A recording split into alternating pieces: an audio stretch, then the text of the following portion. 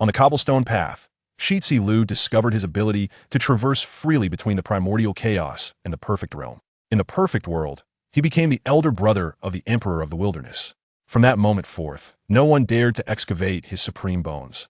Under the protective aegis of Shi Zilu, the Emperor of the Wilderness's path, marked by autocracy, became unimpeded through the ages.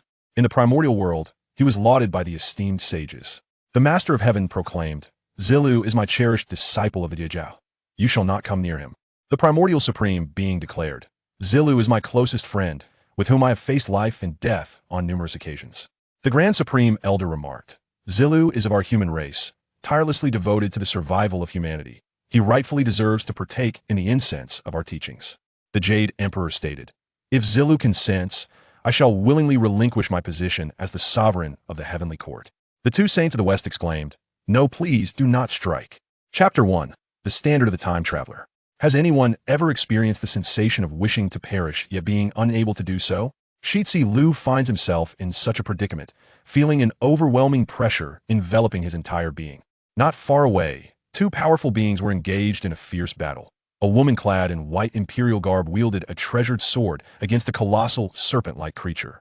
Their energies surged forth like an ocean, and the terrifying might sent chills down Shi Zilu's spine. I have traversed realms. This is not a film. This is not a special effect. Just as Shi Zilu confirmed this fact in his mind, the residual energies of the duel overwhelmed him, rendering him speechless and immobile. Suddenly, with a resounding crash, a dazzling sword light approached him, its blinding brilliance piercing his vision.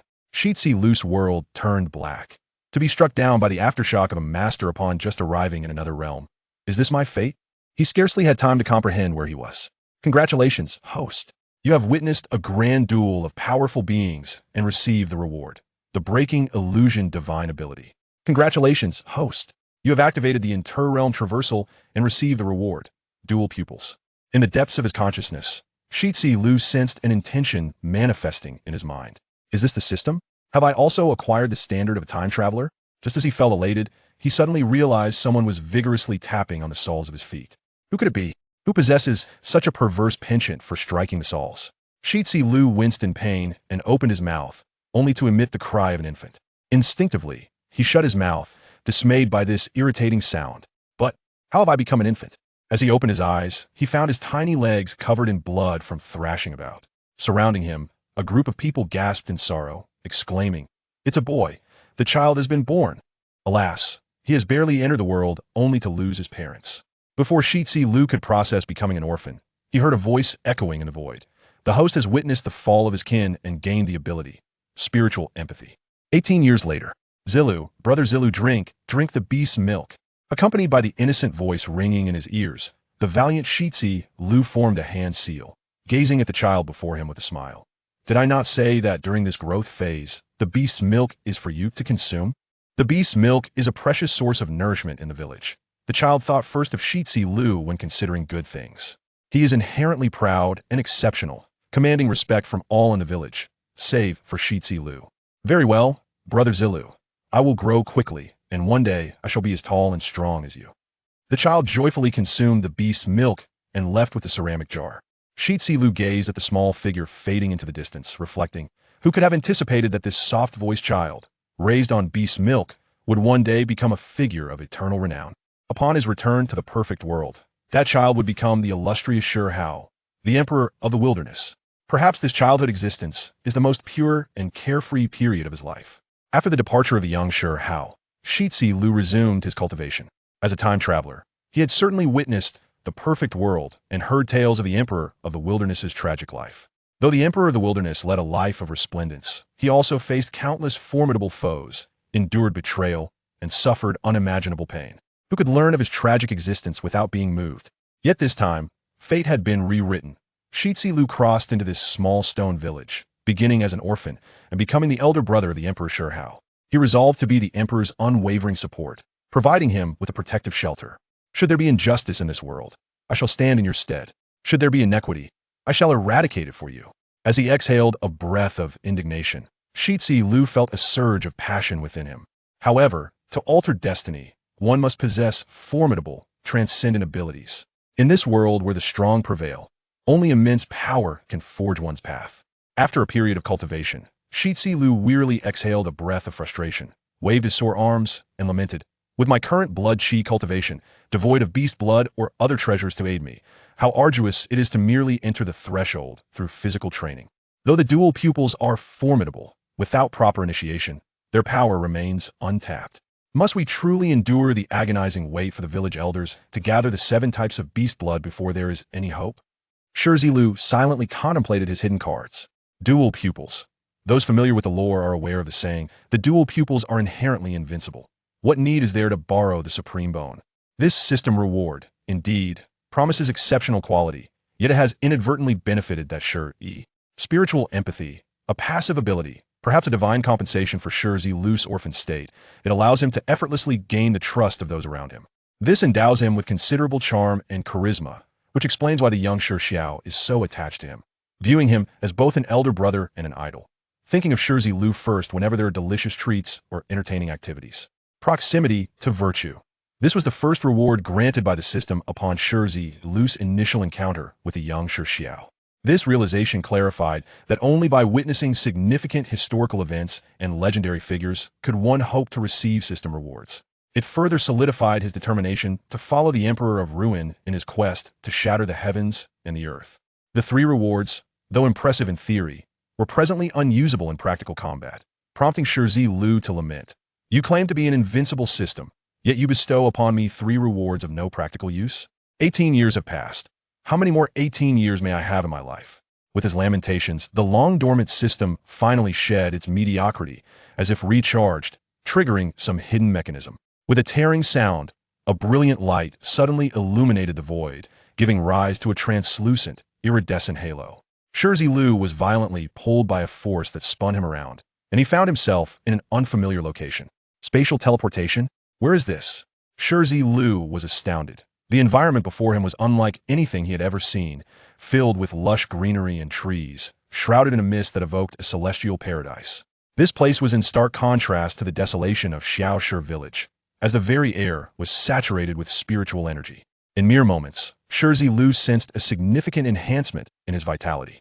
To cultivate in such a place would undoubtedly yield swift and fruitful results. Shi Zilu was exhilarated, though regrettably, he could not bring the young Shi Xiao along. Just as he reveled in his excitement, he suddenly felt a tense chill envelop him, sensing an immense threat and murderous intent, followed by a soft voice beside him. "Who?" The voice was as melodious as silver bells, yet the single word carried tremendous power. In an instant, Shi Zilu's complexion paled, his blood surged violently, and the surrounding air turned chillingly oppressive. Terrified, he gazed forward, only to behold a young maiden clad in white palace garments, her ethereal beauty striking him with awe. Was this not the girl from 18 years ago in that unknown otherworld, the one who had mercilessly slaughtered the monstrous serpent? Am I truly back in this world? The maiden merely cast a fleeting glance at Shi Zilu, offering no attack, and with a thunderous presence, an overwhelming force surged towards him, causing him to taste blood in his throat. He gritted his teeth, desperately suppressing the urge to spit out blood. There is a measure of tenacity, yet it is merely a futile struggle before death. The maiden stated with an impassive expression, her crimson lips parting. She regarded him as if observing an ant, ready to extinguish Shi Zilu with but a thought. Suddenly frowning, she sensed an inexplicable depth to the man before her. In that moment, as Shi Zilu's heart cried out in desperation, the system timely unleashed its power. Spiritual empathy activated automatically, gaining initial trust and fondness from the celestial maiden of the Primordial World. Chapter 2. The Mastering of Yuanshi in the Primordial World. Encountering the celestial being Yuanshi. Could it be that I have traversed into the realm of the ancients? Stumbling upon the cobblestone path in a state of bewilderment, I was fortunate that, bolstered by the ethereal resonance of empathy, Yuanshi reigned in her formidable aura just in time, granting me a moment to catch my breath. Yuanshi, gazing down from her lofty perch, inquired, "This is the Forbidden Sea. Why does a feeble being devoid of cultivation find themselves in such perilous waters?" Beads of sweat trickled down my brow as I stammered. I do not know. I simply appeared here all of a sudden. To my astonishment, upon my entry into the primordial realm, I encountered such a legendary figure. The celestial Yuanshi, with her transcendent abilities, could effortlessly extinguish my life with a mere flick of her wrist. Indeed, just moments ago, I nearly crossed into the realm of the dead. Driven by an instinct for survival, I fervently activated my empathetic abilities, seeking to cultivate a favorable impression with her. Yunqiao furrowed her brow, questioning, "You do not know?" After a moment's contemplation, she mused that if I were indeed a malicious villain, I would have been dispatched without hesitation. However, I exhibited neither cultivation nor murderous intent. As she slightly raised her delicate hand, I hastily interjected, "Pray, do not resort to violence. Our meeting is fated. Might the celestial being grant me a chance to live? I shall repay your kindness once I have achieved mastery."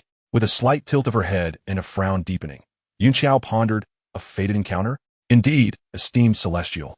This bond is inexplicable." My sudden burst of eloquence, infused with a hint of mystery, reminded her of the sages whose words often left one guessing. Almost instinctively, she formed a seal with her hands, calculating the celestial mechanics. My gaze followed her graceful fingers, and an anxious tension coiled within me. How could I not be tense? Before me stood the illustrious Yunqiao, a disciple of the celestial sect S-Master, unparalleled in her prowess. Even the esteemed Ruan Deng, a venerable figure of the Chan sect, would not dare to provoke her. She had single-handedly devised the 9 curves of the Yellow River Formation, standing firm against the combined forces of the Taoist patriarchs, earning her the title of the foremost, being beneath the saints. Having lived a life of tranquility on the 3 Immortal Isles, alongside her sisters, Qiong Shao and Bai Shao, she was revered as one of the 3 celestial matrons. Such a formidable entity could extinguish my existence with but a single glance. No, she wouldn't even need to blink. The pressure she exerted moments ago still sent shivers down my spine. Back in Shaoshi village, I could assert my will, but here, in the Primordial World, I was scarcely more than a mere insect. As I scrutinized Yunqiao, she, too, was lost in thought, with calamities looming and the celestial patterns obscured. My master spoke of my destiny lying to the east. I ventured into this treacherous forbidden sea, and now, encountering this youth has stirred an unexpected emotion within me. Could this be the calamity foretold my fate? Yet, despite my inability to discern his origins, I was perplexed. This youth, seemingly so insignificant, had entered the forbidden sea unscathed, and, despite the immense pressure I exuded, remained composed, truly a rarity. What baffled her further was the inexplicable concern she felt for someone so seemingly trivial. This sentiment unsettled her, and her expression grew increasingly grave. Noticing her contemplative demeanor, I felt a surge of insight and intensified my empathetic resonance, desperately striving to win her favor.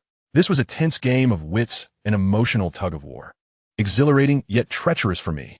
At last, Yunqiao, having made a decision, extended her delicate fingers slightly, and I felt the turbulent energies within me settle into calmness. However, with the release of pressure came a lingering caution. You, an unrefined being, are quite intriguing for having ventured into this perilous forbidden sea, fortuitously drawing my attention. It seems fate has conspired in our meeting, as you suggested. Since we are fated, I happen to be inclined toward an apprentice at this moment. Pray tell, do you possess any lineage?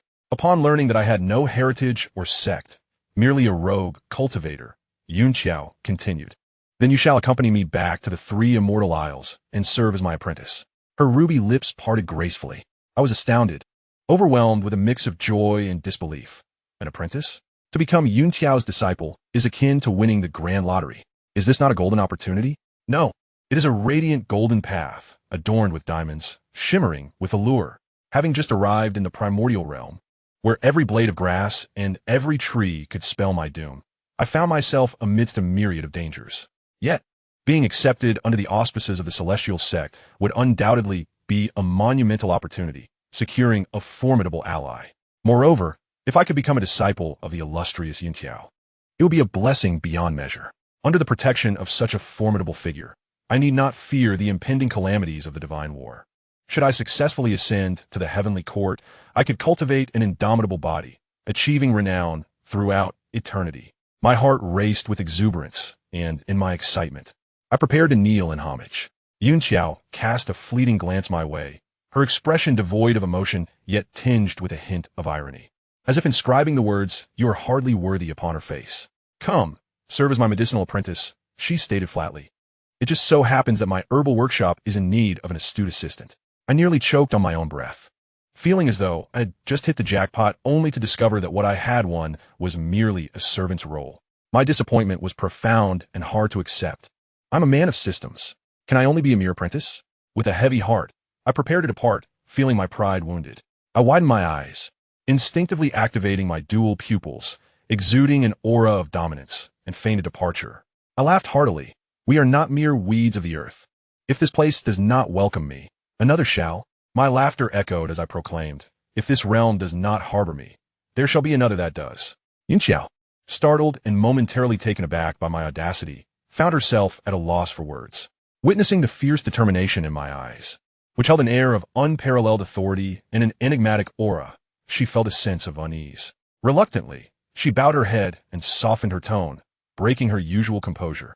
Very well, you may become my disciple. Are you satisfied now? I laughed heartily. Satisfied? Utterly satisfia. Suddenly, I slapped myself, exclaiming, was I dreaming of just now? My inner monologue was far too rich. Yunqiao stared at me in astonishment, questioning whether I had become so euphoric at discovering my roots that I doubted the reality of my situation. Can I truly only serve as an apprentice? With a resigned sigh, I replied, very well then.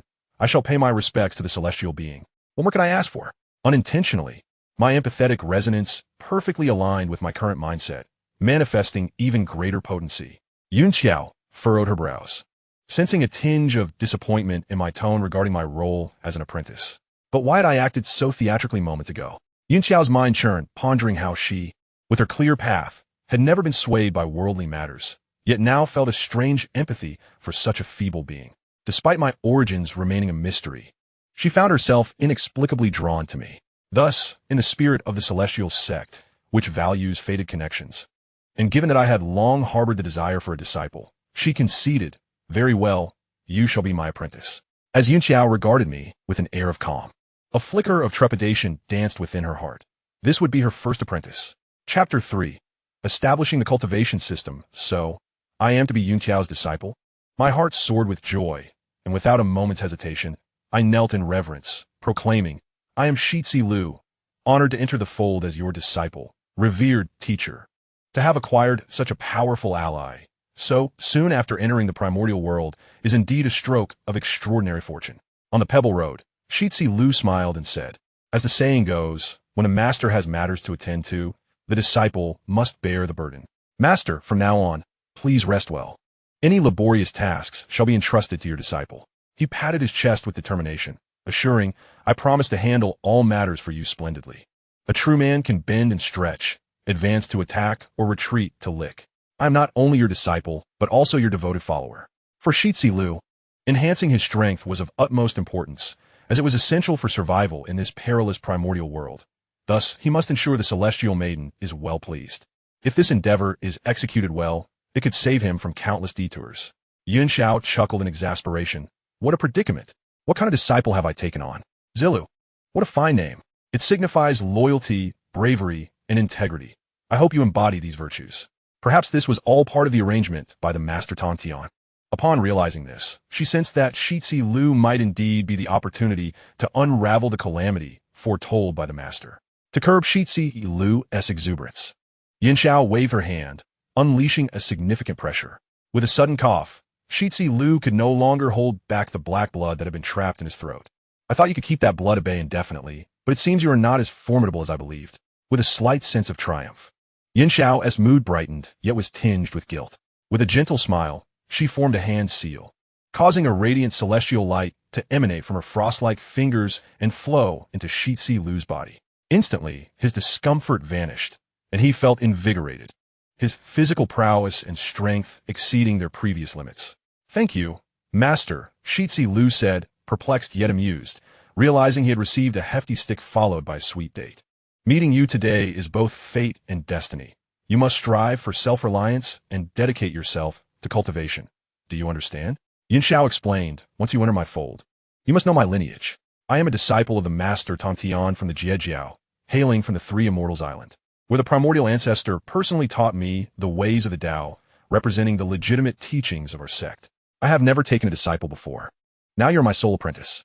I have 2 younger sisters and an elder brother, who will serve as your uncles. In due time, I shall introduce you to them. After sharing more about the sect's heritage and origins, Shi Zilu mused himself, I know, I am aware of your entire lineage and background. I also know you are destined to be one of the illustrious 3 Shaos, making a name for yourself in the primordial world. Although he was already aware of these details, they did not seem tedious, but rather endearing. born into fortune. He thought that as long as he clung tightly to this golden thigh, he would have no worries in the primordial realm. After discussing the sex background, Yuanshi gently waved her sleeve, and a golden light enveloped Shi Zilu, transporting him to a secluded cave by the sea. I truly wonder what gives you the audacity to venture into the treacherous forbidden sea without any cultivation, Yuanshi remarked with exasperation. This is a cave where I once cultivated. You shall reside here for the time being. She then inquired, given your aura, you must be the human race, correct? This puzzled her greatly. How could an untrained human youth appear so suddenly in the primordial realm? With an innocent expression, Shi Zilu feigned confusion, saying, Master, I am uncertain how it happened. I simply awoke here. Fortunately, I encountered you, or else my fate would have been dire. It seems this is fate, perhaps orchestrated by that great being, Yuanshi reflected, recalling her master. The primordial land is rife with opportunities. Perhaps everything is preordained, and our meeting as master and disciple is destined. The primordial world is a realm filled with unexpected adventures and chances. Sometimes, one might unwittingly stumble upon an ancient cave, gaining supreme legacies and treasures. Since she could not uncover Shi Zilu's background, she decided not to dwell on it further. Yuanshi produced a collection of ancient scrolls and gleaming elixirs, presenting them in a dazzling array before Shi Zilu. This is the golden elixir, crafted by me long before I became a disciple of the Master Tongtian. It can enhance your aura, and this is the breath-holding technique, a method I developed in my early days. As she explained, her expression grew peculiar. These items and treasures were of low grade and hardly noteworthy. In her eyes, they could have been discarded like refuse, yet today, with a new disciple and his weak cultivation, they found their purpose. Could it be that today's events were indeed fated? As Shi Zilu gazed at the items with an eager expression, Yuanshi almost felt reluctant to acknowledge him as her disciple. With a feigned air of authority, she commanded, I do not have much prepared. These are all you have for now. You must diligently cultivate here, and remember, under no circumstances should you approach the forbidden sea again. There are fierce beasts within that you cannot contend with. I will personally assess your progress in a month. Rest assured, Master, Shi Zilu proclaimed boldly, thumping his chest. There will come a time when I will ride the winds and waves, hoisting my sails to brave the vast seas. With the treasures and legacies you have bestowed upon me, if I cannot handle the mere beasts of the forbidden sea, it would be an utter disgrace.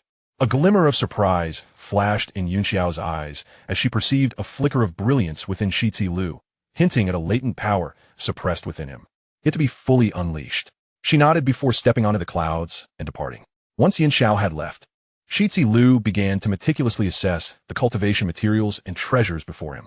He understood that while these items might be commonplace, they were precisely what he needed at this moment. As the saying goes, the products of a sage are never trivial. Even an unremarkable stone can be transformed into gold. How should he commence? The teachings Yuanshi imparted echoed in his mind, and suddenly inspiration struck him. The primordial realm emphasizes the Tao and the application of techniques, while the perfect world pursues strength and skill, focusing on practicality and combat. Thus, all so-called arts and paths serve this purpose. Since I can traverse between these two realms, why not merge the two and create a unique cultivation system of my own? Chapter 4. Perfect World, I have returned. With his mind set, Shi Zilu settled into a meditative posture in the cave, dedicating himself to cultivation. While it may seem easy to practice the methods of both realms, the execution proved challenging. Initially, he found himself in a flurry, overwhelmed by the plethora of diverse cultivation techniques and elixirs scattered around him, unsure of how to proceed. Although these items may not be precious to Yuanshi, they were indeed the legacy of a powerful sage, perfectly suited for his current needs. Shi Zilu closed his eyes in contemplation, recalling the ethereal image of Yuanshi, pondering when he might reach such a level as his master. Coincidentally, proximity to greatness ignited an innate ability within him. As he envisioned Yuanshi, his mind was flooded with insights and experiences from her early cultivation days. It turned out that the principle of near the vermilion, one becomes red worked in such a manner. Once I draw close to or form a bond with someone, I automatically acquire their cultivation insights and experiences. On the cobblestone path, Shi Zilu felt an overwhelming joy, for this was tantamount to a transference of memories. Alas, these recollections and experiences were not as lucid as those of Yuanshi herself, merely a nebulous stream of consciousness. Nevertheless, armed with this knowledge, Shi Zilu was able to discern his direction, akin to having a diminished version of the celestial Yuanshi imparting guidance within his consciousness. Seated cross-legged, he formed mudras with his hands, directing his heart towards the heavens, silently reciting the breathing technique. Although Yuanshi held the technique in disdain for Shi Zilu, it was a treasure of great value. A resonant hum echoed as the intangible spiritual energy from the void surged forth, coalescing around Shi Zilu. In this moment, he became a human vortex, voraciously absorbing this energy, acutely aware of his own essence rapidly escalating. As Shi Zilu honed his skills, the results became increasingly apparent. In merely a brief span of time, his aura transcended the blood-chi realm, entering the initial stage of refining essence into chi. The progression from refining essence into chi, to refining chi into spirit, and finally to returning spirit to void, marked a threshold nearing the quasi-saint realm. Should he achieve the final breakthrough of merging void with Tao, he would attain the status of a saint, securing a formidable foothold within the primordial expanse. Below the saints, all are but ants. Shi Zilu marveled internally. Had he been the perfect world, he might have toilingly trained for months, perhaps even half a year, to achieve such results. This was undoubtedly due to the abundant atmosphere of the primordial world, where cultivation yielded exponential gains. Moreover, it was entirely thanks to the cultivation techniques imparted by Yuanshi. At this moment, he genuinely felt the immense fortune of being under the protection of a powerful mentor. I have someone looking out for me. This thought vividly materialized. However, the good fortune was fleeting. Gradually, the influx of energy diminished, and the advancement of Shi Zilu's realm came to a halt. Suddenly, he smacked his forehead in realization. How could he have forgotten this? Hastily, he retrieved a celestial elixir from the stone table, cautiously pinched one out, and without hesitation, placed it in his mouth. This was the golden elixir left behind by Yuanshi, who had instructed him before her departure that if he felt fatigued or stagnant during his cultivation, he could take this pill. Its principle was likely akin to recharging. Though not a supreme golden elixir, it was nonetheless a gift from Saint of the Primordial World. Upon consuming just one, Shi Zilu felt a warm current surge through his abdomen, rendering his limbs and bones delightfully buoyant. Excitedly licking his lips, he laughed heartily. I'll have another. Although the elixir's appearance was unimpressive, its flavor was exquisite. Shi Zilu found himself unable to stop, devouring several more like a glutton. How could I accept such a foolish disciple? Have you been reborn as a famished ghost? While this golden elixir was not of the utmost caliber, it was certainly beyond the capacity of one of Shi Zilu's meager cultivation level to handle. Even one would suffice for a year and a half of digestion, threatening to overfill him. At this moment, though Yuanshi had departed from the Forbidden Sea, she remained concerned for her newly acquired disciple, thus sending forth a fragment of her consciousness to observe him. Initially, she was delighted to see Shi Zilu's smooth progress in cultivation. However, upon witnessing his reckless consumption of the golden elixirs, her brows furrowed in disapproval. Yet, everyone has their own circumstances. If he were to burst from overindulgence in the elixirs, it would merely indicate that her disciple was fated to face such tribulations. Goodness, no wonder this is an elixir passed down from a saint. My stomach feels rather peculiar now. After consuming over 10 golden elixirs, Shi Zilu could no longer withstand the discomfort, feeling dizzy and disoriented, akin to a drunken reveler flailing about. His head throbbed painfully, and he felt utterly miserable. Suddenly, an idea struck him. He fervently activated the cultivation techniques he had learned in the perfect world, channeling various combat methods and infusing his internal energy into them, ultimately managing to release the surging energy before it could explode. In that instant, the air crackled with energy, resonating with tumultuous sounds, creating a scene of sheer spectacle. What sort of monkey business is this? If anyone asks, do not claim me as your disciple. However, Yuanshi could hardly bear to watch, her expression grim, nearly swayed to expel Shi Zilu from her tutelage. It is crucial to understand that the cultivation methods of the primordial world emphasize the Tao, deeming the technique-oriented approach of the perfect world as beneath contempt. Thus she looked down upon Shi Zilu's current antics. Yet, upon realizing that her new disciple was unharmed, Yuanshi's surprise was tempered with relief as she departed. I did it. I have finally succeeded. Shi Zilu rejoiced, successfully applying the techniques of the primordial realm to the practices of the perfect world. With a dual approach, he was forging a path of his own. He immersed himself in cultivation, and after half a month, he firmly established his realm. Yuanshi was to return in a month. The remaining time felt rather dull, prompting Shi Zilu to contemplate a return to the perfect world. He meticulously gathered all of Yuanshi's cultivation resources, including various elixirs, texts, magical artifacts, and the vital essence of mystical beasts, storing them within his spatial ring. Subsequently, he focused his mind and invoked the technique of empathic resonance, joyfully discovering that a mysterious connection had formed with Little Stone Village. This connection resembled a delicate thread, though exceedingly faint. It shone like a guiding star in the vast night sky, allowing Shi Zilu to return seamlessly to Little Stone Village in the perfect world. A sigh of relief escaped him. He had previously feared being trapped forever within the primordial realm, unable to return.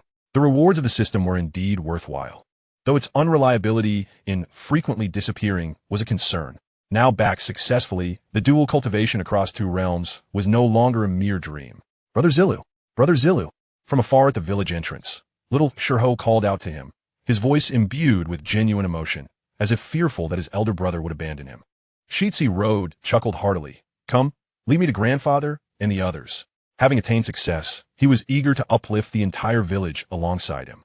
He also felt curious about how the treasures he had brought from the primordial world would shape little Shirho into an extraordinary prodigy in the future. Chapter 5. The Emperor of the Wasteland's ambition for sovereignty. As they journeyed, Shi Zilu playfully ruffled little Shirho's hair, who responded with a pout, expressing his dissatisfaction. Unfortunately, lacking the strength to resist, he could only endure. Shi Zilu mused that while little Shirho was still undeveloped, he might as well take advantage of the moment. After all, once he ascended to the renowned Emperor of the Wasteland, it would be hard to push boundaries. Brother Zilu, where have you been all day? I thought you had left the village for good. Little Shirho complained. Wait, what did you just say? Shi Zilu was taken aback. He had spent half a month in the primordial realm, yet only a day had passed in Little Stone Village. It appeared the flow of time differed between the two worlds. With this realization, he contemplated how he could leverage this disparity for his own benefit. For cultivators, resources and techniques were undoubtedly essential, but time was invaluable. By skillfully capitalizing on this temporal difference, he essentially wielded two accelerators for his cultivation. Upon entering the village's ancestral hall, the village chief and other villagers greeted him with eager anticipation. We were out hunting all day, Shi Zilu stated candidly, sweaty and grimy. But thankfully we made some gains. As the crowd remained astonished, pondering how one could hunt in a desolate area surrounded by treacherous mountains and ferocious beasts, Shi Zilu, without uttering a word, unfurled a parcel and extracted several items. Instantly, an overwhelming surge of vital energy erupted forth, akin to thunder and lightning, piercing the heavens. What treasures are these? Such formidable life force. Could this power be a magical artifact crafted by the tree spirit? The onlookers were taken aback, inquiring about the source, while the tree spirit itself expressed astonishment. Among the items were several crystalline jade vials, some containing greenish liquid and others red.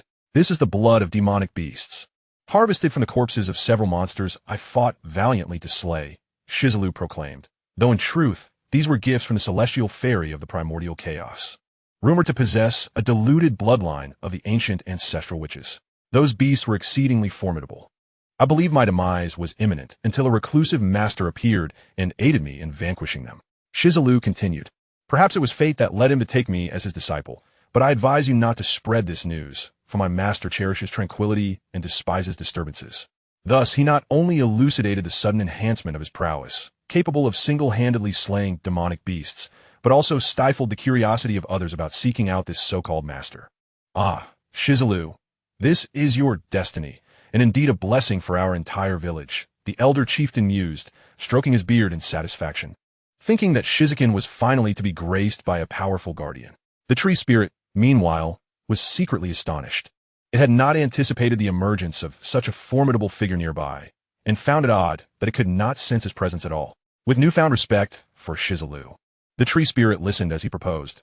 Chieftain, I believe the blood of these demonic beasts should be distributed among the village's talented and diligent youth, each receiving a portion.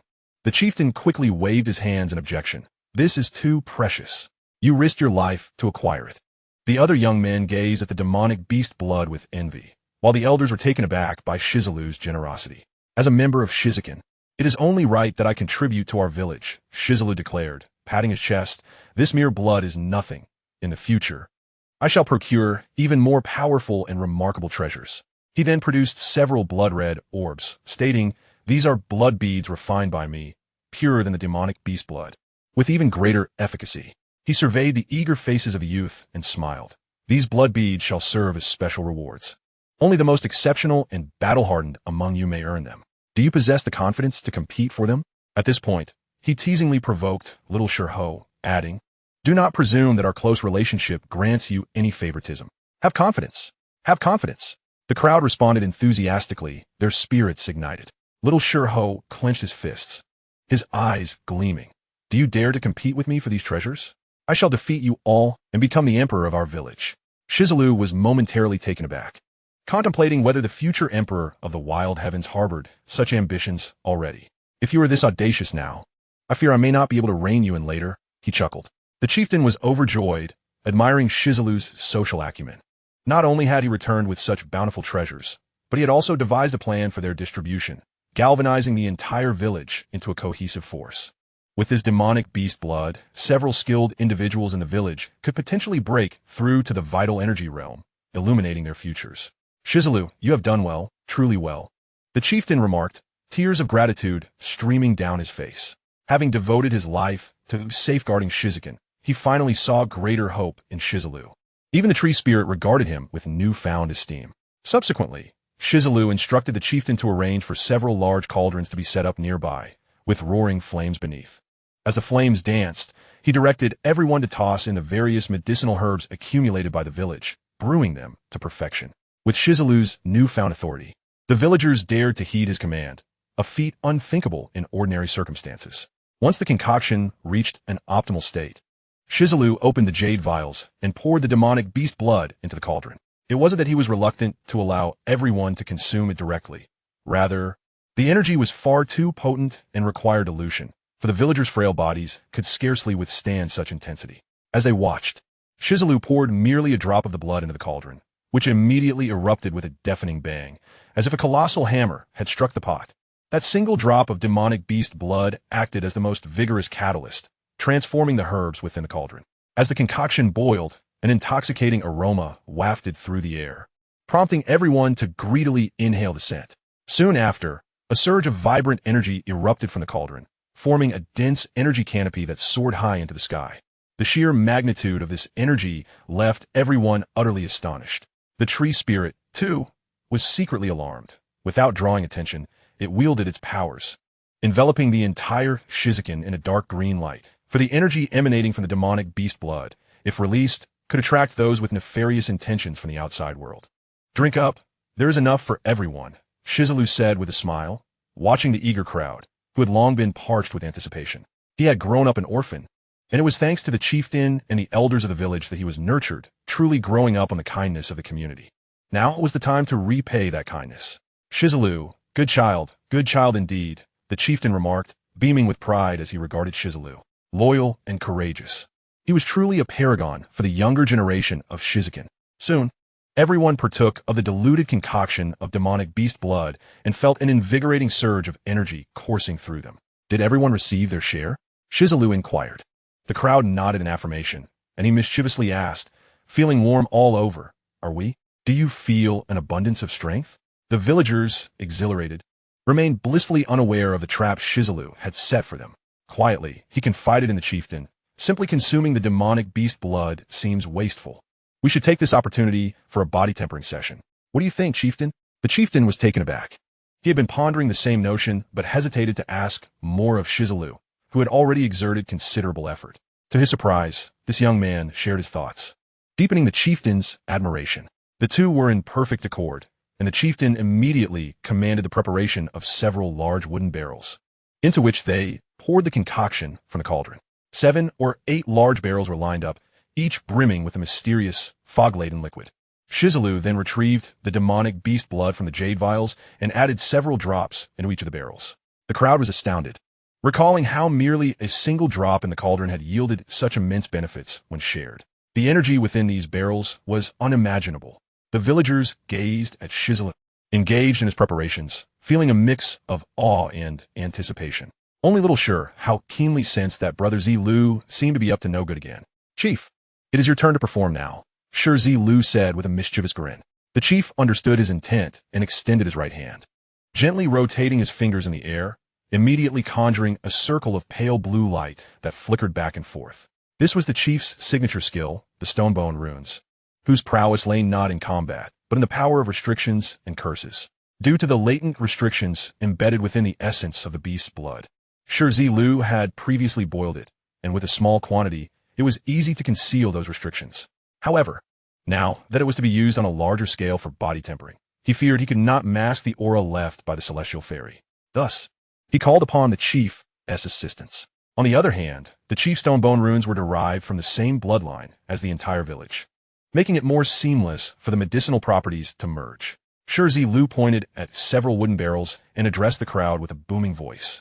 Now that you have all consumed the medicine and warmed up, let us all immerse ourselves in the baths. The crowd's expressions shifted dramatically. They all stood there, dumbfounded. Who could have anticipated that Brother Zilu would be so ruthless? After all, a single drop of beast essence, once boiled, was already potent enough to risk overdose. Now, with each barrel containing several drops of raw, unprocessed energy, who could withstand such a bath? They might just perish the moment they jumped in. The chief, exasperated, shouted, "Zilu has painstakingly concocted this body-tempering liquid for you, and you do not appreciate it? It truly infuriates me," he bellowed, while urging everyone to jump into the barrels. Shi Zilu remained silent, fearing that if he spoke now, he would be met with resentment from the crowd. Better to let the chief divert their ire. At that moment, Shi Hao, brimming with enthusiasm, stepped forward and shouted at Shi Zilu, "Brother Zilu, I'll go." Shi Zilu inwardly praised him, thinking how fitting it was for the future emperor of the wasteland to possess such boldness. He couldn't help but taunt the others. Look at little Shi Hao. Now, that's a true man, full of courage and spirit. Shi Hao, basking in the praise, was just about to leap into a nearby large barrel when Shi Zilu pulled him back, pointing to a smaller barrel instead, grinning. "Use this one. It's your own personal bath." "What?" Shi Hao was taken aback. "Brother Zilu, are you serious? Can I really handle a whole barrel of this tempering liquid?" To his astonishment, Shi Zilu, with a wicked smile, added several more drops of beast essence into the small barrel. "Oh dear," with the potential of little Shi Hao. "This shouldn't be too much for him, right?" Shi Zilu chuckled. "Now you can jump in." Shi Hao, on the verge of tears, looked pleadingly at the chief. "Can I back out now?" Suddenly, Shi Zilu kicked him in the rear, exclaiming, "Get in there!" With a splash, Shi Hao plunged into the tempering liquid, feeling as if he had jumped into molten lava, wincing in agony. It hurts, it hurts! It's so hot, I'm going to explode." He thrashed about, shouting for help while desperately trying to climb out of the barrel. However, Shi Zilu was watching him intently, bellowing with that cowardly demeanor. "How dare you boast about becoming an emperor?" Then, in a commanding tone, he declared, "Shi Hao, remember this. When heaven bestows a great responsibility upon a person, they must first temper their spirit, toil their muscles, and forge their body." The weight of those words resonated powerfully, stirring the other youths around them. To endure hardship is to rise above the rest. Shi Zilu continued, "If you aspire to achieve immortal greatness in the future, you must lay the foundations now. Enduring countless trials. You may choose to give up, but if you do not call me your brother afterward." Upon hearing this, Shi Hao fell into silence, his pallid face revealing the difficulty he was experiencing with the energy in the small barrel. Yet, he gritted his teeth and bore it in silence, refusing to utter a single word of complaint. Shi Zilu secretly admired him, thinking, now this is what it means to have the potential of an emperor. Indeed, to endure hardship is to become exceptional. The chief, invigorated by Shi Zilu's words, seemed to be transported back to his youthful days, filled with fervor. "Bring forth the others," he commanded, waving his hand. "Push all the other kids into the barrels. Let them undergo body tempering," with splashes echoing throughout the village. Regardless of whether the youths were willing or unwilling, the adults nearby pushed or kicked them into the barrels to endure the trials of body tempering. The village echoed with cries for help. The youths understood the immense benefits of body tempering. Yet the addition of the primordial beast essence by Shi Zilu promised a pain that was unimaginable. Thus, this agonizing yet exhilarating body tempering unfolded in Shi village, becoming an indelible memory for those who would one day become renowned figures. Chapter 7. The Unrestrained Shi Zilu. It hurts so much, it hurts." The youth cried out, "Father, save me. Mother, help. Chief, I can't take it anymore." They all howled in despair, soaking in the tempering liquid, feeling both exhilarated and tortured. These little ones were truly unaware of the fortune they possessed, as this was an unprecedented opportunity for tremendous nourishment. Thanks to Zilu, the entire village should be grateful to him. The elders nearby sternly supervised, ensuring that anyone attempting to escape the barrels was promptly pushed back in. They had already matured, well past the optimal age for body tempering. Otherwise, they would have rushed to join the younger generation. The tempering liquid was as scorching as volcanic lava, burning the youth's skin and causing their bones to ache. Yet, amidst this painful process, the energy from the beast essence gradually infused into their bodies, laying a solid foundation for their future cultivation. The old chief, with a grave expression, fixed his gaze on the children, his palm glowing with the power of the bone runes. Should any unforeseen incident occur, he would react immediately, with the chief monitoring the situation. Shi Zilu felt considerably more at ease, occasionally urging Shi Hao on, using words to stimulate the little fellow. The little one, though enduring immense suffering, remained resolute and silent. He even actively utilized his inner strength to absorb the potency of the tempering liquid, truly deserving of the title of the future renowned emperor of the wasteland. Seeing this, Shi Zilu let out a sigh of relief, then jumped into the last barrel himself. A cacophony of sounds erupted as the tempering liquid around him quickly boiled, creating astonishing bubbles in a spectacular display. The chief and other elders exchanged astonished glances, taken aback by the scene before them. They hadn't anticipated Zilu's talent to be so remarkable. At this rate, it wouldn't be long before he broke through to the Blood-Chi realm. If that happened, perhaps even we, the elders, would be unable to contend with him. In truth, the tempering liquid had little effect on Shi Zilu. He deliberately engaged in this spectacle to provide the elders with a clear and direct perception of his current realm. Thus, regardless of how extraordinary one's prowess may manifest in the future, there exists a reasonable explanation for it.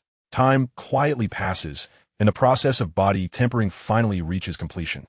The young men, utterly exhausted, emerge from the wooden barrels, their skin shimmering with a faint golden hue, breathing in the air filled with abundant energy, clearly having undergone a remarkable transformation.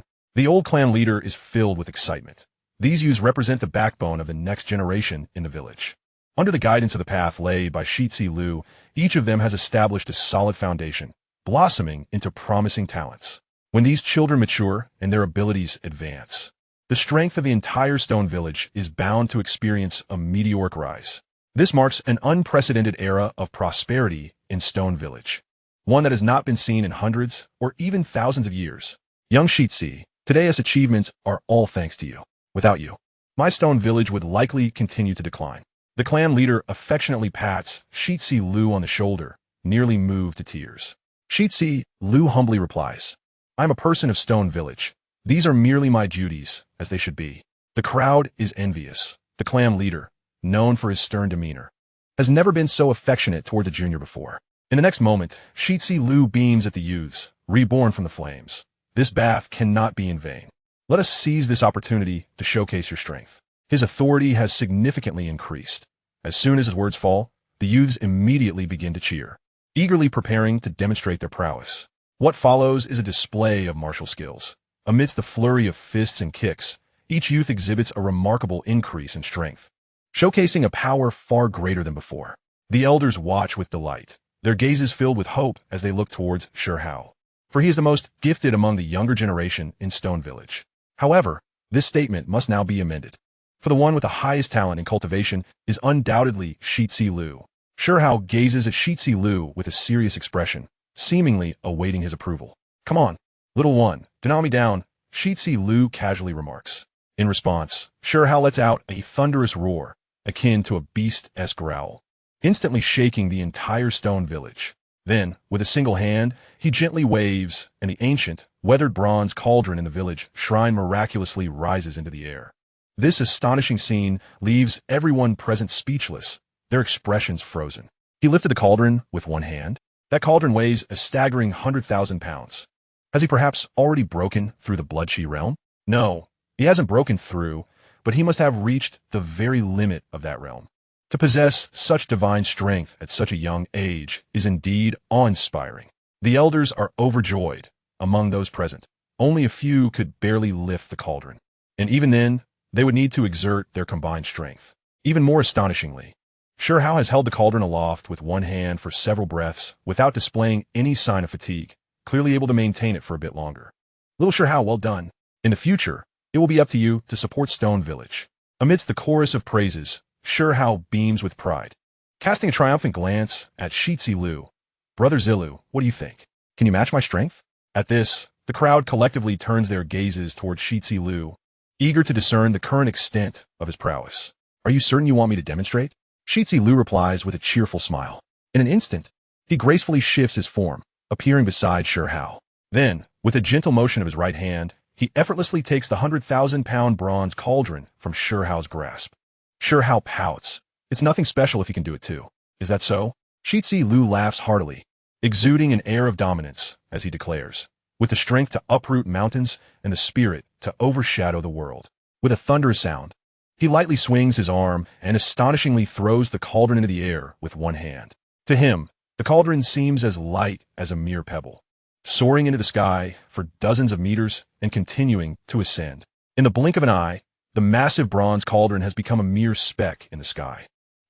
Faced with this incredible sight, Shi Zilu cannot help but exclaim, his face flushed with disbelief.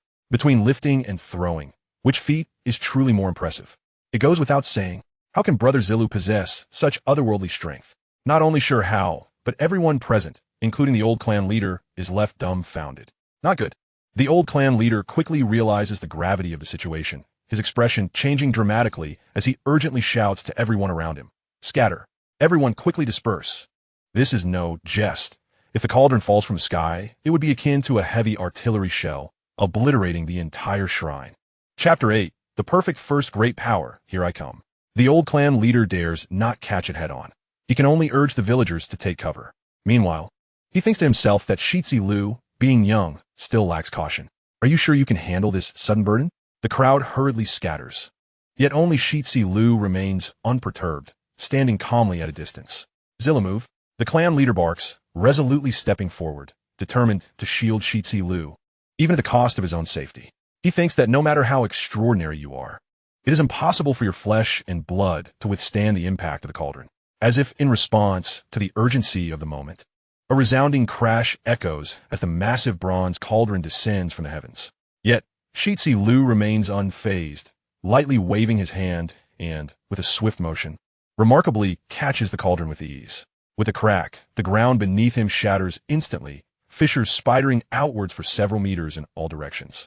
This scene leaves everyone utterly astonished, their mouths agape in disbelief. Incredible. Zilu is truly remarkable. This is no longer mere strength. It verges on miraculous, far surpassing that of little Shi Zilu. Not only that, I dare say the clan leader cannot compare to Zilu either. Heaven bless Stone Village. This is indeed a divine blessing. Moments latte. A thunderous cheer erupts from the crowd, the old clan leader filled with joy and admiration, for Stone Village finally has a promising successor. Only the guardian tree spirit of the village observes keenly, noting that at the moment Shi Zilu caught the cauldron, his vitality surged, and a crimson light erupted from above his head, shining brilliantly towards the heavens. This light even collided with the protective energy barrier set by the tree spirit, producing a deafening roar that left the spirit astounded. The tree spirit gazes intently at Shi Zilu, feeling an even greater amazement. This young man has likely broken through the Blood Shi realm. In terms of potential for growth, he may have already surpassed the clan leader. Such a prodigious talent is indeed rare in a millennium, and it is worth every effort to have safeguarded Stone Village for so many years. Days later, Shi Zilu waves farewell to the villagers of Stone Village, embarking on his journey alone. On the day of his departure, the entire village, led by the old clan leader, sees him off at the village entrance. "Do not worry about the road ahead, for who in the world does not know me?" Shi Zilu, with grandiose bravado, waves his hand and reassures everyone. "Grandpa clan leader, esteemed elders, rest assured, I will surely make a name for myself out there." He must grow stronger to protect Stone Village. As the saying goes, a man's ambition lies in distant lands. He seeks greater opportunities and wishes to become more powerful. He must step out of his comfort zone and leave Stone Village behind. Under his guidance, Shi Zilu displays remarkable talent for cultivation, and with the protection of the tree spirit, Shi Zilu is untroubled about him, thus instructing him to remain in the village. As for myself, possessing the legacy of the celestial being from the primordial era grants me a certain confidence and strength to navigate the perfect world. This is yet another reason for my departure. I must periodically return to the primordial world for cultivation. Lingering in Stone Village might risk revealing my secrets. The stone path beneath my feet, under the starlit sky, serves as my thoroughfare. Whenever I feel weary, thirsty, or drowsy, I simply retreat to the primordial world to rest and cultivate within my cave dwelling, further solidifying my foundation. While others endure various tribulations in the perfect world, struggling for mere sustenance and engaging in the treacherous machinations of humanity, I traverse this journey as if it were a leisurely outing, unburdened by concerns. Backed by the sanctuary of the primordial world, Brother Zilu, you have suffered along the way, murmurs Sure Hao in the village, fretting over Zilu's safety, unaware that he indulges in a life of luxury daily. One day, Zilu arrives at the foot of the Tongtian pavilion. This was, after all, his intended destination. As a prominent force in the perfect world, the Tongtian pavilion bears a resemblance to the Jiejiao of the primordial era. They welcome disciples from all walks of life, regardless of status, as long as one is willing to dedicate themselves to cultivation. The Tongtian pavilion is indeed a major power, boasting numerous disciples, and Zilu's objective is clear: to join their ranks, thus securing a background for any future endeavors. Another aspirant to join our Tongtian pavilion. They remark, what can we do? Our strength is formidable, and our reputation precedes us, attracting seekers from all directions. Yet this young man seems somewhat different. While others appear weary, he exudes an air of ease, almost as if on a holiday. At the foot of the mountain, followers from afar have already formed a long queue, and the pavilion's disciples have grown accustomed to such scenes, instructing everyone to register their names and enter in order. Zilu's remarkable demeanor immediately captures the attention of the Tongtian pavilion's disciples. He stands boldly, proclaiming with a hearty laugh, "Call forth your elders or the sect leader. I wish to join the Tongtian pavilion." The crowd cannot help but chuckle and scold him, thinking, who do you think you are, demanding such attention? Do you expect the elders or the leader to greet you personally? Zilu, unfazed by their mockery, raises his hand and with a resounding crack, shatters a massive boulder nearby. A golden light emanates from his eyes, casting a palpable pressure over the assembly, and suddenly, no one dares to neglect him, realizing he possesses the strength to back his audacity. Shortly after, the elders of the Tongtian pavilion are summoned, leading Zilu into a private chamber. This treatment evokes jealousy among the onlookers. Could you be a dual-eyed cultivator? Zilu showcases his prowess and reveals one of his secrets, his dual pupils, stunning the elders. Although the Tongtian pavilion is a major sect, dual-eyed cultivators are exceedingly rare. It is said that such a constitution can reach the apex of cultivation, a true prodigy. The elders never imagined that one day, a dual-eyed cultivator would grace the Tongtian pavilion.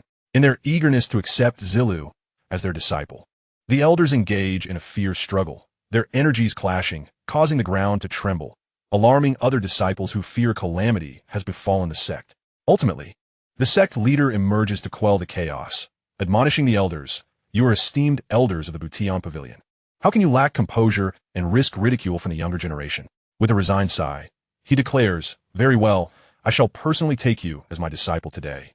As the words leave his lips, the other elders are taken aback, their faces turning red with indignation, cursing his audacity. However, the leader's authority prevails, and thus, Zilu becomes the prized disciple of the Tongtian pavilion's master.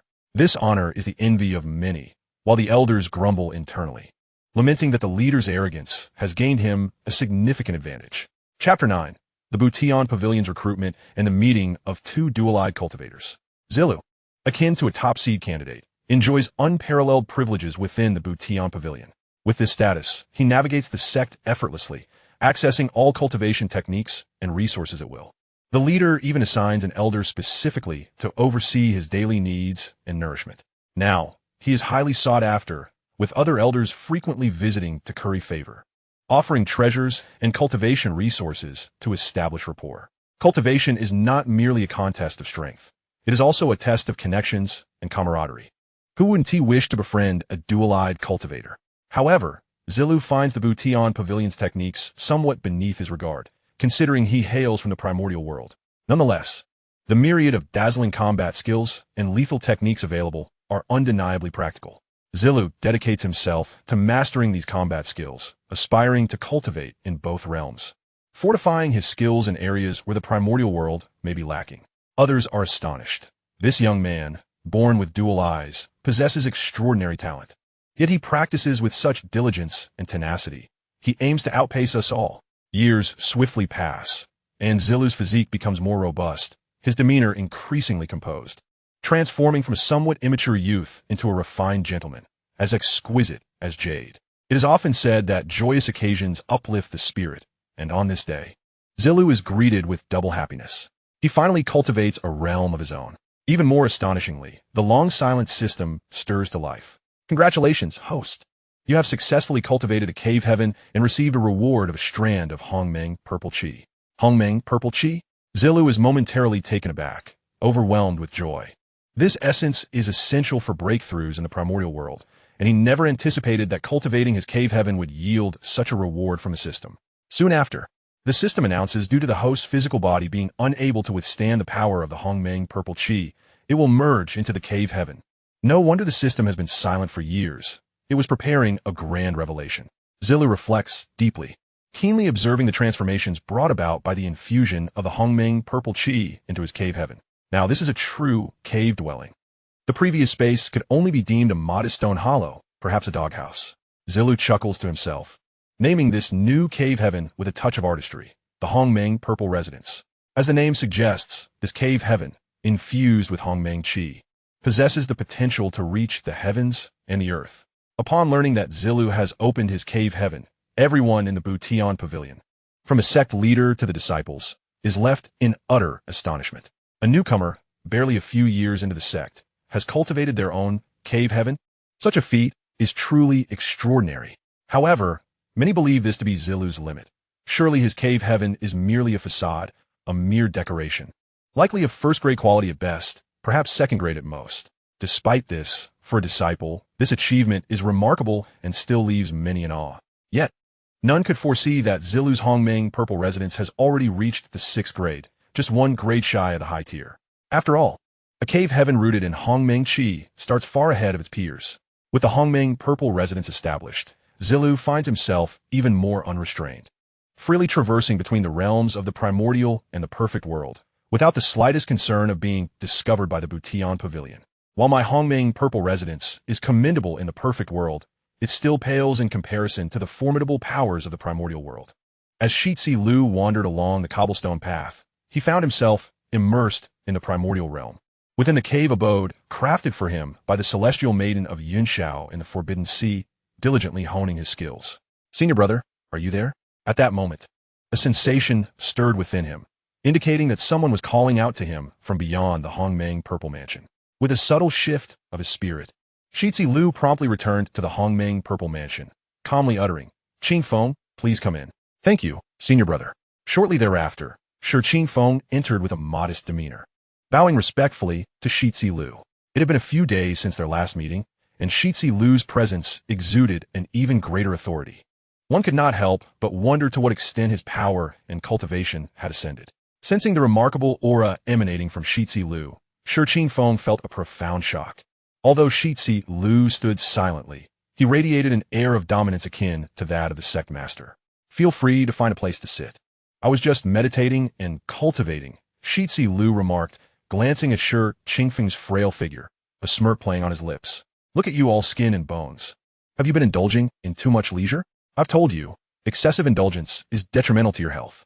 "Senior brother is at it again," Shi Qingfeng muttered inwardly, as Shi Zilu often spoke in profound terms that eluded his comprehension. "I have a few fruits here for you. Take them and enjoy." Shi Zilu gestured casually toward the platter of red fruits on the side table. Shi Qingfeng, however, politely waved his hand. "Senior brother, I'm not hungry truly." "Are you certain?" Shi Zilu chuckled. "These are fruits from the Thousand Serpents spirit tree.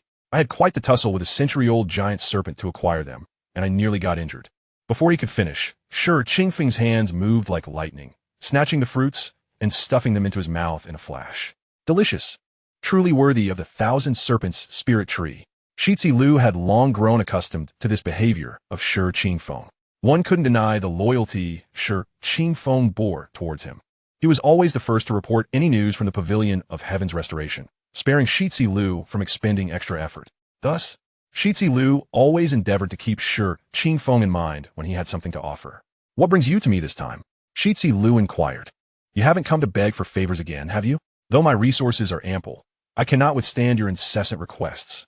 However, this time, Shi Qingfeng appeared particularly serious, his expression grave as he spoke. "Senior brother, Are you aware that it is once again time for the Pavilion of Heaven's Restoration to recruit new disciples? I have heard that a remarkably gifted dual-eyed individual from the Martial King Mansion intends to join our ranks. Upon hearing this, Shi Zilu suddenly recalled that he had nearly forgotten about this matter. Shi Qingfeng must be referring to Shi Yi, who, like himself, was also a dual-eyed cultivator. It was precisely due to his dual-eyed talent that Shi Zilu had been accepted as a close disciple by the pavilion's master. Thus, the entire pavilion held heightened expectations for Shi Yi. After all, if someone from a humble background like Shi Zilu could achieve such prowess, one could only imagine how exceptional Shi Yi, hailing from the prestigious Martial King Mansion, might be. Given his illustrious heritage, Shi Yi undoubtedly possessed superior innate potential, cultivation resources, and connections far exceeding those of Shi Zilu. Chapter 10. A lesson for the Martial King Mansion. Consequently, numerous rumors circulated within the Pavilion of Heaven's Restoration, suggesting that Shi Zilu was about to face a formidable rival, one who might completely overshadow him. The elders, too, were abuzz with excitement, eager to take Shi Yi as their disciple. As Shi Qingfeng relayed this information, concern for his senior brother seeped through his words. Yet, Shi Zilu remained unfazed. Is the Martial King Mansion truly that formidable? How does it compare to the Hongming Purple Mansion, or the Celestial Maiden of Hongwang, or even the Saints? Is my system not more powerful? His thoughts, however, swiftly shifted to another matter. Since Shi Yi was arriving, did that not signify that little Shi Hao would also be making an appearance? Over the years, Shi Zilu had undergone considerable changes, and it was evident that Shi Hao had not been idle either, likely stirring up quite a commotion. With these thoughts in mind, Shi Zilu felt a surge of interest and smiled. Let us go and witness the spectacle. As he spoke, he led Shi Qingfeng, and a luminous shield enveloped them, transporting them instantaneously to the martial arena in front of the main hall of the Pavilion of Heaven's Restoration. At that moment, the vast arena was already teeming with people, a veritable sea of humanity. Thus, their arrival went largely unnoticed. Today marked another recruitment day for the pavilion, drawing individuals from all corners. In addition to aspiring disciples, numerous experts from various families and factions were present. Beneath the facade of peace and tranquility, undercurrents of rivalry surged. No one was willing to cede ground. This was an opportunity to showcase their prowess, especially for the leaders of the various factions seeking potential talents to bolster their ranks. Ferocious beasts and resplendent demon birds vied for dominance, creating a scene of remarkable vivacity, not to mention the array of handsome youths and stunning maidens, each possessing extraordinary talents and dignified demeanor. Under ordinary circumstances, the atmosphere might not have been so lively. But since Shi Zilu's acceptance as a disciple of the Master 5 years ago, his dual-eyed talent had sparked a sensation. This recruitment event had taken on an extraordinary fervor. Moreover, the arrival of Shi Yi from the Martial King Mansion heightened the anticipation. Everyone was eager to see who among the two dual-eyed cultivators would emerge superior. Yet, among the crowd's expectations, it was evident that Shi Zilu was not viewed as a contender. Amidst the revelry, a resplendent and majestic divine bird descended upon the altar, shimmering with colors that dazzled the eyes, carrying with it more than a dozen female cultivators. It was none other than a 5-colored peacock, a bloodline descendant of the ancient divine king. The female cultivators, each possessing breathtaking beauty, instantly captivated the attention of the audience. However, to everyone's surprise, they all knelt in unison, bowing deeply as they proclaimed, "We respectfully welcome the young master." This proclamation only piqued the crowd's curiosity further. If these remarkable female cultivators revered the individual they addressed as young master, who could this figure possibly be? A thunderous roar reverberated through the valley, shaking the surrounding mountains. A 9-headed golden lion strode through the air, exuding an overwhelming presence, surrounded by swirling, auspicious clouds, its might rendering even the 5-colored peacock too intimidated to lift its head. Upon the lion's back stood a young man. Beside him knelt an elderly servant. The youth surveyed the crowd with an air of arrogance, akin to a deity descending from the heavens. With a mighty roar, the 9-headed lion soared into the martial arena, momentarily overshadowing all present. The younger disciples of the Pavilion of Heaven's Restoration were incensed, for according to the pavilion's regulations, no one was permitted to recklessly command beasts to intrude upon the arena. Yet, witnessing the audacity of the youth, none dared to confront him. At that moment, a voice cool and cutting echoed forth. "Is this how the Martial King teaches his juniors to handle beasts? Quite unique indeed." Then, with a mocking tone, he continued, The path of the martial arena is meant for humans, not for beasts. Standing atop the lion, have you yet to learn how to walk? This remark provoked laughter from the crowd, and many turned to see who possessed the audacity to mock the martial king's faction. The speaker was none other than Shi Zilu, who emerged slowly from the throng. With each step he took, an aura of terror surged forth, reverberating like thunder. Boom! Boom! Boom! The overwhelming pressure of his vitality crashed down like a tempest, striking the colossal bird with precision. Just moments ago, he was flaunting his resplendent peacock feathers, yet now, faced with the imposing gravel path, he is reduced to a state of terror and despair, ultimately falling to the ground in disgrace. The 9 lions, once fierce, now struggle to roar their defiance, only to be silenced by a mere admonition from the gravel path, obediently bowing their heads in submission. How audacious! Who dares disturb the chariot of the young master? Do they wish for their own demise? An irate elder servant atop the lion bellowed. The members of the Tongtian pavilion were filled with trepidation, presuming it to be one of the elders disapproving of the martial king's young master's arrogance. Quickly turning to look, it is Zilu. Brother Zilu has arrived. What a spectacle this shall be. However, they pondered, the adversary is none other than the martial king's young master, and he possesses the dual pupils. Brother Zilu may be acting rather impulsively today.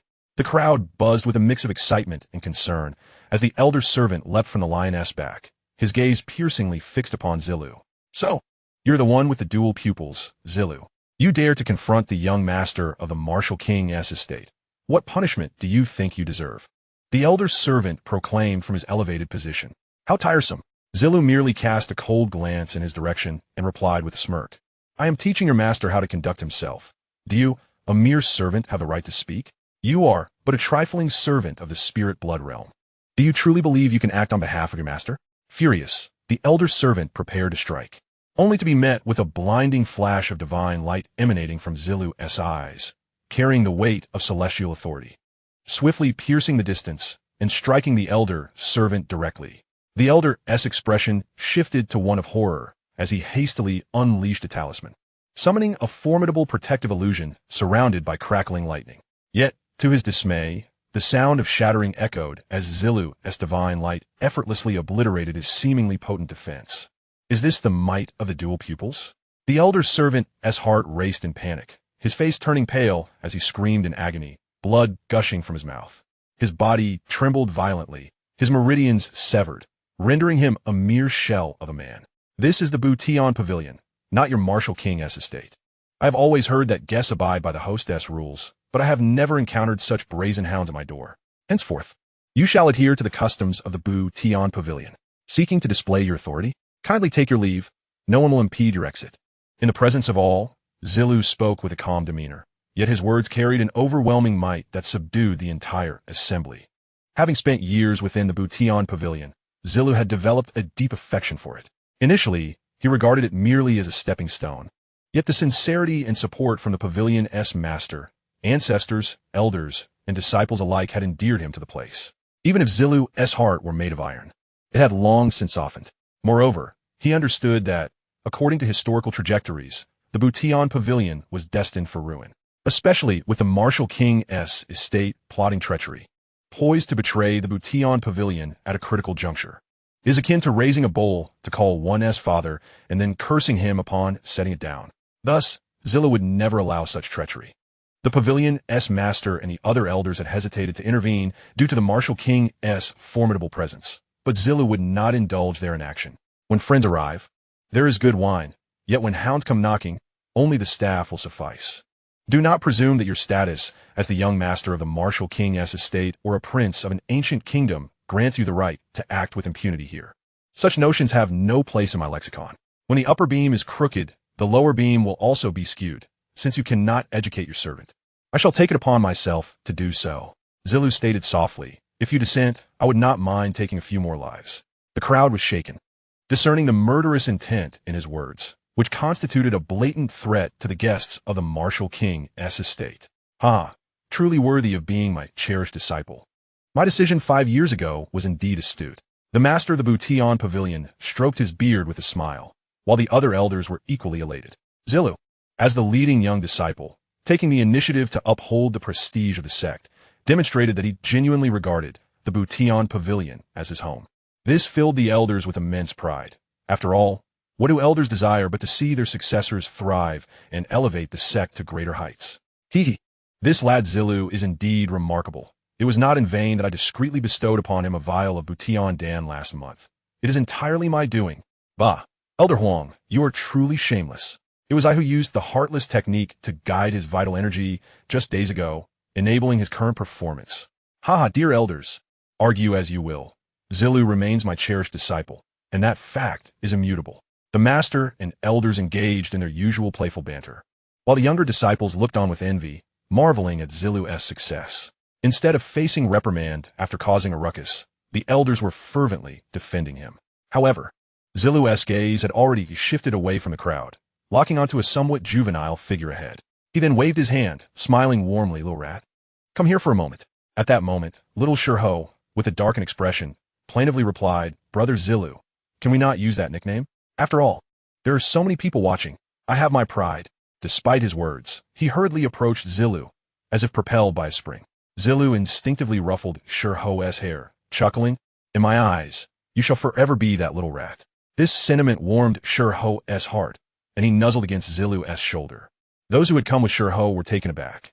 Over the years, Shurho had established a formidable reputation in the great wilderness, his prowess remarkable. Yet, none had anticipated that Zilu would know him, treating him as if he were his elder brother. As the two shared tales of their past encounters, a voice filled with menace echoed from a distance. Zilu, do you realize that the servant you just incapacitated was raised by me since childhood?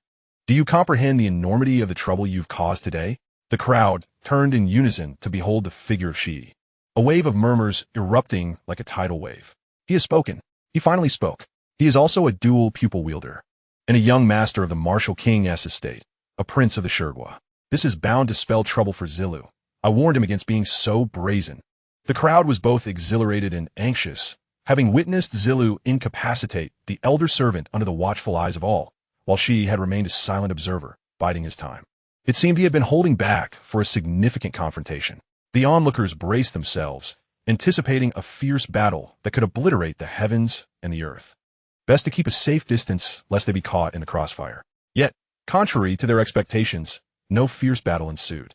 Zilla did not even glance at Shi, continuing to embrace little Shurho as he strode towards the martial arena. His blatant disregard only served to infuriate Shi further. Stay right there, Shi barked. Did I permit you to leave? Having offended the martial king's estate, do you still wish to pass through unscathed today? His voice grew increasingly sinister, his expression contorting into a menacing visage, clearly preparing to unleash lethal force. Shi, I find it quite perplexing that you incessantly invoke the martial king's estate. Is there truly nothing else in your life worthy of mention? Zilla replied nonchalantly. Shi glared at him, his eyes radiating a malevolent aura. He hissed coldly, his body trembling slightly. Suddenly, a dazzling light erupted from behind him. Accompanied by a symphony of radiant sounds, the brilliance surged and intertwined, ultimately coalescing into ethereal manifestations of boundless realms. Boundless realms. The onlookers were taken aback, witnessing the extraordinary techniques of these realms unleashed by Shi, revealing the depths of his enmity towards Shi Zilu, devoid of any mercy. Even more astonishing was the fact that Shi's ethereal manifestations were shifting unpredictably, faintly shaping into the silhouette of a divine being. Transcendence. This indicated that his realm had already attained the ability to transform. However, the divine silhouette appeared somewhat insubstantial, suggesting that Shi's mastery of his transcendent state was not of the highest caliber, likely of a mid-grade level, possibly a fourth-tier boundless realm.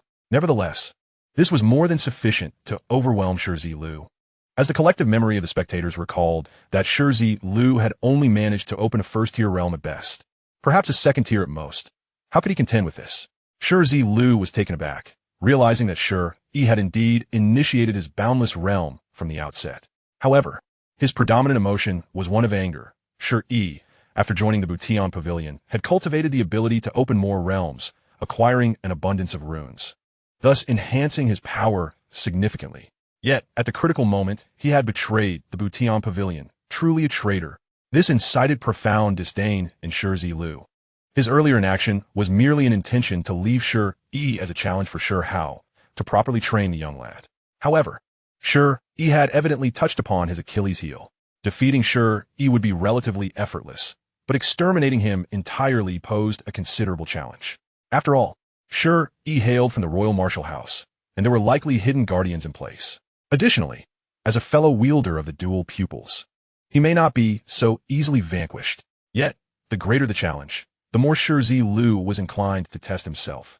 As Shi Zilu's thoughts raced, he waved his hand, unleashing a fierce and unmatched aura.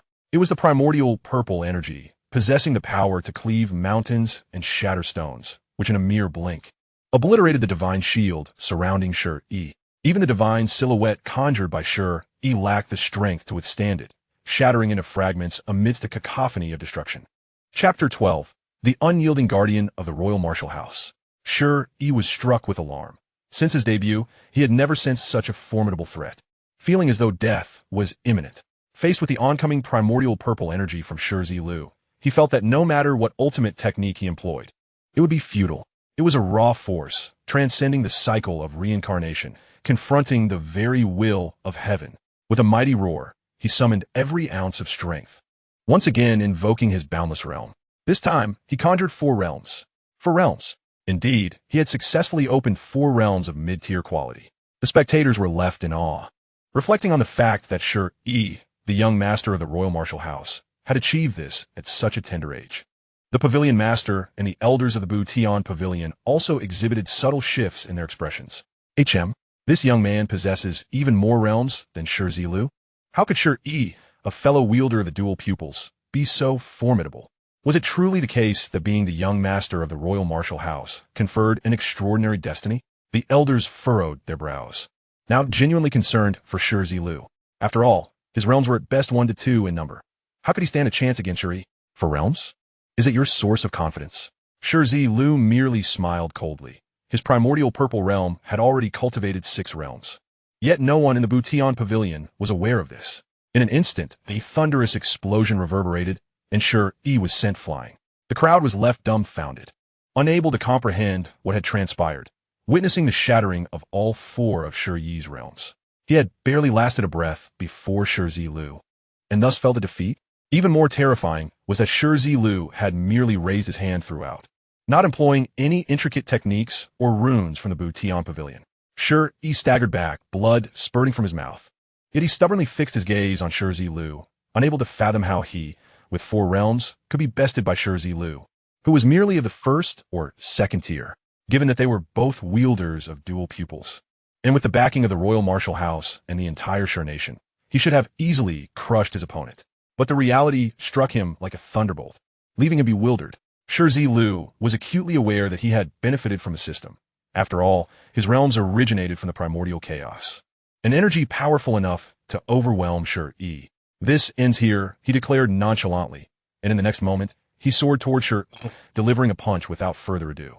Was this young man truly intent on killing Shi? After all, he was the young master of the royal martial house and a prince of the Shi nation.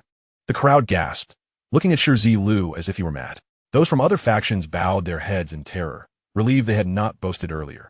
If even Shi was being subdued, how could they possibly fare any better?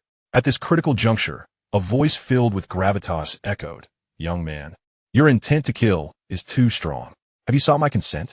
Just in time, Shi Zilu scoffed inwardly. The guardian of Shi, he had finally made an appearance. The crowd turned to see a ragged, stooped old man. He appeared even less formidable than the servant Shi Zilu had previously incapacitated, yet inexplicably, an aura of unfathomable depth emanated from him. Formation realm. Shi Zilu frowned slightly. The old man's cultivation was indeed at the formation realm. Truly, as Shi's guardian, he was undoubtedly a top-tier expert, even within the royal martial house. It seemed the royal martial house held high hopes for Shi, sparing no resources in his cultivation. Upon witnessing the old man's arrival, Shi Zilu felt a surge of excitement. Defeating Shi had not fully satisfied him. The crowd was astounded as he advanced rather than retreating, launching an assault on the old man, leaving everyone dumbfounded. Surely, one must use their wits. The fact that the old man dared to defend Shi indicated that he was a formidable elder, likely one that even the pavilion master and the elders would hesitate to provoke. Yet here was Shi Zilu, recklessly charging ahead to pit himself against a stone with an egg. Was he courting death? The spectators believed Shi Zilu had ultimately underestimated the situation. No matter how gifted he was as a wielder of dual pupils, the old man was of the formation realm. Yet at that moment, the old man's authority surged forth, and none could halt the escalating tension, not even if the pavilion master himself intervened.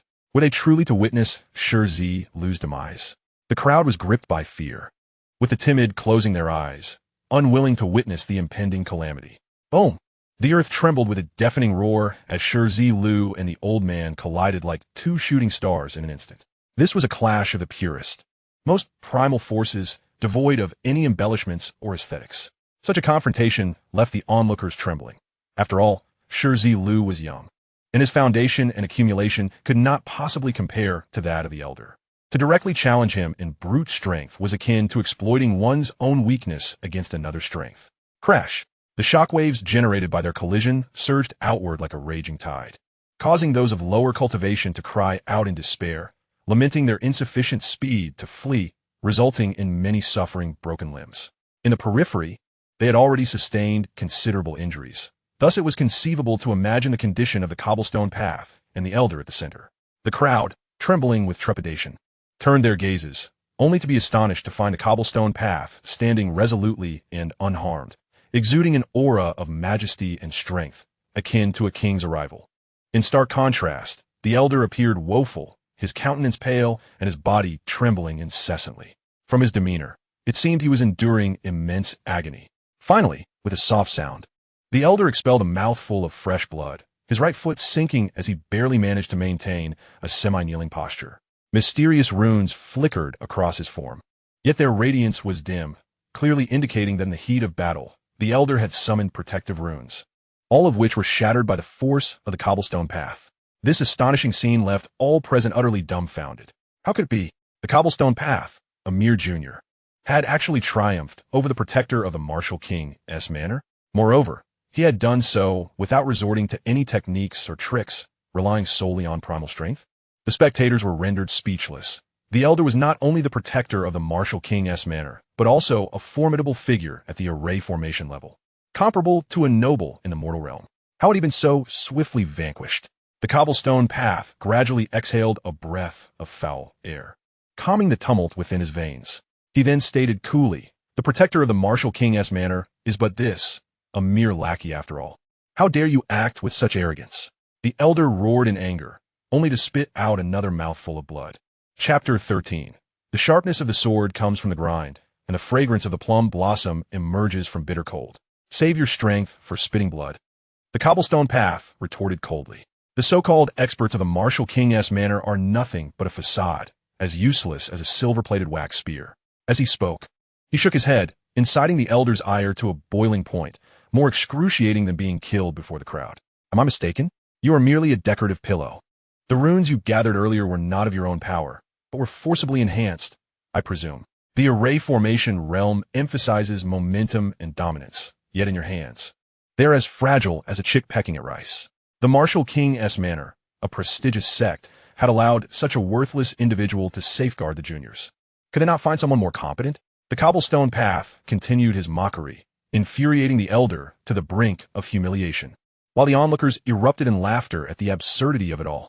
This young man not only possessed remarkable skills, but also wielded a tongue as sharp as a blade, seemingly capable of humiliating anyone.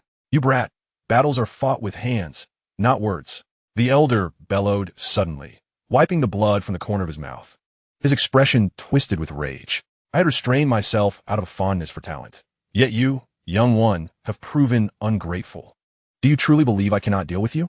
Very well. Today, I shall demonstrate what it truly means to be a strong practitioner of the array formation realm. Prepare to meet your demise, young one." With those harsh words, the elder's body trembled violently as brilliant runes coalesced behind him, their radiance converging to form a terrifying great array. At the heart of the array loomed a vicious figure, a Tao Tai, its skin a deep crimson, while its eyes glowed with a lifeless gray, instilling dread in all who beheld it. Who was it that prattled on so much just now?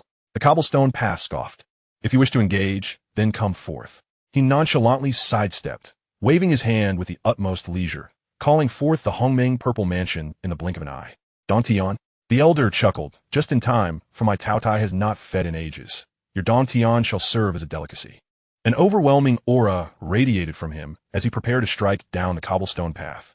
Yet, the latter remained unfazed, as countless purple energies coalesced like dazzling starlight, forming a powerful barrier that surged forth like a tidal wave toward the elder's Taotai beast. The elder's expression shifted abruptly, for within those purple energies, he sensed a lethal threat, something beyond his capacity to withstand.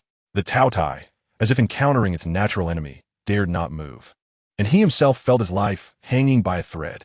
At that moment, a gentle voice interjected, "Today, the Pavilion of Heaven's Repair welcomes guests from all walks of life. Zilu, let this matter go. Do not stoop to his level." The speaker was none other than the Pavilion Master, the mentor of the cobblestone path.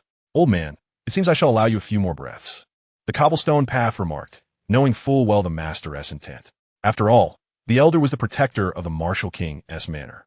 To kill him in public will be nothing short of a blatant slap to the manor's face. It would inevitably establish a life-and-death rivalry with the Pavilion of Heaven's Repair. As the head of a sect, the Master had to consider these implications, hence his earlier command for the cobblestone path to refrain from violence. Nevertheless, the elder now lay prostrate on the ground like a defeated dog, gruesome wounds marring his body.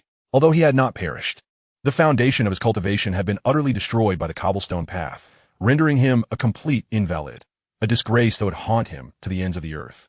One could only imagine the humiliation he would face upon being carried back to the martial king's manor, akin to being discarded like refuse. The crowd was left in shock, as in the blink of an eye, both the elder and Shi, two formidable experts dispatched by the martial king's manor, had fallen to the cobblestone path. Reflecting on their earlier grand entrance, they had now become the subject of ridicule. "Greetings, Master." The cobblestone path respectfully clasped his hands in greeting to the Pavilion Master. "You rascal, I wondered why my left eye twitched." "It turns out you were here waiting for me today," the Master remarked with a wry smile. "I knew you could not remain quiet for long. Every so often, you must stir up something big." The Master sighed. "You youngsters lack composure, always indulging in mischief. Fortunately, these are mere surface injuries. Let's carry these two inside for treatment." He added, "I trust the people from the martial king's manor will understand." The cobblestone path felt a surge of gratitude. The Master was indeed shielding him and assisting in handling the aftermath. "I have powerful allies," he mused, realizing how fortunate it was to possess such a robust support system. The onlookers were left speechless, pondering how blatantly biased the Pavilion Master was. Everyone could clearly see that both the elder and Shi were severely injured, nearly incapacitated. Yet, the Master downplayed it as mere surface wounds, framing it as a trivial squabble among juniors to prevent any future troubles for the cobblestone path with the martial king's manor. It was evident how dearly the Master cherished the cobblestone path. As everyone contemplated this, envy blossomed within them. Following this encounter, the vast martial arena fell into an instant silence. Numerous adept practitioners had gathered from various factions, initially eager to showcase their prowess. However, with such an example before them, no one dared to step forward, for no one wished to be beaten into a pulp by the cobblestone path. In an unspoken manner, the cobblestone path had established the Pavilion of Heaven's Repair's authority, causing his fellow disciples to proudly stand tall, feeling a sense of honor. Subsequently, the cobblestone path assisted Xiao Shihao in completing his admission procedures into the sect. Now, Xiao Shihao, basking in the glory of the cobblestone path's reputation, unabashedly tossed kisses to the beautiful senior sisters within the pavilion, reveling in the joys of life. Upon witnessing the scene, the other senior brothers found themselves helpless. With the backing of the stone pathway, it seemed that in the future, little Shihao would undoubtedly stir up trouble within the Pavilion of Heaven's Repair. As for the defeated Shi Zilu had not even cast a glance in his direction from beginning to end.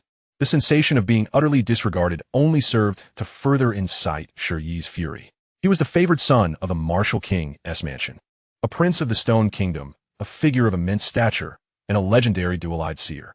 Yet today, before Shi Zilu, he was repeatedly stripped of his luster and became the subject of ridicule for all. The seeds of inner demons had already taken root, and this incident would undoubtedly cast a heavy shadow over Shi's heart.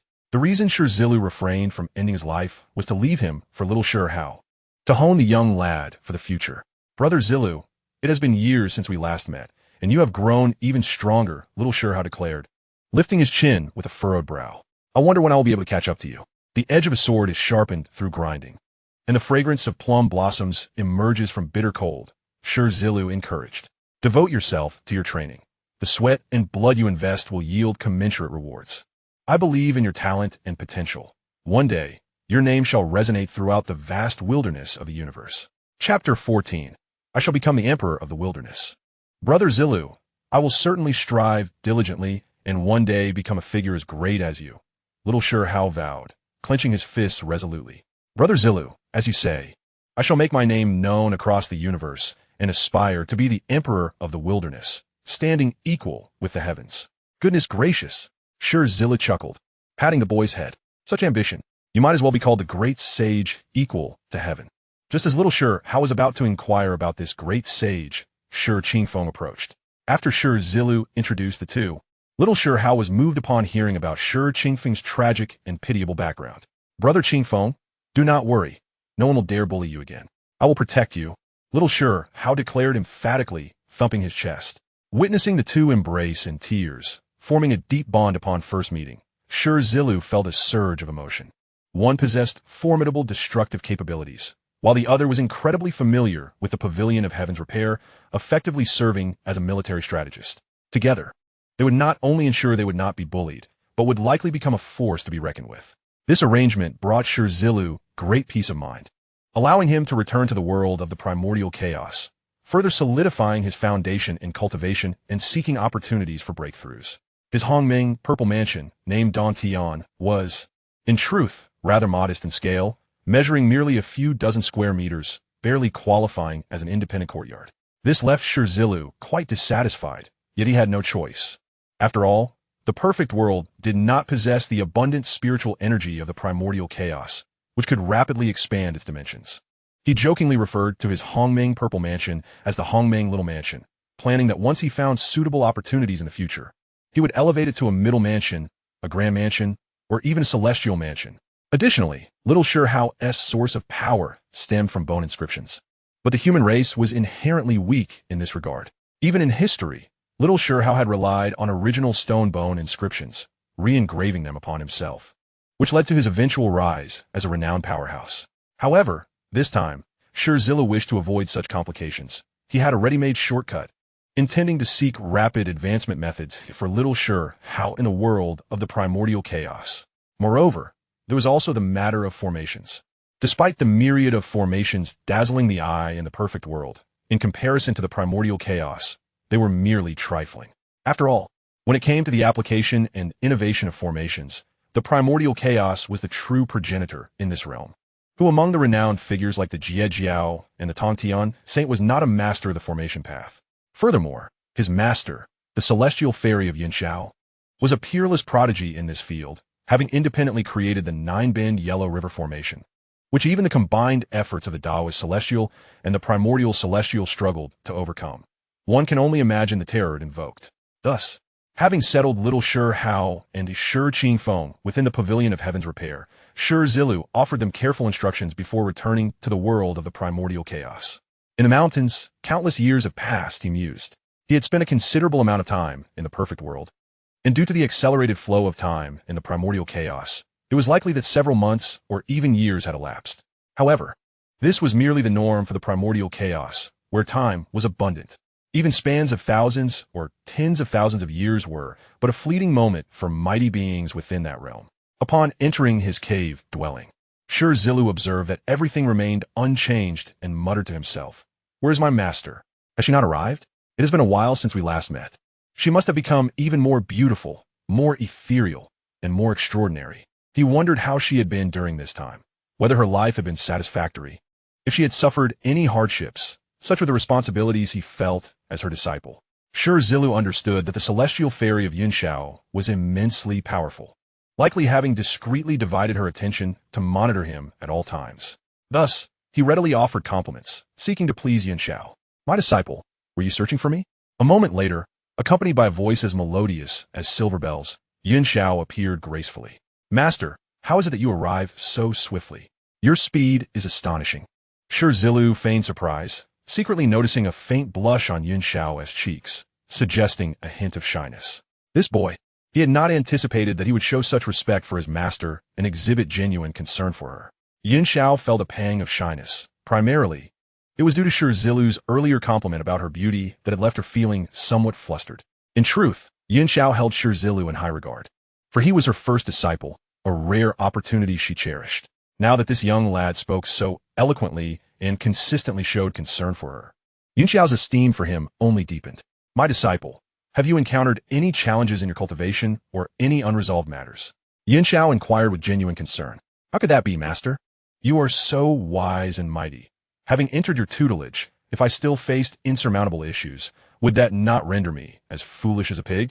Shi Zilu feigned ignorance, though he had indeed returned to the primordial chaos specifically to seek guidance from Yin Xiao. Enough of this, you rascal. Speak your mind directly. If you truly have nothing to say, I shall be on my way, Yin Xiao remarked, having discerned the thickness of his skin. Master, wait a moment. Shi Zilu hastily interjected.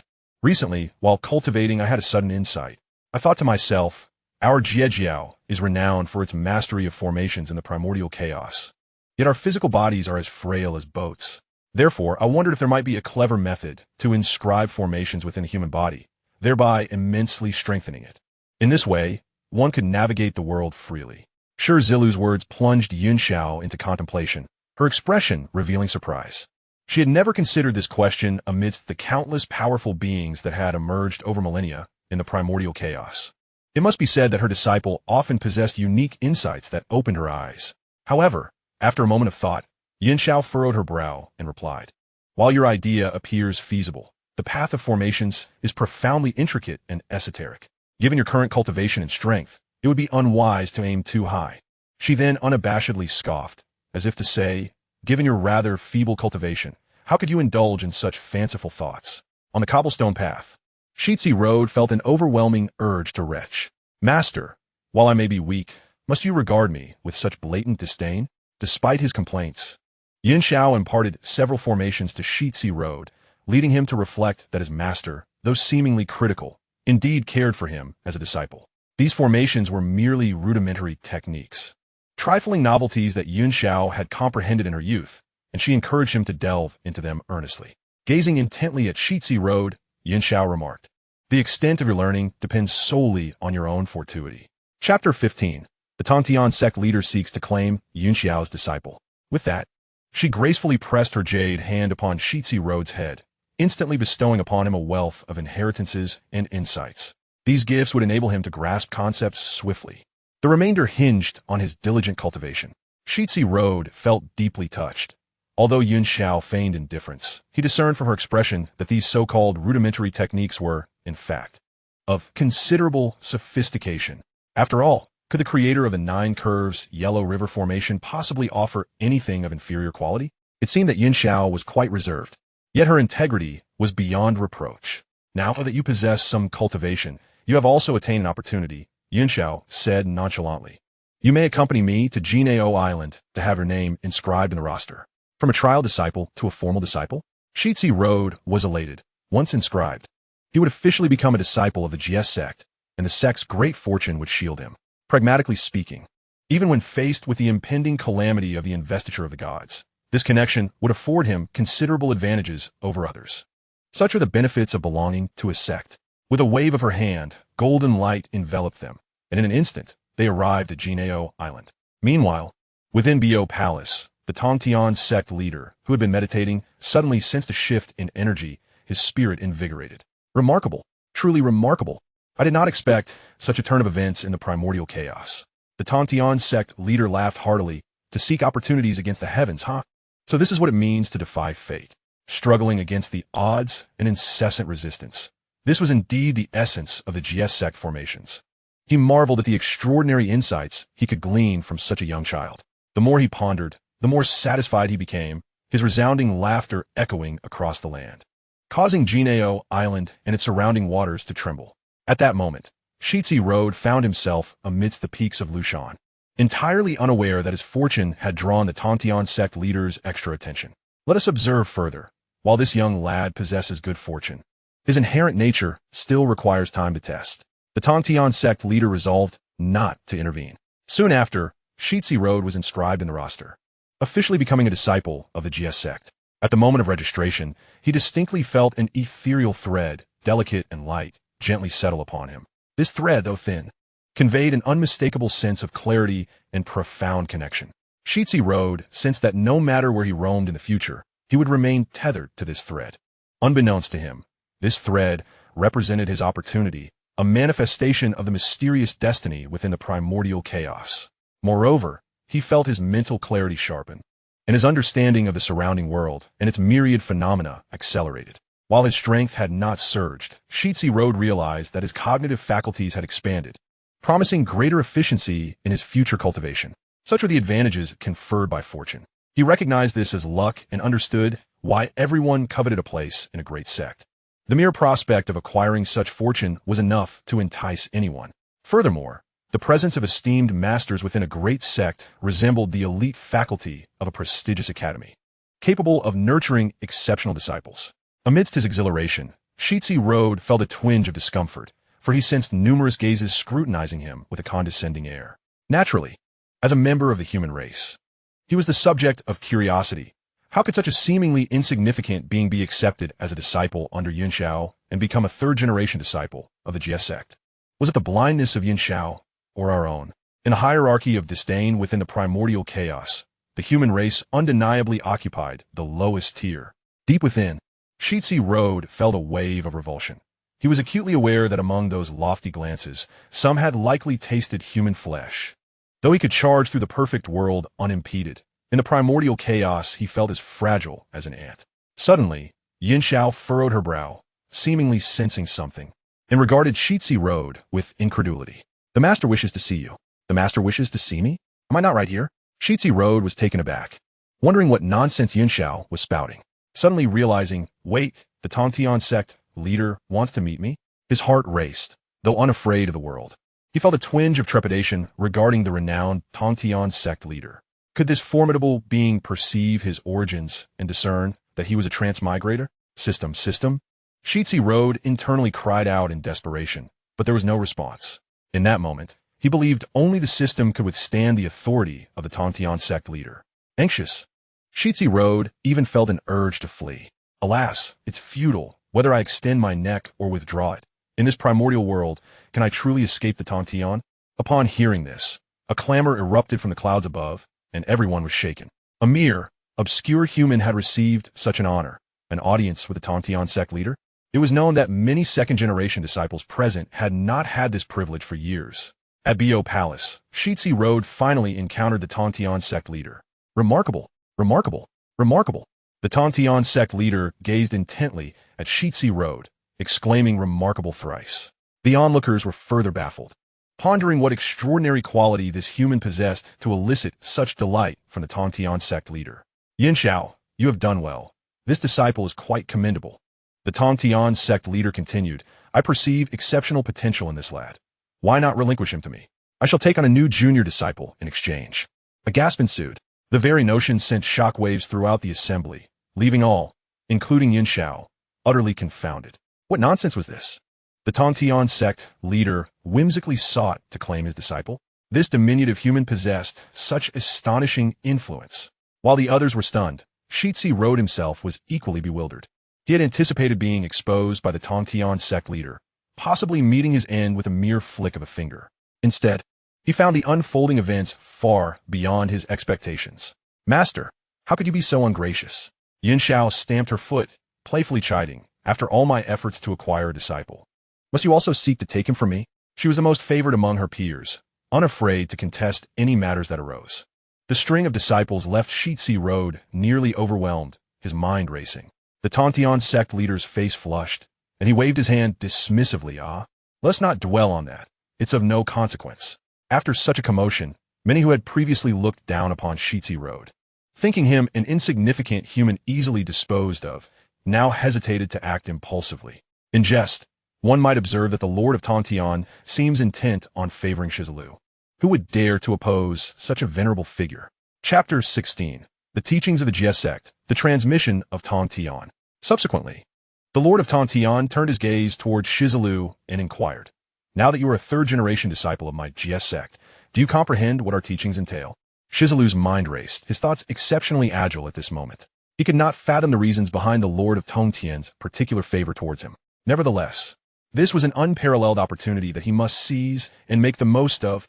Watch closely, Tongtian, as I demonstrate my worth, to serve the multitude amidst the storm's fury, to unveil the secrets of the heavenly path for the common folk. An inspiration surged within Shi Zilu, and he boldly proclaimed, "The essence of our GS sect's teachings is primarily to seek breakthroughs in the heavenly path for mortals." Excellent. Well said. The Lord of Tongtian suddenly slapped his thigh, exclaiming in admiration, "What a noble pursuit to provide warmth to the masses amidst the tempest, and to reveal the mysteries of the heavenly path for the people. If you do not qualify as my GS sect disciple, who else could possibly be worthy? The laws of heaven are tangible, yet the grand path is formless. To pursue the ultimate truth, one must discover that which eludes comprehension. This is the singular variable. And you, Shi Zilu, my third-generation disciple of the GS sect, are that unique variable. Truly, it seems to be destiny. It appears you are fated to become my disciple. Yintian, do you now understand why I sought to compete for disciples with you?" With such flattery pouring forth, Shi Zilu had effectively become the embodiment of the GS sect, eliciting endless praise from the Lord of Tongtian. This exchange left others in a state of astonishment, their hearts filled with envy and resentment. Realizing that this young man held such high regard in the eyes of the Lord of Tongtian, Yintian was equally taken aback, having never anticipated her master would place such importance on Shi Zilu. As for Shi Zilu himself, his mind was racing with possibilities. Firstly, it was evident that the Lord of Tongtian had not uncovered the truth of his transmigration. Otherwise, not only would he be struck down, but he would likely face severe interrogation. For a being of such immense power, the greatest fear lies in disturbances from beyond the heavenly path. With this realization, Shi Zilu's spirit soared. Secondly, he must have caught the Lord of Tongtian's eye, perhaps although the Lord could not discern his origins. He sensed a connection to the cyclical nature of the heavenly path that ultimately converged upon him. This was why the Lord of Tongtian valued him so highly, treating him as a coveted treasure. With these thoughts, Shi Zilu became exhilarated. Could he now bask in this favor, striding confidently through the primordial chaos? With the Lord of Tongtian's endorsement, who would dare to provoke him? "Speak, little one. What do you wish to learn?" The Lord of Tongtian smiled warmly at Shi Zilu, exuding a kindness akin to that of a beloved grandfather. Shi Zilu was momentarily stunned. Even though he had pledged himself to Yuntian, it seemed he could still learn from Tongtian. Truly, he was the child of destiny, respectfully reporting to my master, disciple. Without hesitation, Shi Zilu eloquently expressed a multitude of thoughts, with a singular core request: how to apply the various laws and formations of the primordial world in practical combat and techniques. Observing the bone inscriptions summoned by Shi Zilu, the Lord of Tongtian displayed a keen interest. In truth, he regarded such artifacts as rather inconsequential, akin to refuse, hardly deigning to cast his gaze upon them ordinarily. In the primordial world, the pursuit of the Tao and the law was paramount, leading to disdain for those who sought practical skills and techniques. However, recognizing that Shi Zilu was previously a mortal without any cultivation made this endeavor commendable. Truly, as a third-generation disciple of my GS sect, you have produced something so intriguing despite your humble cultivation, the Lord of Tongtian praised. However, let me not dampen your spirits, little one. While this may appear commendable, in the grand scheme of the primordial realm, it ranks among the least formidable. Shi Zilu felt a wave of embarrassment wash over him. "Master, must we speak of the obvious?" he thought, believing that this was precisely why he sought the master's assistance. "Master, I too wish to learn this technique. Is there a way?" Suddenly, someone in the crowd spoke up, but the Lord of Tongtian shot a piercing gaze in their direction, reprimanding them sternly. "How dare you? This is a technique of the human race, with an exceedingly low threshold for entry. As my third-generation disciple, how can you so willingly degrade yourself to pursue such a trivial endeavor? If you wish to learn, then renounce all your cultivation and exile yourself from the human race. Starting anew from scratch, I tell you the truth. In the vast expanse of the primordial realm, it is likely only this young man who can cultivate using this method." The individual who had been scolded found unexpected joy in the reprimand, for it was clear that Shi Zilu's singular favor had long stirred resentment among others. This provocation was a deliberate attempt to have the Lord of Tongtian confirm the perceived inferiority of Shi Zilu's studies. Thus, it was indeed the will of heaven and the workings of the Tao. The Lord of Tongtian, brimming with delight, remarked, "Little one, do not underestimate yourself. You harbor immense potential. While entering primordial cultivation through human techniques is fraught with difficulty, Perseverance will ultimately reveal a radiant path ahead. The earlier critic inwardly cursed again, realizing that the Lord of Tongtian was still praising Shi Zilu. My young disciple, when you presented those symbols, did you wish for me to teach you how to inscribe them upon yourself, thus refining your cultivation and furthering your techniques? The Lord of Tongtian pondered for a moment before speaking calmly. Shi Zilu was filled with admiration. Indeed, the Lord of Tongtian was astute, knowing precisely what he desired without him uttering a word. Very well, the Lord of Tongtian continued, deep in thought, his expression gravely serious, as though fearing that what he might offer would fall short of Shi Zilu's potential. This reality only intensified the envy of those present. Master, Yuntian interjected, I am the one who received him as a disciple. Why do you compete with me to impart knowledge to him? Others around them seemed to hear the sound of their own hearts breaking from frustration. How outrageous! Indeed, this is too much. The two of you are monopolizing such exclusive favor towards Shi Zilu. What of us? Very well, very well. The Lord of Tongtian's face flushed with embarrassment as he chuckled awkwardly. Little one, it just so happens that I possess some techniques regarding the application of symbols and the art of formation inscribing, which I discovered in my youth. They are nothing remarkable. You may take them, and together with Yuntian, explore and corroborate your findings. This formation is called the 10,000 Immortals Formation, as the name suggests. It consists of countless smaller formations interconnected, making it rather complex to practice. However, it is perfectly suited for you at present, allowing you to tackle each formation sequentially. The Lord of Tongtian patiently explained, while Shi Zilu's expression grew increasingly animated. The 10,000 Immortals Formation? Did I hear that correctly? This was indeed an extraordinary treasure. In the future, during the Battle of the Gods, the Lord of Tongtian had deployed the Extermination Formation, which was ultimately breached, forcing him to reveal the 10,000 Immortals Formation. Chapter 17. Do you wish to learn the 10,000 Immortals Formation? What does this mean? It signifies that the 10,000 Immortals Formation was the Lord of Tongtian's trump card, only to be used in dire circumstances. Its power undoubtedly surpassing that of the Extermination Formation. Shi Zilu could scarcely believe his fortune in acquiring such a legacy. He found himself both laughing and crying, reflecting on how the great figures of the primordial realm each revealed their youthful insights, all of which turned out to be exceptional. Truly, were your lips so tightly sealed in your youth? Not a whisper of wind escapes. Each minor formation that comprises the grand array of all immortals possesses limited power. However, if they could be ingeniously combined, the results should be commendable. Yet, it is imperative to master every formation with unparalleled finesse to manipulate them at will. Thus, I declare this a laborious craft that demands immense patience. I have imparted knowledge to numerous disciples, yet within my vast sect, none have truly comprehended the intricate essence of the grand array of all immortals. Are you willing to learn this array? As the celestial teacher elucidated, Shi Zilu experienced an epiphany. Cultivating the grand array of all immortals resembles the game of chess. To craft an unparalleled masterpiece, one must thoroughly understand each piece before artfully combining them to achieve a state of perfection. The convoluted and intricate process is evident. It is no wonder the celestial teacher himself harbors doubts about the array, and other disciples lack the patience to pursue it. It is no jest within the sect. An array of diverse formations flourishes, each far simpler than the grand array of all immortals, such as the earth-shattering tremor, the cloud-covering formation, and the sandstorm formation, all wielding far greater might. Why squander time on the grand array when I could cultivate other formations? Hence, no one is inclined to invest effort in it, deeming it a trivial pursuit. It appears you truly underestimate the power of the grand array of all immortals. Shi Zilu felt a wave of sentiments wash over him.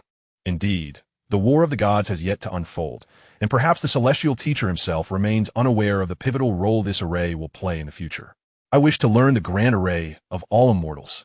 I shall not disappoint my master, Shi Zilu declared without hesitation. Truly, a rustic lad from the countryside, devoid of worldly wisdom. What merit does such a trivial array hold for study? One's origins determine their perspective, and perspective shapes awareness. Naturally, this youth is of modest caliber. The other disciples of the sect scoffed at Shi Zilu's choice, believing he could not truly think the grand array held any value. The current situation resembles a series of numeric combinations on the ground, deemed worthless by everyone but Shi Zilu, who recognizes them as the winning lottery numbers of the future. As Shi Zilu endured the ridicule, he could hardly suppress an eye roll, thinking, I've stumbled upon a treasure. What do you know? Is it merely a matter of time and patience? I can traverse between realms. And these are the very things I possess in abundance. How delightful. Ah, little one, it seems you are indeed different from the rest. I had expected you to decline this choice. The celestial teacher was pleasantly surprised by Shi Zilu's decision, feeling a newfound admiration. Initially, he felt some remorse. After all, the only gift he presented to his newly accepted disciple was the seemingly trivial grand array. Yet, this little fellow accepted without a second thought, wearing an expression akin to winning a fortune, providing ample emotional value. The celestial teacher pondered, feeling increasingly guilty. No, this child's pure disposition is commendable. I must guide him to avoid unnecessary detours and share more of my insights. With a gentle wave of his hand, countless luminous orbs appeared, sparkling like stars, hovering around the Azure Palace. With these, Shi Zilu would save considerable effort in his cultivation. In an instant, he found himself imbued with newfound clarity and understanding. Each orb corresponded to a minor formation, with myriad distinct attributes and effects. Thus, he must grasp countless orbs before he can hope to integrate them. Shi Zilu's heart sank. Is this truly the path of cultivating the grand array? How exceedingly intricate. It is no wonder even the celestial teacher himself doubts the possibility of such integration. As the luminous orbs flooded his consciousness, Shi Zilu felt as if his mind might burst. His capacity was nearing its limits. Master, are these truly the cultivation techniques for each minor formation within the grand array? Shi Zilu asked, feeling dizzy. Yu Xiao Fairy stifled a laugh nearby. What delightful fantasies you entertain. These are merely the guiding techniques.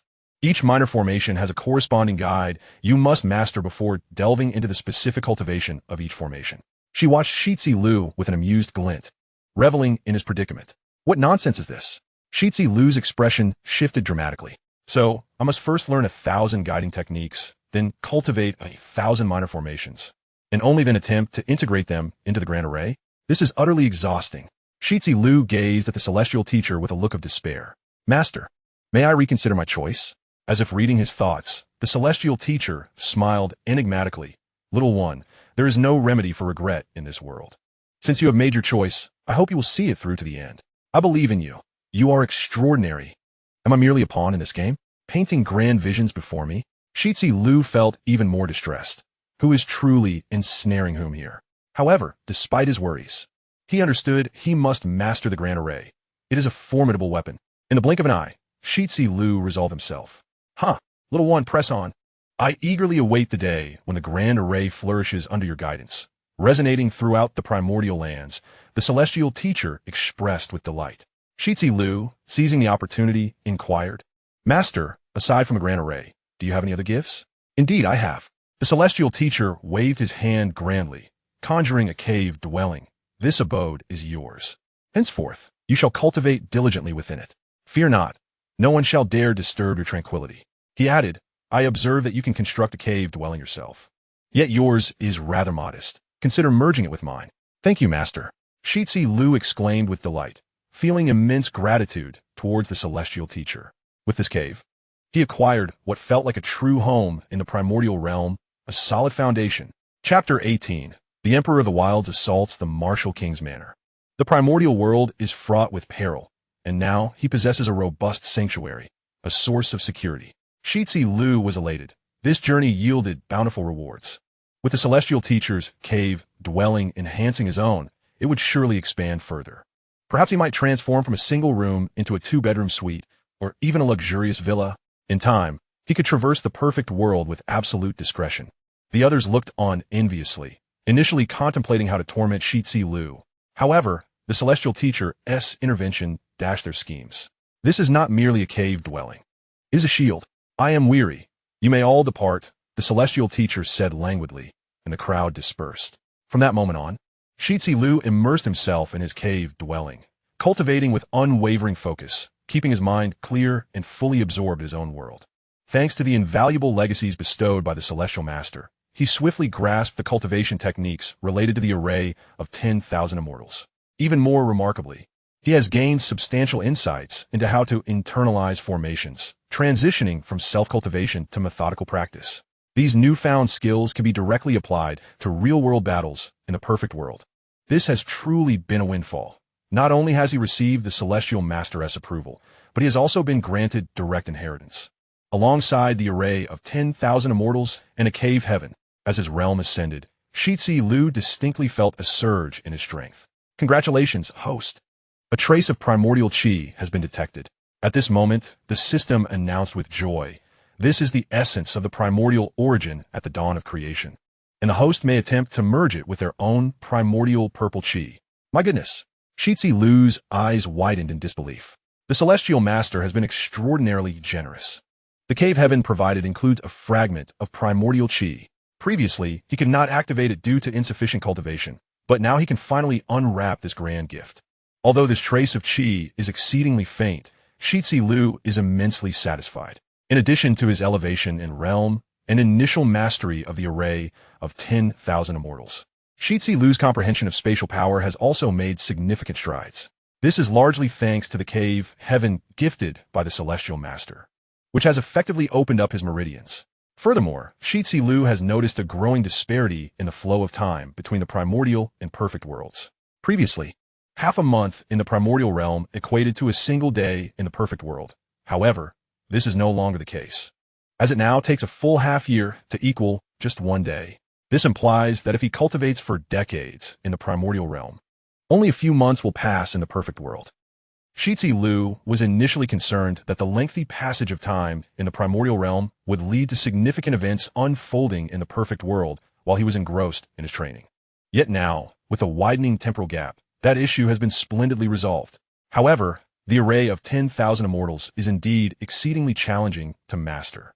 Shi Zilu couldn't help but scratch his head. Years have passed, and he has only just begun to grasp the nuances of array induction. While the specifics of each minor array remain elusive, he has no idea how long it will take to truly merge and effectively deploy the array of 10,000 immortals. Fortunately, considering the time that has elapsed, only a few days have passed in the perfect world, so there is no need for concern. In the blink of an eye, several decades have passed. One day, Shi Zilu suddenly experienced an epiphany. He opened his eyes from deep immersion in cultivation, radiating a divine light. I've done it, huh?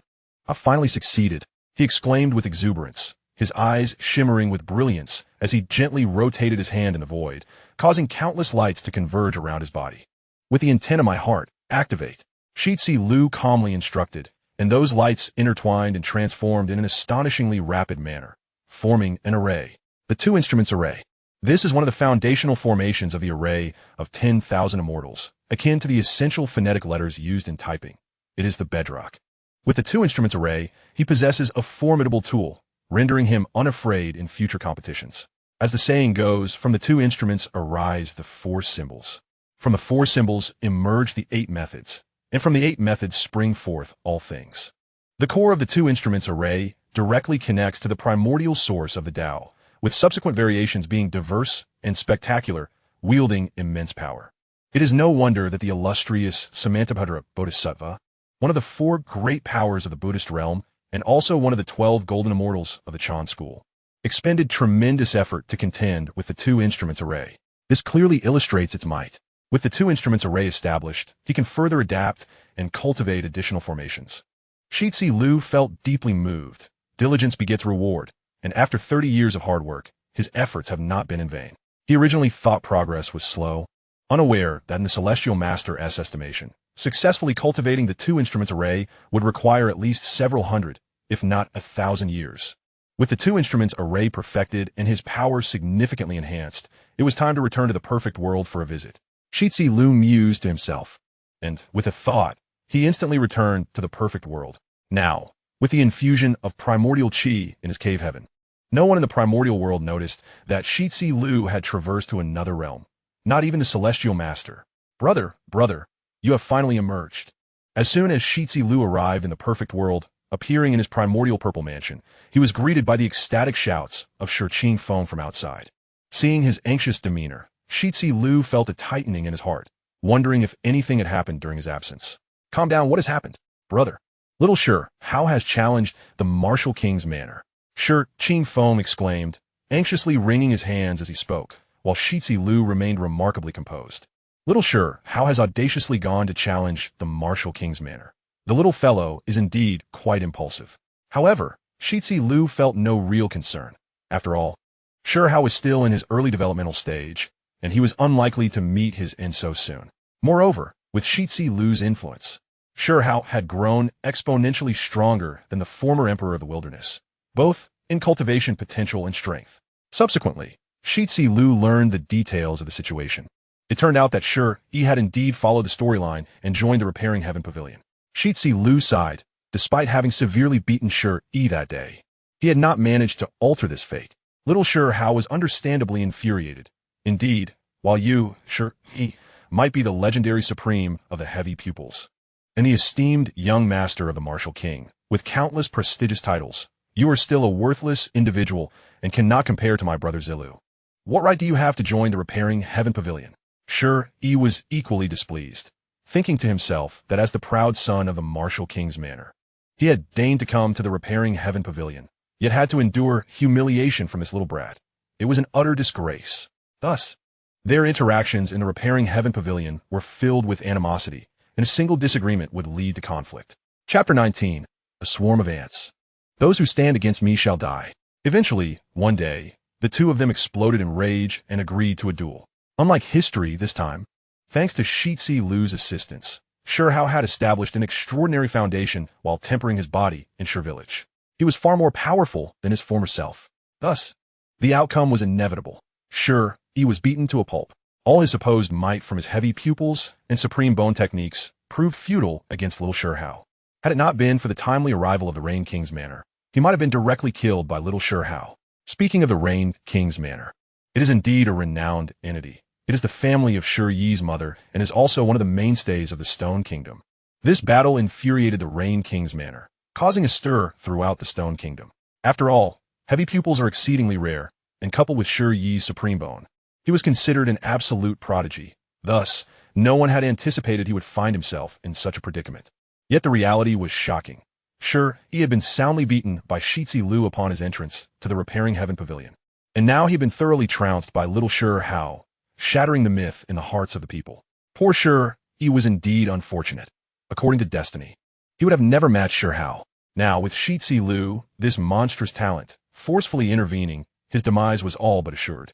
Meanwhile, during their earth-shattering battle, Shi Hao also finally recalled his origins from childhood. It turned out that the supreme bone originally belonged to him and had been despicably stolen by Shi. Filled with rage, Shi Hao stormed back to the Rain King's manor, intent on eliminating Shi. What worthless supreme bone! He held it in utter disdain. The possessions that rightfully belong to me cannot simply be relinquished to others. I would rather toss them to a dog. On the stony path, one can almost envision Shi Hao with an air of haughty defiance, vehemently cursing to the heavens. I do not seek to prove my greatness.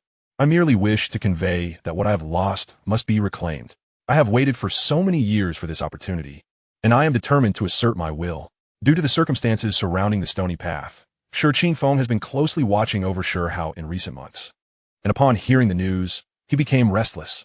In his view, although Shi Hao is formidable, the adversary is none other than the Rain King's manor, one of the two preeminent powers in the Shi Kingdom, far beyond the capacity of a solitary individual to confront.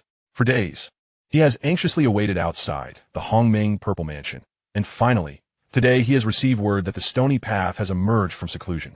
Only Shi Zilu possesses the ability to quell the turmoil stirred by little Shi Hao. Such trifles are hardly worth concern. Shi Zilu remarked with a faint smile after hearing the news, instructing Shi Qingfeng to wait at the Butian Pavilion. Suddenly, a brilliant light erupted from his hand, revealing an enigmatic array that silently split the void, manifesting a passage. In the blink of an eye, Shi Zilu vanished without a trace. Teleportation through the void? Shi Qingfeng gasped in astonishment. Such power might elude even the elders within the Butian Pavilion. My senior brother is indeed an extraordinary prodigy. At this rate, it won't be long before even the pavilion master is no match for him. Shi Qingfeng mused, while the elders of the Butian Pavilion were equally taken aback. Teleportation through the void? They exclaimed in unison, each acutely aware of Shi Zilu's overwhelming presence just moments prior. This left the elders feeling embarrassed, realizing that despite their years of experience, they were outclassed by a mere junior in the art of teleportation. Ah, my beloved disciple, Zilu, the pavilion master beamed with pride. I never anticipated he would comprehend the intricacies of void teleportation so swiftly. My efforts in nurturing him have not been in vain. The other elders, however, were less than pleased, grumbling, Enough already, old man. We know Zilu is your prized disciple, your most cherished junior. You've mentioned it ad nauseum. The assembly, filled with resentment, lamented that had they known Shi Zilu was such an exceptional talent, they should have been more resolute in snatching him from the Pavilion Master's grasp, even if it meant engaging in a fierce battle. Had they done so, they would now be the ones basking in glory. Pavilion Master, this young lad possesses extraordinary talent and progresses in his training at an astonishing pace. How long do you think it will be before he surpasses you? Remarked the usually silent ancestor Mu Yin, causing the Pavilion Master to squirm uncomfortably. Indeed, it is often said that the barking dog does not bite, while the biting dog remains silent.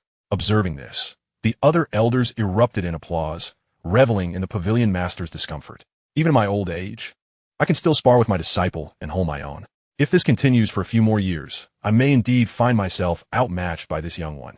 The Pavilion Master thought sadly. Though he understood the natural order of the younger generation surpassing the older, he never imagined he would be so swiftly relegated to the sands of time. It is, after all, a good thing that he surpasses me. Each generation must be stronger than the last. Otherwise, how will the Butian Pavilion carry on? The Pavilion Master, admiring his own quick wit, served up this rich and comforting wisdom. Come, dear elders, partake of this nourishing broth. His smug expression infuriated the others, who bristled with indignation at his audacity. Yet, they could not deny that his words had a certain merit. After all, the more outstanding Shi Zilu became, the more it reflected their own capabilities as mentors, and they would ultimately share in his glory.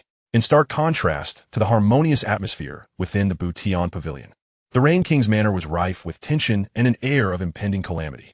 Little Shi Hao, undeterred, advanced boldly into their midst. Even the formidable experts of the Rain King's manor found themselves unable to impede his progress, with explosive force accompanying each of his movements. Little Shi Hao nearly reduced the grand structures of the Rain King's manor to rubble. The onlookers were incensed. Why had the Rain King's manor ever been subjected to such indignity? It was an outright slap in the face. Thus, the crowd braced themselves for battle, forming tight formations, prepared to publicly execute Shi Hao.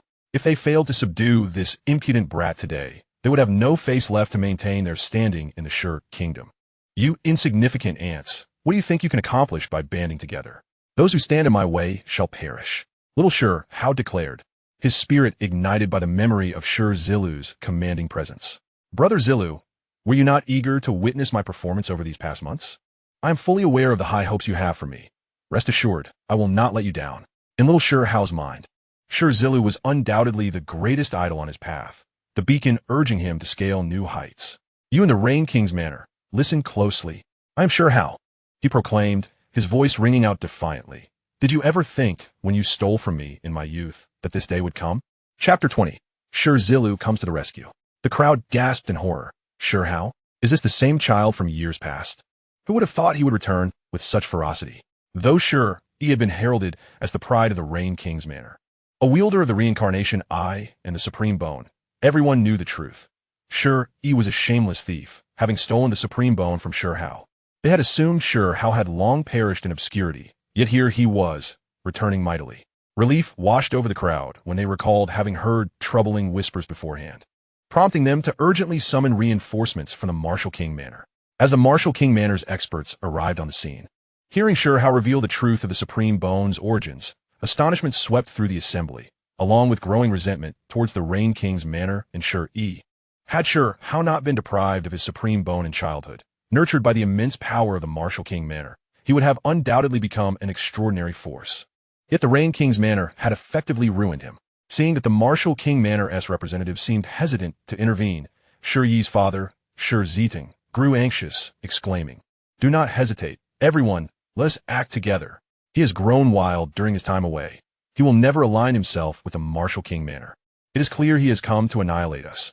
Must we still discuss familial ties?" Indeed, several respected elders were swayed by his words and stepped forward to counsel Shi Hao. Blood is thicker than water. We are all family, Shi Hao. Regardless of the circumstances, you are still of the Martial King Manor's bloodline. Is it truly necessary for us to descend to fratricide? They proposed that Shi and his parents publicly apologize, allowing the matter to rest. Simultaneously, the Martial King Manor would acknowledge Shi Hao's lineage, permitting him to return to the fold. In the elders' eyes, Their esteemed status as elders afforded them a rare opportunity to humble themselves and communicate with Shi Hao, a gesture they believed to be of significant importance. However, Shi Hao merely scoffed, retorting, "If apologies held any value, why would we need the police at all?" This phrase he had learned from Shi Zilu. Police? Who might that be? The assembly was left bewildered by this peculiar reference. Shi Hao proceeded to unleash a scathing tirade. "You wretched, disrespectful beings. If you truly hold such esteemed virtues, where were you when I was bullied and had my supreme bone stolen? Now, here you are, feigning sanctity before me, utterly shameless. Allow me to impart a piece of wisdom. A tree that sheds its bark is destined for demise, while a person devoid of shame is invincible in this world." As his words echoed, the elders were instantly incensed, their pride wounded deeply. "Impudent!" bellowed one of the leading elders, his voice booming. "What an insufferable brat! Utterly ignorant of respect and hierarchy. You are courting death." Who is truly courting death remains to be seen, Shi Hao countered, shaking his head with a newfound calmness. A chill swept through the gathered crowd as they sensed the overwhelming aura emanating from him. His presence was terrifying. Shi Hao commanded, contemptuously gesturing at the assembly. Having honed his formidable physique with the help of Shi Zilu in Stone Village, his strength had reached impressive heights. Since joining the Tian Pavilion, Shi Zilu had frequently provided him with guidance, and the pavilion master and elders had shown him abundant favor. Thus, he had no need to worry about resources or elixirs during his training. Whatever he desired was readily available. This had culminated in Shi Hao's extraordinary prowess. While the elders, having enjoyed a life of luxury for so many years, had not engaged in combat and were unaccustomed to such fierce life and death vigor. "Seeking death, are you? Do you think you can challenge our martial king's manner?" a red-haired elder exclaimed, shattering a sword box with a resounding crack. Brilliant light erupted from within, and soon, several other elders followed suit, conjuring 7 flying swords in unison. Each blade was razor-sharp, exuding an aura of dread that sent shivers down the spines of onlookers. 7 stars illuminate the moon. This supreme formation of flying swords had claimed countless lives in the past, and everyone believed that Shi Hao was doomed at this moment. "Today, I shall eradicate this scourge on behalf of our martial king's manor." The elders sneered as the lethal sword lights converged upon Shi Hao. Feeling the overwhelming aura of the 7 stars illuminate the moon, Shi Hao's heart sank. He sensed an insurmountable pressure. If only he had a bit more time to grow stronger. Would this be the day of his demise? "Brother Zilu, forgive me, for I may bring you shame once again," he lamented inwardly, yet a fierce resolve ignited within him. No matter the outcome, he would fight these old fools to the bitter end. In the midst of this dire moment, a languid voice broke through. "Little mouse, which beast is pestering you again?" Upon hearing this, Shi Hao's heart soared with joy. "Brother Zilu, you have come." With a thunderous crash, an overwhelming presence descended upon the scene as Shi Zilu manifested, appearing like a deity. With a mere flick of his hand, an immense force swept across the area, sending several elders reeling backward, utterly powerless to resist. The red-haired elder, unwilling to concede, attempted to remain steadfast, but immediately coughed up a mouthful of black blood, collapsing to the ground. The sheer force of Shi Zilu's gesture had rendered them all powerless, and the gathering trembled in astonishment. 9 Profound Sword. A peerless expert from the martial king's manor unleashed a deadly sword technique, launching a razor-sharp blade toward Shi Zilu, with a casual wave of his hand. Shi Zilu dismissed it as if swatting away a fly. The lethal sword light shattered into countless fragments, and the wielder, overwhelmed, spewed forth black blood, collapsing in defeat. Much like the earlier red-haired elder. How is this possible? The crowd stood in stunned silence.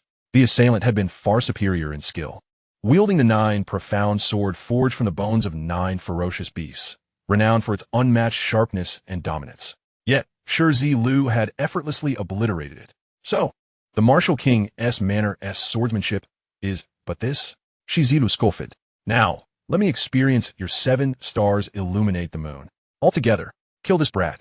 They roared in unison, as 7 razor-sharp sword lights surged forth toward Shi Zilu. "Brother, be careful," Shi Hao instinctively cried out. Yet, Shi Zilu remained unperturbed, confidently delivering a powerful punch. His demeanor suggested unwavering faith in his physical strength to withstand the incoming lethal blades. The elders were incensed. They thought him far too arrogant.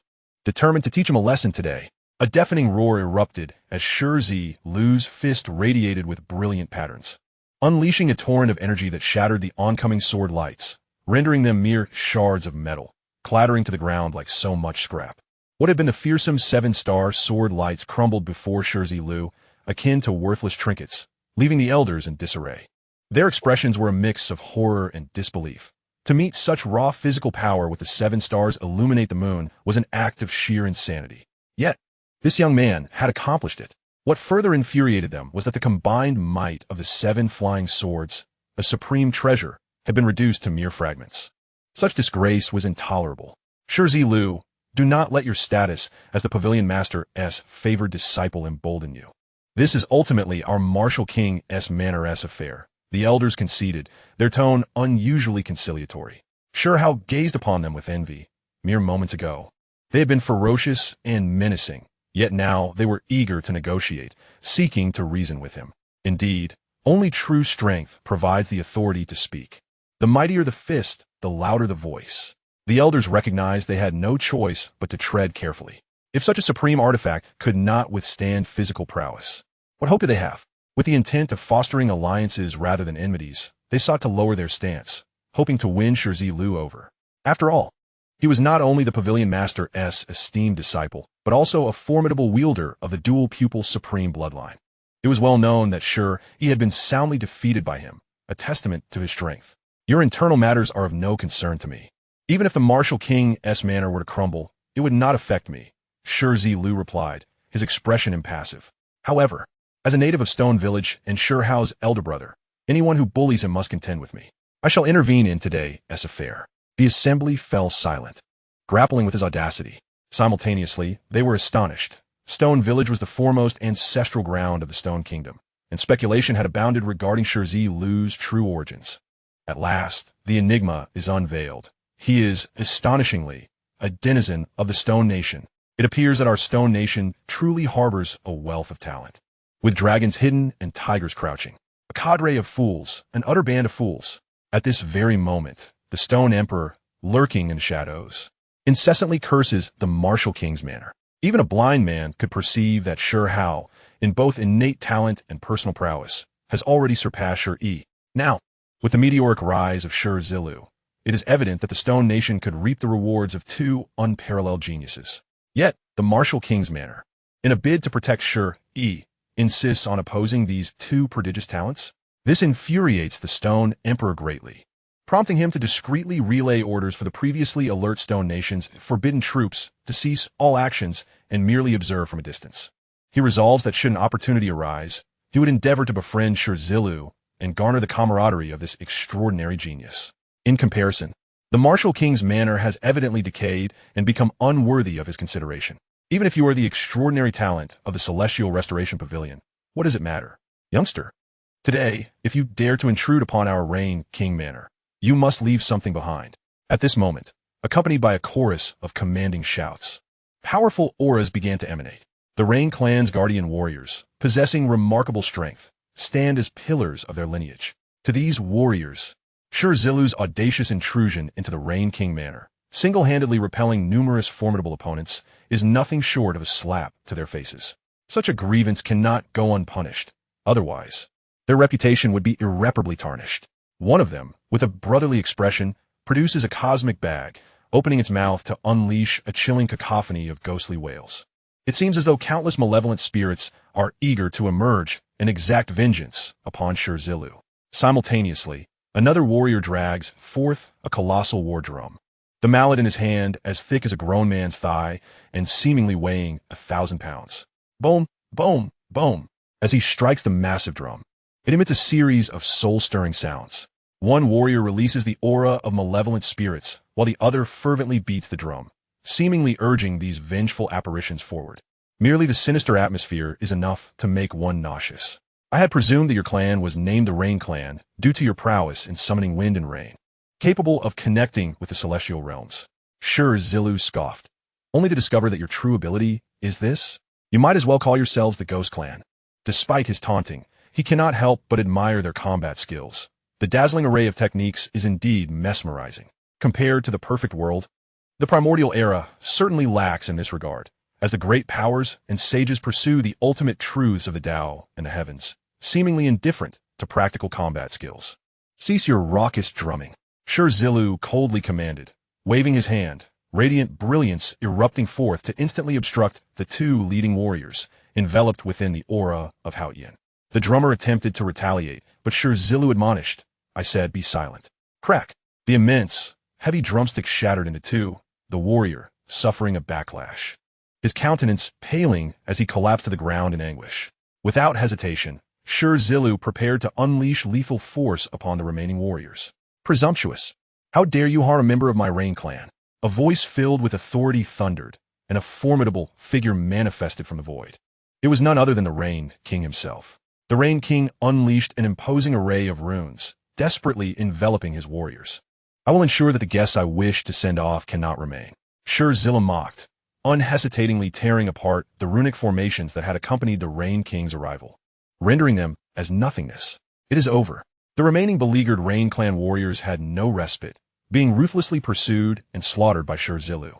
The onlookers were struck with dread. Who could have anticipated that even the Rain King himself could not save his warriors? Today, you shall undoubtedly meet your demise.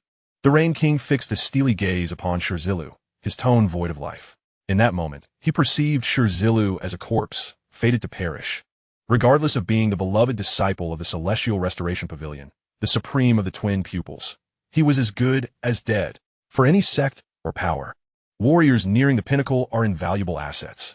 Yet today, in the blink of an eye, several have been annihilated by Shi Zilu. How could the Rain King not be enraged? Chapter 22. The arrogant and overbearing Shi Zilu. Then let us engage. Shi Zilu smirked dismissively. The surrounding crowd gazed at him in disbelief, pondering how this young lad could be so audacious as to believe himself invincible after defeating a few Rain clan warriors. After all, the figure before them was the Rain King, unmatched in both strength and realm. Regardless, your target is also me. Why feign civility here? Shi Zilu continued. Upon hearing this, the onlookers were further perplexed. In truth, Shi Zilu had long sensed the Rain King lurking in shadows. This cunning individual had first sent forth several warriors to gauge Shi Zilu's capabilities.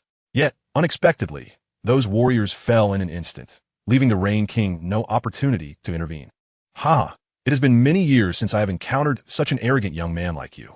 The Rain King howled to the heavens, his expression filled with contempt as he fixed his gaze upon Shi Zilu.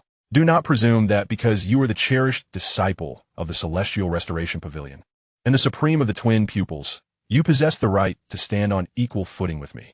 Today, I shall personally demonstrate what true disparity in strength entails. After delivering a tirade, the Rain King's body trembled violently, his bones cracking as if he were summoning a fearsome aura. With a brilliant radiance emanating, numerous runes materialized behind him, enigmatic and unfathomable, subtly coalescing in overwhelming and indescribable energy. It must be acknowledged that the Rain King possesses the right to be proud. Even among the elite of the Stone Nation, he ranks among the foremost. Moreover, given that this is the Rain King's domain, he enjoys significant advantages, amplifying his power immensely. Thus, the Rain King is utterly convinced that once he unleashes his ultimate technique, Shi Zilu will certainly not survive until dawn. No, he cannot simply kill this youth. After all, Shi Zilu possesses the rare twin pupils, an extraordinary gift. Therefore, the Rain King intends to first incapacitate him and then employ an ancient soul transmutation technique to transfer Shi Zilu's twin pupils to himself. This way, his own cultivation will surely ascend to new heights. The more the Rain King contemplated, the more elated he became, amidst his raucous laughter. The runes behind him blazed with fervor, coalescing into colossal, awe-inspiring beasts whose terrifying roars echoed through the air, instilling fear in all who heard. Is this your ultimate technique? It is unimpressive. Shi Zilu cast a glance, somewhat disenchanted, and remarked, I find you to be no different from Shi. Both are mere facades. With a tone of mockery, he unleashed a powerful punch, causing an earth-shattering shockwave. Its brilliance surpassed even the radiance of the runes behind the Rain King. The onlookers were left in disbelief. Despite his youth, Shi Zilu seemed to transcend the gaps of age and status, wholly unafraid of the renowned Rain King. How could this be? Even if he had been cultivating since birth, his foundational strength could not possibly be so profound. The Rain King's countenance shifted dramatically. He had not anticipated that Shi Zilu would dare to act under his formidable pressure. The Linglong floating pagoda, with a thunderous roar, The Rain King hurled a resplendent pagoda from his hand, its brilliance illuminating the surroundings. This was his signature artifact, the exquisite pagoda. In the blink of an eye, the entire structure expanded dramatically, resembling a small mountain as it descended menacingly towards Shi Zilu. If he failed to evade, he would undoubtedly be reduced to mere pulp upon impact. Accompanied by a cacophony of booming sounds, the exquisite pagoda plummeted swiftly, its base emanating countless dazzling beams of sword light that intertwined to form a ruthless net, mercilessly ensnaring Shi Zilu and sealing off all avenues of escape. Even if Shi Zilu managed to withstand the onslaught of these sword lights and dart to the side, the next moment would bring the inexorable suppression of the exquisite pagoda. I had already mentioned that your techniques are mere flashy displays, impressive in appearance, yet utterly ineffective. Shi Zilu, with a hint of boredom, shook his head and charged directly towards the multitude of sword lights, using his own body as a weapon. The spectators around him were left dumbfounded. Could this man truly believe his body was forged from iron? Those were the radiant beams of an artifact, and even the most formidable defenses would crumble to dust. Yet, to everyone's astonishment, the ensuing scene defied all expectations. Crack! Crack! The sound of shattering echoed as Shi Zilu collided fiercely with the sword lights. Each beam shattered into fragments like delicate embroidery needles, cascading to the ground in disarray. How could this be possible? The Rain King was taken aback, having contemplated numerous outcomes, none of which included the obliteration of his protective sword lights. Just as he grappled with his disbelief, a thunderous crash resounded as Shi Zilu collided directly with the exquisite pagoda. His body, as unyielding as fallen iron, shattered the pagoda into pieces with a resounding boom. The Rain King was utterly stunned. He had never imagined that his precious pagoda could be destroyed by a mere body blow. In an instant, Shi Zilu surged forward, and with the exquisite pagoda in ruins, the Rain King found himself devoid of any protective artifacts. Moreover, he remained in a state of shock, unable to react in time. Suddenly, with a sharp crack, Shi Zilu's fist struck him squarely in the chest, causing a significant dent to form. You seek death. Do you truly believe I possess no other formidable techniques? The Rain King bellowed, unleashing his life-saving divine ability, the 9 heavens of Rain Path. Faced with the brink of death, he did not hesitate to invoke this powerful spell, which demanded the sacrifice of all his blood and energy. This was the Rain King's ultimate life-preserving maneuver, now his only recourse. Accompanied by the roar of the heavens, torrents of water surged forth, coalescing into tumultuous waves that engulfed the entire Rain King's estate. This was the terrifying aspect of the 9 heavens of Rain Path, which unleashed chaotic waves that transformed the realm into a vast ocean. Even more daunting was the emergence of a black lotus at the heart of the tumult, its petals unfurling outward, brimming with catastrophic power. Even if Shi Zilu wished to flee, escape was impossible, for the surrounding waves harbored a terrifying, devouring force that had already locked onto him. You have compelled me to utilize the 9 heavens of Rain Path. I must admit, you are indeed a formidable opponent. If given a few decades to grow, you may one day surpass me, and at that point, even I would be powerless against you. Alas, it is unfortunate that you chose today to provoke my wrath. Next year on this day will mark your death anniversary. Seemingly certain of Shi Zilu's inescapable fate, the Rain King felt a surge of elation, letting out a triumphant howl. Chapter 23. Beating the Rain King to tears. You should consider a career in magic, though I fear you might frighten the children. Shi Zilu scoffed, summoning a realm in an instant. The primordial purple mansion emerged.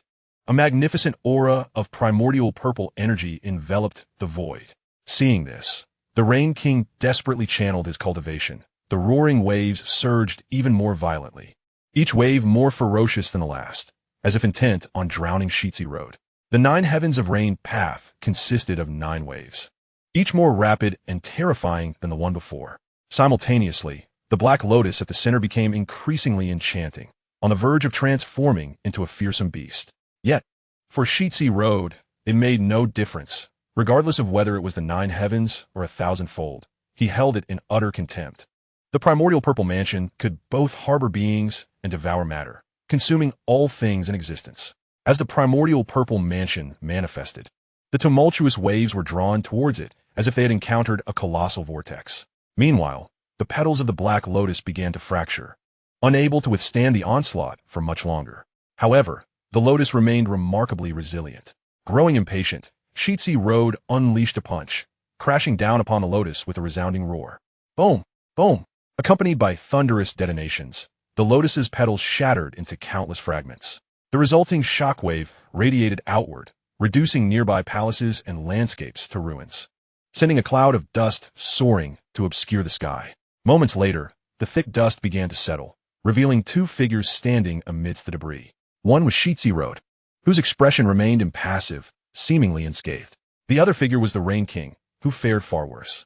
The onlookers could clearly see the Rain King's face pale as parchment, his chest heaving violently as he struggled to regain his strength, having suffered considerable damage in their recent clash. This outcome astonished everyone. They all gaped in disbelief, questioning whether they had witnessed an illusion. The renowned Rain King had been vanquished by mere youth. If you can still muster your strength, I shall call you father. Shi Zilu shrugged, mocking him. Indeed, his words seemed prophetic as the Rain King desperately sought to tap into his latent potential, only for the effort to exacerbate his injuries. With a splatter, a bloody hole erupted in his chest, blood pouring forth uncontrollably. Soon, similar wounds appeared on his legs, arms, and shoulders, each bleeding profusely. With a thud, he finally collapsed, unable to sustain his body any longer, akin to a heap of lifeless clay. Had the Rain King truly been utterly defeated and grievously injured?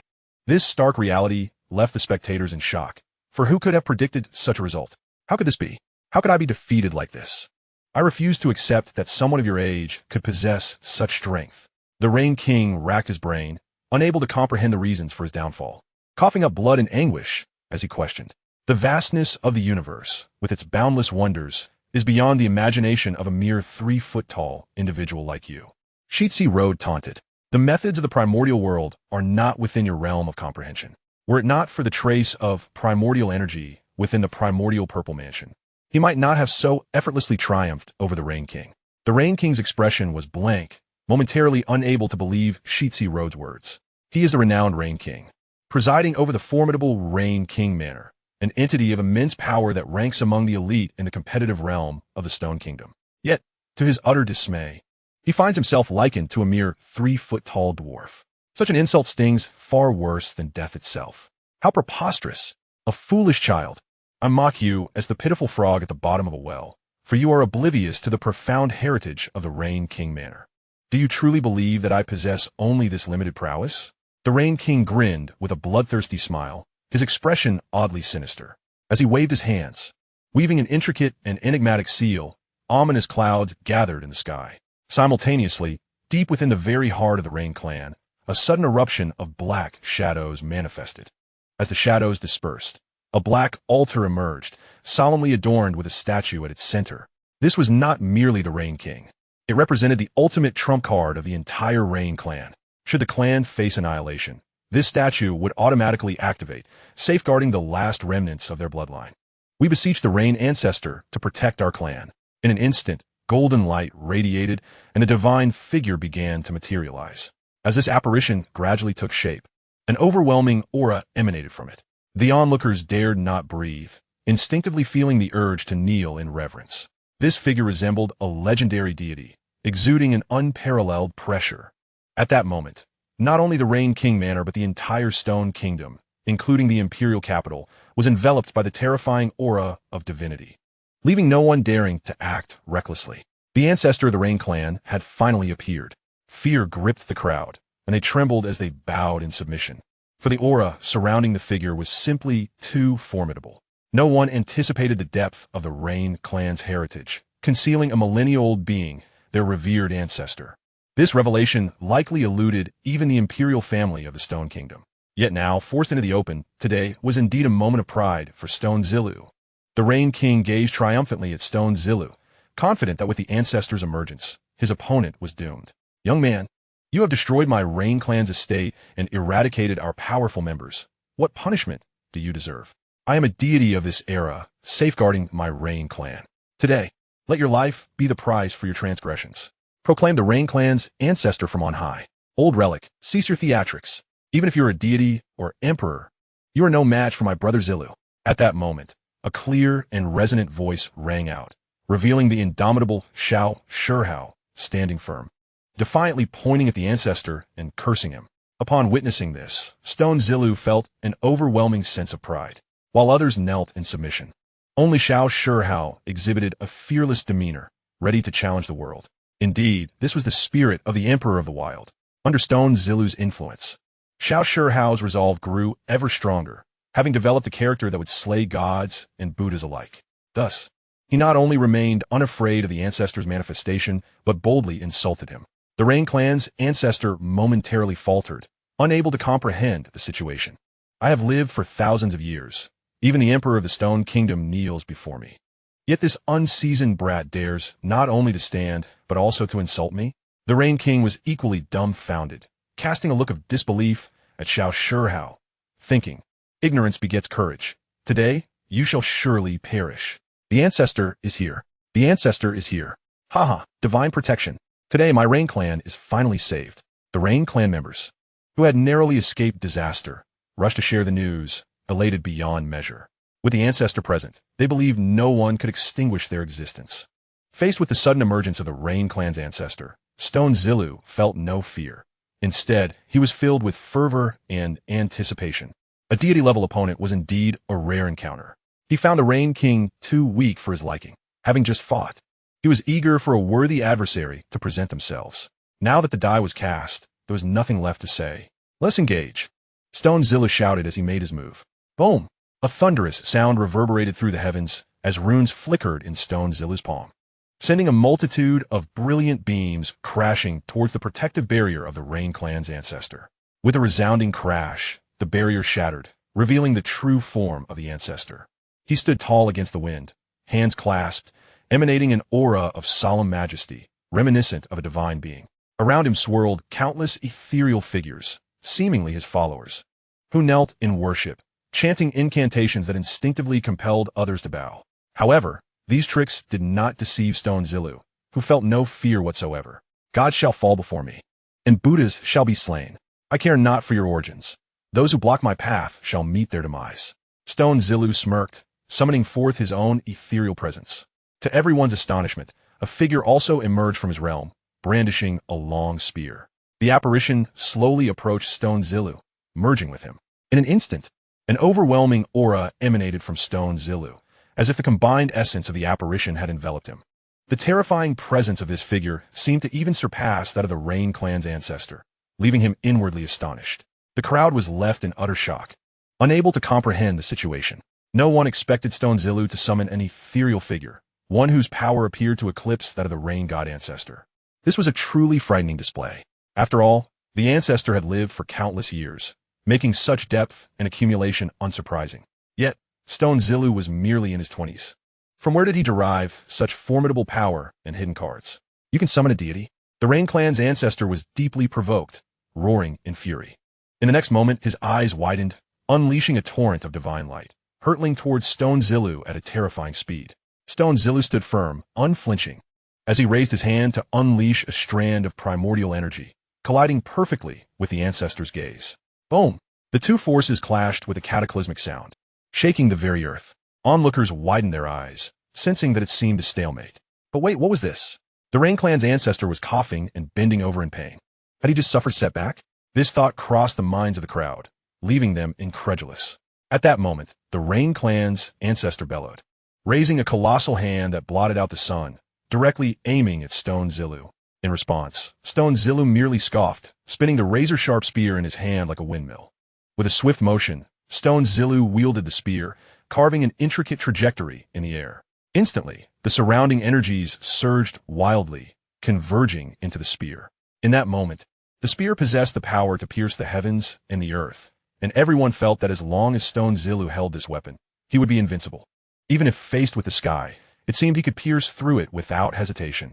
This is the overwhelming force of absolute power, before which any divine spell or celestial being crumbles effortlessly. A thunderous boom resounded, as if the very sky had split apart. Following a brief silence, the spear in the hands of the stony path had vanished without a trace. The crowd was taken aback, for the speed was so astonishing that no one had discerned where the spear had gone.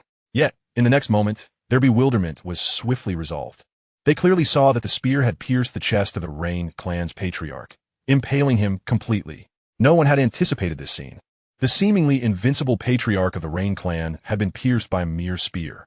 Crack! Crack! The heart-wrenching sound of shattering echoed, as the figure of the Rain clan's patriarch disintegrated like a broken statue, helplessly scattering to the ground. The reality struck fear into everyone. Was the patriarch of the Rain clan truly annihilated? No one dared to believe it, yet the vivid scene before their eyes compelled acceptance.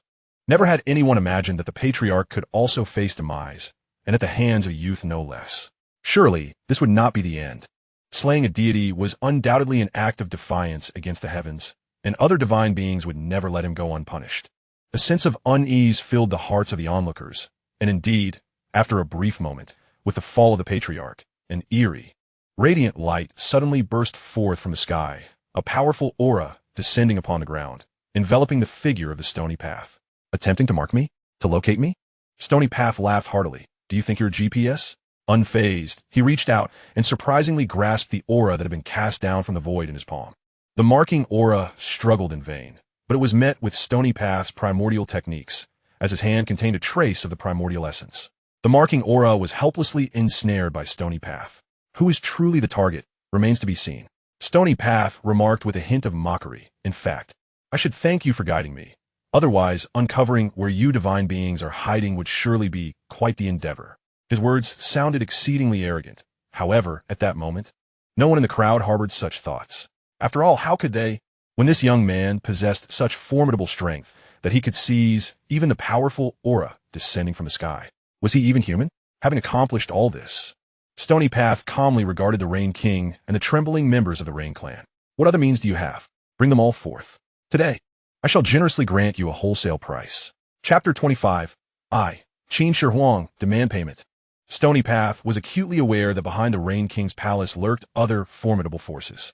Those powerful individuals were now concealed in some corner, silently observing him. As for the Rain King and the Rain clan patriarch, they were merely puppets they had presented. The recently vanquished patriarch, though appearing mighty, was, in truth, a mere relic of decay. Stony Path craved more.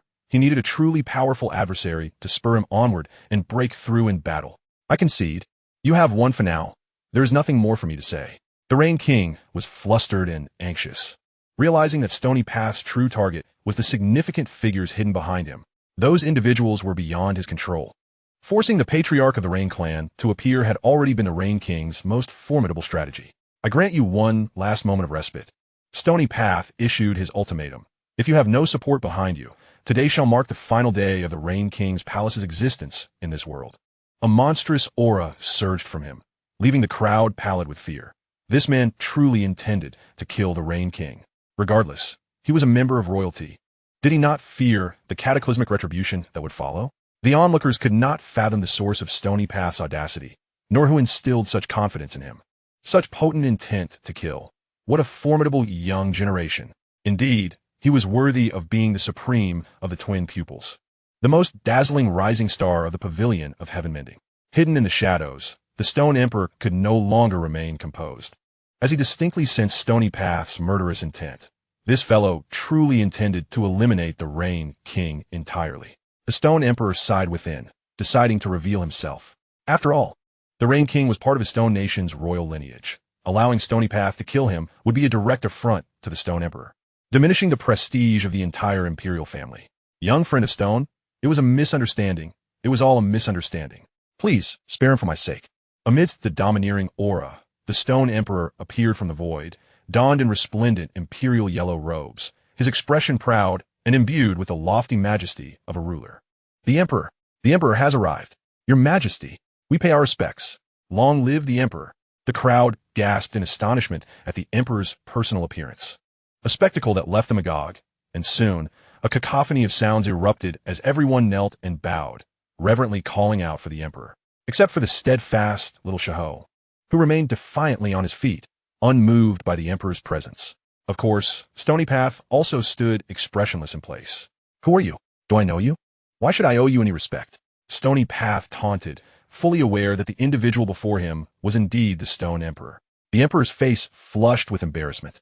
Feeling utterly awkward, he had come to meet Stony Path with the utmost dignity, only to be met with blatant disrespect. The other kneeling individuals felt a surge of anxiety. This young man was audacious beyond measure, not only refusing to bow before the Emperor, but daring to question his identity. It was hard to determine whether to commend his bravery or to chastise his blindness. Ah, young friend of stone, I am the supreme ruler of the Stone Nation, the Stone Emperor. The Emperor spoke patiently, knowing that everything stemmed from the foundation of power, due to Stony Path's overwhelming might. Even the exalted Emperor had to speak with courtesy. "Oh, so you're the Stone Emperor," Stony Path replied, feigning realization, and the Emperor felt a flicker of joy, thinking that at last, this young man had heard of his renown. However, in the next moment, Stony Path suddenly spread his hands and asked, "Where is your Imperial Jade Seal? Show it to me." The Emperor's face stiffened, nearly causing him to collapse from astonishment. He felt utterly ridiculous, staring at Stony Path in bewilderment, thinking, why would you ask for the Imperial Jade Seal? Could it be that he had recently taken on a significant project and urgently needed substantial investment, thus requiring my endorsement? Seeing the Emperor in a daze, Stony Path gazed at him as if he were a fool and mocked. "Proof? Don't you understand? If you do not present the Imperial Jade Seal, how can I confirm that you are the Emperor of the Stone Nation? Should I then claim to be the Jade Emperor? Would you believe that? I, Qin Shi Huang, demand payment." With a splutter, the Stone Emperor nearly spat out a mouthful of blood, encountering such absurdity for the first time in his life. He had personally appeared, only to face distrust and be treated as a fraud. Where could he seek justice? Simultaneously, a large question mark loomed in his mind. Who exactly was this so-called Jade Emperor, and was he truly more powerful than the Stone Emperor? "Forget it. I believe you are indeed the Stone Emperor," Stony Path said nonchalantly. The Stone Emperor had just sighed in relief when this fellow brazenly remarked, "But even if you're the Stone Emperor, why should I show you any respect? In the past, when Little Shurho was robbed of his supreme bone, I did not see you stepping forward to advocate on his behalf. When he was publicly bullied by so many, you did not come to his aid either. So why should I show you any courtesy now?" Such words from Shi Zilu left the Stone Emperor speechless, enveloping him in a palpable sense of embarrassment. If one is an emperor, one should remain in their palace, indulging in the company of their beautiful concubines. "Begone. Do not obstruct my path," Shi Zilu stated coldly, then disregarded the Stone Emperor entirely, sweeping his hand to envelop the Rain King in an overwhelming aura. The Stone Emperor's face flushed with shame once more. This was utterly humiliating. Yet, there was little he could do against Shi Zilu's formidable might. True to his regal nature, the Stone Emperor swiftly weighed the pros and cons, and with a reluctant demeanor, he retreated a few steps, clearing the way. The onlookers were utterly bewildered. The Emperor of the Stone Kingdom, the supreme ruler, was being ordered around and acquiescing to make way. Who could have imagined such a scenario before today? The Stone Emperor understood clearly that he was a child of destiny, his existence too precious to engage in a contest of strength with the likes of them. Moreover, by showing Shi Zilu a modicum of respect today, he might cultivate a friendship that could fortify the Stone royal family with additional strength in the future. As for the common folk and others watching this spectacle, they could be dealt with later. This emperor would not allow today's humiliation to spread. The Rain King, utterly flabbergasted, realized that even the Stone Emperor's intervention could not save him. Who else could possibly rescue him now? As he faced certain doom, a tremendous tremor suddenly resonated through the sky, accompanied by a terrifying surge of energy as an enormous entity slowly descended from above. Roar! This unknown creature unleashed a deafening roar that sent the hearts of all present racing with terror. "Finally willing to reveal yourself?" Shi Zilu thought, fully aware that the colossal and fearsome being in the sky was none other than the notorious Golden Spider Sovereign, a formidable figure from the Lake of Demon Spiders. It must be said that he had single-handedly stirred this Golden Spider Sovereign. This was enough to evoke a sense of pride.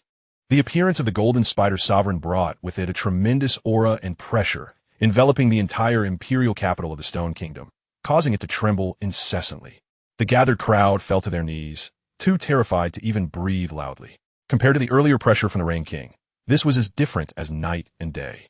The Golden Spider Sovereign's size was colossal, each of its hairs as thick as trees, not to mention its black spider legs, each resembling towering pillars, evoking dread in all who beheld them.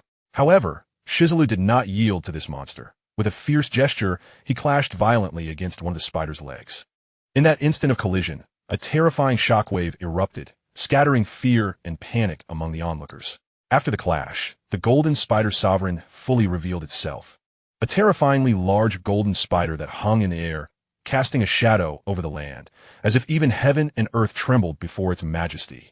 At that moment, the Golden Spider Sovereign appeared as both a demon and a deity, gazing down upon the crowd from the high skies, exuding an air of unassailable dominance. As the crowd turned their gaze to Shi Zilu, they finally noticed his fists stained with blood, sending a wave of shock through their hearts. Had this formidable figure finally sustained an injury? Each individual internally screamed in disbelief, as since Shi Zilu's arrival, he had bulldozed through everything, displaying extraordinary prowess. Not even the Rain King, the ancestors of the Rain clan, nor the Stone Emperor could halt his advance. Yet now he had finally been wounded. But in the next moment, the crowd was struck with even greater astonishment. The Golden Spider Sovereign was immensely powerful, at the peak of supremacy, and yet Shi Zilu had merely sustained a slight injury to his fist in their confrontation. This was simply beyond comprehension. This young man possessed unfathomable strength, truly formidable. It was clear he had held back when dealing with me. Otherwise, how could I still be alive? The Rain King was gripped by overwhelming shock and fear. Brother Zilu has been hurt. Little Shirho, who had been intensely focused on the battle, looked on with deep concern for Shi Zilu, his heart racing with anxiety. After all, the opponent now was the illustrious sovereign. Could Brother Zilu still conjure miracles, as before?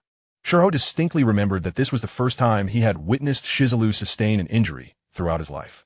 With a resolute heart, Shi Zilu employed his body repair technique, restoring his injured fist to its former state. He felt a chill.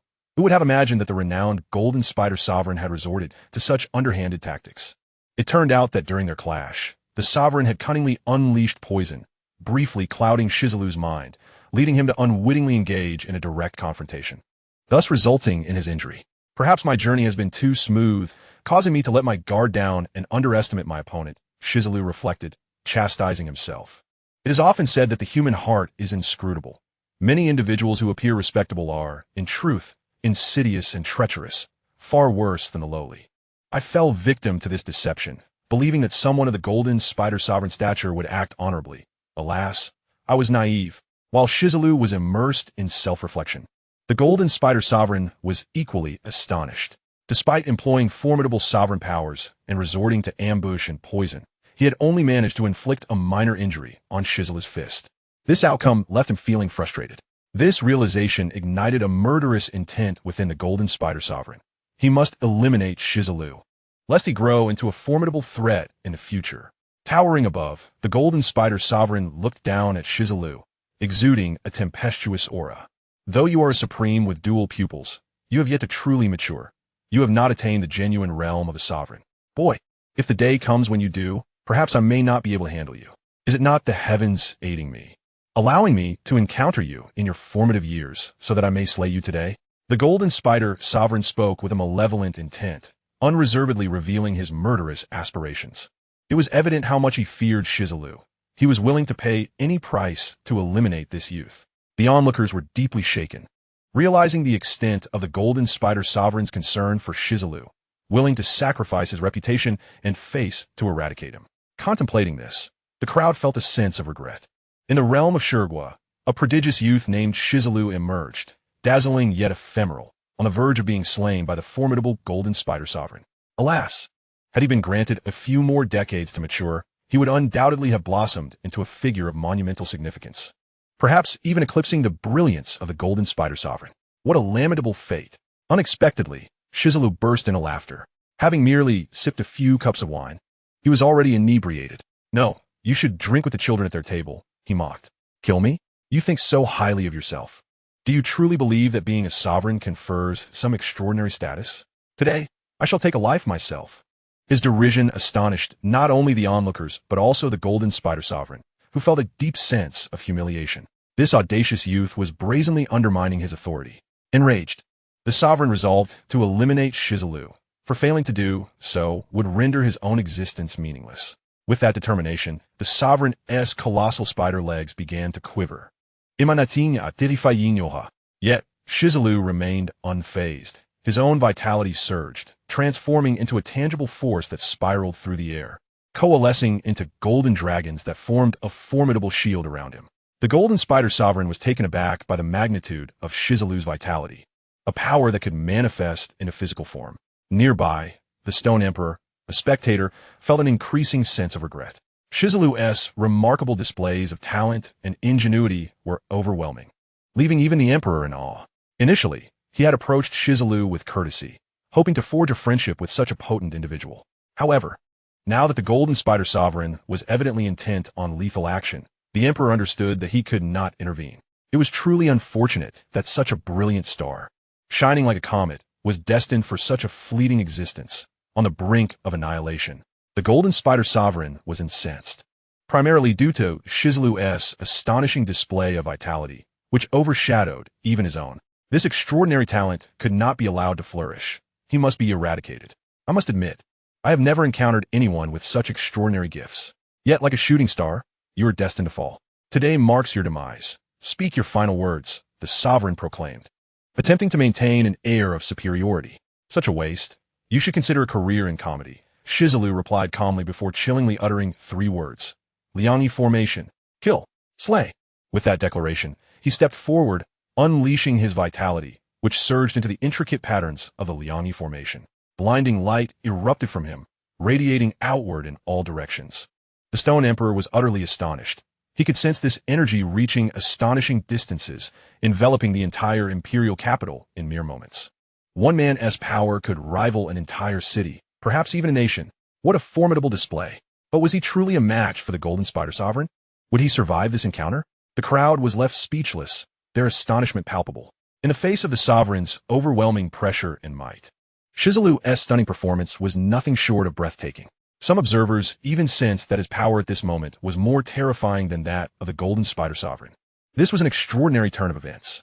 After all, the Liangyi formation originated from the primordial chaos, and although Shi Zilu's realm may not yet rival that of the Sovereign, the ancient essence of this formation compensated for that disparity.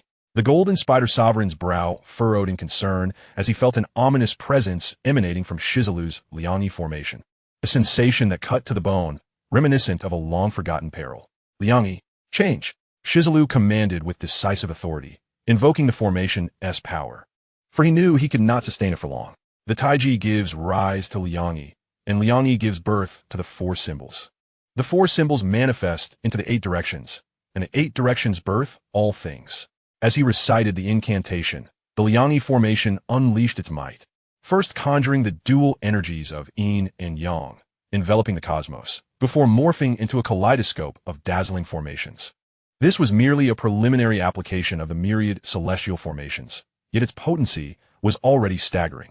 One could only imagine the overwhelming power it would wield once fully perfected, shaking the very foundations of the primordial chaos. Inspired by this thought, Shi Zilu's spirit soared, his martial ambition ignited. As the Liangyi formation's power surged, the Golden Spider Sovereign realized his own energy and abilities were faltering, completely suppressed by this terrifying array. The Stone Emperor, witnessing this unfold, was equally struck dumb. He bore the weight of a nation's hopes and fortunes on his shoulders. Within the imperial capital, he could, under the right circumstances, withstand the assaults of multiple sovereigns. Yet now, he felt the essence of fortune converge upon Shi Zilu. With horror, he grasped the implications. If Shi Zilu desired the throne, he could effortlessly usurp his position, all while aligning with the heavenly mandate, making it impossible for anyone to resist. The prospect sent a chill down the Emperor's spine, realizing that to Shi Zilu, his reign had become utterly insignificant. The Golden Spider Sovereign was engulfed by terror as he sensed his powers waning, spiraling beyond his control. What kind of formation is this? He gasped, unable to maintain his composure, his regal demeanor shattered. Shi Zilu silently mused. This is a formation from the primordial chaos, a concept beyond your comprehension. Outwardly, he sneered. Curious, are we? Well, once I slay you, you shall know. With that, he coldly uttered a single word, kill. With a thunderous roar, an overwhelming force surged forth, manifesting as divine energy that swiftly cleaved toward the Golden Spider Sovereign. Panicked, the Sovereign attempted to evade, yet the divine intent, imbued with the essence of fate and reincarnation, was beyond the reach of even a sovereign. Crack! Emerald blood erupted into the sky as the Sovereign's massive form was cleaved in two. Alarmed, his primordial spirit surged forth, intent on escaping. But with another crack, Shi Zilu ruthlessly shattered his spirit into dust. The arena fell into a profound silence. Who could have foreseen that such a renowned sovereign would meet his demise at the hands of Shi Zilu? With a resounding thud, the remnants of the Golden Spider Sovereign crashed to the ground, stirring up clouds of dust. What are you waiting for? Quickly, gather the remains. Shi Zilu gestured to the lifeless body of the Golden Spider Sovereign, addressing the dazed Shao Shihao beside him with a grin. What do you need the corpse for? Little Shi instinctively inquired, completely entranced, reflecting on how astonishingly powerful Brother Zilu was capable of dispatching even a revered elder. He pondered when he would ever catch up to him. Of course, it's about eating, Zilu replied with a natural smile. Huh? Brother Zilu, you truly mean for me to eat this? Little Shi exclaimed in astonishment, taken aback by the prospect of consuming the repugnant spider, its body grotesque and bloodied. The scent overwhelmingly pungent. He doubted even spicy sauce could salvage its taste. Hey, you are quite particular, Zilu chuckled, ruffling the boy's hair. Do not be deceived by its appearance. Despite its form as a spider, it is, after all, a revered elder, and its essence is incredibly rare. Is it not more delectable than medicinal pills and supplements? Upon hearing this, Shi swiftly realized that consuming it would indeed benefit his cultivation. Hastily gathering the remains of the golden spider elder with a flurry of activity, his demeanor brimming with vigilance, as if fearing others would contest him for it. The onlookers stood in stunned silence, utterly astounded at the audacity of consuming a revered elder's corpse. Did he not fear being unable to digest it? Only then did they comprehend that Shi-Ho's notoriety across the vast wilderness stemmed from his relentless path of slaughter and consumption, welcoming all that came his way. Indeed, this young lad was a true anomaly. Naturally, if one were not quite so extraordinary, how could they possibly associate with someone like Zilu? The crowd began to murmur in astonishment. Chapter 28, Dimensional Suppression. Amidst their shock, envy coursed through the crowd as they helplessly watched Shi secure the corpse. It was obvious. Zilu had slain it, and these two brothers were each more extraordinary than the last. Who would dare to seize it from them? Thus, they were left with nothing but envy and resentment.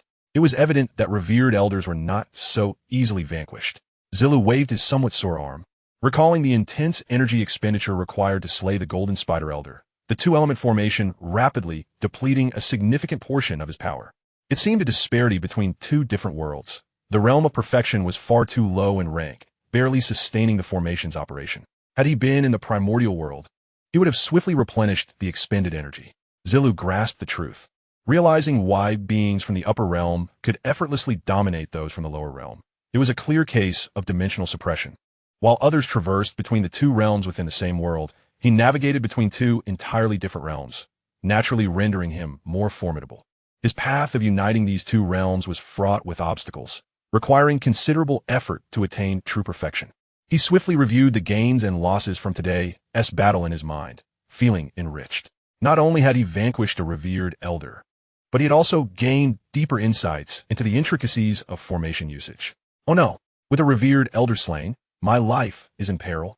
The Rain King fell into despair, his eyes darting about desperately seeking an escape route. Fortunately, Zilu had not noticed him, and the Rain King gleefully thought to shout, "There's always a way out.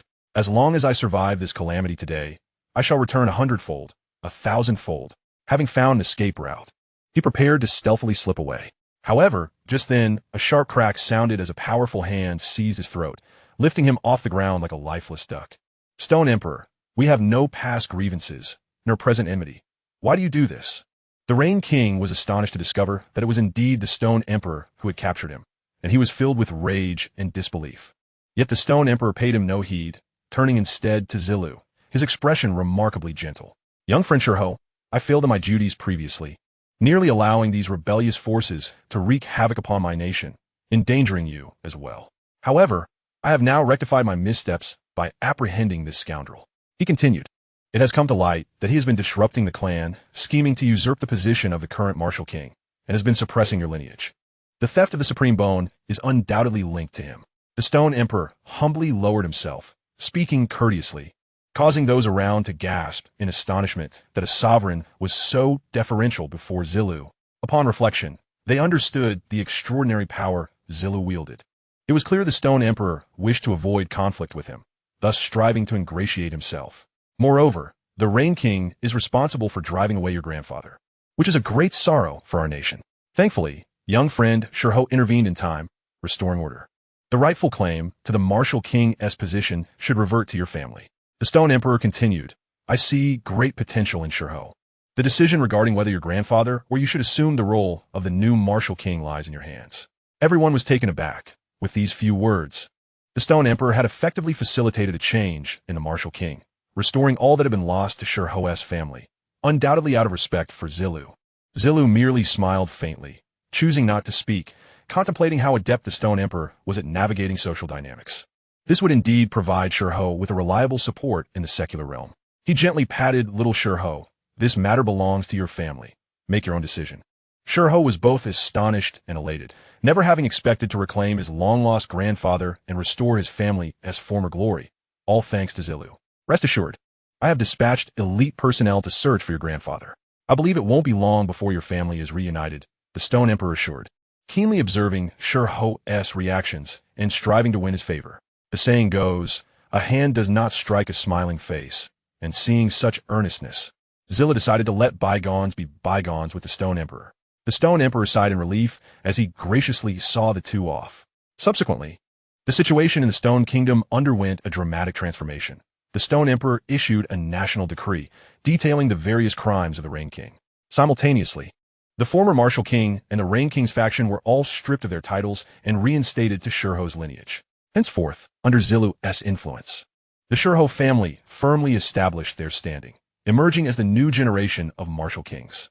At this moment, Zilu had already embarked on a journey of training with Shi. On this day, two graceful and extraordinary women caught up with Zilu and Shi. Yuanshi of the Celestial Repair Sect, the Demoness of the Celestial Severance Sect. They solemnly greeted Zilu. "We are both from the upper realm and wish to invite you to join our Celestial Repair Sect." "Nonsense. Do not listen to her. It is clearly the Celestial Severance Sect that you should join." The two beauties flanked Zilu, attempting to corner him. Zilu felt a headache coming on, realizing that while both women sought to recruit him, they hailed from rival factions, clearly at odds with one another. His interest in the upper realm piqued. He mused that these individuals had finally made their appearance. There was little wonder. Zilu's recent notoriety was staggering. With every deed he performed leaving an indelible impression. Even in the talent-rich upper realm, it was rare to find someone as brilliant as he. Thus, these upper realm denizens were eager to gain his allegiance, each trying to bring him into their fold. Slaying a revered elder was a feat not often seen, even among the upper realms. Surely, rumors had exaggerated. How could someone so young achieve such extraordinary feats? Yuanshi remained unconvinced, believing Zilu had undoubtedly gained some fortuitous advantage. However, her sect had commanded her to persuade Zilu to join the Celestial Repair Sect, even resorting to the charms of beauty if necessary. "Dear Daoist Shi, what merits does the Butian sect possess? In my opinion, it is the Jietian sect that is your true treasure trove." The enchantress from the Jietian sect, fanning the flames of discord, interjected, "Did you know? The Butian pavilion you currently inhabit was originally founded by a defector of the Butian sect. For this reason, the entire Butian sect harbors a deep-seated animosity towards the pavilion." With a teasing glint in her eye, she continued, "Come join our Jietian sect. Sister will take care of you, ensuring you enjoy the finest delicacies and luxuries." While she spoke, she cast flirtatious glances at Shi Zilu, inciting the ire of Yuanshi, who seethed with jealousy. "Master, it seems your strategy of employing the charm of a beauty has proven ineffective." Yuanshi sighed, lamenting that while she was no less beautiful than the enchantress, she lacked the alluring figure and captivating aura. Chapter 29. A man should not speak too soon. The animosity between the two women intensified as they vied for Shi Zilu's favor, igniting a palpable tension. "The Butian sect is quite commendable," Shi Zilu remarked with a smile, which delighted Yuanshi, who thought to herself that this matter was now secure. "The Jietian sect is also quite splendid," Shi Zilu added, causing the enchantress's eyes to twinkle with delight, her allure akin to that of a cunning fox, nearly causing Shi Zilu to falter. Indeed, a siren, a temptress, a brazen seductress, Yuanshi cursed silently, her frustration mounting. "But the Butian pavilion is the finest," Shi Zilu continued with a beaming smile. "I have grown accustomed to the Butian pavilion and have no desire to relocate. How dare you toy with us?" Both Yuanshi and the enchantress retorted, hands on their hips, glaring fiercely. "You almost gave me a backache with that twist." "The Butian pavilion has no future," Yuanshi coldly declared. "I must warn you. The pavilion is on the brink of calamity. Do you truly wish to place yourself upon this bridge of despair, only to plunge into the abyss? How peculiar. Just moments ago you claimed that the Butian sect and my Butian pavilion stem from the same origin and ought to support one another. Shi Zilu feigned surprise. Are you saying that, knowing my pavilion is destined for trouble, you would stand by and do nothing?" Yuanshi was momentarily at a loss for words, unable to counter his assertion. "Huh, I knew there wasn't a virtuous soul in the Butian sect. These so-called righteous sects are merely a collection of hypocrites. The enchantress seized the opportunity to mock. Yuchan, caught off guard, contemplated that the Butian Pavilion was but a minor faction in her celestial realm. This trip was solely to recruit Shi Zilu, and she cared little for the pavilion's fate. However, such sentiments could not be openly expressed, lest she be ridiculed by the myriad sects and factions. Is it true that the Butian sect will not intervene? Shi Zilu mused. Ah, I see now. To you, the Butian Pavilion is merely a poverty-stricken locale, unworthy of your intervention, correct? Yu Chan's expression soured, yet she found herself at a disadvantage, unable to refute his words. I am curious. How did the Jietian sect arrive at this conclusion? Shi Zilu inquired playfully. As long as I am in the Butian Pavilion, it shall never encounter your so-called calamity, nor will it face extinction. Please convey to your elders that they are overly concerned. Matters concerning the Butian Pavilion need not trouble them. This declaration was exceedingly direct. Since the Jietian sect was unwilling to assist the Butian Pavilion in its hour of need, they should henceforth refrain from meddling in their affairs. I once thought you possessed great potential, but I see now that you are merely an arrogant, foolish individual. Yu Chan scoffed at Shi Zilu, thinking to herself that the elders of the Jietian sect had already foreseen the pavilion's demise. How could such a mere junior hope to alter fate? Taoist sure. I find myself increasingly impressed by you, the enchantress declared, relishing Yu Chan's defeat. It is a rare feat to directly reject the Jietian sect. Clearly, your standards are high. As the saying goes, a wise bird chooses the finest tree to perch upon. Why not join our Jietian sect? Shi Zilu pondered momentarily, then fixed her with a serious gaze. The enchantress, misinterpreting his demeanor, grew even more emboldened, casting a triumphant look at Yuchan. You are indeed quite beautiful, Shi Zilu stated earnestly. The enchantress, taken aback, felt a blush creeping up her cheeks, contemplating the audacity of his public declaration. Yet in the next moment, Shi Zilu added, so don't get your hopes too high. With that, he tousled the hair of the young Shi Hao beside him and cheerfully said, let us go. Little one, I have come specifically to take you back to the Butian Pavilion. The enchantress was momentarily stunned, realizing she had just been rejected. Puffed. Ha ha ha. You're killing me. You're killing me. Yuchan burst into peals of laughter, clutching her stomach. Oh dear, I can hardly breathe from laughing so hard. Seeing the enchantress so thoroughly humiliated brought her immense joy. At this moment, Shi Zilu, accompanied by Shi Hao, transformed into a streak of light, vanishing in an instant.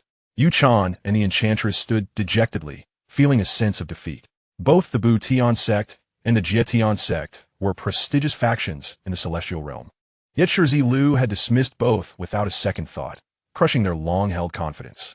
For Shi Zilu, he found both the Butian sect and the Jietian sect unworthy of his esteem, and thus he had no intention of joining either. Were the celestial factions truly so formidable? How did they compare to the GS sect from the primeval world? Furthermore, in terms of beauty and grace, the enchantress fell short when compared to his master, the celestial fairy Yuanshi. Shi Zilu longed to spend each day in the company of Yuanshi, not merely to admire her unparalleled beauty, but to engage in profound discussions on the intricate paths of cultivation. Upon returning, the Butian Pavilion was filled with astonishment.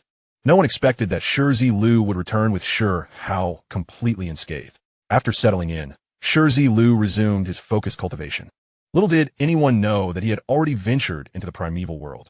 The might of the two instruments formation was indeed formidable, proving remarkably effective against esteemed beings. However, its consumption was substantial, making it challenging to sustain.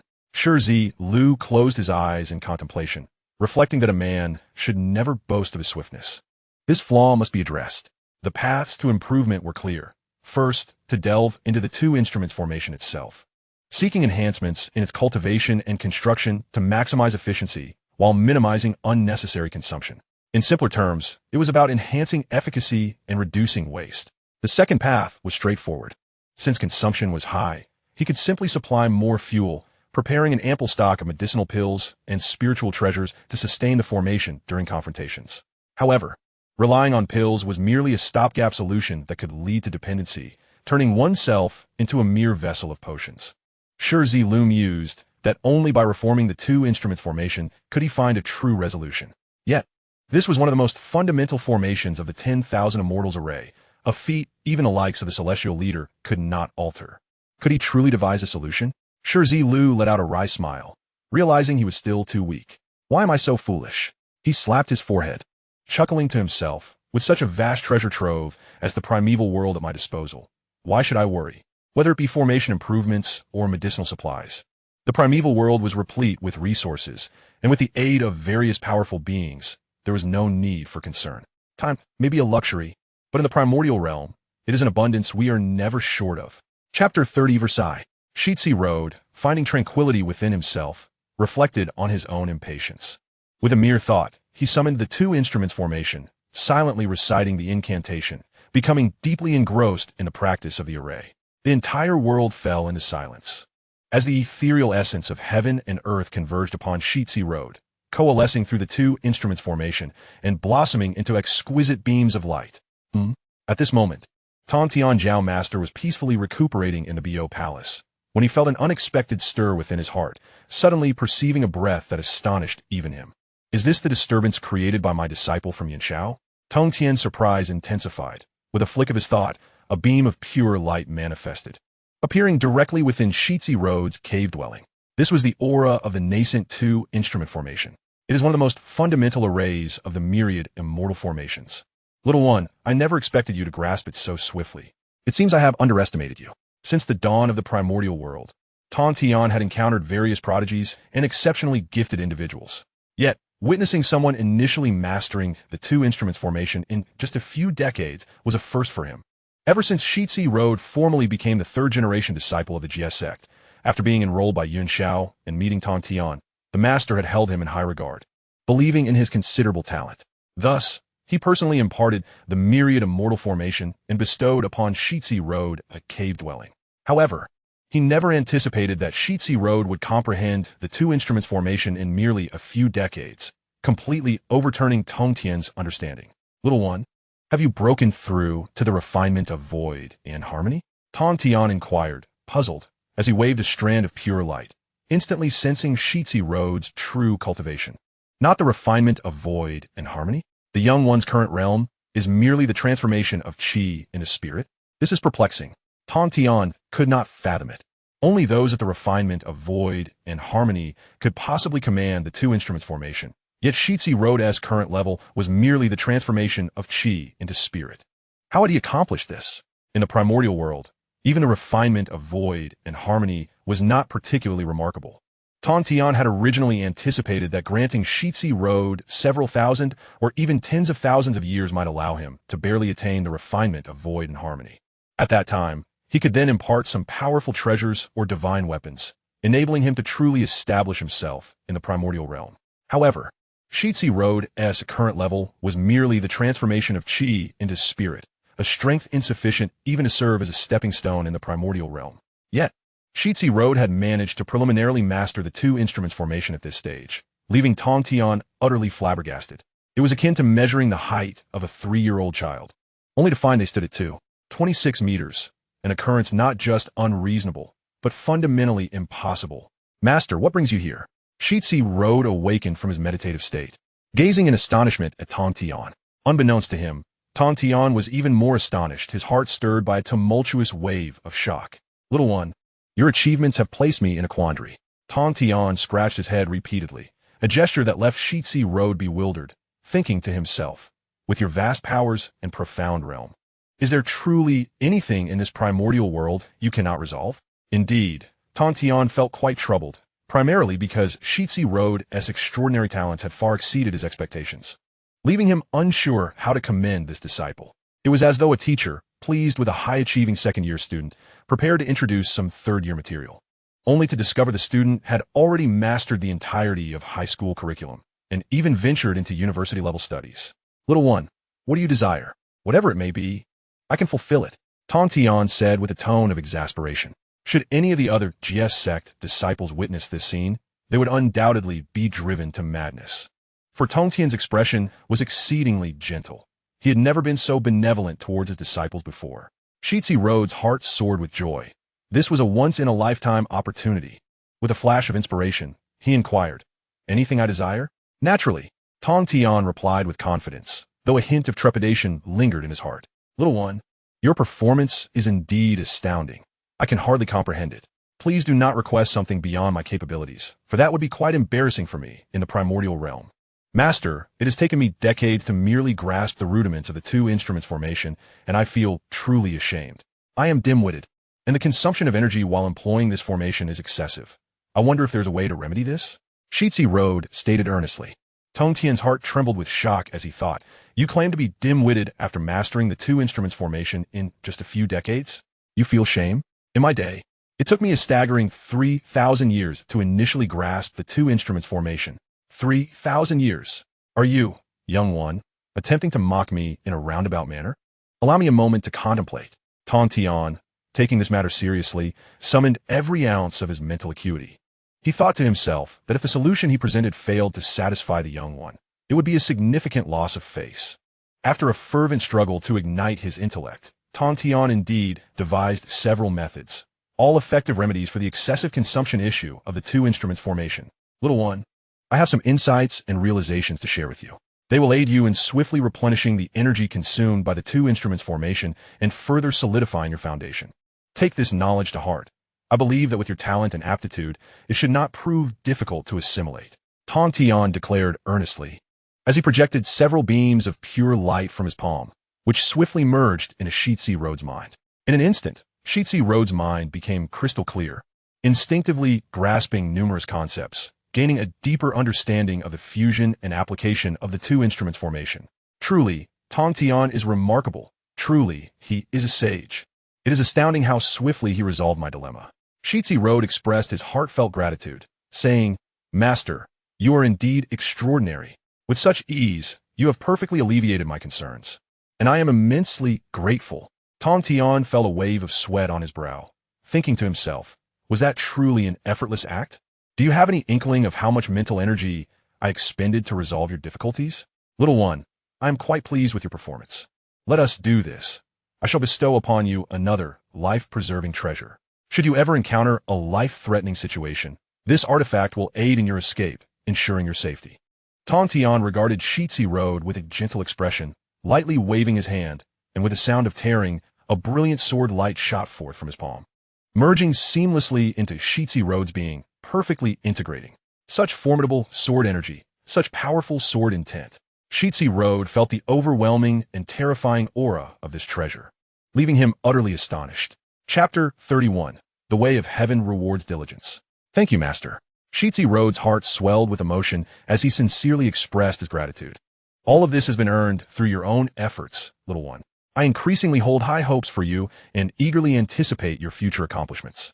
Tongtian departed with satisfaction, reflecting on how, in a moment of whimsy, he had sent Yuanshi on a journey to the east, inadvertently acquiring Shi Zilu as a disciple, who turned out to be a gem of unparalleled beauty. In the vast expanse of the primordial world, brilliance is never in short supply. Yet perilous dangers abound in myriad forms. The future path of Shi Zilu remains uncertain at this moment. As the saying goes, heaven rewards diligence, and ultimately, he must rely on his own efforts to strive forward. Indeed, it is no surprise that the treasure bestowed upon him by the celestial master of the way is so formidable. After bidding farewell to his revered master, Shi Zilu immersed himself wholeheartedly in the essence of this inheritance within the cave, his heart swelling with joy. The final gift from the celestial master was a sword intent, and it took all of Shi Zilu's energy to barely enter this realm of sword intent. This is my realm of sword intent. In an expansive space, a phantom figure stood with a sword, facing Shi Zilu directly. This ethereal presence emanated an immense aura, unmistakably that of the celestial master himself. Likely a vestige of his will left behind in this space for the purpose of transmission. Every entity has its own Tao, just as swords have their sword paths. Knives have their knife paths, and spears have their spear paths. My sword path is named Severance. This is the Severance sword path. The celestial masters will proclaim resoundingly. With that, he wielded his long sword, and with a gentle flick of his wrist, an awe-inspiring sword light surged forth, eclipsing the heavens.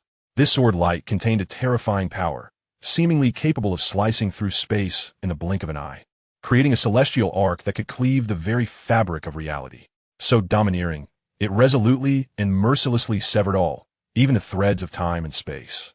It is no wonder it is called the Severance Sword Path. Shi Zilu was profoundly shaken. He now understood that the crux of this Severance sword path lay in the concept of severance. To wield it, one must possess immense determination and fighting spirit, embodying an unwavering strength capable of severing all that exists. Only then can one truly achieve severance. Shi Zilu vaguely grasped that this formidable power of the Severance Sword was likely a unique creation based on the doctrines of the Severance sect. Thus, it must be a treasure of great significance to the Celestial Master, one of a kind. The fact that he chose to impart it to me signifies his deep regard for me. Shi Zilu felt a swell of contentment. With this, armed with array techniques in one hand and the sword in the other, he would possess greater means and assurance in future confrontations. His enthusiasm surged as he devoted himself wholeheartedly to comprehending the profound mysteries of the Severance Sword path. As time slipped away unnoticed, a sudden flash of light signaled the arrival of the Celestial Maiden of the Clouds. Master! Shi Zilu sensed her presence, halting his training to greet her. Master, you are truly ethereal. The earlier figures, such as Yuanshi and the Demoness, pale in comparison. It had been some time since he last beheld the Celestial Maiden, and now, facing this enchanting goddess, cloaked in a mist-like elegance, Shi Zilu felt a momentary daze. Should fate allow, how delightful it would be to forge a bond with my master as Tao companions. Lost in his thoughts, Shi Zilu suddenly admonished himself for such inappropriate fantasies. After all, she is my master. How could I entertain such rebellious notions? Have you mastered the two instruments array? In astonishment, the Celestial Maiden scrutinized him, her star-like, luminous eyes fixed upon Shi Zilu, grappling with her disbelief. Could it be that my disciple is truly a prodigious talent? Has he grasped the two instruments array so swiftly? While the Celestial Maiden's understanding of formations does not match that of the Celestial Master, she remained unaware that Shi Zilu was not just a rare genius, but a remarkable anomaly that could scarcely be found in the entire Primordial World. Ahem! Shi Zilu coughed deliberately, drawing the Celestial Maiden from a reverie. Master, even if I am so strikingly handsome, is it necessary for you to gaze at me so intently? He added with a hint of bashfulness, his thoughts racing with concern. Could it be that the Celestial Maiden has discerned my innermost desires and is truly contemplating a Tao companion relationship? Was she just assessing my endurance? Inwardly, he thought, a man must never decline such matters. Resolutely straightening his posture, he grinned. Master, you flatter me. I cannot say I have fully grasped the two instruments array yet. I have merely begun to understand it, still far from mastery. He spoke while shaking his head with an air of modesty, embodying the demeanor of a humble gentleman. Humility fosters progress. Master, I am eager to improve. Cut it out. Rarely do I comment on your weight, and yet you seem to take it to heart. The Celestial Maiden retorted coldly, unable to hide her disdain for his arrogance. Indeed, your progress is painfully slow. Why are you still at the chi refinement and spirit transformation stage? I am quite disappointed in you. Shi Zilu's expression fell. Such words were a harsh blow. Remaining stagnant at the chi refinement and spirit transformation stage left him somewhat disheartened. Observing his despondency, the Celestial Maiden could not help but chuckle softly. After all, you are of the human race, not an innate being. It is forgivable for your cultivation to progress slowly. The Celestial Maiden mused, her brow furrowing as she contemplated his remarkable talent in formations, a level of aptitude that astonished even her. However, this was the Primordial World, fraught with various venoms, beasts, and dangers. Relying solely on formations for survival would not suffice. In addition to your studies in formations, you must significantly bolster your prowess and divine abilities, understand? She gazed at Shi Zilu with a mixture of affection and concern, letting out a soft sigh. Very well, I shall impart to you another treasure. Should you encounter peril or tribulations in the future, it may assist you in evading disaster.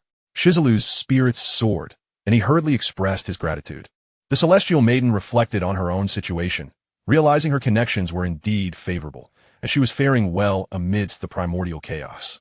With a silent incantation, the Celestial Maiden gracefully waved her jade hand, preparing to imprint a protective talisman into Shi Zilu's being. However, just as the essence was about to enter him, an astonishing surge of energy erupted from within Shi Zilu, exploding forth. With a thunderous roar, the protective talisman was shattered, scattering in all directions. The Celestial Maiden stared at Shi Zilu in shock, as if witnessing a ghost. What lies within you?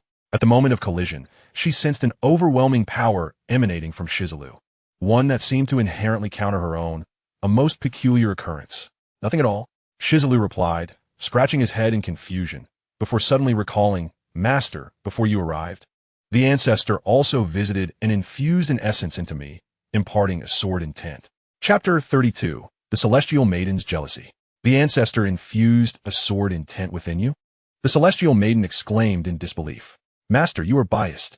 I have diligently served him for many years without receiving any treasures. How could it be that Shi Zilu, having only recently arrived in the Primordial World, was bestowed with such a precious gift? A twinge of jealousy flickered within the Celestial Maiden. She couldn't shake the feeling that the Celestial Master was overly indulgent towards Shi Zilu. Was he perhaps deceiving her? Do not resist. I shall now probe the essence within you, she commanded with a serious expression. Oh, all right, Master. I shall not resist. Shi Zilu nodded earnestly, pondering whether the Celestial Maiden truly intended to engage in dual cultivation with him. It seemed she had a dominant personality, desiring to take the initiative. Very well. I suppose I shall remain still and endeavor to accommodate her. In the next moment, the Celestial Maiden summoned her full cultivation, quietly releasing an essence into Shi Zilu, seeking to uncover the truth of what lay within him. With a sudden sound akin to a burst, the essence of Yuanshi was forcefully expelled from Shi Zilu's body, leaving her utterly astounded. How could this be possible? The venerable master has bestowed upon you the sword intent of the Qingping sword? Yuanshi exclaimed in disbelief, her astonishment reaching its zenith as she gazed incredulously at Shi Zilu. Just moments ago, she had witnessed the undeniable truth. The aura within Shi Zilu was indeed the sword intent of Tongtian's Qingping sword. This revelation left her even more perplexed. After all, the Qingping sword was not merely a treasure of the primordial era, but also the magnum opus of Tongtian, a relic of his path to enlightenment. It was no exaggeration to say that the Qingping sword was the very emblem of Tongtian's illustrious fame, the instrument through which he carved his name into the annals of the primordial world. To her astonishment, he had chosen to impart such a precious gift to Shi Zilu. Ah, so this is the Qingping sword. What a lovely name, imbued with an air of elegance. Shi Zilu mused, nodding thoughtfully. It seems that the ancestral master saw promise in my performance, and not only imparted to me the ways of array refinement, but also bestowed upon me a set of sword intent. Yuanshi's astonishment deepened, and she regarded Shi Zilu with a hint of jealousy, pondering how the master had not only granted you the Qingping sword intent, but also personally taught you the art of array refinement. Master, what troubles you? Shi Zilu inquired with genuine concern. Little one, it appears you may traverse the primordial realm with great confidence from now on, Yuanshi remarked with a tinge of envy.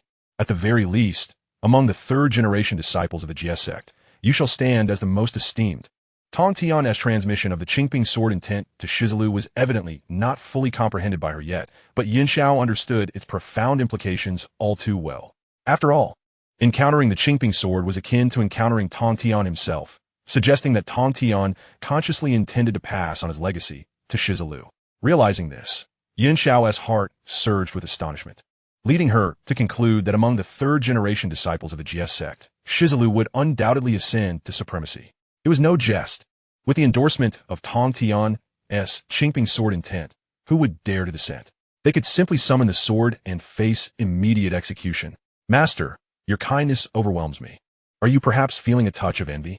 Shi Zilu queried with a hint of mischief. Envy? Nonsense. Yuanshi feigned calmness, vehemently denying with a series of protests. I am not. I do not. Do not speak such nonsense. Shi Zilu chuckled softly, thinking to herself, can you truly deceive me? She astutely observed, Master, your achievements are my achievements. When I shine, it reflects upon you as well. Rest assured, in my heart, you are as a towering mountain, a mighty river, and a constellation of brilliance. You are the most significant and cherished person in my life. Regardless of how far I may rise or the greatness I may achieve, I shall always remain your disciple. I have a little something here, it's called flattery. Would you care for some, Master? Indeed, Shi Zilu's heartfelt words finally touched Yuanshi.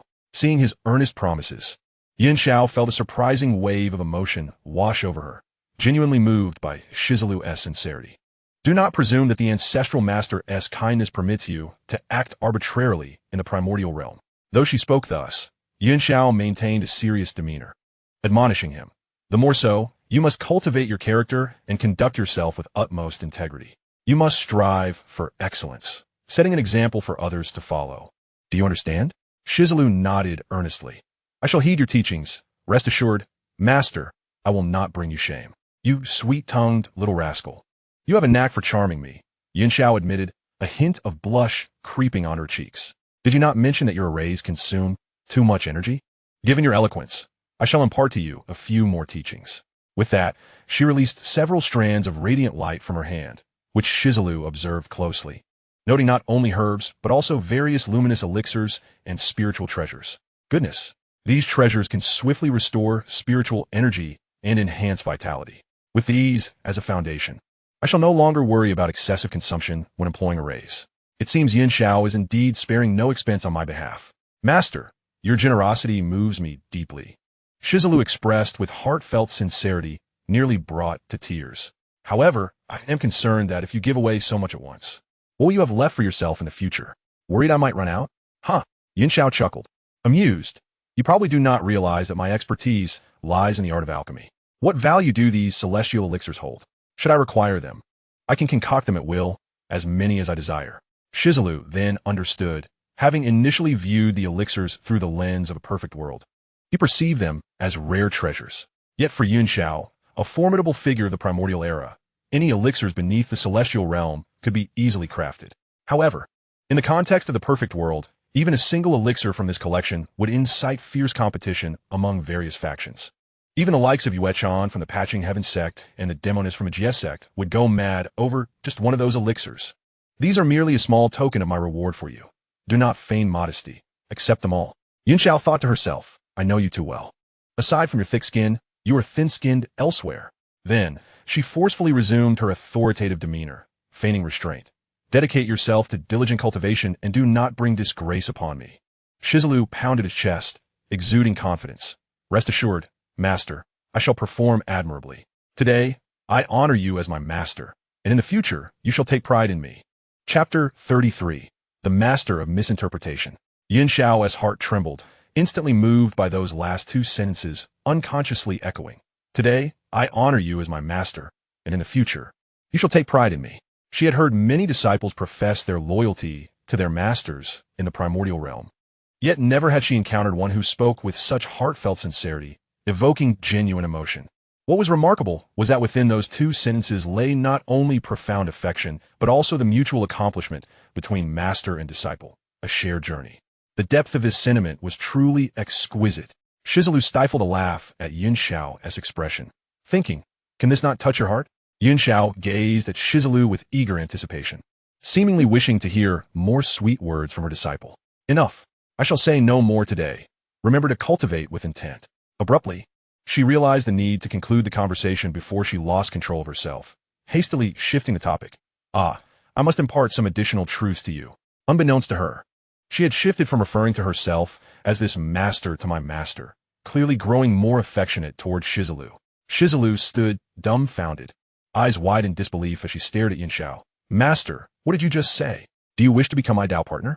What nonsense are you spouting? Yuanshi's face flushed crimson in an instant, her voice barely above a whisper. When did I ever say I wish to become your Tao partner? You little rascal.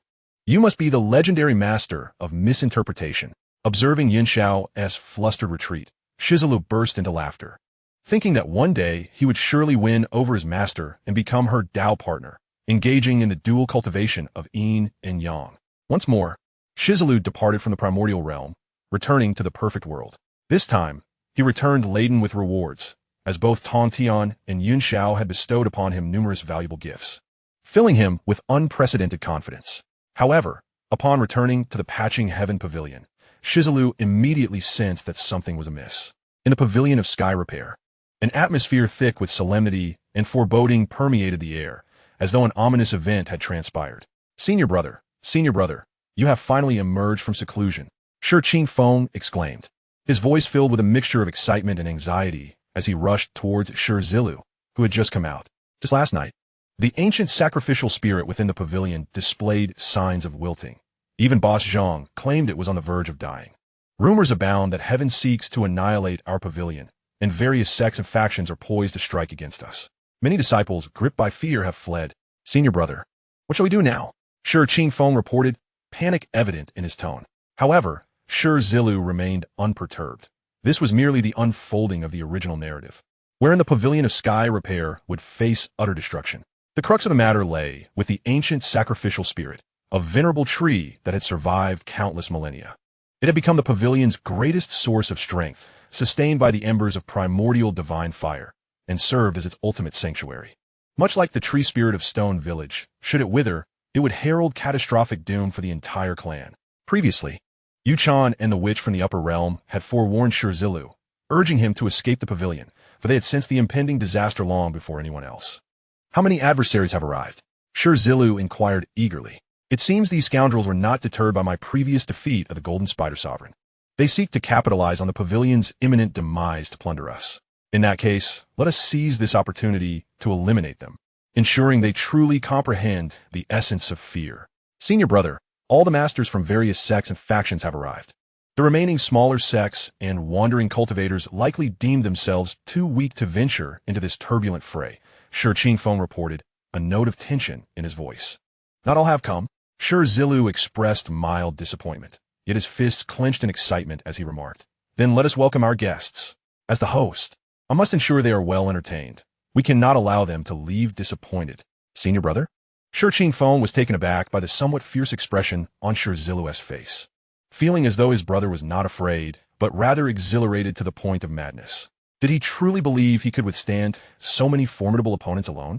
At that very moment, the entire pavilion of Sky Repair was engulfed in turmoil, besieged by enemies from all directions, flames erupting in the chaos.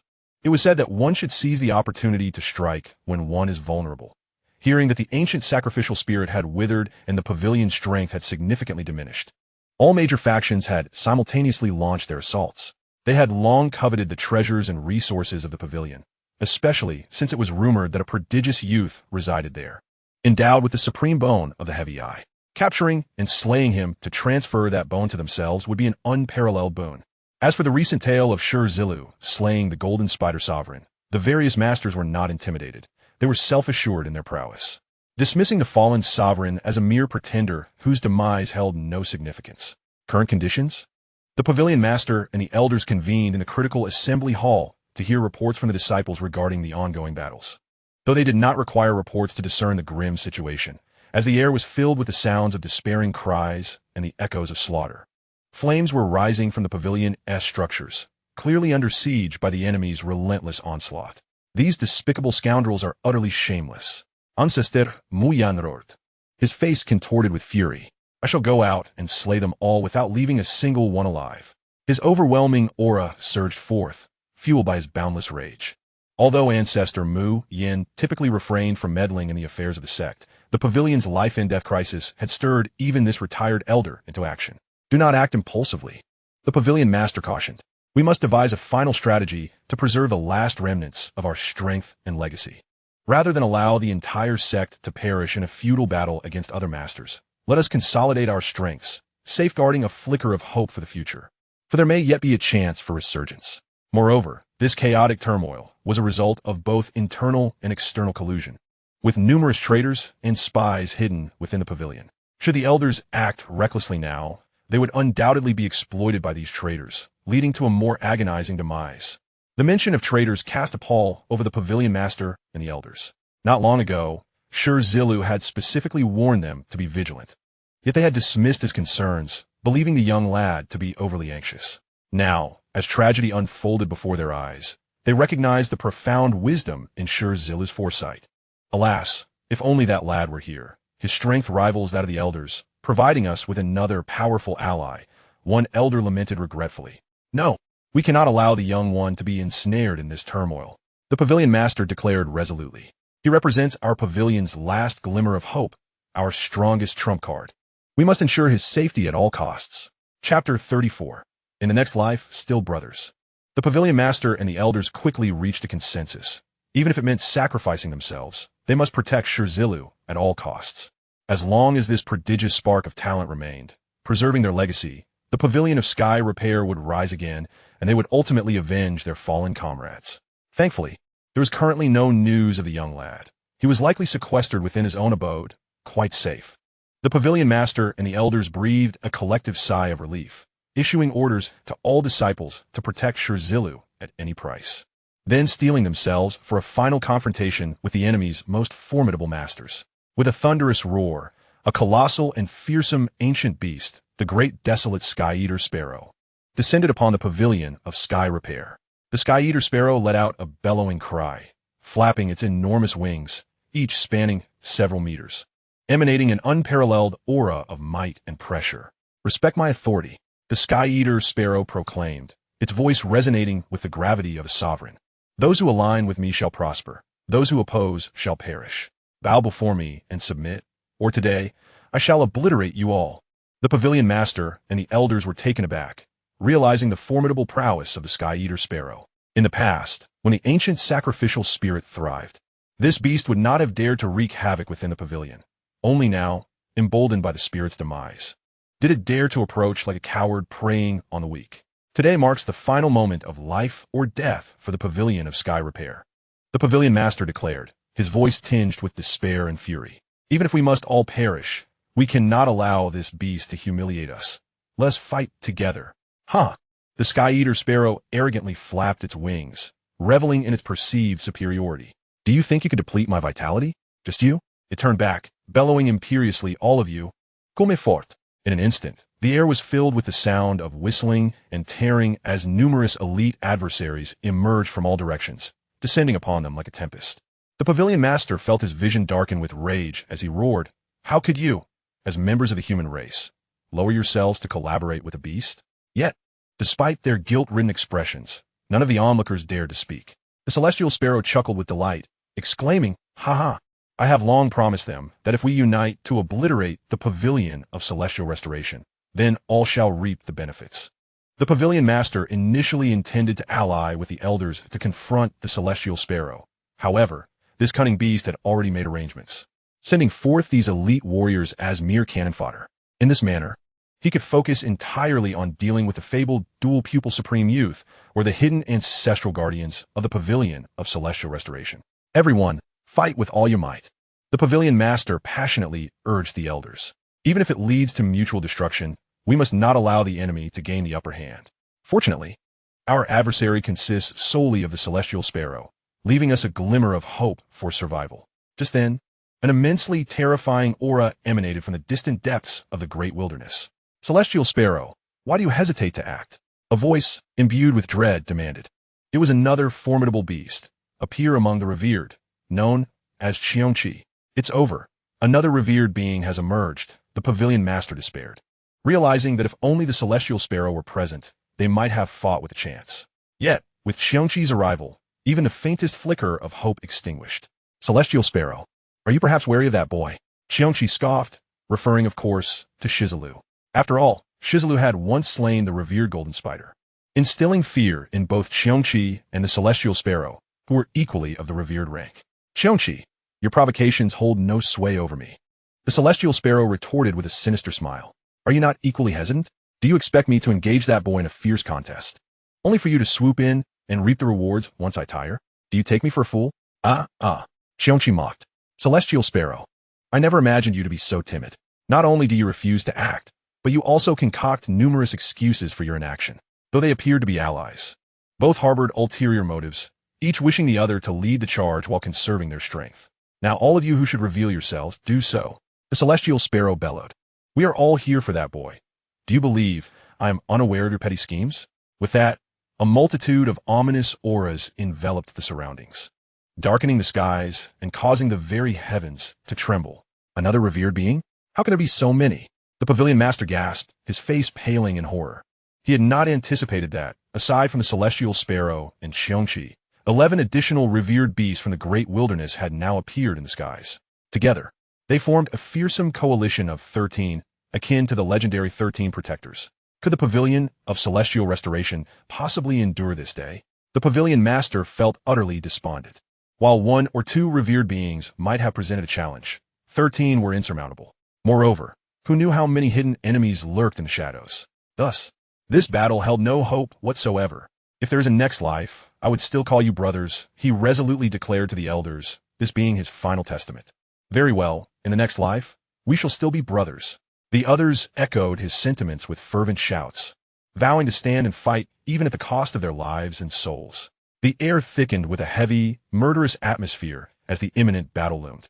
Just then, a small figure stealthily emerged from the forest, concealing its presence well. Observing the revered beasts in the sky, the small figure's face initially reflected shock and fear, but soon transformed into unwavering resolve. Even if I must perish today, I will take down a few of those beasts and use their heads as balls to kick. The small figure steeled itself, thinking if it were Brother Zilu, he wouldn't flinch even against 13 protectors. He would not retreat an inch. I cannot let Brother Zilla down. This small figure was, of course, Shurho, who had made a resolute decision to confront the great wilderness beasts. Suddenly, as Shurho prepared to leap into action, a powerful presence restrained him midair. Looking beside him at the imposing figure, Shurho exclaimed with joy, "Brother Zilu, you've come." Chapter 35. Do you think the Pavilion of Celestial Restoration has no defenders? Ah! Shi Zilu laughed, patting Shurho on the shoulder in admiration. Little mouse, I knew I had not misjudged you. This is the mark of a true man. However, allow me to handle the rest. Watch as I teach you how to tame beasts. Tame beasts? Upon hearing those words, Shurho's blood surged with excitement. Indeed, Brother Zilu remained as audacious and bold as ever. The 13 protectors in the sky, fearsome beasts revered by others, were now mere prey in Shi Zilu's eyes, and his calm demeanor exuded an unmatched confidence. A pack of rodents. Do they truly believe the Pavilion of Celestial Restoration has no defenders? Shi Zilu bellowed, ascending into the sky, fearlessly facing the 13 protectors, his aura unwavering. Alas, that foolish boy. I once thought him clever, yet here he is, recklessly seeking death. Yuanshi sighed, pondering Shi Zilu's fate. 13 protectors, 13 revered beings. Even the Pavilion of Celestial Restoration's efforts may prove futile, she thought, bewildered by Shi Zilu's audacity. Is he truly so ignorant of the concept of death? Could there still be a miracle? The demoness quietly mused, her emotions complex. A miracle? Unless he is the reincarnation of the great wilderness's finest, or the spirit of the great wilderness's champion has fully revived within him. Such a miracle is unlikely, Yuanshi scoffed, shaking her head in frustration. To call him a genius is to inflate his ego. I never expected him to be so foolish. With the 13 protectors mobilized, even the elders of the Pavilion of Celestial Restoration would struggle, so I cannot fathom what this fool is thinking. What a pity. The demoness' eyes glimmered with allure as she reflected on Shurho's potential, initially considering pursuing dual cultivation with him. However, witnessing his foolishness, she lamented the loss of yet another promising youth. Both women, hailing from the upper realms, now harbored little faith in Shi Zilu's chances for survival. Zilla, little one, what brings you here? The pavilion master and the elders exclaimed in alarm upon seeing Shi Zilu's sudden appearance. They had expended great effort to ensure the safety of Shi Zilu at all costs, only for his reckless emergence to render their efforts futile. Quickly retreat. The pavilion master commanded sternly. You are not to sacrifice yourself. Remember, you are our hope, the future of the Pavilion of Celestial Restoration. We old ones are waiting for you to avenge us. The other elders formed a protective wall around Shi Zilu, passionately urging everyone, do not hold back. Burn your essence and blood to grant this young one a fighting chance. Everyone nodded in unison, having resolutely decided to sacrifice themselves solely to cover Shi Zilu's escape. What a poignant display of deep affection between master and disciple. A heartwarming scene of elder nurturing the younger. I was on the verge of tears, deeply moved. The Tongtian sparrow observed this scene from the sky, mocking, none of you will escape today. Yuanshi and the other ferocious beasts erupted in laughter, confident that with their 13 powerful experts surrounding them, not even a fly could escape. Thus, it was certain that Shi Zilu and the elders of the Batian Pavilion were doomed, while they leisurely watched the unfolding drama. Youngster, I've heard you are the revered wielder of the dual pupils. Your blood must surely be exquisite. Today, I shall relish it. The Tongtian sparrow said, swaying its head. Get lost. Shi Zilu suddenly turned around, his gaze piercing, uttering a single word that unleashed a wave of sound, reverberating like thunder in the sky. With a sudden pft, the Tongtian sparrow had no time to react, struck by the sound wave and spitting out a mouthful of blood in sheer agony. The sight left everyone present dumbfounded. Shi Zilu, with just a single word in a sonic wave, had managed to injure the fearsome Tongtian sparrow? When did the experts of the revered realm become so feeble? How could this be possible? Yuanshi was equally astonished, her eyes wide with disbelief, questioning if she had imagined it. To injure a revered expert with mere sound waves was a miracle that even the leader of the Batian Pavilion and its elders could scarcely achieve. Right? I'm merely exchanging pleasantries with my elders. What business do you have in this conversation, you beast? Shi Zilu calmly addressed the Tongtian sparrow, who had never faced such humiliation in his life, howling in rage. However, having sustained internal injuries and being inherently cunning, He recognized that Shi Zilu was not to be trifled with, so he refrained from recklessly attacking. Master, esteemed elders, leave everything to me from here on out. Shi Zilu said calmly, as long as I am here, no one can bully the Butian Pavilion. The crowd felt immense relief. They had always held high hopes for Shi Zilu, and now, at this critical juncture for their sex survival, it was indeed this young lad who bore the weight of their fate. Little rat, gather some firewood and set up a few large pots, Shi Zilu declared boldly. Tonight, we feast on a banquet of wild beasts, barbecue, hot pot, or frying. The choice is yours. This immediately whetted little Shi Hao's appetite, who clapped his hands in excitement. These were notorious behemoths of the Great Desolation. Surely their flesh would be delectable and provide excellent nourishment. The crowd gasped in astonishment. Shi Zilu was truly formidable. Having already predetermined the demise of the 13 guardians before the battle had even begun. That boy, don't be so arrogant. Do you truly believe we are without strength? Yuanshi roared menacingly. We are not like the Tongtian sparrow, easily injured by your trivial sonic wave. He attempted to assert his dominance, but was abruptly interrupted by Shi Zilu. Then let us fight. Come at me together, for I am pressed for time. Yuanshi was left speechless. He had never encountered someone so audacious in his life, and it stirred the malice within him. With a thunderous roar, he unleashed a colossal claw, instantly creating a vast shadow in the sky, a dark umbrella of terror. The overwhelming energy surged toward Shi Zilu like a tidal wave. Meanwhile, the other revered beasts sprang into action, roaring as they launched a fierce assault on Shi Zilu, while a few positioned themselves to block any escape routes. In their minds, the simultaneous attack of several should suffice to subdue this boy. If all 13 were to join forces, even a victory would come at the cost of their dignity. Chapter 36. An Appetizer. In an instant, a terrifying aura engulfed the sky, casting a daunting shadow overhead that made hearts tremble. Yet at the center, Shi Zilu remained unfazed. Instead, grinning with anticipation, perfect, I can practice my recent skills on you. With a crack, he casually snapped off a branch the size of his finger, wielding it as if it were a lightweight bamboo rod. The members of the Butian Pavilion gasped in disbelief, wondering if he truly intended to confront these revered beasts with a mere twig. What an arrogant and reckless boy. He was courting death. Yuanshi, infuriated, bellowed, feeling insulted. But Shi Zilu paid him no mind, simply observing the branch before giving it a slight shake. With a ripping sound, the branch erupted into a dazzling sword light, and he truly began to wield it as a weapon. Yuanshi's expression shifted in horror. He had not anticipated this boy possessed the ability to transform the mundane into the extraordinary. What was once an ordinary branch had been metamorphosed into a magical artifact. Behold, receive my sword strike. This sword is known as the Severing Blade. As the name suggests, I shall cleave you in two, Shi Zilu declared with commanding presence, swinging the branch, which now glimmered like a sword's radiance, descending upon Yuanshi. Not good, Yuanshi shouted, sensing a bone-deep threat within the sword light, and he quickly rolled to the side to evade, prioritizing his survival over dignity. Yet, unbeknownst to him, Shi Zilu's true target was not him, but rather the Tongtian sparrow lurking nearby. Me, the Tongtian sparrow, initially reveling in Yuanshi's predicament, was struck with panic upon realizing the sword light was aimed at him, exclaiming a curse in desperation. As the sword light approached, he frantically flapped his enormous wings. Suddenly, a cacophony of cracking sounds echoed as his feathers, as thick as pillars, stood on end, sharp and shimmering with a chilling radiance. This was the Tongtian sparrow's ultimate defensive technique. Each feather was not only hard and sharp, but also inscribed with countless runes and spells, capable of unleashing immense power. The Tongtian sparrow had never felt so cornered. His opponent had attacked without warning, forcing him to resort to his most potent life-saving move. Yet, with a piercing sound, Shi Zilu's sword light effortlessly shattered the Tongtian sparrow's so-called defense. In the next moment, the severing blade surged forward, easily piercing through the Tongtian sparrow's body, impaling him completely. With a splat, torrents of black blood spurted into the air, accompanied by a flurry of shattered feathers, as the Tongtian sparrow's vitality rapidly waned. He attempted to struggle, but Shi Zilu delivered a kick, sending him flying like a soccer ball, accompanied by a thunderous crash. Little rat, catch this. It's our first appetizer for today.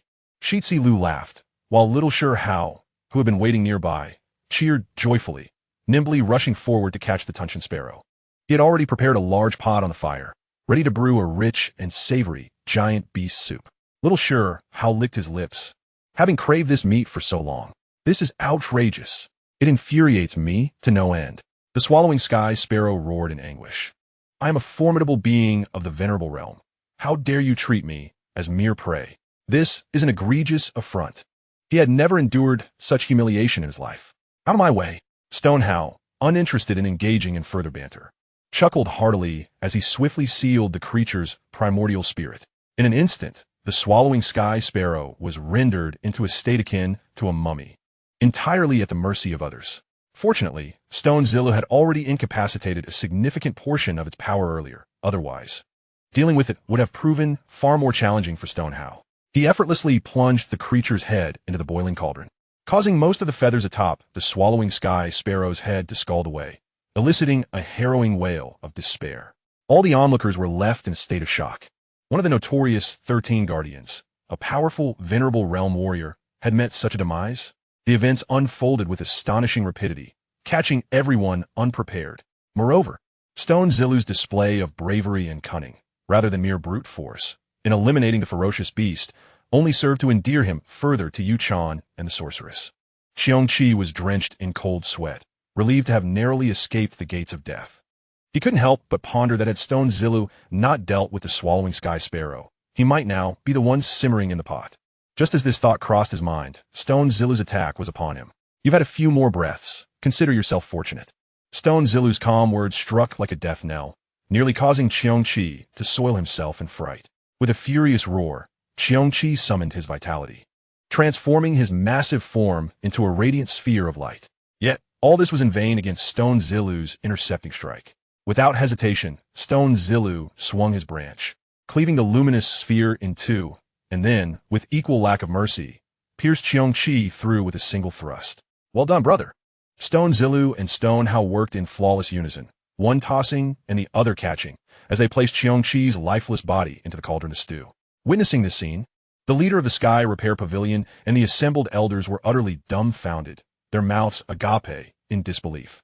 They had anticipated various blood-soaked battles, fierce struggles for survival. However, they could never have imagined that the combat would be so effortlessly executed. Throughout the encounter, Stone Zilu had only delivered 2 light blows, yet had disabled 2 formidable venerable realm beasts. Previously, they had labeled him a genius, yet it appeared they had gravely underestimated him. Yuanshi, wide-eyed, exclaimed, Stone Zilu's strength utterly surpasses my expectations. No wonder he had so readily declined her earlier invitation. He had evidently deemed her unworthy. How do you like that? Now do you see this lad's true prowess? The sorceress mocked derisively from his side. I warn you, this man is mine. If you dare compete with me later, I shall show you no mercy. She licked her crimson lips, a glimmer of greed in her eyes. I have never tasted the flesh of a venerable realm being. I long to savor even a morsel. Yuanshi's face contorted in disgust and disdain. She thought to herself, truly, she is the sorceress, shamelessly uttering such cruel intentions. Stop your pretense. The sorceress taunted. I admit I am a villain, yet I am far superior to your hypocritical, virtuous facade. You so-called righteous sex. Have you not engaged in such deeds countless times? Chapter 37. Do you understand the value of cherishing beauty? Yuanshi was left speechless by the sorceress's retorts. She knew she could not compete in the art of verbal sparring. If I were you, I would step in now, the sorceress boasted, for assisting now demonstrates true sincerity. Waiting until the battle is decided to act would be utterly meaningless. Yuanshi was taken aback and quickly inquired, You intend to intervene? You wish to aid those ferocious beasts against Stone Zilu? Are you foolish? The sorceress scolded, Of course, I shall aid Stone Zilu. Those monsters are grotesque beyond compare. Merely glancing at them makes me want to retch. How could I possibly assist them? With a sensuous lick of her tantalizing lips, she continued, Not only do I admire his abilities, but I also appreciate him as a person, handsome, capable, and cunning. Such a rare gem of a man is hard to find. You actually hold him in such high regard. Yuanshi was increasingly astonished, incredulously exclaiming, No matter how powerful he is but one man against 13 formidable venerable realm experts. Precisely why I wish to assist him now, the sorceress replied, swaying her hips with an alluring grace. This is what we call offering timely aid. Such a significant favor will ensure he is eternally grateful. As she walked ahead, she turned back with a smile. Oh, and let me remind you, they're not 13 foes anymore. He has already eliminated 2. Yuanshi was swayed by her words. Upon reflection, it was indeed a sound reasoning. The swallowing sky sparrow and Yuanshi were not mere trifles, but among the mightiest of the venerable realm in the lower realms. Yet, before Stone Zilu, they fell as easily as cutting through vegetables. This proved that Stone Zilu was indeed formidable, but dealing with the remaining 11 venerables would undoubtedly be arduous. If she aided him now, it would indeed be timely assistance. With this thought, Yuchan quickened her pace to catch up with the sorceress. Such a fortunate opportunity could not be monopolized by her alone. Brother, are you weary? Do you require my assistance? The sorceress seductively approached Stone Zilu, her gaze electrifying. What a captivating enchantress, her wits as sharp as her beauty. Stone Zilu instantly grasped the sorceress's intentions. Should he wish to ascend to the upper realms in the future, he would indeed need a guide. Hence there was no reason to refuse her favor. Thank you so much. Stone Zilu pointed towards Stone Hao, grinning. Why not assist that little mouse over there? He seems quite overwhelmed alone. You could help him add some fuel and water. The sorceress was taken aback. I am a goddess descended from the upper realms, and you want me to be a mere firewood girl? Stone Zilu, do you not understand the concept of cherishing beauty? Stone Zilu showed no leniency, pointing towards Yuchan, who was rapidly approaching, and chuckled. There is only one position available. First come, first served. If you refuse, there are plenty willing to take your place. Upon seeing Yuchan competing with her, the sorceress's face turned pale with fury. Fine, I shall do it.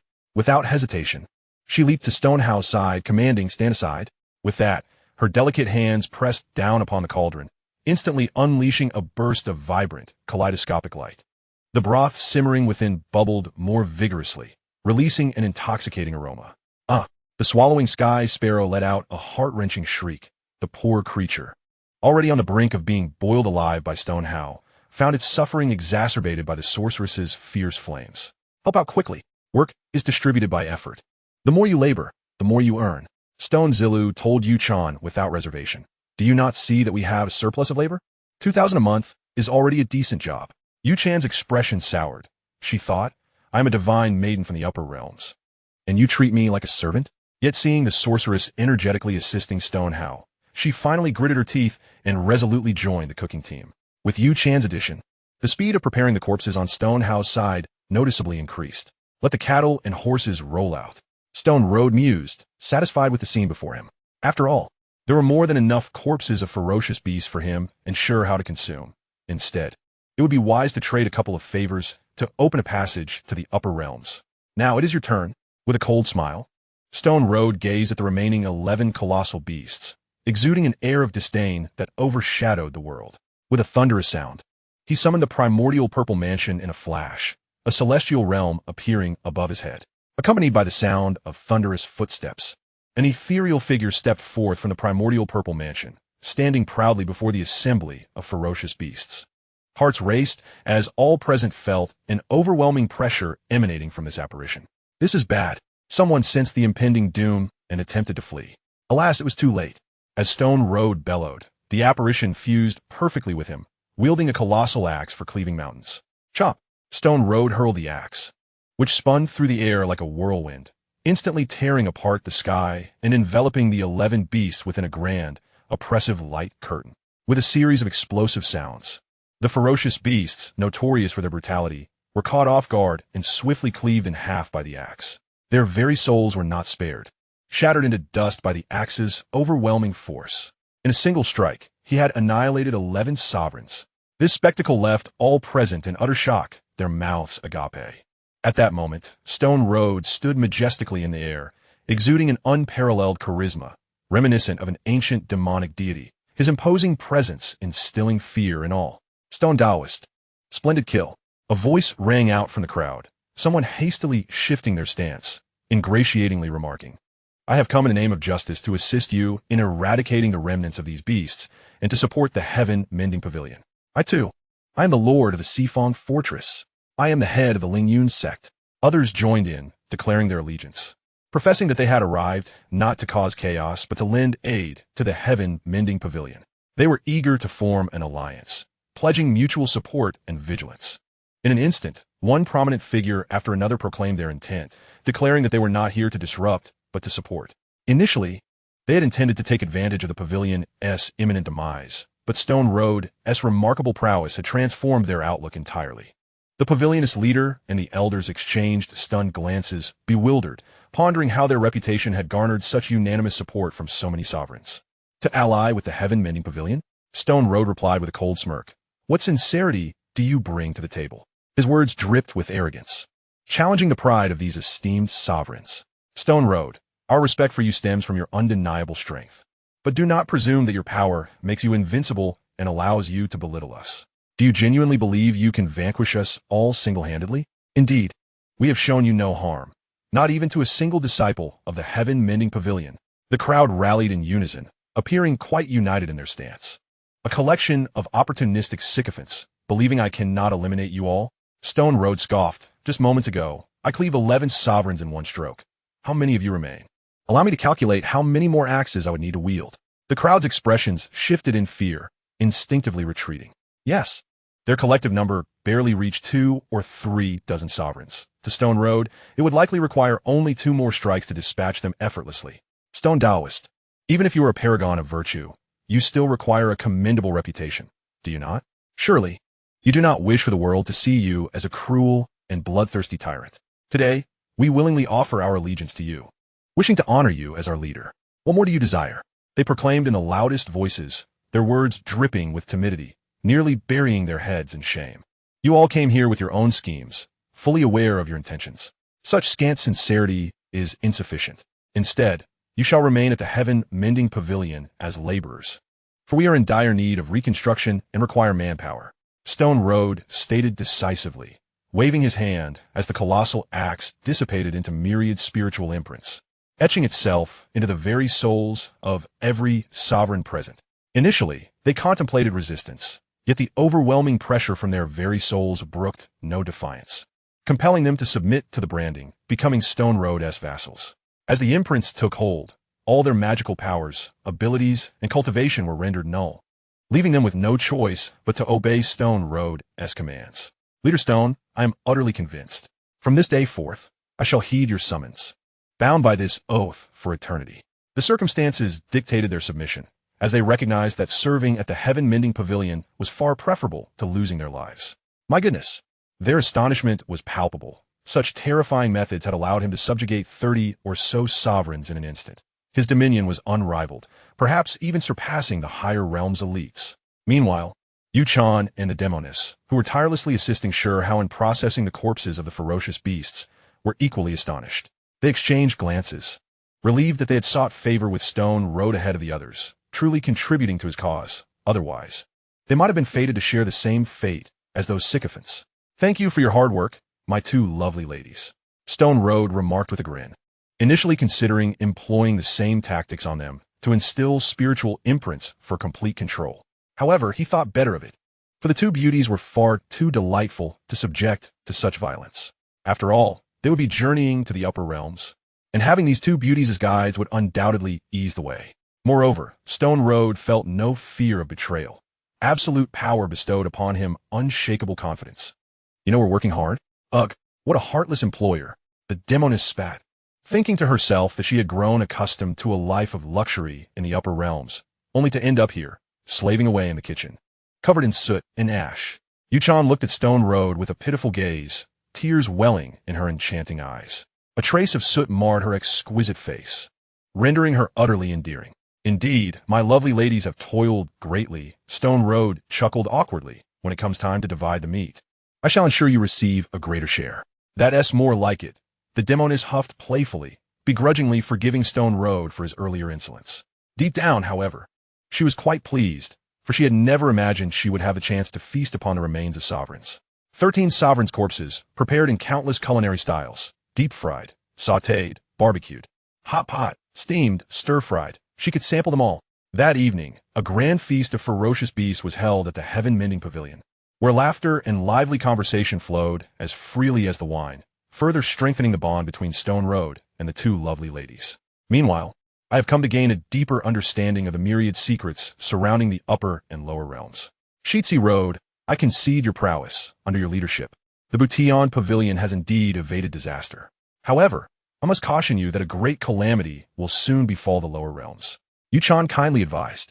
You can easily slay a venerable. You must be at the venerable realm now, correct? But what if you encounter divine fire or even stronger beings in the future? The only opportunity for your growth lies in ascending to the upper realm and joining our Butian sect with your exceptional talents. The elders within our sect will certainly cultivate you with great care. The demoness, who had been relishing her feast, immediately objected, exclaiming in anger, "Do not heed her words. If you seek to ascend, it should be to join our Jietian sect. We are adept at traversing the pathways between the upper and lower realms, if you desire. I can take you to the upper realm at any time."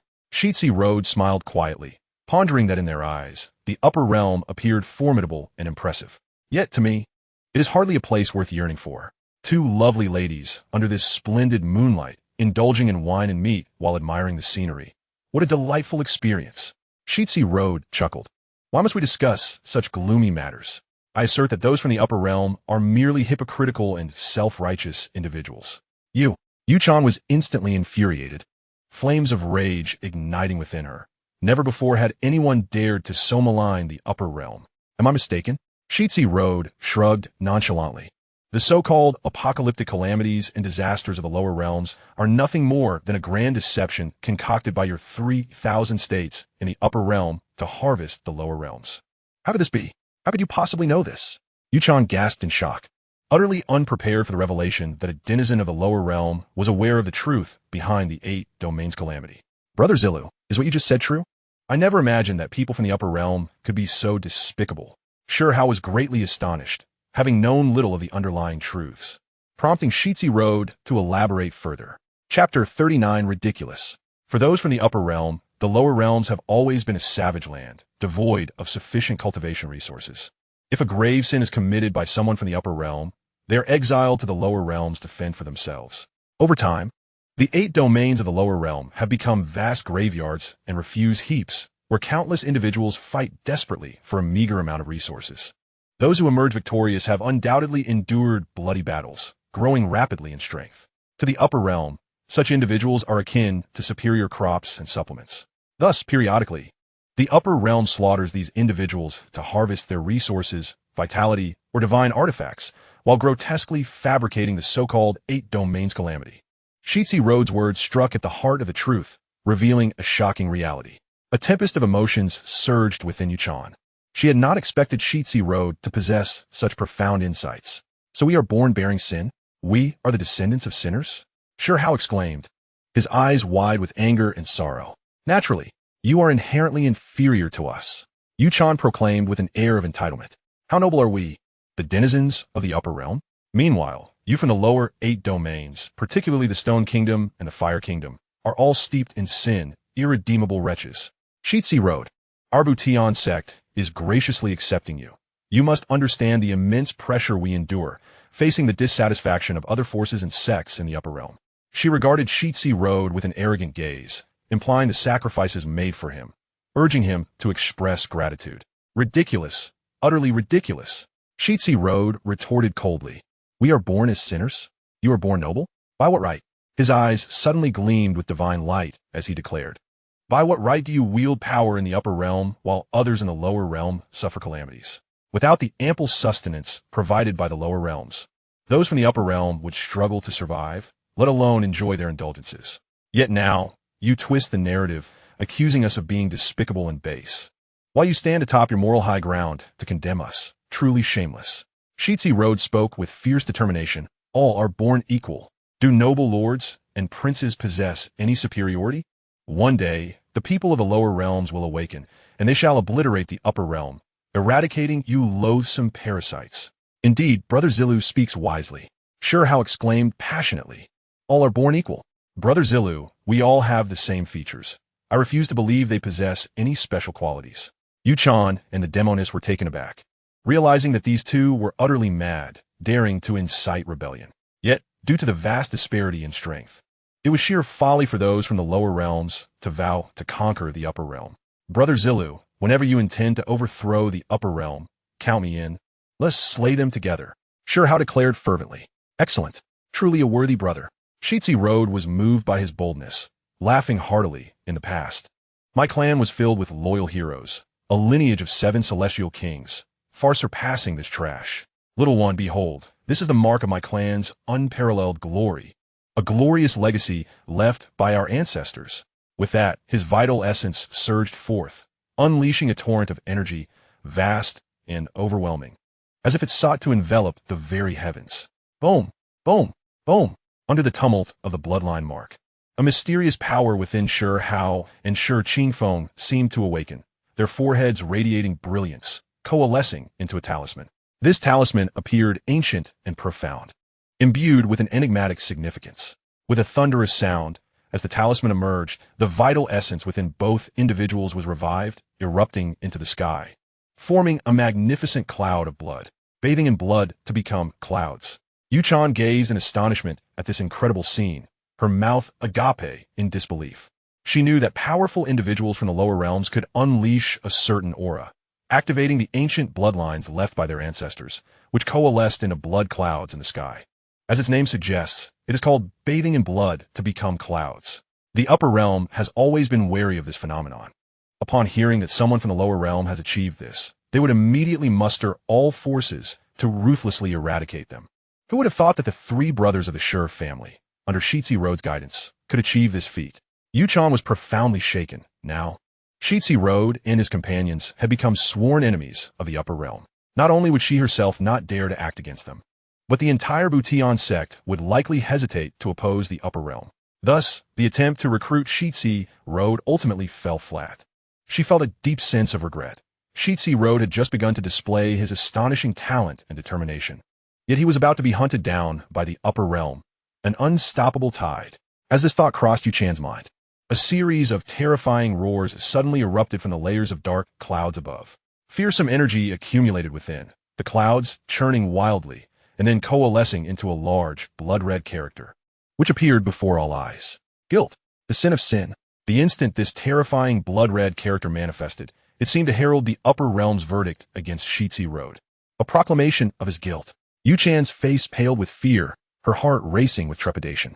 She understood just how terrifying this force from the upper realm's celestial order was. It was beyond human strength to withstand. Begone! In the face of the celestial proclamation from the heavens, Shi Zilu dismissed it with disdain, vociferously uttering a single character that encapsulated boundless fury. The clouds trembled, and the sanguine characters quivered, seemingly affected by Shi Zilu's thunderous roar. With a swift motion, Shi Zilu summoned the colossal axe of heaven, hurling it into the sky without hesitation. Crack! The mighty axe pierced through the clouds, shattering the blood-red character into fragments. This spectacle left Yuchan and the witch trembling in fear. Yet, the spectacle did not conclude there. The giant axe moved in accordance with Shi Zilu's will, gracefully soaring through the heavens, swiftly inscribing a brand new character to replace the previous sanguine one. Stone, the character of stone. This signified the unparalleled glory of the Shi Zilu lineage, the awakening of ancient bloodlines, and an unrelenting mockery of the so-called heavenly laws of the upper realm. Crack! The entire sky shattered, replaced by a fresh and vibrant aura, heralding the replacement and obliteration of the old order by the new. The old world would inevitably be shattered, making way for the new world to stand tall and proud. Yuchan stood in a daze, staring blankly at the sky, struggling to comprehend the enormity of it all. Could a single individual truly withstand the heavens and establish an entirely new order and world? Chapter 40. Opening the passage between realms. Beside her, the witch wore a similar expression. Despite her usual disdain for Yuchan and her self-proclaimed rebelliousness, she knew that even if given 1,000 or 1,000,000 chances, she would never dare to perform such a reckless act as Shi Zilu had just done. How foolish of me to aspire to become his partner in dual cultivation when I am utterly unworthy of him, she mused, lost in her thoughts. As the sanguine character was obliterated and replaced by the new character of stone, intense changes transpired within the celestial palace. The remnants of the immortals awakened first, sensing the upheaval and becoming utterly bewildered. What transpired? How could this be? The void seal I established back in the day has been destroyed? This newfound aura emanates from the Stone Clan?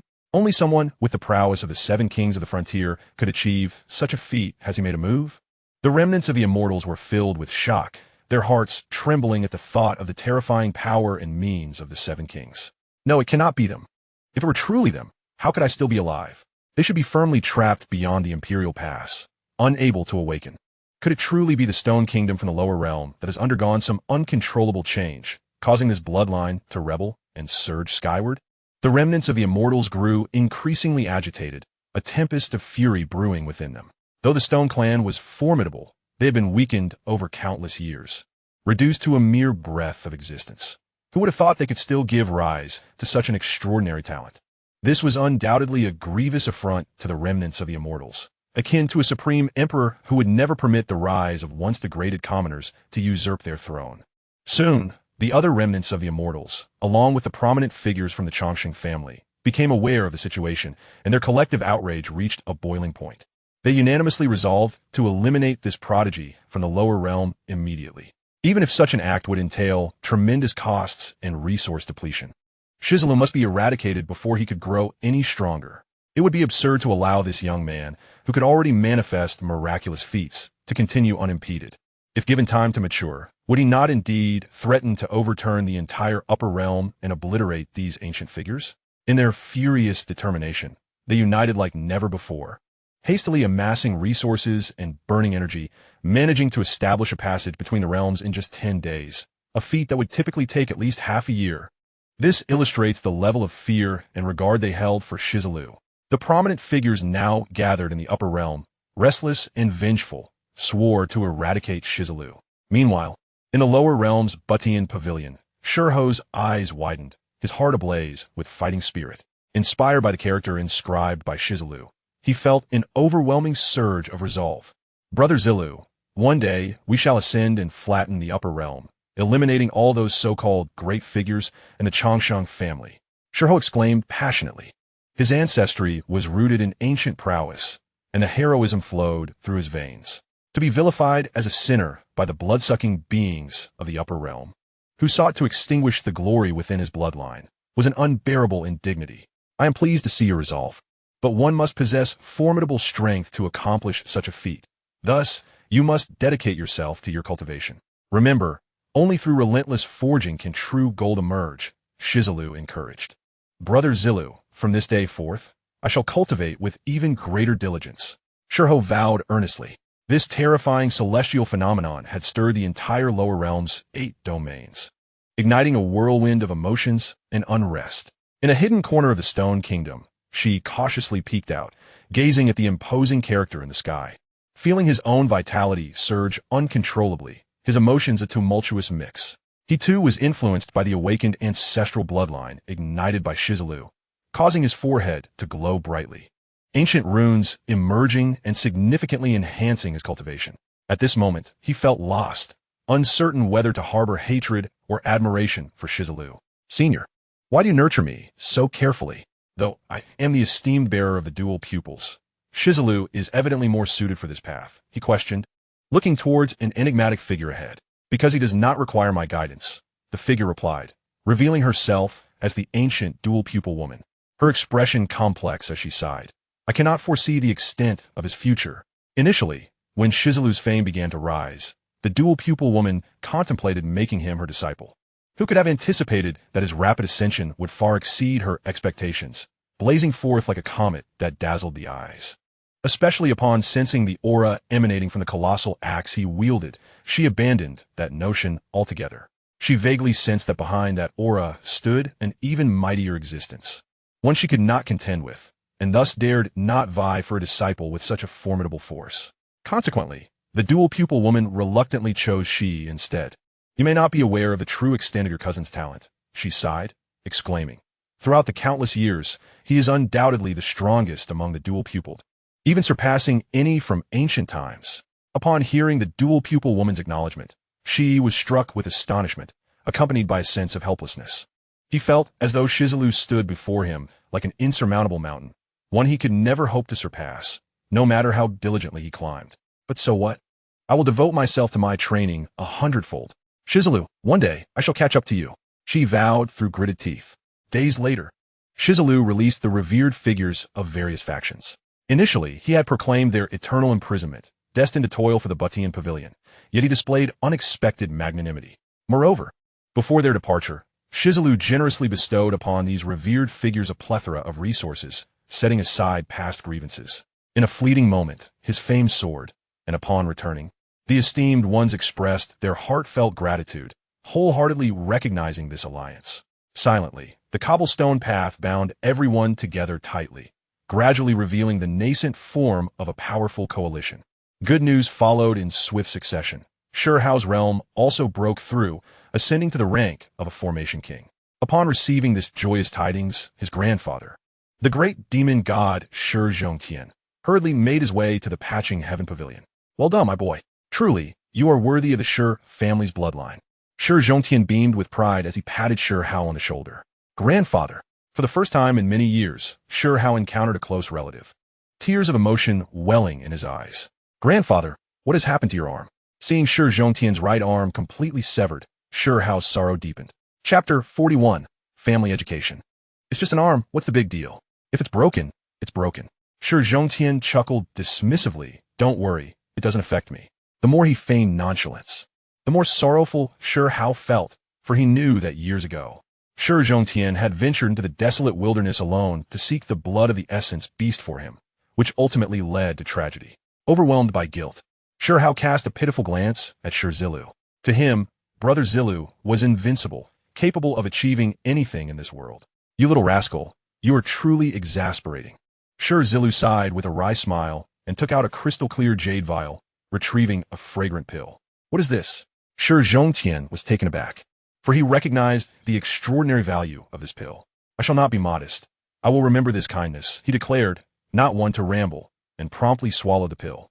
In an instant, a miraculous transformation occurred. Flesh and blood began to regenerate from his previously severed right arm, and shortly after, a brand new arm emerged, as if reborn. Ha! I have my right hand back. Shi Zilu waved his right arm, feeling its fluidity and control, erupting into a hearty laugh. With a resounding boom, he swung his right fist forward, unleashing a terrifying gale of fist wind, a power he had never wielded before. Even more astonishing was that with this punch, his aura rapidly surged, skyrocketing as if he had consumed gunpowder. He had broken through. At last, his realm transcended from the pinnacle of the formation stage to the realm of the revered. Tears of gratitude streamed down Shi Zilu's face, since his arm had been severed. He had been stuck at that peak, believing he would never break through to the revered realm. To his astonishment, with Shi Zilu's assistance, not only had he regained his arm, but he had also finally become a revered being. Little rascal, this immense favor you have bestowed upon me, I truly do not know how to repay it. From now on, just say the word, and I shall brave fire and water, no matter the peril. Predecessor, you are too kind. You are the grandfather of the little mouse, and thus, also a revered elder I hold in the highest regard. Shi Zilu replied with a smile. Shi Zilu, increasingly appreciative of his conduct, thought to himself that his grandson was fortunate to have such a brother. Do not hide there like a turtle. Come out. Shi Zilu called out to the back, and several individuals stepped forward, the leader being none other than Shi Hao's biological father, Shi Zilu. At the mention of Shi Zilu, Shi Zilu felt a pang of nostalgia, recalling his admiration for him in the past. However, upon seeing the latter, Shi Zilu was immediately repulsed. Truly unworthy of being a father, he had sent Shi Hao to Stone Village when he was young, neglecting him for all these years. Not only that, shortly after sending Shi Hao away, he had fathered another son named Qin Hao, shamelessly claiming it was to commemorate his elder son. Despite professing such sentiments, he had never once sought out Shi Hao throughout the years, displaying a level of shamelessness that was utterly appalling. Upon hearing that Shi Zilu was coming to the Patching Heaven Pavilion to see Shi Hao, Shi Zilu had begged on his knees for a long time to be brought along. However, he had no intention of reuniting with his son. He was merely there to seek benefits now that Shi Hao had become successful. Good grandson, they're your biological parents. As for whether you wish to acknowledge them, it is entirely up to you. Your grandfather will not interfere. The encounter between father and son, which should have been a heartwarming scene, was fraught with difficulty for Shi Zilu. Shi Zilu scoffed coldly from the side, harboring profound disdain for Shi Zilu, fully aware of the kind of shameless person he was. According to the original historical trajectory, in the future, Shi Hao would confront the upper realm, sustaining severe injuries. Originally, the immortal bone within Qin Hao could have saved his life, but the Shi Zilu couple, under the pretense of protecting their younger son, callously abandoned Shi Hao once again. This directly led to Shi Hao facing multiple assassination attempts, nearly losing his life. Thus, it was evident that Shi Zilu and his wife were unworthy of being parents. Even more egregiously, believing Shi Hao to be doomed, they had cruelly commanded him to relinquish his supreme bone and Kunping treasure technique before his death. to be inherited by Qin Hao.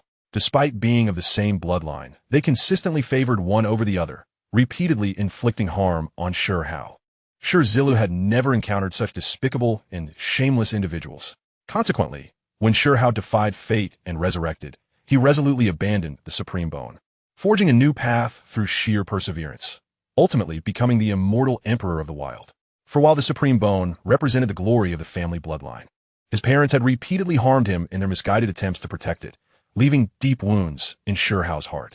As Shi Zilu contemplated these impending events from the past, his emotions became exceedingly complex. He gently patted Shi Hao and said, "Little rascal, regardless of what transpires in the future, I will always be your elder brother, your closest kin." Deeply moved, Shi Hao sincerely replied, "Brother Zilu, rest assured I know what I must do." Before long, Shi Ziling and his wife, accompanied by Qin Hao, awkwardly approached, preparing to stage a heartwarming reunion. Father, mother, Shi Hao greeted them calmly. No matter how much he despised his parents, they were still of his own blood, and he could not completely disregard them. The awkwardness on Shi Ziling and his wife's faces was palpable. They had not anticipated Shi Hao's composed demeanor, rendering their carefully rehearsed act ineffective. "You are my elder brother? Not much to write home about," Qin Hao boasted as he stepped forward, acting like a spoiled heir. "How can you speak like that? He is your elder brother. You must show respect." Qin Yining feigned reprimand, yet she tightly pulled Qin Hao into her embrace. Glancing disdainfully at Shi Hao, she could not even pretend to hide her bias. Shi Zhongtian was furious. As a grandfather, he would not tolerate such bad behavior.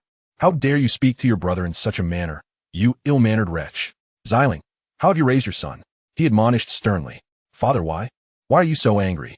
Shi Ziling was bewildered, suddenly receiving a reprimand from his own father. From the character of his son, one can discern whether the education imparted by his parents has been a success or a failure. Shi Zilu coldly remarked, "Shi Ziling, your parenting is quite a failure. Your youngest son is nothing short of a worthless fool, a complete ignoramus." This statement simultaneously berated Shi Ziling and his wife, as well as Qin Hao, igniting fury within all three. Chapter 42 left them utterly astounded. Shi Zilu didn't spare them a glance, sneering, "I find it rather peculiar. Why is it that, despite being a member of the Shi family, your youngest son bears the surname Qin? Are you not afraid that your ancestors, resting in the underworld, will be furious at your blatant disregard for your lineage?" His words were particularly harsh, leaving Shi Ziling and his wife momentarily speechless, uncertain of how to respond. They were gripped by terror, for Shi Zilu exuded an overwhelming aura of power. Shi Ziling felt that even his own father, who had just ascended to the realm of the revered, paled in comparison to Shi Zilu.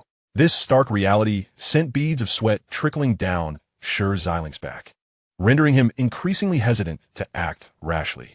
"What brings you here this time?" Shi Zilu asked coldly, when Shi Hao was struggling alone in Shi village, enduring all manner of hardship and torment. You never came to his aid. Now, upon hearing of his rising fame and success at the Butian Pavilion, you come knocking. Truly, you are exemplary parents, ever watchful of your son's affairs. How ironic it is, though, that you come seeking personal gain, treating this son merely as a tool for your own benefit. For the sake of your connection to Shi Hao, I shall spare you for now. However, should you harbor ulterior motives or attempt any underhanded schemes, do not blame me for my ruthlessness." Shi Zilu spoke with an undeniable authority, his presence radiating an oppressive force, leaving Shi Ziling too ashamed to lift his head. "And you, little one," Shi Zilu turned his gaze toward Qin Hao, reprimanding him, "your thoughts are exceedingly base. You believe yourself to be a substitute for Shi Hao, convinced that your brother has stolen all your glory and accolades. But do you comprehend that while Shi Hao braved countless trials and life-threatening challenges in the vast wilderness, you were at home, indulging in comfort? Everything you needed was meticulously provided by your parents. Meanwhile, Shi Hao fought for his lifetime and again. Do you realize how fortunate you are? Yet you repay your brother's sacrifices with arrogance. You are indeed antithetical to virtue, since your parents have failed in their duty to educate you. Should I witness any further disrespect from you, I will take it upon myself to correct your behavior." With that, he dismissively kicked them away. With a thunderous crash, a violent force erupted, sending Shi Ziling's family soaring through the air like fragile paper. This was still a measure of mercy from Shi Zilu, as he spared them for Shi Hao's sake. Otherwise, they would have met their end on the spot. "Brother Zilu, Shi Hao's heart shattered, his expression mournful and despondent. They have utterly neglected their responsibilities as your guardians and are unworthy of the title of parents. Little mouse, remember that you have already given enough for this family. You owe them nothing. In this world, you have me as your brother, as well as the village elder, Qin Feng, and Xiaoman. They are your true kin, not that disgraceful Qin Hao, who has forsaken his ancestry to follow outsiders. This individual is utterly contemptible, a complete nincompoop. Had it not been for your sake, I would have ended him with a single kick. Shi Zilu's words warmed Shi Hao's heart. Indeed, he had brother Zilu, Qin Feng, the village, and elder, who were the ones truly caring for him in this world. What regrets could he possibly harbor in life? In that moment, Shi Hao finally came to terms with his burdens, relinquishing the weight he had carried in his heart. Witnessing his newfound clarity, Shi Zilu felt a sense of relief. Days later, Shi Zilu summoned his relatives from Shi village, the elder, and the willow tree deity, to the Butian pavilion. He needed to prepare for the impending calamity of the 8 domains. Only by keeping his loved ones close could he feel secure and vigilant in his guardianship. Amusingly, during this time, Shi Ziling and his wife attempted to leverage familial ties through Shi Zhongtian, seeking to meet with Shi Hao.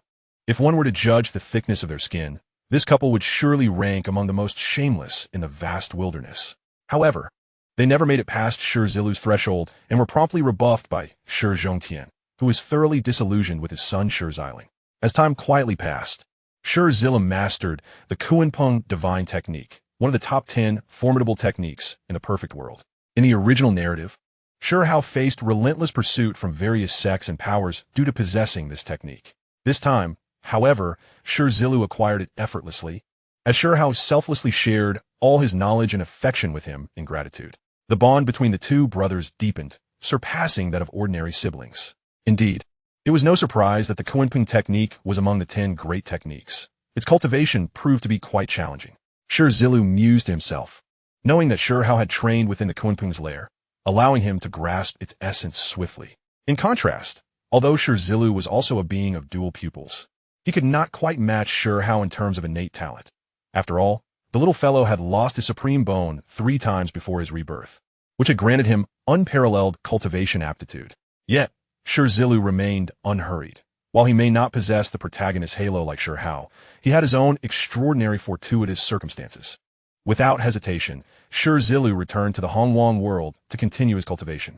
His master, Yuanshi, and grandmaster, Tongtian, were his most steadfast support. As the saying goes, one relies on their mountain. Thus, when faced with cultivation challenges, it was only natural to seek their guidance. Soon, Shi Zilu found Yuanshi in the Hongwang world and demonstrated the Kunpeng divine technique to her. Little one, it has not been long since we last met, and you have already cultivated a divine skill? Yuanshi was greatly astonished. In truth, Shi Zilu's mastery of the Kunpeng technique was still in its infancy, merely a preliminary grasp. Nevertheless, it was enough to leave her in awe. What impressed Yuanshi most was the uniqueness of the Kunpeng technique, which was evidently distinct from the divine abilities within the Hongwang realm, as if it belonged to an entirely different world. Your cultivation talent is indeed formidable. How did you conceive such fantastical ideas? Yuanshi pondered, discovering that Shi Zilu was accumulating more and more remarkable abilities, each one leaving her astounded. It seemed that her teacher was right. Perhaps this little one was destined to embody the will of her Jijiao. Yuanshi mused. No wonder my teacher holds you in such high regard and even imparted the Qingping sword intent to you. Chapter 43, The Devilish Judge. Your Kunpeng divine technique is indeed exceptional, truly a refreshing sight. Yuanshi instinctively praised, but upon seeing Shi Zilu's smug demeanor, she felt a twinge of annoyance. Thus, she transformed into a devilish judge, ready to critique. Regrettably, it is but a superficial facade, pleasing to the eye yet devoid of substance. One must understand that on the battlefield, the enemy will not grant you the luxury of time to strike a pose. Hence, it holds no practical value whatsoever. Stone Path was momentarily taken aback, pondering where he had heard such words before. He recalled his own derision towards Stone E, labeling him a mere ornament. It seems that in Yuanshi's eyes, I too am merely a decorative pillow. Observing him hang his head, Yuanshi felt a slight sense of triumph and let out a soft chuckle. Very well, let me demonstrate what true Kunpeng techniques entail. With a subtle smile, Yuanshi elegantly waved her jade hand, slicing through the void to conjure a magnificent illusion of a giant Kunpeng. The creature soared above the clouds, ascending gracefully, reveling in the vast expanse of the sky, evoking an overwhelming sense of boundlessness and grandeur. Stone Path's heart stirred, and he swiftly realized that Yuanshi was imparting the essence of the true Kunping techniques through this living example. Although it was merely an illusion conjured by talisman, it felt strikingly vivid and authentic. It was akin to an immersive 3D presentation, allowing Stone Path to perceive countless intricate details. Enraptured, he observed intently, his spirit resonating with the profound subtleties of the talisman arts, seamlessly integrating them with the Kunpeng's divine techniques. Suddenly, Stone Path opened his eyes wide and let out a proud roar. When the Kunpeng rises with the wind, it soars 90,000 miles high. Ah, you understand no? Yuanshi was momentarily taken aback, instinctively echoing. When the Kunpeng rises with the wind, it soars 90,000 miles high, feeling an indescribable sense of grandeur and magnificence. She had not anticipated that he would grasp the essence of the divine art she had just demonstrated so swiftly. Truly, he was gifted with remarkable intelligence. Yuanshi silently admired her disciple more and more. Come, allow me to take you somewhere. In the blink of an eye, Yuanshi whisked Stone Path away in a flash of light, arriving above the vast expanse of the Eastern Sea. Utilizing the water avoidance technique, the two descended into the ocean, soon reaching the Dragon Palace of the Eastern Sea. Ah, it is indeed the esteemed Yuanshi fairy gracing us with her presence. We are honored, truly honored. From a distance, the Eastern Sea Dragon King approached with an eager smile. He presides over the entire Eastern Sea, yet, despite its location, Jinao Island falls outside his jurisdiction. Furthermore, strictly speaking, the entire Eastern Sea is under the dominion of the Jie sect, so how could he not treat Yuanshi with utmost reverence? Old Dragon King, this is my newly accepted disciple, named Stone Path, Yuanshi introduced. The Eastern Sea Dragon King immediately switched to flattery mode. Ah, a disciple of the fairy. No wonder he possesses such remarkable charm and allure. It is truly an honor. Young Stone, you are a guest in my Eastern Sea Dragon Palace. I warmly welcome you to visit often, and I shall spare no effort in hosting you. Stone Path believed his own composure was already quite thick-skinned. Yet he found himself feeling somewhat embarrassed. The old Dragon King's skill in flattery was truly exceptional. I have brought him here because I require your assistance with a matter. Yuanshi interrupted the old Dragon King, furrowing her brow, wondering how she had not previously noticed the old fellow's knack for flattery.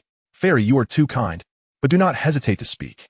The old Dragon King replied with a benevolent smile.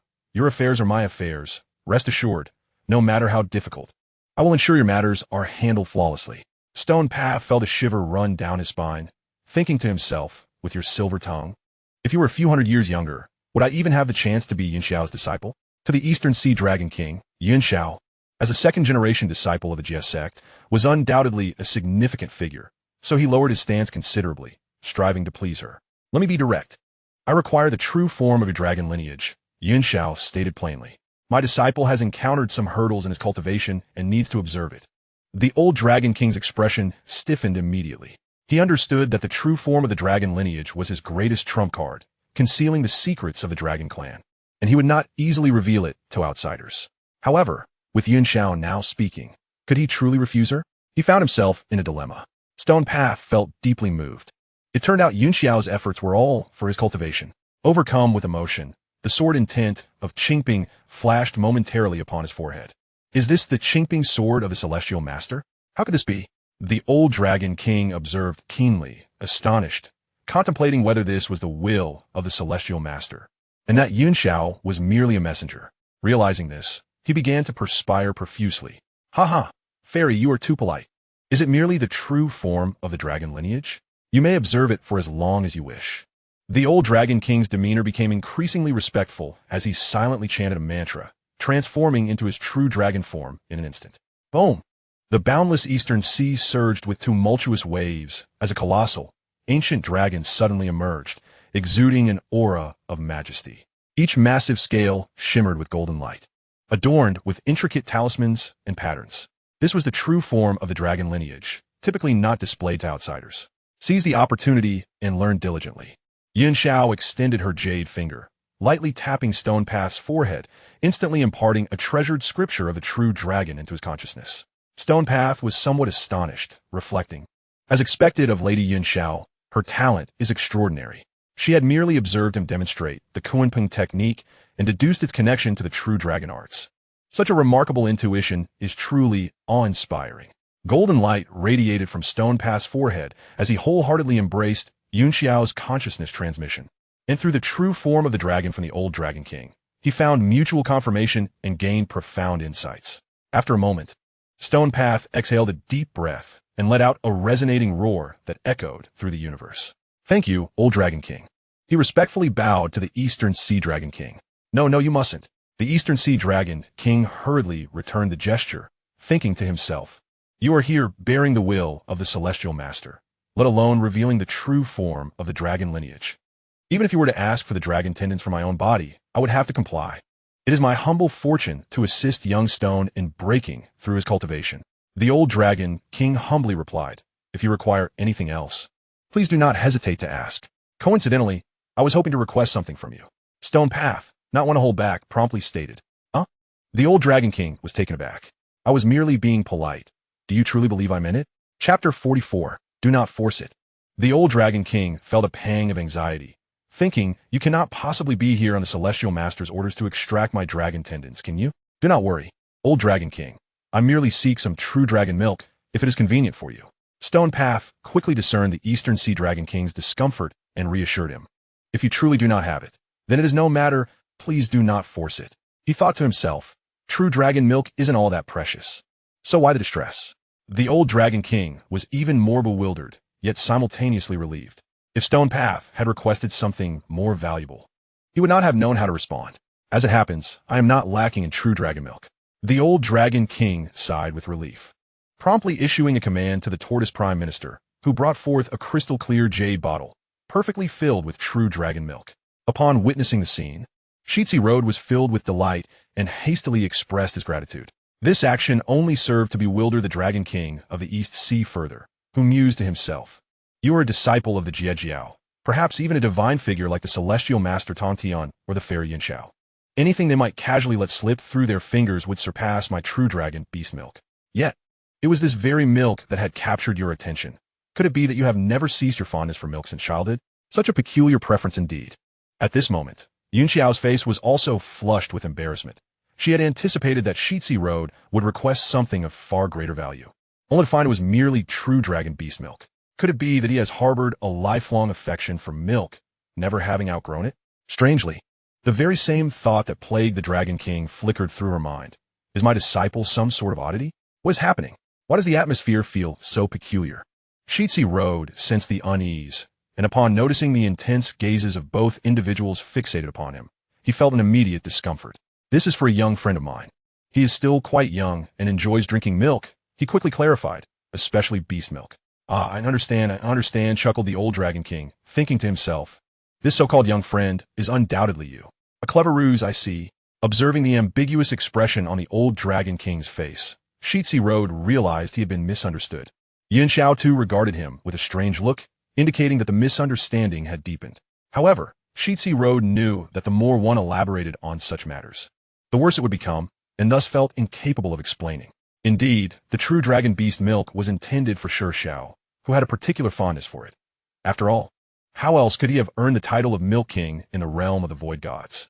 Shi Zilu always thought of Shi Zilu first when it came to any benefits he might receive, and seizing this rare opportunity, he had requested some true dragon beast milk from the old Dragon King. Upon returning to the cave dwelling from the East Sea Dragon Palace, Yuanshi sternly commanded, from this day forth, you shall devote yourself to diligent cultivation within the cave. Without my express permission, you are not to venture outside. With a wave of her jade hand, she cast a beam of clear light, sealing the entrance tightly to prevent Shi Zilu from escaping. I hope you can understand my intentions. I am concerned about you mingling with unsavory company while wandering outside, Yuanshi asserted with a serious countenance. Your peculiar habits and oddities must surely have been influenced by your friends. Shi Zilu, overwhelmed with exasperation, thought to himself, Yuanshi, you have truly misunderstood me. However, offering an explanation at this point would be futile. Little mouse, do you see this? I have endured much to procure this true dragon beast milk for you. He found himself at a loss for words, pondering how long he would have to bear this unjust blame. With the cave sealed by Yuanshi, he found himself trapped for the time being. Yet this predicament also presented a rare opportunity to immerse himself wholeheartedly in his cultivation. Thus, he devoted himself fervently to the comprehension of the true dragon secret arts and the Kunping secret arts. This journey to the East Sea Dragon Palace had proven immensely rewarding, not only allowing him to witness the true form of the dragon race, but also broadening his perspective through Yuanxi's guidance, enabling him to grasp the essence of the Kunping secret arts more swiftly. Undoubtedly, aside from the Qingping sword intent gifted by the celestial master Tongtian, the Kunping secret arts had become Shi Zilu's second most formidable means of survival. However, the mastery of the Kunping secret arts relied heavily on the cultivation of its skills, necessitating real-world practice in the perfect world to advance further. The paths of refining divine abilities from the primordial era and perfecting skills in the perfect world were becoming increasingly smooth, filling Shi Zilu with confidence.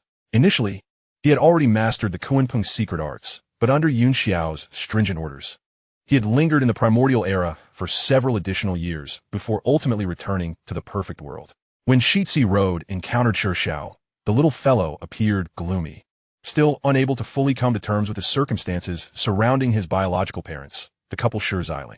After all, at his tender age, it was impossible for him to sever emotional ties as an adult might. Little mouse, during this retreat, I gleaned some insights. Look what I have brought you, Shi Zilu said with a smile, presenting a vial to Shi Zilu. Curious, Shi Zilu opened the jade vial, and instantly a rich, fragrant aroma of milk wafted forth. What astonished him even more was that this milk not only smelled divine, but also contained a pure essence of life and energy. Even Shi Zilu, who had consumed copious amounts of milk, had never encountered such exquisite quality. Is this beast milk? Brother Zilu, I never expected it to be of such exceptional quality. Shi Zilu's heart soared with joy, and he eagerly tipped the jade vial, pouring the true dragon beast milk into his mouth. The moment the milk slid down his throat, he was enveloped in its fragrant richness, and a warm current surged within him, merging into his very being, making him feel as if he were floating toward the heavens. Brother Zilu, what kind of beast milk is this? It's absolutely delightful. Shi Zilu could not help but inquire. Seeing him savoring every drop, Shi Zilu felt a pang of bitterness in his heart, thinking, for your sake, I have been labeled a pervert by Yuanshi. Where can I seek justice for this? While the two brothers conversed, an extraordinary phenomenon erupted in the sky. With a thunderous roar, an invisible force cleaved the heavens apart, and in the next instant, a cascade of shimmering runes and spells erupted from the rift. Following this, a torrent of crimson blood surged forth, spreading across the sky like a tidal wave, painting the entire expanse above in a deep scarlet hue. The sight was indeed alarming, and moments later, as the blood-red color receded, furious thunderclaps echoed throughout the air, revealing that the crimson display had merely been a prelude. Someone was forcibly tearing open the void, creating a passage between the realms. After observing for a moment, Shi Zilu swiftly deduced this conclusion. No wonder there had been such a surge of red. It seemed to be genuine blood, extracted from countless living beings. This was an incredibly cruel sacrificial method, executed by a powerful entity, requiring the slaughter of innumerable lives, followed by the offering of their blood to forcibly breach the inter-realm passage. Such a method necessitated the brutal slaughter of countless innocent lives, something that ordinary individuals could scarcely endure. Yet, for the powerful beings of the upper realm, it bore no psychological burden whatsoever, as they regarded life with utter indifference, viewing humans as mere fodder. Chapter 45. The criminal of the Shi clan comes to claim death. Astonishingly, this surge of blood clearly emanated from the upper realm, indicating that the sacrifice had been initiated from above, and that they were slaughtering their own kind. Unbeknownst to Shi Zilu, due to the urgency of the remnant immortals and others to eliminate him, there was no time to open the passage through conventional means. Thus, they resorted to the cruel act of sacrificing lives from the upper realm. Indeed, the people of the upper realm were a group of deviants. It was unimaginable that they would even slay their own citizens without a shred of humanity. Shi Zilu shook his head and sighed, silently mourning for the innocent lives lost. At that moment, a resounding crash echoed as the passage in the sky was fully opened, causing a cataclysmic uproar. First, a piercing black lightning streaked across the sky, accompanied by a deluge of bloodlight. Following the bloodlight, a colossal ancient beast burst forth from the rift. This beast, massive as a mountain, cast a shadow over the lower realm as it emerged from the passage, plunging the surroundings into darkness, as if the entire sky had been engulfed. With a thunderous roar, the giant beast unleashed a sound akin to thunder, causing the very ground beneath to tremble incessantly. Its gaping maw alone was likely as large as a mountain peak. présenting un truly terrifying visage. Amidst the thunderous roar, the colossal beast trembled, its entire form erupting with countless dazzling arcs of electricity and thunder. With a resounding crash, the lightning and thunder intertwined, unleashing a terrifying surge of energy in an instant. As this energy was confined within a minuscule space, it finally detonated under immense pressure, igniting a conflagration that illuminated the sky. The heavens blazed with fiery brilliance, not a single gap remaining. Even the silent air was desperately scorched, emitting a hissing sound reminiscent of sharp human fingernails scraping against glass, instilling a sense of nausea. Within this inferno, silhouettes began to emerge one after another, descending from the celestial realm to the mortal world. The flames seemed to serve as a grand, welcoming ceremony for their arrival, simultaneously heralding the onset of a massacre in the lower realm. The first to descend was a young man with hair as red as blood, giving the impression that he had been ignited by the very flames illuminating the sky. Even his eyes glowed a fiery crimson, as if he were entirely forged from blood and fire. It was said that the lower realm was a place of decay and ruin, akin to a vast garbage dump and cesspool, reeking of foulness. The young man remarked, upon witnessing it today, "It is indeed as they say." His words dripped with unabashed contempt and revulsion for the lower realm. With a casual flick of his massive hand, the space around him shattered inch by inch. An energy surged forth, pulverizing the towering mountains in the lower realm into dust. The mere sweep of his hand rendered entire peaks into oblivion, a display of power that was truly astonishing. This lower realm was pathetically fragile, easily obliterated. There was no sense of accomplishment in such triviality. It was utterly boring. The young man sighed, gazing at the two pulsating flames in his hands, laughing maniacally. However, after this massacre in the lower realm, my cultivation will surely rise, allowing me to break through to the next realm. That is perhaps the only cause for celebration. He had heard that the lower realm still possessed numerous treasures, which these contemptible beings, akin to ants, were unworthy of possessing. He would take it upon himself to safeguard them. Let's not underestimate them. This time, we have forcibly opened a passage from above to specifically deal with one individual. Beside him, a gigantic pangolin tilted its massive head, grinning cruelly. If you were to carelessly fall to his hand, it would be the grandest joke. How dare you speak such nonsense? The young man roared in fury. The lower realm is filled with nothing but trash. None can stand against me. Just wait and see. I shall slay them all. Indeed, I concur with that statement. The lower realm is fundamentally feeble. If there were any truly formidable individuals, how could they have been suppressed by our kind for so many years without daring to resist? Another deity stepped forward, equally disdainful. He was surrounded by a halo of golden light, serene and peaceful, reminiscent of a legendary bodhisattva. Yet, the cruel and bloodthirsty expression on his face unmistakably revealed him as a fiend. This harvest from the lower realm will be effortless. I believe the pangolin is overthinking it. Nevertheless, caution is always prudent. As the saying goes, a cautious ship sails for 1,000 years. Haha, I care not for such things. Regardless, I will slay every life I encounter in the lower realm, and we shall see who kills the most. Amidst their banter, more powerful figures emerged. 1, 2, 3, 4. Including the fiery-haired young man and the pangolin. A total of 10 formidable figures stood together. Each of these 10 possessed the pinnacle of divine fire. And even among the celestial realm, they were undoubtedly elite warriors. Clearly, the celestial realm had spared no expense in sending their strongest to eradicate Shi Zilu. The 10 figures stood in formation, resembling a colossal curtain that obscured the heavens and the earth. Their imposing presence radiating an aura of impending slaughter that could instill dread at a mere glance. They were 10 devils, 10 harbingers of death, 10 living embodiments of the underworld. Their sole purpose in descending was to kill, leaving no soul from the lower realm unscathed. The atmosphere grew unbearably tense. And at that moment, an elderly man with white hair slowly spoke, his voice resonating like the decree of a death god. People of the lower realm, heed my command. All sinners of the Stone Clan, step forward and accept your fate. Today, I am in a good mood and may grant you a complete corpse. If you do not comply, your entire family shall perish, your clan annihilated, and you shall never know rebirth. As the old man spoke, each word resonated like thunder, instantly reverberating across the 8 domains of the lower realm, clear and unmistakable to all. PFF, PFF, PFF. The weak cultivators of the lower realm could not withstand this terrifying sonic assault, and in an instant, They were left vomiting blood, collapsing unconscious to the ground. Some even exploded on the spot, their bodies reduced to a gruesome mass of shattered flesh. The overwhelming pressure swept through, plunging the entire lower realm into chaos. Death and destruction pervaded the atmosphere, with deities descending to slaughter the entirety of the lower realm. Who could possibly withstand such an onslaught?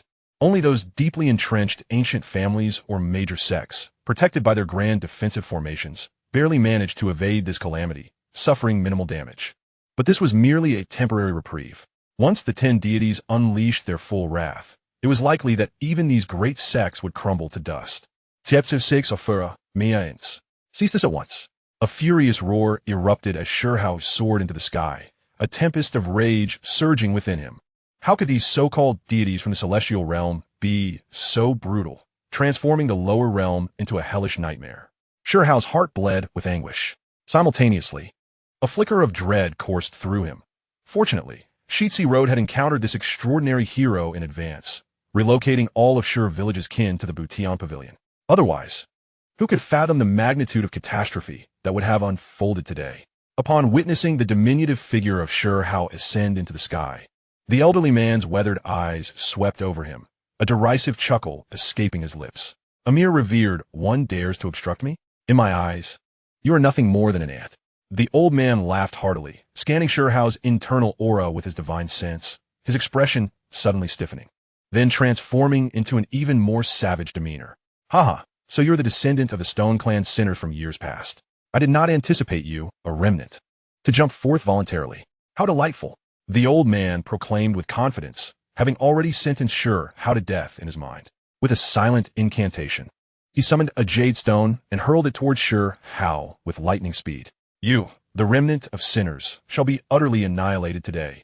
The old man cackled maniacally, and with a thunderous crash, as the jade stone neared Shurhao, it suddenly transformed into a chilling inferno. This flame, which should have radiated unbearable heat, inexplicably enveloped one in a shiver of cold. Even the surrounding air froze, echoing with the anguished wails of countless tormented souls. This was no ordinary flame. It was a vengeful fire forged from the grievances of countless slain beings. This fire specifically targeted the soul, and should one's mental fortitude be insufficient upon contact, their soul would ignite and be consumed, leaving them as mindless, soulless husks. The vengeful flames were undeniably insidious, and as Shurhao sensed their chilling aura, a profound sense of dread gripped his heart. He understood that confronting this malevolent fire head-on was utterly unwise. If he rashly relied on his corporeal form to charge forward, he would likely be consumed in an instant, followed by the obliteration of his very soul. With a thunderous roar, Shurhao transformed into a bolt of lightning, evading to the side along a peculiar arc. In a mere instant, the elder watched in astonishment as Shurhao vanished from his sight, only to reappear elsewhere moments later. Such speed! How could this be possible? The elder was taken aback. This lad was merely at the revered level, a significant tier below his own divine fire realm. Yet he could escape with such apparent ease. Unbeknownst to him, Shi Zilu had imparted the Kunpeng divine technique to Shurhao, radically enhancing his speed. Like thunder, he moved swiftly across the expanse. You little rascal possess some skill, it seems. I miscalculated, and now you have a few more breaths to take. What of it? The elder's countenance darkened with increasing malice. Just moments ago, he had summoned the vengeful flames with his divine fire realm. If he could not subdue Shurhao, would he not become the subject of ridicule among onlookers? With a flicker of thought, he relinquished his pursuit of Shurhao and hurled the vengeful flames into a nearby city. With a roar, the city, home to hundreds of thousands, ignited in a conflagration that blotted out the sky. Countless beings fled in desperation, but their efforts proved futile, and many perished in the flames within moments. Keep running. The elder taunted Shurhao. For every time you escape, I shall incinerate the populace of a city. Once he had claimed lives, he could extract their final lingering resentments, condensing them into a spark of vengeful fire to further amplify his own power. Although the energy gained would not match that of Shurhao, it was still a boon, and would serve to indirectly provoke him. The elder relished his cunning strategy. Despicable scoundrel. Shameless. Utterly shameless. I shall kill you. I shall kill you. Shurhao's fury boiled over, his blood-red eyes wide with rage as he shouted with all his might. In the next instant, he hesitated no longer. His body transformed into a streak of lightning, charging recklessly into the inferno of vengeful flames. Boom, boom, boom, fueled by an overwhelming surge of anger and vitality. Shi Zilu unleashed a staggering force. He intended to publicly slay this loathsome elder, avenging the innocents who had perished unjustly in the city. Is this all your power? The revered level is truly pathetic, the elder scoffed dismissively. I expected you to remain a coward, yet after just a few insignificant lives lost, you lose your composure so quickly. Although Shi Zilu's onslaught was fierce, it posed little threat to the elder, for the chasm between their realms was insurmountable, a gap that no effort could bridge. Yet in the next moment, even as Shi Zilu found himself encircled by the vengeful flames, he remained unscathed, maneuvering deftly, causing the flames to flicker and waver. You little brat, how is your flesh so resilient? The elder stood agape. Even ordinary experts of the divine fire realm could not withstand his vengeful flames. The scene before him seemed miraculous, defying belief. You do not suppose that I rely solely on these vengeful flames, do you? As the elder spoke, a black spear materialized in his hand, inscribed with intricate runes that emitted a sinister, malevolent aura. Gritting his teeth, Shi Zilu sensed the terrifying energy contained within the spear. It appeared that this time, he truly had to gamble everything. Even if it meant risking his life, he resolved to fight, for he had already made up his mind. At that moment, a cold voice echoed, "Old fool, do you dare to harm my brother?" With a thunderous crash, a colossal presence surged forth. Shi Zilu had finally intervened, employing the Kunpeng divine technique, shattering the void beneath his feet, wielding lightning as he appeared before the elder in the blink of an eye. His terrifying speed seemed to transcend the constraints of time, more formidable than Shi Zilu's earlier charge. The elder was momentarily taken aback. He had not anticipated such swiftness. However, upon discerning that Shi Zilu was merely at the formation stage, he erupted in laughter. A mere formation insect dares to act so brazenly before me? You lowly wretches from the lower realms truly lack understanding. Allow me to enlighten you today. The elder exuded a tempestuous aura, capable of crushing even a revered level expert in an instant. How much more so against someone of Shi Zilu's lesser tier? Thus, he felt confident, certain that Shi Zilu was doomed. Yet, unexpectedly, Shi Zilu revealed a mysterious smile, his aura surging dramatically, ascending from the formation stage to the revered level. The elder's eyes widened in shock. However, he quickly regained composure, sneering. So you were concealing your true level. But even if you ascend to the revered level, what of it? Slaying you will be as effortless as squashing an ant. As he boasted, Shi Zilu's aura continued to escalate, climbing steadily from the revered level to its pinnacle. Moments later, he stood at the very threshold of the divine fire realm. The elder, witnessing this, was filled with disbelief. This boy possessed remarkable talent. He had to eliminate him immediately, lest he become a future rival. The elder had never heard of anyone transitioning so swiftly from the formation stage to the pinnacle of the revered level. Such rapidity defied logic. Fortunately, Shi Zilu's aura finally stabilized, allowing the elder to breathe a sigh of relief. What the pinnacle of the revered level? As long as you have not breached to divine fire, you are no match for me. Just as the elder reveled in his thoughts, Shi Zilu sprang into action. With a slight shift of his foot, he shattered the void. With a resounding crash, a tremendous surge of vitality erupted, engulfing the sky and staining it a blinding crimson. The elder, despite his extensive experience, had never witnessed such a terrifying display of vitality. The pinnacle of the revered level was still only revered, and Shi Zilu had only just broken through. How could he wield such destructive power? The elder was perplexed. Yet this did not deter him from harboring lethal intent toward Shi Zilu.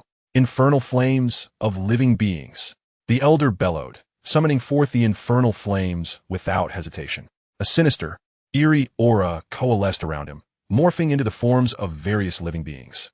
As he muttered incantations, blood trickled from his wounds. With this action, the vital essence he had meticulously gathered flowed into the fiery entities. Empowered by this formidable infusion, the flame's form swelled, rapidly transforming into monstrous entities that towered towards the heavens. These creatures roared, charging toward Shi Zilu with wild abandon. Each of these fiery beings wielded power on par with that of divine fire realm experts. If anyone else were to face such an overwhelming assault, they would likely find themselves utterly powerless. Alas, their opponent was Shi Zilu. The old man scoffed disdainfully. Is this all you could muster after such a long time? It's truly disappointing. With a contemptuous sneer, Shi Zilu let out a resounding roar that unleashed a sonic attack. An astonishing wave of sound erupted, shattering the fearsome fiery beings in its path into mere dust. The incredibility of this scene left everyone present utterly dumbfounded. After all, those entities were akin to formidable beings of the divine fire realm, yet they were reduced to nothing by a few roars from Shi Zilu. Even the elder himself was bewildered, pondering how this mere respectable realm youth could unleash such terrifying power. Realizing the gravity of the situation, he sighed softly and retrieved a blood-red gemstone from his robe. A crimson glow illuminated the space as the gemstone transformed into a colossal and radiant source of light, only to shatter instantaneously, scattering countless beams of light that coalesced into an immense character. Crime. The sin of sins. This character was so vast that it was visible to all across the 8 realms below. The elder stared in astonishment at Shi Zilu, realizing, "So you are a descendant of the Stone Clan's sinners." It dawned on him why the higher-ups had mobilized such forces, specifically dispatching him and others to obliterate Shi Zilu. It turned out this individual was a descendant of the infamous sinners from the Stone Clan. However, he never anticipated that this progeny of sin would possess such formidable strength. With a single individual's might, he could swiftly annihilate a multitude of divine fire realm beings. Could it be that the blood of sin truly held such horrifying power? The elder felt a chill run down his spine, and at that moment, powerful beings from various locales were also stirred, rushing through the void. What a delightful scent! What a potent vitality! They exclaimed. "So you are the progeny of sin." The skeletal being arrived first, gazing greedily at Shi Zilu with a chilling, ghastly laugh. Its eye sockets were empty, containing nothing but 2 burning, ghostly flames. Yet that insatiable, bloodthirsty gaze evoked a sense of dread. "Huh! Such a treasure cannot be wasted on others," boasted another colossal beast that appeared beside it. In the blink of an eye, several formidable beings converged, all coveting the powerful vitality emanating from Shi Zilu, eager to devour him. They surrounded Shi Zilu, brazenly discussing how to consume this human youth. Clearly, in their eyes, Shi Zilu was trapped without escape. "Everyone be cautious. I sense this youth is extraordinary.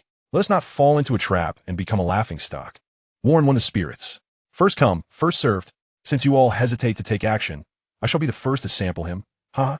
A boastful voice rang out as a powerful deity brazenly made its move. Boom! As it struck, a terrifying force erupted, the being shining like a brilliant star, hurtling toward Shi Zilu's seemingly feeble form. The other deities remained unfazed, coldly observing. Even if someone else struck first, they were confident in their own strength, thinking they could reclaim the opportunity later. Moreover, they had heard that the higher-ups were particularly interested in this progeny of sin, leading them to bide their time. Now, with someone paving the way, they could sit back and enjoy the spoils.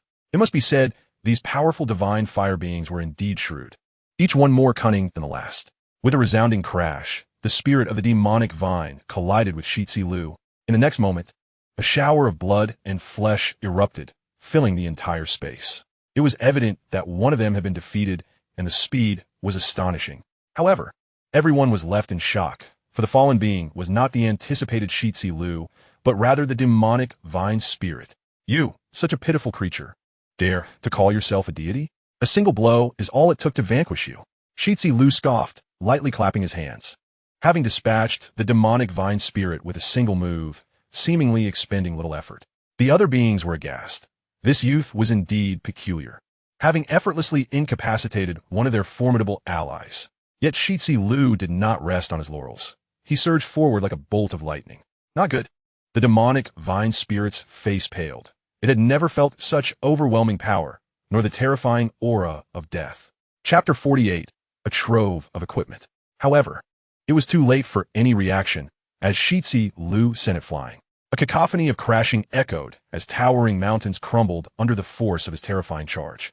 Moments later, the demonic vine spirit's battered figure finally came to a halt, gasping for breath. Simultaneously, its true form was revealed to be a bizarre little pangolin. Its body was covered in shimmering silver scales, with a long, pointed snout and a slender tail, exhaling dragon-like breath.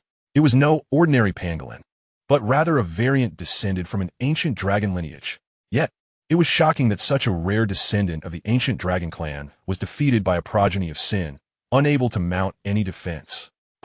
The pangolin creature spat forth a mouthful of black blood, struggling to rise from the rubble, its eyes filled with terror as it stared at Shi Zilu.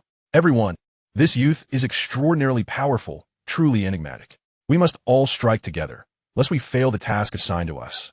The observing beings exchanged glances, speaking in unison. You remaining trash. What difference does it make if you all attack together? Shi Zilu taunted lightly, thinking these fools were utterly ridiculous, truly believing that their numbers could overwhelm him. With a flick of his finger to his brow, he summoned an unmatched, sharp longsword, the Sword of Severance. This was a treasure bestowed upon Shi Zilu by the Primordial Heavenly Master, now shining brilliantly once more in the perfect world. Kill! Shi Zilu commanded, as countless profound laws of power converged upon the Sword of Severance, sharpening its murderous intent. The sword let out a dragon's roar, trembling with excitement as if it longed for fresh blood. A brilliant light burst forth from the sword, piercing the heavens like a bolt of lightning. Boom! Boom! The sky reverberated with thunder, as if even the boundless void could not withstand the terrifying sword energy. Simply the silent sword energy was enough to shatter space, rendering the surroundings into nothingness. Ultimately, even this void could not escape. Under the oppressive force of Shi Zilu's will, it coalesced into a blood-red character for kill. This character was so radiant, so clear, that all present could sense the inevitable, relentless, murderous intent. A series of metallic clangs rang out as the razor-sharp sword energy struck the pangolin beast first. However, the pangolin beast wore an expression of utter indifference, for its remarkably thick scales served as an impregnable fortress, effortlessly absorbing the onslaught of sword energies. Did it truly believe such an attack could harm me? Such thoughts are mere folly. I was merely caught off guard a moment ago, allowing you to gain the upper hand.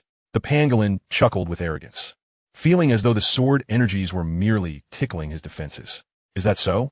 A smirk curled at the corner of Shi Zilu's mouth, a hint of mockery in his smile. In the next instant, he flicked his finger slightly. The countless chilling sword lights converged in an instant, coalescing into a dazzling bolt of lightning, which with a ripping sound pierced directly into the pangolin beast's forehead. The pangolin let out a piercing wail as the attack struck, unable to suppress his anguish. Though his body was shielded by formidable scales, the forehead bore a chink in his defenses, and Shi Zilu seized this flaw with precision. Crack! The pangolin's head was pierced through, and in the next moment, countless fragments of bone shattered, cascading down like debris. Its primordial spirit attempted to transform into a shadow and escape, but alas. Shi Zilu sneered and thrust his sword, pinning it down effortlessly. Save me! Help! The pangolin's primordial spirit writhed in agony, resembling a mouse caught in a trap, letting out a wretched howl as it twisted helplessly. Shi Zilu could have extinguished its primordial spirit immediately, yet the current predicament rendered the pangolin's suffering even more profound. With no avenue of escape, the pangolin could only watch helplessly as its spirit was impaled, growing increasingly feeble in its struggles, inching toward annihilation.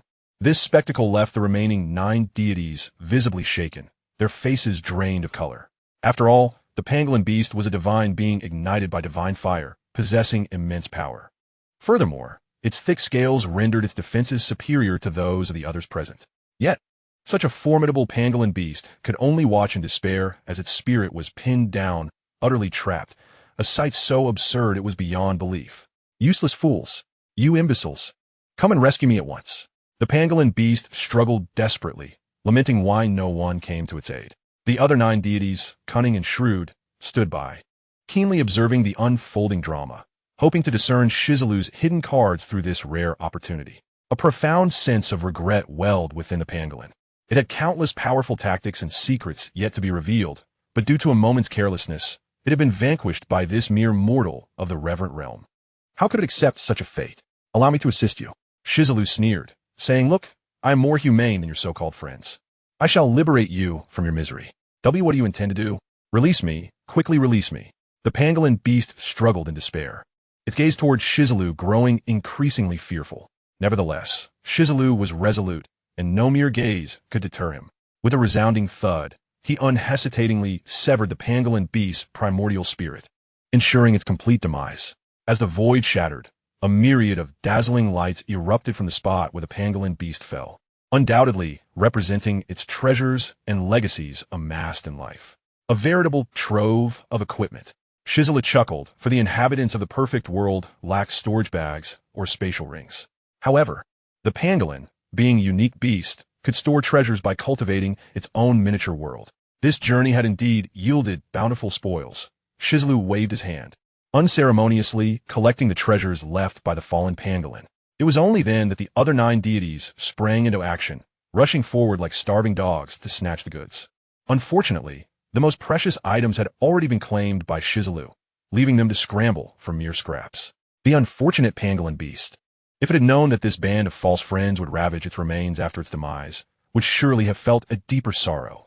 The remaining 9 deities observed Shi Zilu with newfound eyes, their expressions transformed from before. In their gazes, there was a palpable mix of fear and respect. Chapter 49, A Collective Assault. There was no denying it. Shi Zilu's earlier display of power compelled them to react accordingly. Since time immemorial, whether in the upper realm or the lower realms, across all domains, strength reigned supreme. Only an absolute powerhouse could garner absolute respect. Let's all act in unison. This one is no trifling matter. Prolonging this encounter could lead to unforeseen consequences. Indeed, one has already fallen. We must not let our guard down again. No wonder those above take this matter seriously. It appears the sinner's bloodline is not so easily subdued. First, let us unite our efforts to accomplish the task assigned to us. The crowd murmured in agreement, and at that moment, Shi Zilu's threat level in their minds ascended several tiers. In the blink of an eye, they reached a consensus, positioning themselves around Shi Zilu according to the strange formations of the 8 trigrams, obstructing all avenues of retreat. Clearly, their once lofty arrogance had been tempered by Shi Zilu's formidable might, prompting them to ally against him. A joint assault? One wonders whether you plan to engage in a war of attrition or confront me all at once. Shi Zilu remained unfazed by the unfolding scene. Instead, he mocked. Truly a rarity. 9 divine fire realm powerhouses banding together to contend with a single reverent realm individual. Indeed, this is an unprecedented spectacle. The collective embarrassment was palpable. Their faces flushed with shame, clearly stung by Shi Zilu's taunt. Yet, they would not allow anger to surface. After all, they were ancient beings with millennia of experience. Their resilience unmatched. Indeed, today we shall exploit our strength against the weak, our numbers against the few. But what of it? As long as we jointly eliminate Shi Zilu, this affair will remain concealed, and our reputations will remain intact. Each of them understood clearly that with the combined strength of 9 divine fire realm powerhouses, not only would Shi Zilu be no match, even if 2 or 3 more joined him, they would pose no threat. You sharp-tongued brat, speak your piece now. Soon, you shall find yourself silenced. The deities laughed haughtily, with a resounding boom. At that moment, Shi Zilu also sprang into action. The earth trembled and the heavens quaked as he summoned all his vitality, transforming it into an immense, boundless divine power. This divine force surged through the air like tumultuous waves, radiating a terrifying energy that set the entire space ablaze. The sword in Shi Zilu's hand was not idle either. As he swung it, the principles of the sword path from the primordial age swiftly coalesced, striking fiercely toward the distant human city. With a swift whoosh, an awe-inspiring beam of sword light illuminated the heavens and earth, cleaving through the very fabric of the city's space. Simultaneously, the entire city was whisked into the void, distancing itself from the imminent clash of powers. The lives of countless individuals within that city were thus saved by Shi Zilu's intervention, though it came at considerable cost to him. What a hypocritical, pretentious fool. I never imagined you to be so foolish, expending such vast divine energy merely to save these pitiful beings akin to ants. How utterly senseless. Indeed, this young man squandered a monumental opportunity. Had he directed that energy against us, we would have faced significant losses. This is what one calls divine assistance, my friends. Seize this opportunity to unite and obliterate him. The 9 deities erupted into raucous laughter, their energies intertwining to subtly form a formidable array, potent enough to suppress Shi Zilu. It won't require much effort to slay you all, Shi Zilu retorted with a scornful sneer. Before I extinguish your lives, rescuing those people is merely a trifling matter for me. As for you pathetic wretches, you have never registered in my eyes. As his words fell, an overwhelming aura surged from him, akin to a tempestuous storm, radiating an oppressive force that filled the air. A sense of dread enveloped the crowd, for at that moment, Shi Zilu resembled an ancient deity awakening, emanating a pressure so profound that it caused every onlooker to tremble involuntarily. Little rat, stand guard and ensure none escape. Shi Zilu commanded the nearby, Sure Hao, exuding an air of casual confidence. Brother, rest assured, as long as I am here, not even a fly shall escape. Sure Hao asserted, thumping his chest with resolute conviction. In that instant, he became Shi Zilu's most formidable ally, alleviating any concerns of a potential escape amidst the chaos. What an arrogant little brat! They scoffed, incredulous at his audacity to attempt our annihilation single-handedly. He is merely at the peak of the venerable realm, completely unaware of the vastness of the heavens. Today, I shall demonstrate the gravity of his folly. The 9 deities, momentarily shaken by the exchange between Shi Zilu and Shi Hao, erupted in furious roars. Is it true arrogance? The truth shall unveil itself, Shi Zilu remarked coldly. You claim I am a descendant of bloodshed. Today, let my blood cleanse your sins. He unleashed a thunderous roar, a terrifying might radiating outward, causing the very realms to tremble. In an instant, countless runes and incantations ascended into the air, illuminating the void with myriad glimmers. Simultaneously, innumerable chains of order wove and entwined, coalescing into a substantial and awe-inspiring array. At the heart of this formation, Shi Zilu leapt majestically, standing proud against the wind, reminiscent of an ancient sovereign descending to earth, instilling an indelible sense of dread in all present. Even the formidable 9 deities could not mask the flicker of fear upon their faces. The might emanating from a peak venerable was capable of commanding the entirety of the lower realms, simultaneously posing a threat to 9 deities. What an extraordinary display of power! Amidst the growing terror, Shi Zilu bellowed, his dual pupils shimmering brilliantly, emitting a heart-stirring radiance akin to blinding lightning. Boom! Boom! Boom! The chaotic forces from the void converged upon him, and even the residual waves of energy emanating from him could rend the fabric of the universe. An indication of the sheer terror contained within. Kill! Shi Zilu roared, his eyes ablaze, the supreme might of his dual pupils unleashed in full force. To the spectators, his gaze shone radiantly, blinding as the sun itself. The terrifying power surged forth like an unbridled tide, causing everything in its path to tremble. The inhabitants of the lower realms were left in a state of astonishment. Even the most formidable, venerable experts displayed expressions of panic and terror. Nobody anticipated Shi Zilu's strength to be so overwhelming, capable of unleashing power that rivaled the divine with but a single effort. In the imperial capital of Shirgua, the emperor fell from his throne in sheer terror, his demeanor reflecting utter disarray. The dual pupils. This is the power of the supreme dual pupils, he stammered, trembling in awe. Though he had heard of Shi Zilu's legendary secret technique, witnessing its might firsthand rendered him acutely aware of its true strength. He had underestimated the power of the supreme dual pupils. Who would have thought that merely opening his eyes would unleash divine light capable of clashing with 9 deities? Reducing the void to ruin? What immense power this is! The emperor's fearful musings revealed his newfound realization of Shi Zilu's formidable prowess. He could not help but feel immense relief that he had chosen not to offend Shi Zilu, instead opting to cultivate a favorable relationship.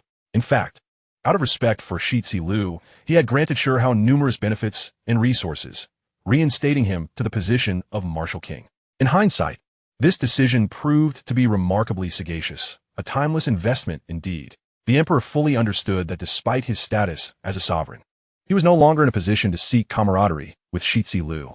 He merely hoped that Shi Zilu might, in consideration of Shi Hao, extend a measure of favor towards him. If so, the future of the Shirgua royal family would be assured.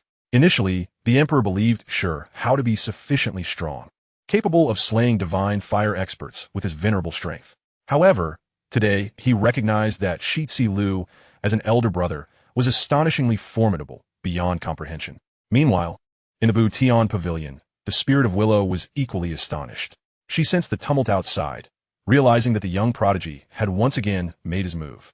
Originally, she had contemplated intervening on Shi Zilu's behalf, but witnessing his overwhelming power, she recognized her concerns were unwarranted. A youth is not merely a creature of the shallow pool. One day, he shall soar to the heavens. The spirit of Willow mused, reflecting on the brothers Shi Zilu and Shi Hao, whom she had watched grow from childhood. Now, both had matured into titans, wielding extraordinary power, bringing her a sense of profound contentment. Boom! Boom!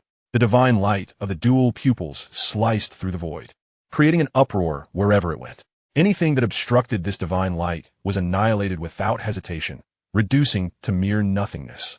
This terrifying divine light was akin to a black hole, obliterating the entire world. It was at this moment that all present comprehended the true might of the dual pupils, understanding why they were revered as supreme.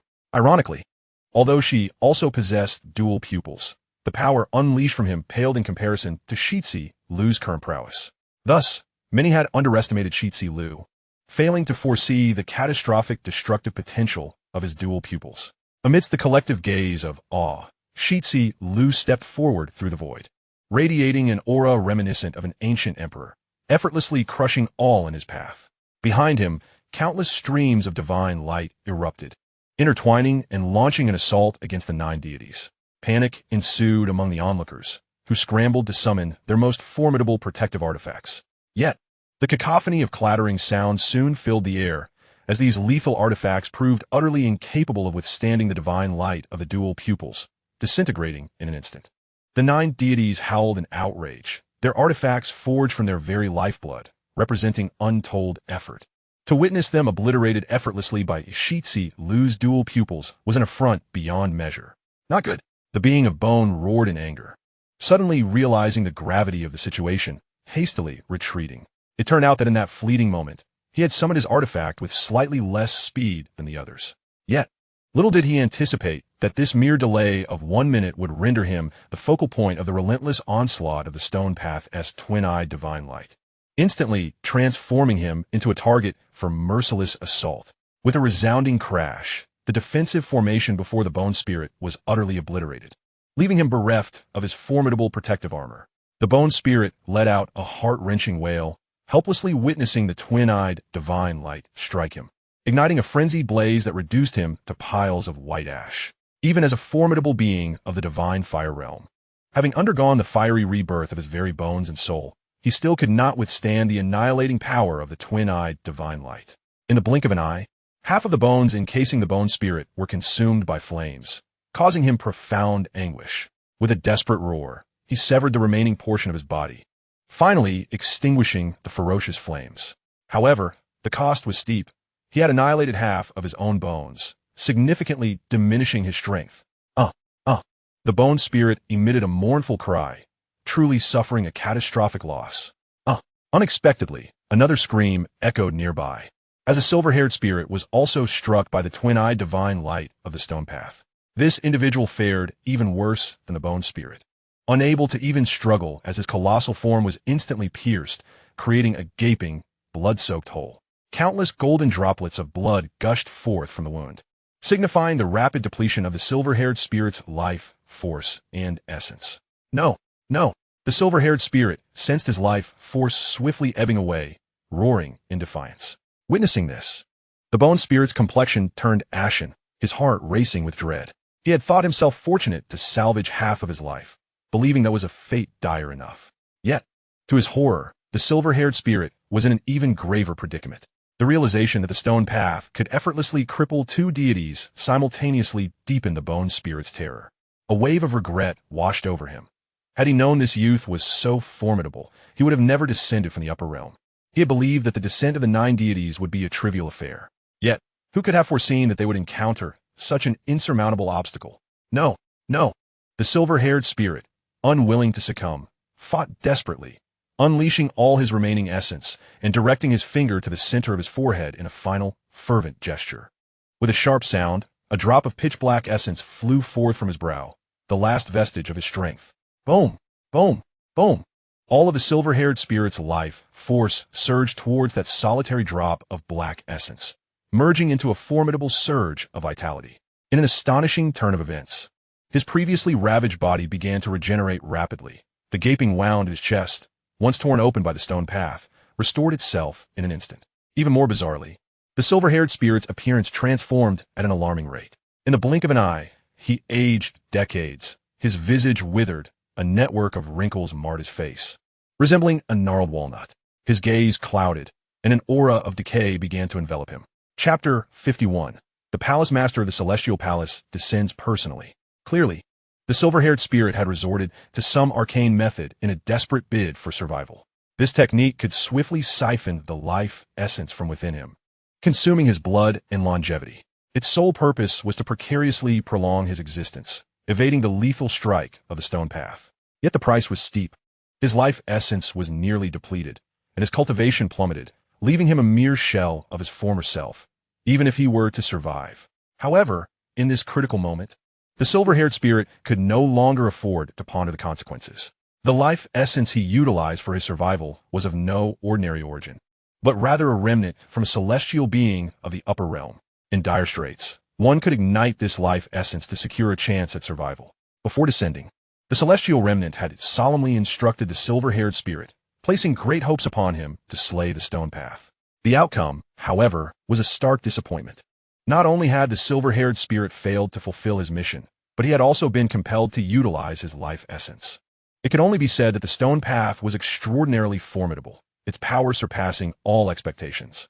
As the life essence blazed forth, radiating a kaleidoscope of brilliant colors, it illuminated the entire sky. In contrast, the twin-eyed divine light of the stone path dimmed, seemingly overshadowed by the brilliance. It was known that this divine light could slay even the 9 deities, yet now it faltered before a mere drop of life essence.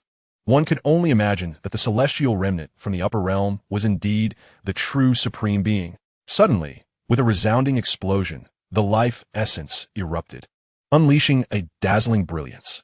Within this radiant glow, a figure materialized. The palace master has arrived. It is the palace master. We are saved. Subordinates. Subordinates salute the palace master of the celestial palace. At the appearance of the figure, expressions of ecstatic joy adorned the faces of the 9 deities, who hastened to kneel and pay their respects. From their expressions of fear and reverence, it was evident that the so-called palace master possessed unfathomable might. Instilling awe in all present, an eerie silence enveloped the scene. None could have anticipated the palace master of the upper realm would personally descend. With an impassive countenance, the palace master cast a cold glance over the 9 deities, offering them scant regard. To him, these 9 deities, revered by mortals, were merely a swarm of insignificant insects. The palace master's piercing gaze fixated on the stone path, clearly indicating that his disturbance was solely due to this individual. It appeared that, in his estimation, the stone path held greater importance than all 9 deities combined. In the face of the palace master's keen, sword-like gaze, the stone path remained unperturbed, his expression devoid of emotion. Observing his remarkable composure, those around were profoundly moved, their admiration for the stone path deepening. The bloodline of sinners was merely the progeny of those once deemed lowly, a mere collection of insects. Yet, to their astonishment, this particular insect had managed to create such a tumult. The palace master regarded the stone path with haughty disdain, akin to an emperor surveying the common folk. Adopting an air of superiority, the stone path snorted derisively, pondering why this figure felt the need to posture before him. This palace master, appearing to embody the essence of a high being, was, in reality, a coward at heart. Had he truly possessed formidable power and resolve, he would have long since engaged in battle across the realms.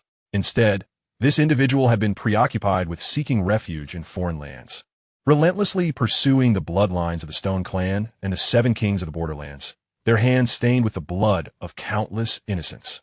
Such a despicable and cowardly individual, driven by self-preservation, had orchestrated everything out of a desire to curry favor with foreign powers, dreaming that when he ultimately sought refuge there, he would receive grand rewards and status. The stone path, fully aware of history, had no intention of extending any courtesy to the palace master. With a flicker of thought, a radiant light manifested upon his forehead, enveloping his form in a protective barrier of divine light. You are the palace master of the celestial palace? I have heard tales of your cowardice. You have always been a craven soul, living in the upper realm like a stray dog. Who could have imagined that today you would descend to the lower realm? Has your master loosened the noose around your neck, granting you the freedom to escape to this realm? The cobblestone path mockingly derided, likening the lord of the celestial palace to a mere watchdog. His words instantly ignited a furious wrath within the lord, whose countenance darkened to an extreme. Impudent, you sharp-tongued wretch, spewing filth with every breath. Do you realize the gravity of your offense against the lord of the celestial palace? Truly, you are a descendant of the sinful blood, utterly devoid of decorum, daring even to tarnish the lord's reputation.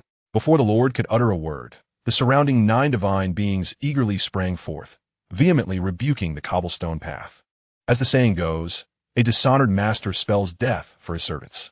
The recent affront to the Lord undoubtedly cast a shadow upon their own faces. Ironically, while they all vociferously chastised the cobblestone path, brimming with indignation, none dared to advance and take action. After all, The prowess displayed by the cobblestone path was evident to all. They were not foolish enough to provoke him at such a moment. Their ferocious barks, akin to rabid hounds, were merely an attempt to assert their significance before the Lord of the Celestial Palace. Clearly, you possess not only a keen understanding of the upper realm, but also a considerable knowledge of past events, the Lord of the Celestial Palace stated coldly, his gaze fixed upon the cobblestone path with a sinister intensity. The admission of the truth behind the cobblestone path's words caused the nearby divine beings to pale, their minds racing at the revelation of such a monumental secret. Did the Lord fear its dissemination? Unbeknownst to them, the Lord had already harbored murderous intent. With the exposure of past scandals, none of these divine beings could be allowed to remain alive. Once they were all silenced, the secret would be safe. After all, only the lips of the dead can keep the most stringent of secrets. Is this a declaration of intent? The cobblestone path laughed heartily, dripping with sarcasm. Logically, the revelation of such information would severely tarnish your reputation. Yet, your indifference to its potential spread suggests an astounding thickness of skin. You seem unperturbed by the prospect of public disgrace. He continued to mock, or perhaps you have already devised a plan for silencing us, intending to ensure that none present today escape unscathed? The very mention of this sent shivers down the spines of the 9 divine beings, who turned pale with terror as they gazed at the Lord of the Celestial Palace. They could hardly fathom that their unwavering loyalty had led them to a fatal conclusion, rendering them worse off than mere lapdogs. Ha ha! The Lord of the Celestial Palace erupted into a maniacal laughter, his expression darkening with malice. Since you have disowned my intent, there is no need for further concealment. I shall leave none among you, including you, this insignificant ant. However, I am a benevolent soul, fearing you might find the journey to the underworld too lonely. Thus, I have shared these secrets with you to alleviate your tedium on the way. Ha ha! Do you not consider me merciful? The Lord's words dripped with venom. What if the truths of yesteryears are laid bare? It matters not, for soon you shall be but a pile of corpses. As history has shown, victors write the narrative. Once I have extinguished your lives, the future shall be mine to rewrite.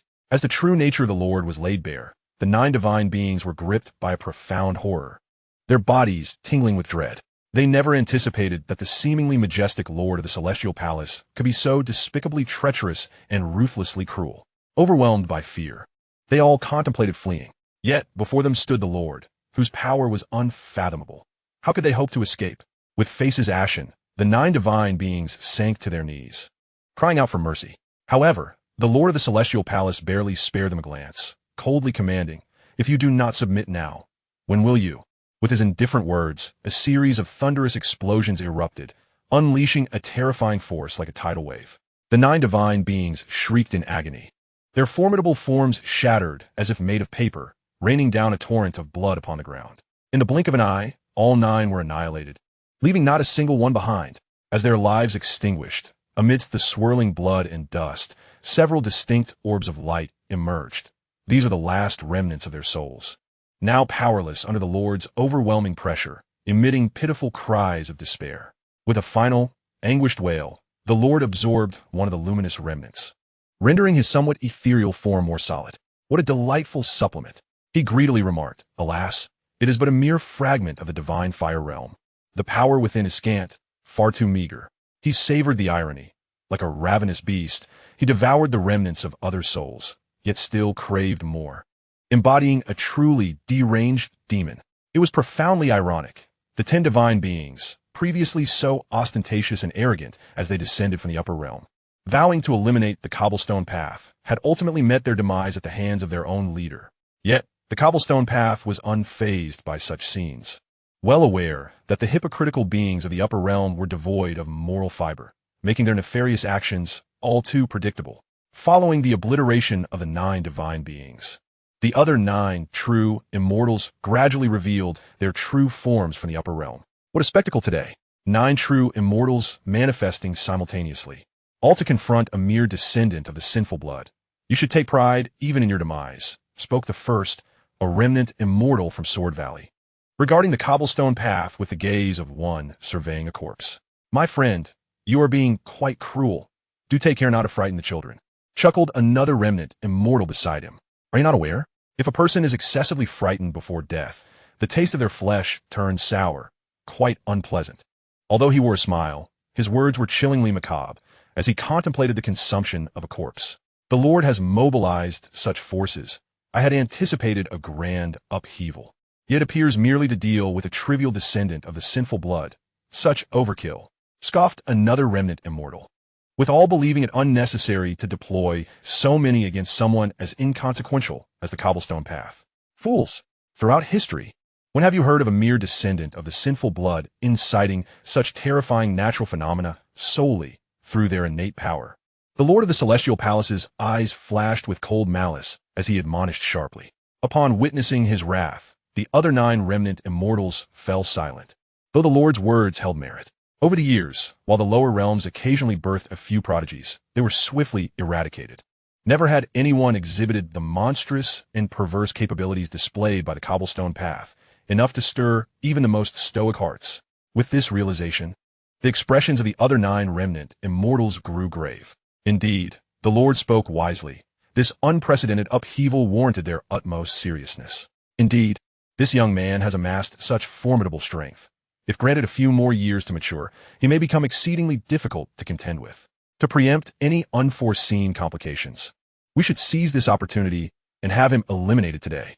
The crowd unanimously voiced their thoughts, treating Shi Zilu as a genuine adversary at this moment. Hey, I say, you decrepit old fools, I'm still standing right here, and yet you speak of killing me without a thought for my feelings?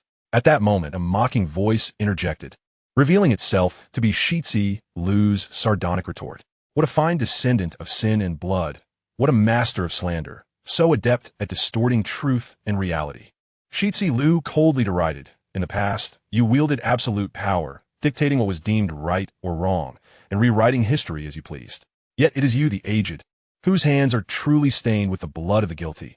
You are the real progeny of sin. Shi Zilu's vehement denunciation struck a painful chord, causing the faces of the ancient immortals to falter. Presumptuous! I am here, and it is not your place to speak. The remnant immortal of Sword Valley bellowed with authority. Swiftly raising his hand, a piercing beam of sword light erupted forth, striking with blinding speed. The air crackled with a terrifying whistle, as if even the intangible atmosphere were being torn asunder. Truly, the remnant immortal of Sword Valley was fearsome. In that fleeting moment, his sword light instilled dread, radiating an overwhelming aura of malevolence that seemed insurmountable. In truth, this remnant immortal was but a mere phantasm. However, his realm was at the pinnacle of divine fire, while the 9 deities he had previously vanquished were merely of the ordinary divine fire realm, an undeniable disparity in prowess. After all, let me acknowledge that the wielder was once a true immortal. Chapter 53. The Authentic Path of the Sword. Shi Zilu's expression grew grave, a serious demeanor overtaking him. Clearly, the remnant immortal strike was no trifling matter, and he sensed a threat. In contrast to his previous encounter with the 10 deities, this felt far more formidable. The remnant immortal of Sword Valley possessed an illustrious background, mastering the path of the sword to achieve true embodiment. Thus, the sword he had just unleashed bore the terrifying power of cataclysm, subtly infused with the supreme laws of swordsmanship. Shi Zilu snorted softly, feeling a slight pressure at his forehead, as if being invisibly constrained by an overwhelming force. The sword within him had evidently sensed the remnant immortal's presence, manifesting as an intangible sword mark that pulsated at his brow.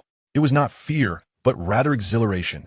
The sword within him was eager to break free, yearning to compete with the remnant immortal's sword light.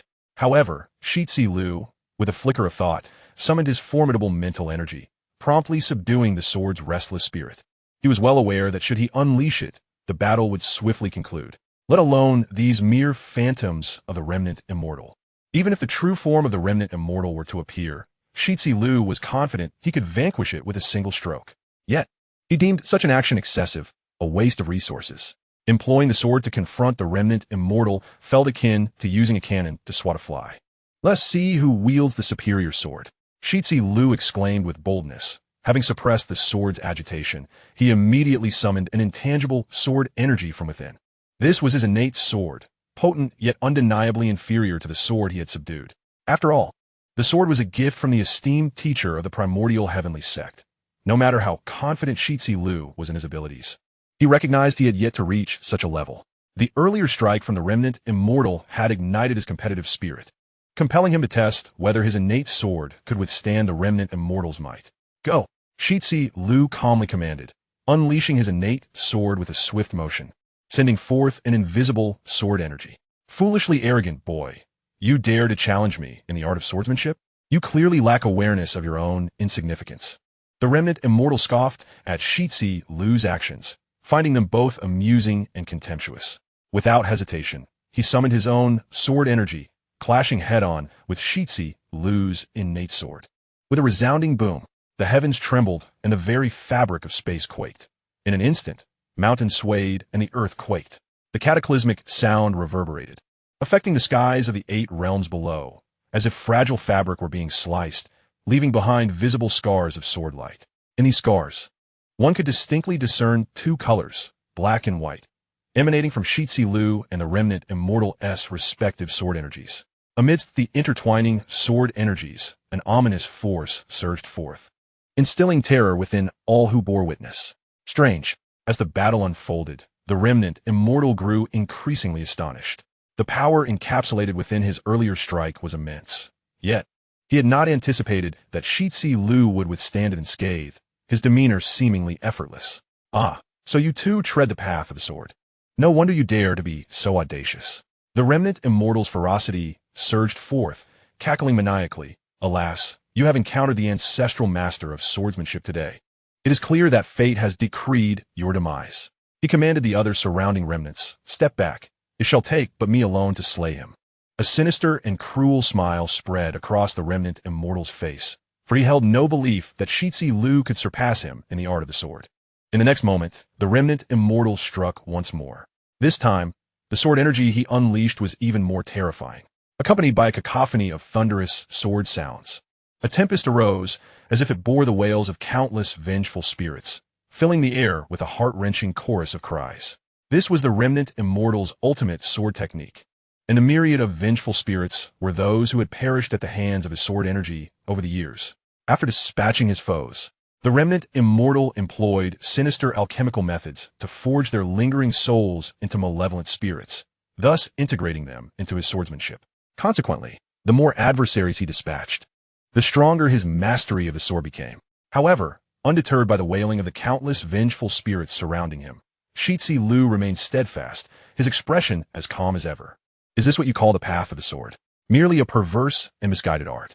Shi Zilu calmly mocked, and in the next instant, his intangible sword energy surged forth. With a resounding crash, an unparalleled sword energy erupted, piercing the heavens and radiating brilliant light. Shi Zilu bellowed, effortlessly swinging the intangible sword energy forward, cleaving downwards with ferocity. In that fleeting moment, his sword energy transcended mere steel, manifesting as a complete world, a realm brimming with vitality, intricate and profound, with infinite possibilities and boundless transformations. This was the doctrine of the heavenly sect, to seize a thread of life from the cosmic principles and create limitless potential. Now, Shi Zilu's comprehension of the sword had reached unprecedented heights, allowing him to unleash such unpredictable prowess. Crack, crack, kill. The ferocious sounds erupted, as a multitude of vengeful spirits within the remnant immortal's sword technique were obliterated by Shi Zilu's sword energy, leaving naught but desolation in their wake. The air around was permeated with a sanguine aura, as tendrils of black lightning surged forth, only to be vanquished by the cobblestone path beneath. Moments later, the oppressive darkness that had shrouded the space dissipated, giving way to a clear and radiant sky, signifying that the vengeful souls, once forged by the remnants of the celestial, have been truly severed by the path, vanishing entirely from this world. Thank you. I am eternally grateful for your immense kindness. Thank you, young hero, for aiding our transcendence. Thank you for helping us escape this endless, sunless abyss of darkness and hell. The cobblestone path listened intently, hearing the heartfelt expressions of gratitude from those liberated souls. No, this cannot be. How did you accomplish this? The remnant celestial was stunned, never imagining that his ultimate technique could be dismantled by the cobblestone path in such a manner. Even if the path's power were akin to the creation of the universe, shattering his sword path with sheer brute force would not have left him in such disbelief. Yet, the cobblestone path had utilized an extraordinarily refined method to liberate the very souls he had suppressed, leaving the remnant celestial in a state of incredulity and denial. What was even more unfathomable was that the path had also employed the sword path, and a remarkably authentic one at that. Chapter 54. watching the tiger fight from the mountain. A chill coursed down the remnant celestial spine, cold sweat beating upon his brow.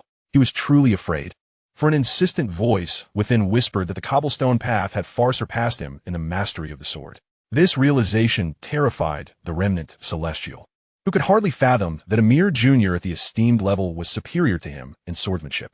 With a pained cough, he expelled several mouthfuls of blood, his complexion instantly paling, while his form grew increasingly insubstantial, on the verge of becoming transparent. As the souls he had forged were liberated, he suffered a severe backlash, resulting in considerable injury. In a cascading reaction, his true form, previously concealed in the upper realms, was also affected, forcing him to cough up golden blood. It is known that these beings are termed remnants because their true forms are inherently flawed or gravely injured, reduced to invoking a phantom to survive in hiding. The remnant celestial could scarcely believe that he had been compelled by the cobblestone path to expel blood, something unprecedented. Unexpectedly, there was an unforeseen gain. The cobblestone path was equally astonished, realizing that he had managed to injure the true form of the Sword Valley remnant celestial. The once cunning old wretch proved to be so fragile. The cobblestone path mockingly called out, "Old fellow, continue to hide. I wonder how long you can evade me. You despicable knaves. Your ascension to immortality merely stems from reaping the benefits of your era, leveraging your initial advantages to plunder more resources than others. What right do you have to claim immortality in this age?" The cobblestone path vehemently berated, causing the other remnants present to lower their heads in profound shame. Their defenses shattered. "You little wretch, how dare you insult me? Do you seek death?" The remnant celestial's fury was palpable, his heart shaken to its core. He was well aware that his innate talent was rather mediocre, and his ascension was merely a product of time and perseverance, making this a deeply sensitive topic for him.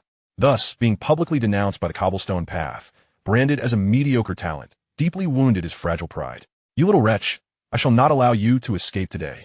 The remnant celestial bellowed, his hands sweeping through the air, unleashing a violent torrent of sword light. The sheer ferocity of this blade was overwhelming, capable of obliterating anything in its path. Even a being of divine fire could be reduced to ash upon contact. However, the cobblestone path merely scoffed, regarding this seemingly terrifying sword light with indifference. He understood with clarity that the remnant celestial's resolve had been shattered. This was his greatest vulnerability. It was as if a once gleaming porcelain vessel bore a massive crack, its brilliance fractured and incapable of instilling fear. "Is this truly your ultimate move? How woefully inadequate." The cobblestone path remarked with a shake of his head, a sardonic smile gracing his lips. With a sweeping gesture, he brandished his sword, unleashing a brilliant white sword light that surged toward the remnant celestial's dark sword aura. An astonishing spectacle unfolded. Although the cobblestone path's white sword energy was singular, the remnant celestial's black sword light enveloped the sky like a tempestuous storm. Yet, the white sword energy pierced through the darkness like sunlight, effortlessly shattering the myriad strands of black sword energy, rendering them to dust. One against thousands, yet still unstoppable, the earth-shattering display left the onlooking remnants unmoved, as they did not intend to intervene. This was their cunning plan, to allow the Sword Valley remnant celestial to exhaust the cobblestone path's strength. When the moment was ripe, they would strike, taking advantage of the path's weakness. The fate of the Sword Valley remnant celestial was of no concern to them. It must be noted that, while the 10 remnants appeared to be closely knit in daily life, when it came to matters of self-interest, their hearts were as ruthless as they were cold. Blood sacrifice to the heavens. The Sword Valley remnant celestial, sensing the lack of aid, roared in fury. Countless beams of sword light spiraled around him, forming a colossal black altar. This altar was vast and imposing, seemingly capable of containing the entire sky. A layer of ominous black mist enveloped the altar, heightening the sense of dread. Sounds of muffled gasps echoed as the very air around was consumed and corrupted by the dark mist, transforming into a malevolent force. Blood sacrifice to the heavens. This was the remnant celestial's ultimate life-preserving technique, allowing him to offer the lives of countless civilians and cities as a tribute to dark forces. Yet in the next moment, the triumphant expression on his face abruptly ceased, for he realized that the eerie black mist he had summoned had come to a standstill, unable to grow any further. To his astonishment, he had not anticipated that all the cities inhabited by living beings in the lower realm had already been cleaved into the void by the cobblestone path. Consequently, he found himself unable to procure the necessary materials to forge his malevolent souls. "Ah, you wretched little beast, I shall slay you." I will kill you. The remnant celestial could only unleash a torrent of curses against the cobblestone path in a fit of impotent rage. He never imagined that his prideful blood sacrifice to the heavens would be preemptively countered by the cobblestone path. The remnant of the immortal, filled with resentment and malice, directed a venomous gaze towards Shi Zilu, fixated on him with unwavering intensity. Unable to refine ordinary beings or common folk, he now deemed it necessary to take action against Shi Zilu. Yet, lamentably, Shi Zilu appeared even more formidable. The remnant could only harbor this thought in silence, too fearful to act on it. Was there truly no path left but to sacrifice himself? In a moment of despair, the remnant of the Sword Valley mused, "You have forced my hand, and thus do not blame me for resorting to this desperate measure of mutual destruction." With the situation irrevocably altered by Shi Zilu, the remnant found himself unable to sacrifice others, leaving him no choice but to inflict self-harm in order to gain immense power. However, he knew that even if he succeeded in slaying Shi Zilu, it would leave him severely weakened. Chapter 55. The Decapitation of the Remnant of Sword Valley. With a thunderous roar, crimson flames raged around the remnant of Sword Valley, who was sacrificing himself through this excruciating process. His visage contorted in agony, his form growing increasingly ethereal. It was evident he was enduring tremendous pain. Fortunately, the sacrifice began to yield results, as the light surrounding him became more resplendent, surging wildly into the black altar, amplifying its power. In his desperation to confront Shi Zilu, the remnant was willing to pay any price. Alas, Shi Zilu was far from appreciative. Observing the remnant's self-destructive antics, Shi Zilu found the spectacle amusing. "Are you attempting self-immolation before me? If you wish to perish, do so far away. Do not taint this air," he sneered coldly, disregarding the blazing flames and striding forward, casting his sword forward with a flourish. Boom! A brilliant white sword light erupted, slicing through the protective aura before the remnant with astonishing speed. It then crashed down upon the black altar. Crack! The colossal black altar shattered with a thunderous sound. The subsequent cacophony of breaking echoed as the once impenetrable altar crumbled like a turtle shell, disintegrating into countless fragments. The remnant of Sword Valley let out a pained howl, suffering severe backlash as blood spewed uncontrollably from his mouth. He had not anticipated that even this sacrificial altar would be destroyed by his own hands. Was he truly so powerless against Shi Zilu?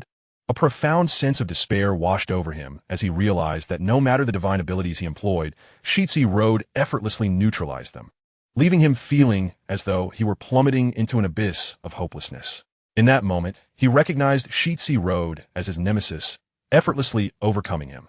To be wounded by the sword path should be the greatest honor of your life, Shi Zilu remarked coolly, his expression devoid of any sorrow or joy, his heart remarkably tranquil. Naturally, he had just employed the sword path, an unparalleled technique devised by the primordial celestial master. If he could not triumph over the remnant of Sword Valley with this, it would indeed be the most ironic and absurd of circumstances. Therefore, for Shi Zilu, vanquishing the remnant of Sword Valley was entirely anticipated, without a hint of suspense. With a sharp command from Shi Zilu, a violent gust of sword energy pierced through the remnant's body, delivering a devastating blow to his vitality. "No, I refuse to accept this. Why must I fall before you? What sword path are you wielding?" The remnant of Sword Valley cried out in despair, likely unable to comprehend that his demise was at the hands of an unparalleled technique from another world. "You ignorant old fool. My sword path encompasses myriad forms. How could your paltry skills ever decipher it? It seems your so-called title of Sword Immortal deserves a change. Perhaps to trash would be more fitting," Shi Zilu retorted without reservation, his words striking deeply at the remnant's pride, truly a lethal blow to his spirit. "No, I will not yield. I shall battle you once more." The remnant of Sword Valley screeched, his face a grotesque mask of rage and desperation.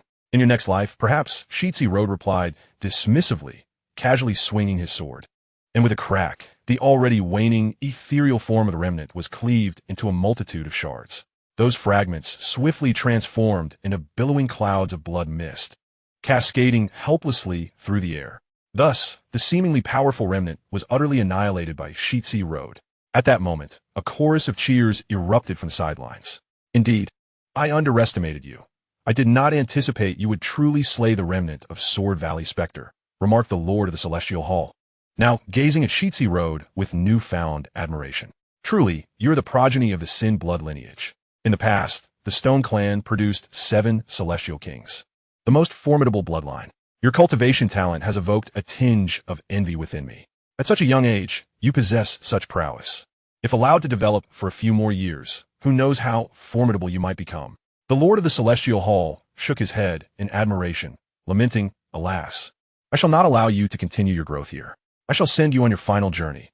Let today be your demise." With unwavering confidence, the Lord of the Celestial Hall regarded Shi Zilu, undeterred by the latter's earlier display of formidable abilities. His self-assuredness was absolute, emboldening him to speak with such arrogance. The reason he had summoned the other 9 remnants was merely to use them as pawns for reconnaissance. Now that the remnant of Sword Valley had been vanquished, the Lord of the Celestial Hall had gained a clearer understanding of Shi Zilu's capabilities, deeming it a fitting end for the remnant. However, he felt a tinge of disappointment that the remnant had proven too weak, failing to prolong the struggle, which would have allowed him to discern more of Shi Zilu's vulnerabilities.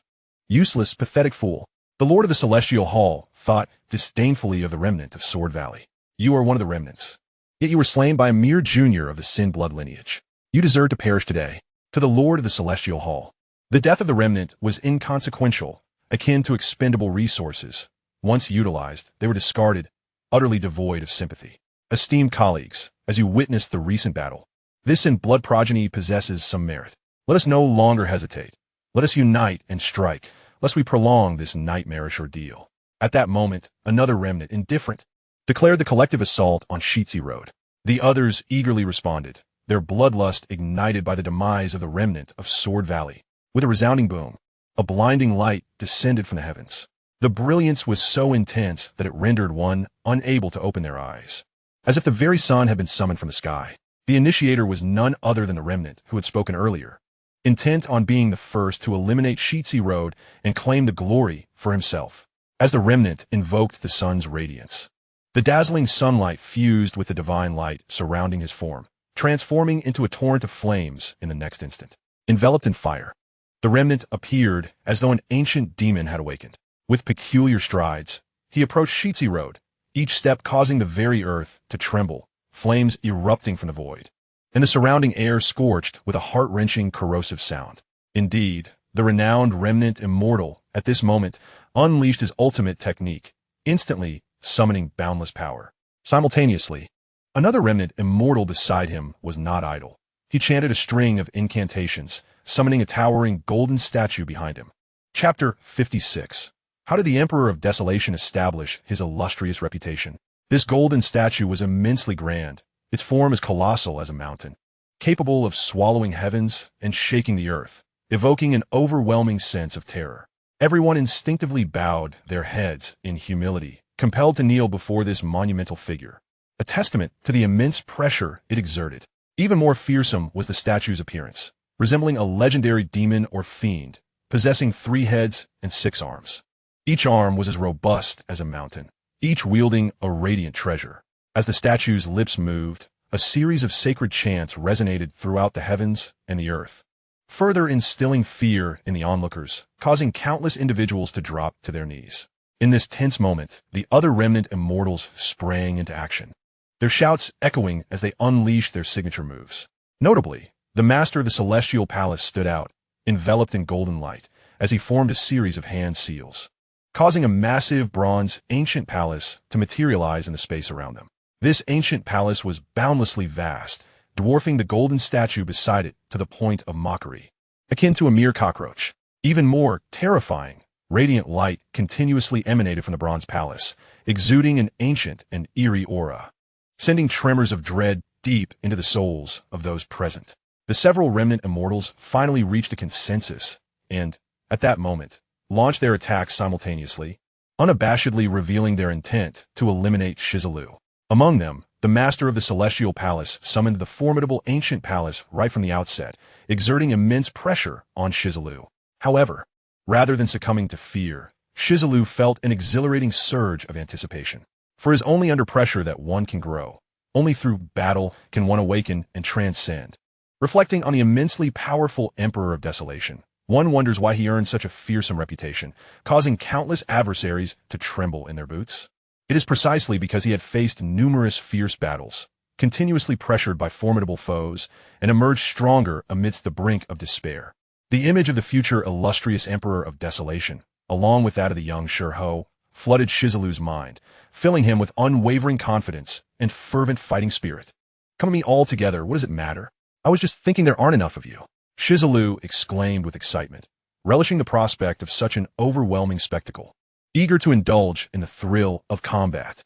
With a whoosh, the remnant immortal who transformed into the blazing sun was the first to strike, charging fiercely towards Shi Zilu.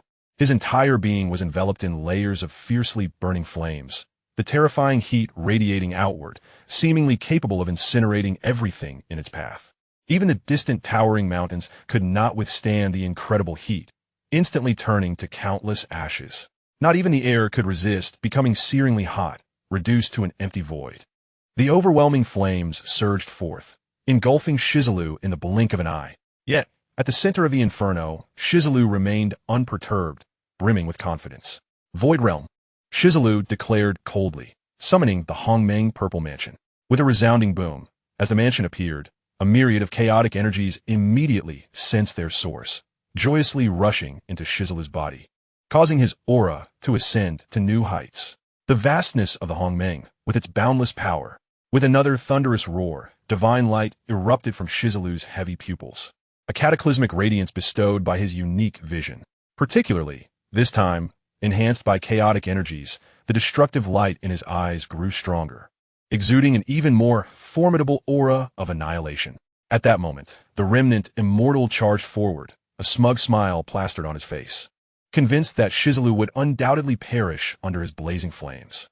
However, to his astonishment, with a resounding crash, the remnant immortal was struck by Shi Zilu's annihilating light, letting out a piercing shriek. In the next instant, the raging flames surrounding him seemed to encounter their nemesis, extinguishing wildly until the last flicker vanished. The sun remnant immortal's desperate wails echoed as his flesh rapidly withered, and his life force ebbed away furiously.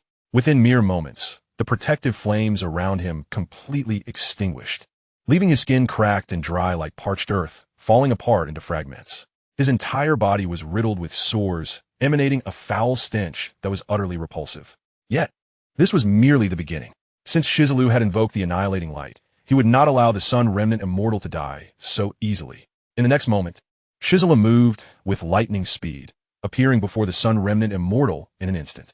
The latter was momentarily stunned, utterly unprepared for such swiftness, unable to react in time. With a swift motion, Shi Zilu swung his sword, cleaving the sun remnant immortal in two. In an instant, torrents of black blood shot into the air as the sun remnant immortal suffered severe injury. Though his head had been severed, it did not spell his demise. With a whoosh, as the head was removed, the remaining body thrashed violently, and, astonishingly, a new, intact head sprouted from the neck. Truly, the remnant immortals were not so easily vanquished. However, Shi Zilu felt no surprise. Having initiated the confrontation, he was resolute in his determination to see his opponent utterly fall. The sun remnant immortal glared at Shi Zilu with venomous eyes and suddenly opened his mouth, spewing forth a torrent of crimson flames. Indeed, this newly regenerated head unleashed flames that blazed with even greater intensity than before. Shi Zilu bellowed, his body darting sideways like a flash of lightning, narrowly evading the divine fire's assault. Even so, he felt a searing pain on one side of his body, clearly having been caught off guard by the divine flames. I was careless. After all, he was once a formidable being who achieved the path of the immortals. I underestimated him, Shi Zilu thought to himself. Remaining vigilant despite the perilous circumstances, promptly adjusting his strategy and mindset, making tactical alterations. This was the hallmark of a truly unparalleled warrior, beyond possessing astonishing combat prowess. One must also possess a strong character and unwavering composure. As he reflected, a resounding crash echoed. Another remnant immortal launched a fierce attack. One could not deny that this remnant immortal had timed his assault perfectly, taking advantage of Shi Zilu's moment of vulnerability against the sun remnant immortal. As the remnant immortal initiated his offensive, a colossal golden hand descended from the heavens, resembling a vast canopy, swiftly enveloping Shi Zilu. Simultaneously, this immense hand emitted a spatial confinement force, sealing off all avenues of escape for Shi Zilu. You were already wounded by the sun remnant immortal's divine fire. After several battles, Your energy has diminished significantly. Now let us see how you evade. The remnant immortal thought triumphantly. Shi Zilu sensed the surrounding space had been completely sealed off, momentarily feeling disoriented, caught in the grip of this spatial force. Fortunately, the scar on his forehead awakened him just in time, a divine light suddenly illuminating his surroundings, accompanied by a resonant and fervent howl. The frigid air jolted him from his stupor, and at that very moment, the ambushing remnant immortal had already launched an attack, his lips curling into a smug smile, clearly revealing his triumphant expression. What greater accomplishment could there be than slaying this progeny of sin? Surely, such a feat would eclipse even the renown of the palace lord. The more the ambushing remnant immortal contemplated this, the more his self-satisfaction grew, until a sudden chill crept up his spine, instilling an overwhelming sense of dread. In the blink of an eye, a magnificent sword aura surged forth, striking with the swiftness of lightning. Though seemingly feeble, the sword aura was unstoppable for the ambushing remnant immortal, who could only watch in despair as it pierced through his colossal palm. With a resounding crack, a fissure appeared in his mighty hand, directly penetrated by the sword aura of Shi Zilu. In the next moment, the sound of shattering echoed continuously, as the hand was obliterated into countless fragments, and the ambushing remnant immortal was caught in the ensuing chaos, his body riddled with shards and bloodied holes. He let out a harrowing shriek, never having imagined that Shi Zilu could not only evade his ambush, but also turn the tables with a counterattack. With a thunderous boom, the massive form of the ambushing remnant immortal erupted, transforming into a swirling cloud of blood and ash, his life force rapidly dissipating.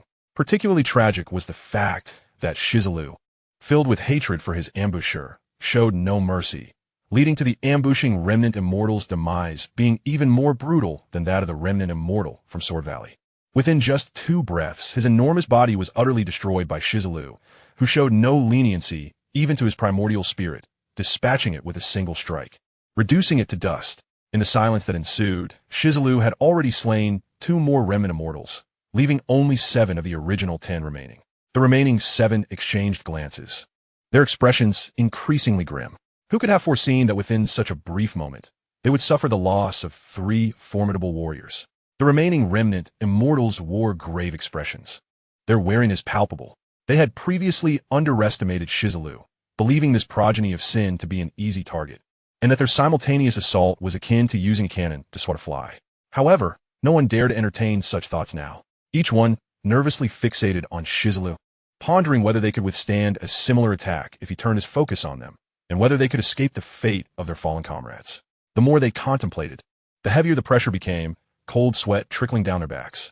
Most frustratingly, the speed at which Shi Zilu had dispatched the ambushing remnant immortal was so astounding that none could discern how he had executed the strike.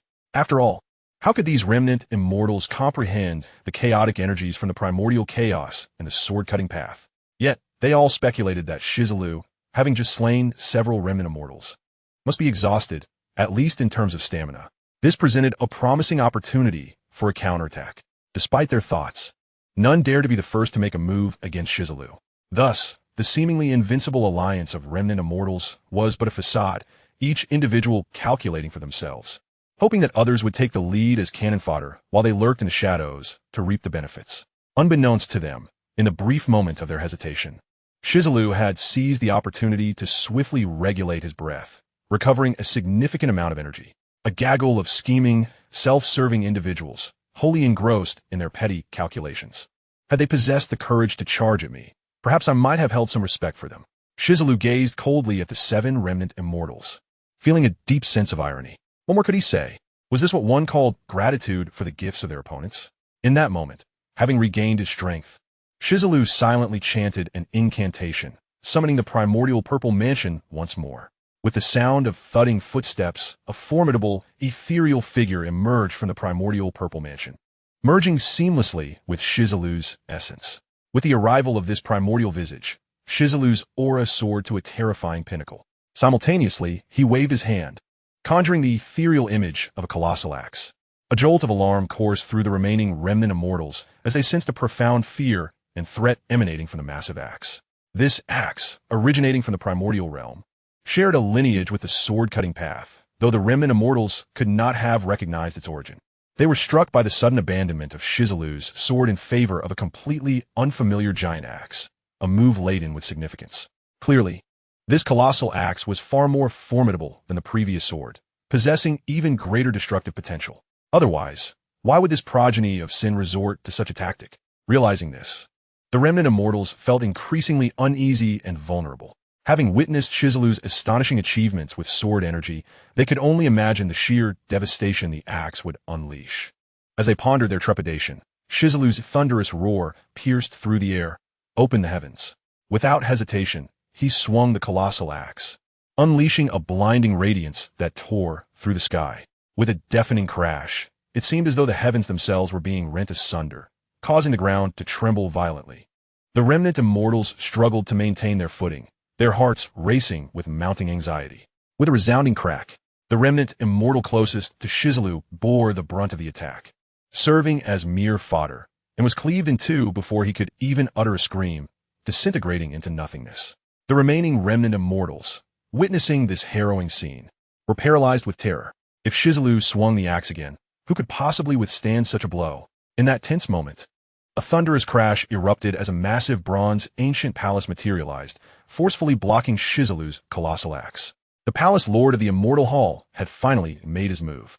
Among the 10 remnant immortals, he was the leader, undoubtedly possessing the most formidable cultivation and means. Initially reluctant to engage, he was now compelled to confront Shi Zilu head-on. Chapter 58, a minor scene. In this endeavor to eradicate Shi Zilu, the palace lord had rallied the other 9 remnant immortals, making it a grand affair. At first, he regarded it as a trivial matter, even encouraging others to expend their strength as cannon fodder against Shi Zilu. However, witnessing the continuous deaths of his comrades, the palace lord could no longer remain composed. Indeed, he had intended to utilize Shi Zilu to exhaust the other remnant immortals. This would strengthen his own position in the upper realms, solidifying his unparalleled supremacy. Yet, if Shi Zilu succeeded in eliminating all the other remnant immortals, would he not be left as a mere figurehead? Thus, the master of the Celestial Palace could no longer restrain himself. The bronze ancient palace was his signature artifact, crafted with immense effort, consuming considerable resources and countless hours of dedication. He held it in great esteem, rarely deploying it in ordinary circumstances. However, this time, in order to swiftly and decisively eliminate Shi Zilu and establish his authority, he unhesitatingly utilized the bronze ancient palace. The vast edifice radiated a dazzling brilliance, becoming increasingly enigmatic. As Shi Zilu swung the colossal axe in his possession, it instantly absorbed the luminous aura surrounding the bronze ancient palace. It was as if the axe had encountered an exceedingly potent poison, its surface rapidly decaying and flaking away, illustrating the formidable nature of the bronze ancient palace. Although my mountain-cutting giant axe appeared immensely powerful, it was in essence merely a specter conjured from the forces of the laws. There remained a considerable gap between it and a truly unparalleled divine weapon, making it no wonder that it could not withstand the might of the bronze ancient palace. Shi Zilu silently lamented, acknowledging the master of the Celestial Palace as the foremost among the 10 remnant immortals. The mere appearance of the bronze ancient palace immediately thwarted him. The other remnant immortals, witnessing his fatigue, collectively exhaled a sigh of relief. A sense of trepidation lingered among them. Had the master of the Celestial Palace not intervened in time, allowing this young man to unleash a counterattack and annihilate them, their humiliation would have been unparalleled. Struggling was futile. I, as the master, appreciate talent. Considering your somewhat commendable abilities, it is best for you to surrender willingly. The master of the Celestial Palace, exuding an air of a transcendent sage, commanded Shi Zilu with arrogance. Otherwise, I shall ensure that you endure a fate worse than death. As he spoke, the bronze ancient palace continued to emit strands of celestial light, swirling around him, further enhancing the powerful aura that highlighted the might of a true immortal. The Master's actions were decisive, a hammer striking the anvil. How magnificent! How truly magnificent! Indeed, the master of the Celestial Palace is... Yes, his techniques are inscrutable. We are all left in admiration. Observing this, the other remnant immortals fervently flattered him, eager to leave a favorable impression upon the master. Shi Zilu sighed inwardly, feeling a certain degree of vexation. His frustration stemmed not from an inability to contend with the master of the Celestial Palace, but rather from the apparent lack of a suitable weapon to effortlessly deal with him. This predicament arose because Shi Zilu's rapid ascension in cultivation was nothing short of monstrous. A side effect of this was that the artifacts and weapons he forged could not keep pace with his burgeoning prowess. He was sharpening his knife for the pigs, yet found himself without a proper cleaver. Look at the bronze ancient palace, suffused with celestial light and resonating with sacred sounds. The scene appeared resplendently grand. In contrast, my weapon seemed rather dismal. Shi Zilu lamented in his heart. In the next moment, a spark of inspiration ignited in his mind, leading him to a sudden realization. Thus, Shi Zilu cleared his throat and stealthily produced a dark object from his bosom. The master of the celestial palace and the other remnant immortals were startled and instinctively retreated a few steps, their vigilance heightened. This was due to Shi Zilu's previous formidable achievements, having consecutively slain several remnant immortals, leaving them fearful that he might conjure some unparalleled divine weapon to turn the tables. However, to their astonishment, the object Shi Zilu solemnly revealed was nothing more than a brick. Indeed, it was that very ordinary type of brick commonly found in houses, typically used for construction. At first glance, the brick appeared unremarkable, entirely black, evoking a sense of dullness. Its surface bore no gleaming luster, nor were there any runes or incantations inscribed upon it, making it impossible for others to sense any aura or fluctuation of spiritual energy. Undoubtedly, this was simply an ordinary brick. The crowd was increasingly bewildered. Logically, at such a critical juncture, Shi Zilu should have produced a formidable weapon or divine artifact. Yet, to their utter disbelief, he had pulled out this trivial item.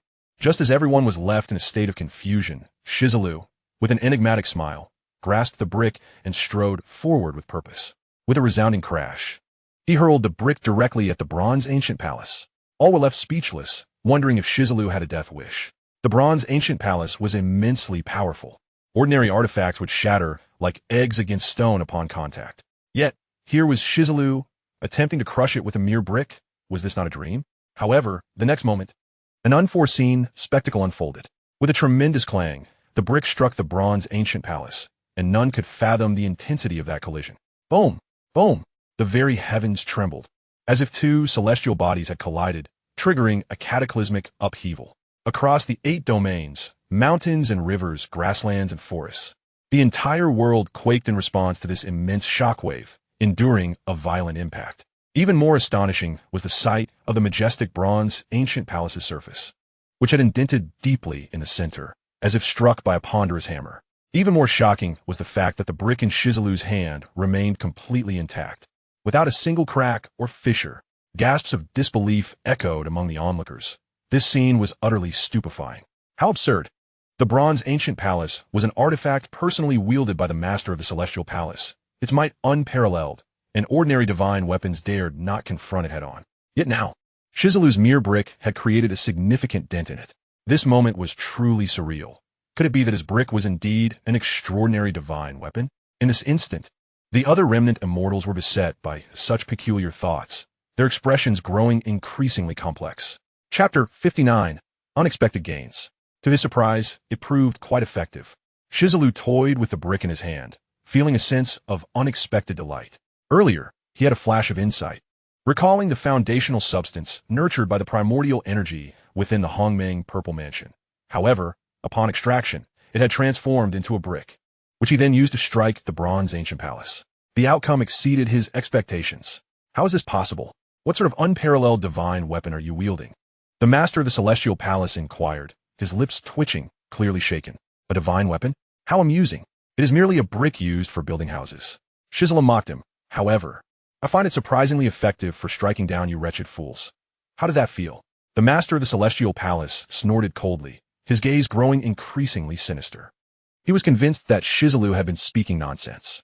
After all, could something that had created a dent in his bronze ancient palace be an ordinary brick? It must be a powerful divine weapon. The more he pondered, the more envious he became, and a sense of greed arose within him, yearning to possess Shi Zilu's brick for himself. Such a wondrous treasure ought to belong to one deserving of it. For such an extraordinary divine weapon to fall into your hands is akin to a pearl being buried in the dust. It is truly disgraceful. The master of the celestial palace bellowed with righteous indignation, chastising Shi Zilu. Surrender the divine weapon in your possession, or do not blame me for being uncivilized. Shi Zilu, taken aback, gazed incredulously at the master of the celestial palace. You, the esteemed master of the celestial palace, lack a supreme divine weapon of your own, yet you audaciously seek to seize another's? With a resigned gesture, Shi Zilu shrugged and remarked, "If you truly desire it. A courteous request might persuade me to bestow it upon you. However, your aggressive demeanor hardly resembles that of one seeking a gift." Observing Shi Zilu's attitude, the master of the Celestial Palace assumed he was reluctant to part with the item, further convinced that the brick was indeed an extraordinary divine weapon. "Nothing I covet has ever escaped my grasp," he proclaimed with a menacing laugh. "If you wish for it, then you must wager your life." Shi Zilu retorted mockingly, his mind stirring as he instantaneously invoked the Kunpeng divine art. With a thunderous roar, the surrounding space transformed into an endless expanse of ocean. Almost immediately, a colossal ancient Kun, unparalleled in grandeur, leapt from the unfathomable depths of the sea, exuding an awe-inspiring presence. With a resounding crash, the ancient giant Kun collided with the bronze palace, striking it directly atop the brick. The bronze palace suffered grievously. Its lower right corner smashed apart and a piece sent flying. The master of the Celestial Palace let out a furious roar, feeling the sting of loss. He had expended considerable resources and effort to forge this bronze palace. Yet here it was, repeatedly damaged by Shi Zilu, and with a brick that appeared exceptionally unsightly. This was truly intolerable. However, recalling the Kunpeng divine art that Shi Zilu had just employed, the master was astonished yet markedly cautious. "The Kunpeng divine art? Boy, I never imagined you would wield this legendary 10 diabolical technique. It seems I have indeed underestimated you," he said with a grim expression, his heart coveting the power. "Master, one should not be excessively greedy. You cannot desire everything at once. Indeed, you cannot wish to claim both the brick and the Kunpeng divine art," others chimed in. "Since you have already set your eyes upon that brick, surely the Kunpeng divine art should be relinquished to us." The remaining celestial remnants could no longer contain themselves, vocally urging for discord. They were, after all, birds of a feather, well aware of the master of the Celestial Palace's character. Having witnessed his expression, they quickly deduced his intent to monopolize Shi Zilu's resources, which they naturally opposed. A series of applause erupted, drawing curious gazes toward the source, only to find Shi Zilu as the applauder. How splendid, truly magnificent. To witness a scene of dogs biting dogs, and for free at that. It would be a shame if you did not perform this act, he jeered. The 10 celestial remnants? I had expected them to be formidable recluses, but it appears they are nothing more than a bunch of rubbish. Shi Zilu's scathing mockery rendered the others uncomfortably awkward. The master of the Celestial Palace, incensed, seethed internally. This group of fools, not a single one capable of alleviating my concerns. Frustrated, he thought to himself, "Isn't it paramount that we unite our strengths to subdue Shi Zilu before discussing the distribution of the remaining resources and treasures? To think they would fracture so quickly is laughable." Despite these thoughts, he maintained a facade of camaraderie, smiling amiably. "Friends, let's not rush. First, we must join forces to eliminate this boy, and afterward, we could divide the treasures together." Although he feigned generosity, he secretly wished to dismantle the other celestial remnants. For the moment, the others were appeased, intending to unite against Shi Zilu. Unperturbed, Shi Zilu coldly remarked, "If you seek my possessions, I fear you may find your lives insufficient to compensate." As his words lingered, he summoned the Kunpeng divine art once more. With a resounding crash, the enormous ancient Kun seemed to sprout wings, soaring into the air once more, charging toward the bronze palace. Bang! Bang! A series of thunderous impacts resonated, each strike more powerful and ferocious than the last. The bronze palace trembled violently, its divine light flickering and dimming, clearly suffering from the relentless assault. The onlookers were left in utter shock, yet exhilaration coursed through them. They had not anticipated the might of Shi Zilu's Kunpeng divine art. If they were to kill him, obtaining this power would allow them to soar to new heights. Their avarice swiftly overpowered their reason, neglecting a crucial question. Given Shi Zilu's current display of prowess, could they truly unite to vanquish him? Friends, time is of the essence. Let us swiftly join forces. Indeed, let us channel our spiritual energy into the bronze palace, lest we risk losing the master. The celestial remnants, seasoned in dealing with such situations, quickly reached a consensus. One of the remnants took the lead, thrusting his hands forward, releasing a torrent of divine power from within, directing it into the bronze palace. Chapter 60, A Contest of Confrontation. The remaining celestial remnants, no longer hesitating, unleashed their abilities, pouring their divine might into the bronze palace. No one could have imagined that Shi Zilu's brick possessed such formidable strength. Its impact was akin to the cataclysmic forces of creation. rendering even the massive bronze palace incapable of withstanding it. At this critical juncture, unity was essential to safeguard the bronze palace. Indeed, as the other remnants joined forces, the pressure on the master of the celestial palace significantly abated, and the bronze palace once again radiated a brilliant glow, successfully repelling Shi Zilu's brick. With a resounding roar, the brick was sent hurtling back into Shi Zilu's hand. Simultaneously, the colossal ancient koan emitted a mournful cry, revealing a massive wound upon its body. With a splash, it plunged back into the depths of the sea. The celestial remnants erupted in jubilant cheers, believing they had successfully driven away the beast. However, in the next moment, a thunderous roar echoed as the ancient koan surged once more from the deep. This time, it had grown even larger, its body shimmering with an otherworldly glow, exuding an aura of formidable power. The onlookers were taken aback, realizing that the ancient koan had not fled in defeat, but had merely retreated to heal. Now, fully recovered, it emerged mightier than before. The crowd felt a chill run down their spines, astonished that such a creature could pose such a headache. Yet, the greater trouble loomed ahead. Another thunderous roar resonated, and they clearly observed that trailing behind the ancient koan was a primordial azure dragon. This dragon, immense in size, was adorned with shimmering scales, each one pulsating with divine light, inscribed with numerous runes, emanating an aura of terrifying divine power. The crowd stood in stunned silence, utterly astonished that the cobblestone path could summon not only the ancient colossal koan, but also such a terrifying azure dragon. Was this some sort of sorcery? Before they could fully comprehend the situation, a resounding crash echoed as the massive tail of the azure dragon swung through the air, striking the bronze ancient palace with tremendous force. Boom! Boom! Boom! Even the combined efforts of several remnants of immortals could not withstand this assault. The bronze palace trembled violently under the onslaught of the dragon's tail, while the other remnants suffered backlash, coughing in pain. True dragon art? The remnants of immortals' expressions changed dramatically as they exclaimed in disbelief. Who could have imagined that the cobblestone path not only mastered the Kunping art, but also wielded the true dragon art? Moreover, judging by his commanding control over the azure dragon, it was evident that he had mastered this art with unparalleled finesse. The remnants were utterly bewildered. They understood that the reason the 10 fiend arts were called as such was not only due to their formidable power, but also because of the inherent dangers in their cultivation. A single misstep could lead to madness or even death.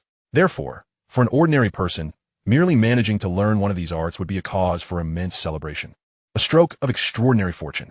Yet here was Shi Zilu, a descendant of cursed blood, simultaneously cultivating 2 of the 10 fiend arts to such a remarkably proficient level. The spectacle unfolding before their eyes left no room for disbelief, and the shock was palpable. Such a fantastical occurrence had never been heard of since ancient times. No one had possessed such extraordinary talent to cultivate 2 supreme arts with such mastery. You fools, what are you still dawdling for? Join forces at once. Otherwise, when my bronze palace is obliterated, none of you shall escape. The lord of the immortal palace bellowed menacingly, his own mind racing with confusion. Clearly unprepared for the depth of Shi Zilu's hidden strengths. Under the lord's urging, the other remnants ignited their ferocity, roaring in unison as they intensified their efforts, desperately channeling divine power into the bronze palace. A contest, is it? Let's see how long you can last. Shi Zilu sneered, confidence swelling within him. Standing proudly, he silently manipulated his incantations, shifting his hand seals continuously. Under his command, the ancient colossal koan and the azure dragon soared and spiraled through the air, launching relentless assaults upon the bronze palace without a hint of fatigue. Clang, clang, clang. The thunderous sounds of their impacts reverberated, with the koan and dragon functioning like an unyielding machine, growing increasingly exhilarated. In stark contrast, the remnants of immortals, mere mortals rather than beasts, began to falter under the relentless strain of their frenzied output. In mere moments, several of the lower-ranked remnants felt their divine power swiftly deplete, nearing exhaustion, compounding their plight. Each impact sent a wave of backlash surging back towards them, prompting cries of anguish. Gasp! Gasp! 2 of the remnants could no longer endure, spitting out blood, which splattered onto the bronze palace, leaving the others aghast. Now is the moment, Shi Zilu exclaimed decisively, his perception of the battlefield's shifting dynamics far surpassing that of the others. Sensing a critical turning point, he wasted no time in unleashing a furious counterattack. Break for me. With that command, radiant symbols and runes of the great Tao enveloped him, summoned forth by Shi Zilu, allowing his spirit and state to coalesce into an exquisite realm of perfection. The ancient colossal Kuan and the azure dragon emitted joyous roars, their power surging as they instinctively responded to their master's transformation, coordinating seamlessly. Witnessing this, the Lord of the Immortal Palace and the other remnants were left dumbfounded.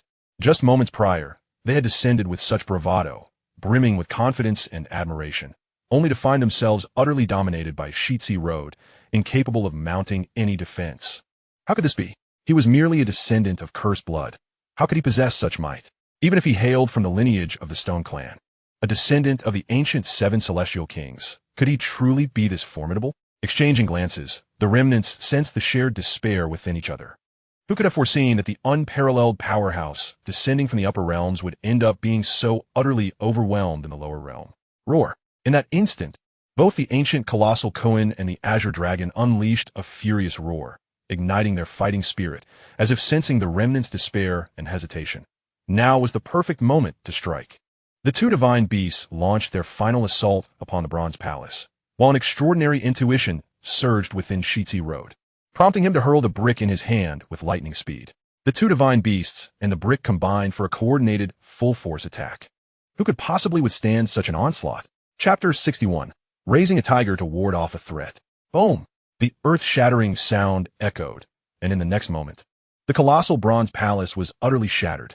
With a cacophony of destruction, the grand palace disintegrated like mere paper, crumbling into fragments that helplessly fell to the ground. Remarkably, the brick Shi Zilu had thrown remained unscathed, its surface not even bearing a single crack. Furthermore, both the ancient colossal Kuan and the azure dragon emerged unscathed, appearing even more invigorated. This astonishing reality plunged all into despair.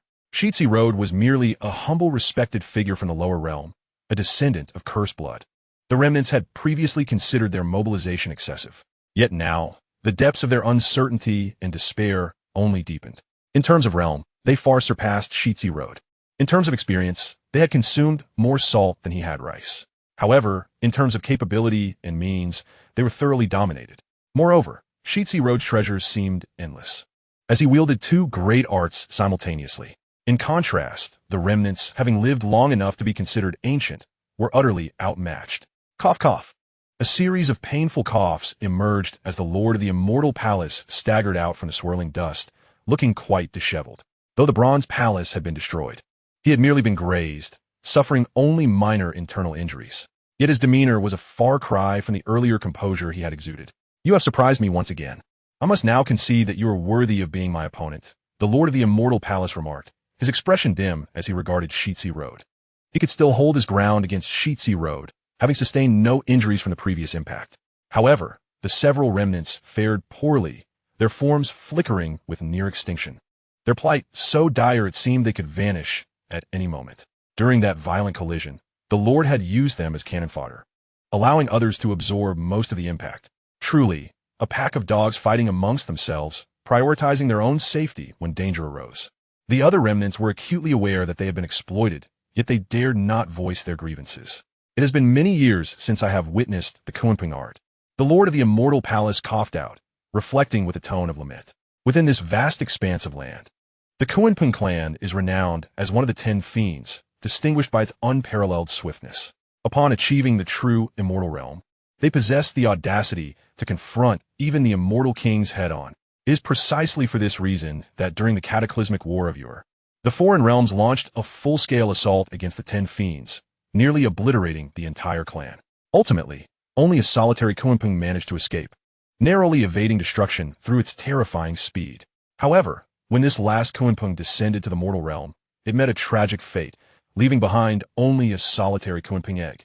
Periodically, the celestial beings descend to the mortal plane to reap havoc, seeking to unearth clues pertaining to the 10 fiends' arcane techniques through this egg. Hence, the Lord of the Celestial Palace expressed his profound sentiments, astonished to discover 2 of the 10 fiends' secret arts embodied within a descendant of tainted blood. What? Are you recalling the heinous acts you committed in the past? It appears that the very one who slaughtered the Kuanping back then was none other than you. Oh wait, your own power is insufficient, for you are indeed feeble, lurking in the shadows and striking furtively. Surely, all you remnants of the Celestials conspired together back then. uniting for personal gain to ambush the Kunpeng, leading to this great massacre. Shi Zilu scornfully admonished, his rage surging within. The Kunpeng clan once fought valiantly for the 9 heavens and 10 lands. How noble and grand was their sacrifice. Yet, they did not perish on the battlefield, but were instead betrayed from behind by their own kin. How utterly ironic. The eyelids of the Lord of the Celestial Palace twitched violently, a tempest of turmoil surging within him. He had never anticipated that his earlier lamentations would be unraveled by this descendant of sin. Such dark and nefarious dealings have been buried deep within his heart, never before disclosed to another. Now, as the secrets threatened to surface, his fury intensified, and the desire to kill surged within him. Should this information leak, it would undoubtedly inflict a severe blow to his reputation and standing. Today, for whatever reason, he must eliminate Shi Zilu. It seems you are indeed eager to silence me. However, you must find yourself in a precarious position, as your collective forces cannot contend with me. Now, with your own strength, what tricks do you still possess? Shi Zilu sarcastically retorted, fully aware of the Lord of the Celestial Palace's intentions. The Lord, infuriated to the point of spitting blood, found himself momentarily at a loss against Shi Zilu. The latter stood defiantly, surrounded by the Azure Dragon and the Kunpeng, 2 divine beasts offering him protection, exuding an aura of invincibility. For this endeavor to slay Shi Zilu, the Lord of the Celestial Palace had already invested heavily, summoning not only the 10 divine beings and other elite forces, but also gathering all remaining celestials. Despite mobilizing such a formidable force, the inability to subdue Shi Zilu left the Lord feeling disheartened. Gentlemen, at this juncture, it appears we have no choice but to invoke the decree. The Lord of the Celestial Palace sighed heavily, commanding the other remnants. Merely relying on the phantoms projected by our true forms cannot possibly contend with this youth. Upon hearing this, the others' expressions shifted, their hearts racing. Previously, when they had encircled Shi Zilu, they had utilized their projected powers, while their true bodies remained safely hidden in the higher realms. This had been a prudent strategy, allowing them to attack from the shadows and retreat if danger arose. Yet now, the Lord commanded them to harness their true powers, instilling a sense of dread among them. My lord, I implore you to reconsider. Indeed, is it truly necessary to employ our true forms? This youth is merely a mere exalted being. He must have resorted to some secret technique to forcibly elevate his realm and strength, which cannot be sustained for long. The crowd murmured in discontent. They had already expended considerable energy projecting their phantoms from the higher realms. Now, with the prospect of deploying their true forms, these self-preserving individuals contemplated abandoning the effort. Observing their reactions, the Lord's countenance darkened further, his anger boiling. He felt his authority being severely challenged. Once, these individuals had bowed to him, obediently following his commands. Now, they seem to be on the verge of open rebellion. Once I deal with this youth, you shall be next on my list. The Lord of the Celestial Palace mused darkly, while maintaining a facade of amiability, advising, harboring a tiger will inevitably lead to great troubles. Gentlemen, should we not expend some effort today to eliminate him? The consequences in the future may be dire. This youth, aside from possessing the 10 fiend secret arts, might also conceal other treasures and techniques. Do you not desire to acquire them? The Lord of the Celestial Palace smiled wickedly, inciting the avarice within the others. Upon hearing these words, the crowd began to stir restlessly. Though they feared death, their greed for treasures had now vanquished their rationality. Soon, they reached a consensus to take action, mobilizing the true powers hidden in the higher realms. Their primary concern was that if they did not act, the treasures and techniques possessed by Shi Zilu might be monopolized by the Lord of the Celestial Palace alone. None of these individuals were naive. While they appeared congenial on the surface, they secretly schemed against one another, willing to resort to any means for their own gain. A low hum echoed as the remnants of the Celestials chanted incantations, invoking the true words of power. Boom! Boom! Boom! A terrifying ripple of energy radiated outwards, akin to surging waves, unleashing astonishing destructive force. Unlike before, this time the remnants employed the power of their true forms, resulting in a spectacle of unprecedented magnitude. Shi Zilu smirked inwardly. It was the moment of the final showdown. As the opposing side commenced their grand moves, he too would not remain idle. With a mere thought, the Azure Dragon circling him roared mightily, exhaling its breath. Roar! The Kunpeng soared into the skies, unleashing clouds and waves, darting towards the remnants with the speed of lightning. The crowd paled in horror. Shi Zilu's onslaught was sudden, leaving them no time for preparation or reaction. This youth seemed to require no build-up. His grand moves arrived without warning, and his speed was simply too swift. In the blink of an eye, the Kunpeng was upon them. While the incantations from the remnants remained unfinished, the summoned powers from the decree unable to manifest in time. Two remnants, caught unawares, were compelled by the Lord of the Celestial Palace's command to cease chanting and bellowed in unison, hastily attempting to intercept Shi Zilu. Crack, crack, as they struck, a thunderous roar erupted, and the space around them was rent asunder, revealing several majestic fissures. Each crack stretched thousands of meters long and hundreds of meters wide, coalescing into colossal crimson lightning that cleaved the heavens into fragments. This power was unfathomably terrifying, as if the very heavens and earth were being punished, unable to withstand the nameless might. This was the power of the laws from the higher realms, and the entirety of the lower realm would suffer divine retribution, teetering on the brink of annihilation. The actions of these two remnants bought precious time for the Lord of the Celestial Palace, who seized the moment to bellow, summoning a shimmering silver war chariot from the fissures of lightning. This chariot had once been the Lord's steed in campaigns across the realms, boasting immense power. In his relentless pursuit to successfully deliver the laws to the lower realm and slay Shi Zilu, the Lord of the Celestial Palace had reluctantly summoned the silver chariot. It mattered not. As long as he could eliminate this youth, no matter how precious the treasure, it could be sacrificed. Boom, boom, boom. Crimson bolts of lightning incessantly struck the silver war chariot, enveloping its surroundings in a majestic wave of energy as power surged relentlessly upward. The arrival of this silver chariot immediately brought forth a plethora of rule-bound energies from the higher realms, posing a tremendous threat to the 8 domains of the lower world. This was the strategy of the Lord of the Celestial Palace, who sought to use other remnants of the celestial beings to hinder Shi Zilu, thereby opening a spatial passage. Subsequently, he summoned the silver chariot, intending to channel the power of laws into the lower realms, with the aim of suppressing Shi Zilu. A chill ran through Shi Zilu as he discerned a remarkably familiar aura within the trajectory of the silver chariot. It appeared that this chariot had once attacked Kunpeng. Realization dawned upon him.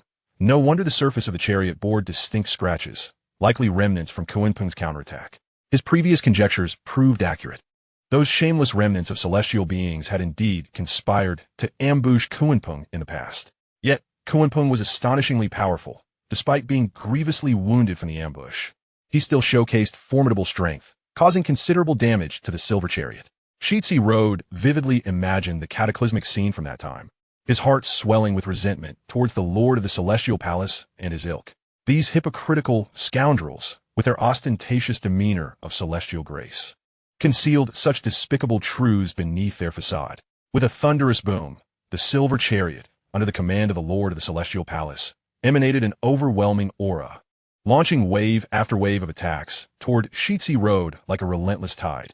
The interior of the silver chariot concealed a formation which resonated with chance, simultaneously unleashing a dazzling brilliance into the heavens.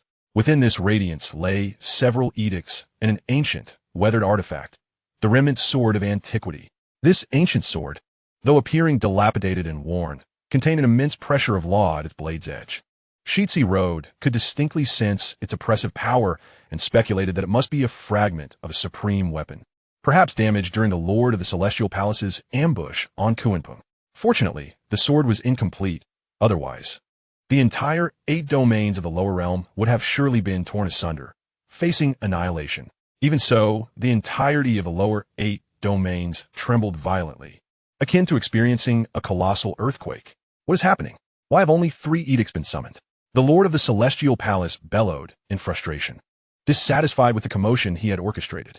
In his expectations, having expended such considerable effort and summoned the silver chariot, he believed he could summon 5 or 6 edicts, along with an additional powerful artifact.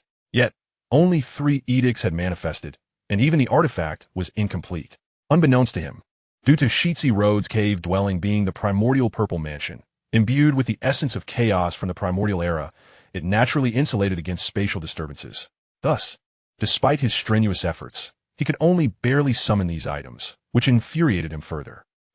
Even with these few items, they are sufficient to eliminate this brat.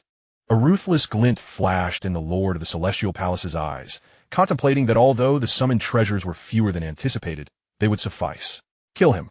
Reciting incantations, The Lord of the Celestial Palace unleashed his aura with reckless abandon, channeling the powers and energies of the loss. The toll on him was substantial, visibly altering his countenance. However, the effect was astounding. A cacophony of thunderous roars resonated, as the atmosphere quaked and surged tumultuously. The remnant sword of antiquity fused with the aura of loss, doubling its might and radiating a terrifying brilliance. Wherever the light reached, mountains and forests were reduced to dust as if they had never existed. Even the distant stars, sun, and moon trembled in response, illustrating the sheer magnitude of this radiant power. In the lofty sky above, distinct and colossal fissures appeared, manifesting the murderous intent and laws from the higher realms. It was evident that the Lord of the Celestial Palace intended to obliterate the entire 8 domains of the lower world with this strike. This would usher in a cataclysmic human purgatory, a calamity for the entire world. Chapter 63. The Lord of the Celestial Palace's defenses crumble. In the name of the Lord of the Celestial Palace, I decree your death. Today, in accordance with the will of the higher realms, I shall descend to eradicate the demons. This is an act of righteousness, a noble endeavor. Fellow beings, lend me your strength, the Lord of the Celestial Palace declared, filled with fervor as he addressed the other remnants of celestial beings. Having conjured such a grand spectacle, he indeed had reason to feel prideful. The other celestial remnants trembled in fear, sensing the imperial aura descending upon them. Under the overwhelming pressure exerted by the Lord of the Celestial Palace, they dared not hold back. In unison, they roared and chanted true incantations, augmenting the power of the Lord's edicts. Following this collective effort, the brilliance emanating from the 3 edicts intensified and became more fervent. In a fleeting moment, a crimson aura surged upward from above the 3 edicts. Under immense pressure, this crimson aura gradually solidified, shifting between a liquid and a solid state, akin to quicksilver. Shi Zilu's heart raced with astonishment. He understood the magnitude of power required to compress it to such a degree. Could it be the celestial folding curse? The Lord of the Celestial Palace's expression turned peculiar as he pondered. The power of the summoned edicts was beyond even his own foresight. As the name suggests, the celestial folding curse is a formidable curse capable of diminishing even celestial beings. This curse carries an extraordinarily potent toxicity. No matter who you are, merely brushing against it would instantly taint all your power and attainments. Subsequently, one would plunge into an abyss of darkness and hell, ultimately meeting their demise. Once, a tremendously powerful true celestial fell victim to the celestial folding curse. He expended all his cultivation and artifacts, and though he narrowly escaped with his life, his very essence was severely damaged, rendering him a mere shell of his former self. He managed to survive in such a state for only half a year before succumbing. One can only imagine the horror that the celestial folding curse embodies. Although the Lord of the Celestial Palace was somewhat taken aback, his heart swelled with satisfaction and delight. With the celestial folding curse summoned, Shi Zilu's life was undoubtedly in grave peril. Regardless of how many artifacts or how profound his cultivation might be, he was now bound to face his doom, and the Lord of the Celestial Palace was confident of this. All he needed to do now was to tread carefully, ensuring he did not fall victim to the celestial folding curse himself. The celestial folding curse? This is dire. The young one's life is in jeopardy. In this moment of utmost crisis, the goddess Lu sensed the impending threat, her expression shifting dramatically. In a flurry of urgency, she summoned an inexhaustible flow of power, striving to elevate Shi Zilu's realm and cultivation swiftly, aiding him in resisting the corruption of the celestial folding curse. Yet it was too late. With a heavy heart, the goddess Lu sighed in despair, helplessly watching the crimson remnant sword of antiquity leap from the heights, descending upon Shi Zilu with lethal intent. Boom! Boom! Boom! A terrifying aura surged forth, transforming the remnant sword of antiquity into an instrument of death. Shi Zilu snorted coldly, his hands dancing as in an instant. The azure dragon swayed its tail, and Kuanpeng's sword, the 2 divine beasts merging as one, charging boldly towards the remnant sword of antiquity. You wish to clash head-on? You're courting death, ha-ha! Even the 2 divine beasts among the legendary 10 treasures could not possibly stand as opponents.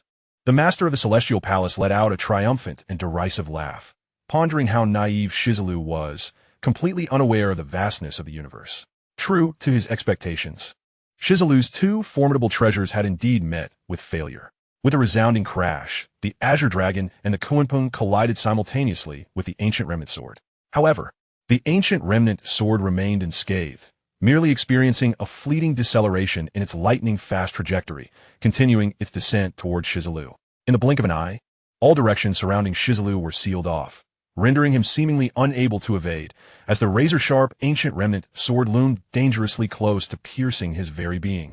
At that moment, Shi Zilu's heart surged with determination. Without hesitation, he hurled the brick he held, which fortuitously collided with the ancient remnant sword. Miraculously, the brick's performance did not disappoint him.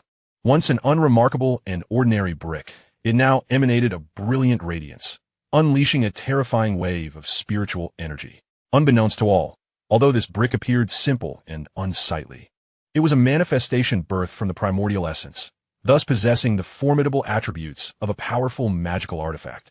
With a thunderous boom, the brick and the ancient remnant sword clashed with a genuine force. Contrary to the expectations of the onlookers, who anticipated the brick to shatter into pieces, brilliant beams of light erupted from within it, relentlessly striking at the ancient remnant sword.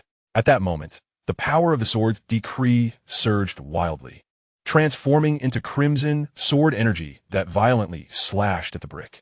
Shi Zilu felt a jolt of pain coursing through him. The immense backlash forced him to spit out a mouthful of blood. This was the first time in his life he had bled since embarking on his journey. Helplessly, although the ancient remnant sword could not damage his brick, the overwhelming force of the decree was beyond Shi Zilu's current endurance. Most despairingly, this decree was a spell of celestial restraint, imbued with insidious toxicity and corrosive intent. A moment's carelessness could lead to dire consequences, inflicting injury upon Shi Zilu. Observing this, the master of the celestial palace and the other remnants of immortals exhaled in relief, thinking they had finally glimpsed the dawn of victory. After such a prolonged battle, witnessing Shi Zilu bleed for the first time filled their hearts with unrestrained joy. No, I must grow stronger. I shall become even mightier. Be it the celestial restraint spell or any other incantation, none shall harm me. Shi Zilu roared inwardly, the intense toxicity igniting his spirit of defiance and indomitable will. With a mighty shout, he summoned forth the realm of his cave, the primordial purple mansion. Open to me. A spectral figure emerged from the cave, seamlessly merging with Shi Zilu into a singular entity. Instantly, Shi Zilu's aura and strength surged wildly, rapidly reaching a boiling pinnacle. Summoning a Dharma manifestation? Do you think such a feat could withstand the toxicity of the celestial restraint spell? You underestimate my capabilities. The master of the celestial palace scoffed, a hint of derision gleaming in his eyes. After all, the celestial restraint spell could injure even true immortals. How could Shi Zilu, merely summoning an ethereal dharma, hope to turn the tide? However, the ensuing spectacle left the master of the celestial palace utterly disheartened. He watched in disbelief as Shi Zilu remained unharmed, effortlessly resisting the corrosion and toxicity of the celestial restraint spell, even wearing a light-hearted smile. How is this possible? Can he truly withstand even the celestial restraint spell? The master of the celestial palace finally felt his defenses crumble. Chapter 64. Has Shi Zilu been killed? The countenance of the master of the celestial palace darkened. The earlier summoning of decrees and the ancient remnant sword had drained considerable energy from him, even compelling him to expend his most prized reserves. Yet, to think that all this would fail to vanquish Shi Zilu shattered the confidence that resided within him. This young man possessed profound depth, far beyond mere appearances. If this stalemate continued, this day might very well lead to my demise. The master of the celestial palace's expression turned grim, having invested such great effort. If he could not subdue Shi Zilu, it would be an utter loss. At this juncture, he found himself in a precarious position. Resolutely, he summoned his resolve and unleashed a torrent of his vital energy upon the ancient remnant sword. This maneuver proved effective, as the ancient remnant sword glowed ever brighter, its edge sharpening with each passing moment. Shi Zilu sighed inwardly, acutely aware of the mounting pressure he faced. Gritting his teeth, he exerted every ounce of strength he could muster, his muscles and veins straining to the point of rupture. Yet, even such formidable flesh could not withstand the terrifying lethality of the ancient remnant sword. The sound of relentless impacts echoed as Shi Zilu finally sustained injuries, his body pierced by numerous gaping wounds, blood cascading forth. "Break for me!" he roared through the pain, seizing the brick and hurling it with all his might at the ancient remnant sword. Boom! An astonishing crash reverberated through the air. This time, The brick finally displayed signs of yielding, flung away with force. With the obstruction removed, the ancient remnant sword surged forth like a torrent, piercing Shi Zilu's body with a sickening thrust. Witnessing this, the master of the Celestial Palace and the other remnants of immortals erupted with unbridled joy. After such a lengthy confrontation, this was the first time Shi Zilu had sustained such a grave injury. How could they contain their elation? A ghastly sword mark marred Shi Zilu's chest, having penetrated his very being. The ancient remnant sword had delivered a devastating blow, yet the edges of the horrific wound did not bleed. Instead, they emanated a pulsating crimson glow. This radiance was the poisonous essence of the celestial restraint spell, possessing an unparalleled toxicity and corrosive nature. At this moment, the poison surged through Shi Zilu's meridians with wild abandon. For an ordinary individual to endure such a grievous wound would likely spell instant death or leave him incapacitated on the ground. However, Shi Zilu stood resolutely, his form unyielding, like a spear that would never fall. He has not fallen yet. I must admit, my admiration for you grows. The master of the Celestial Palace was taken aback, astonished by the sight before him. He understood all too well the potency of the celestial restraint spell's toxicity. Were he in Shi Zilu's position, he would never be able to endure as he was. The other remnants were equally bewildered, with so many of them joining forces. Supplemented by the decrees and artifacts summoned from the upper realms, how could they fail to vanquish this young man? Yet, it was apparent that Shi Zilu had suffered severe injuries, and his time was running short. This realization allowed a collective sigh of relief to wash over them, their bodies drenched in a cold sweat of trepidation. To be honest, as the battle progressed, their own figures grew increasingly ethereal, their powers waning. Should they fail to inflict further harm upon Shi Zilu, they could not guarantee their own survival.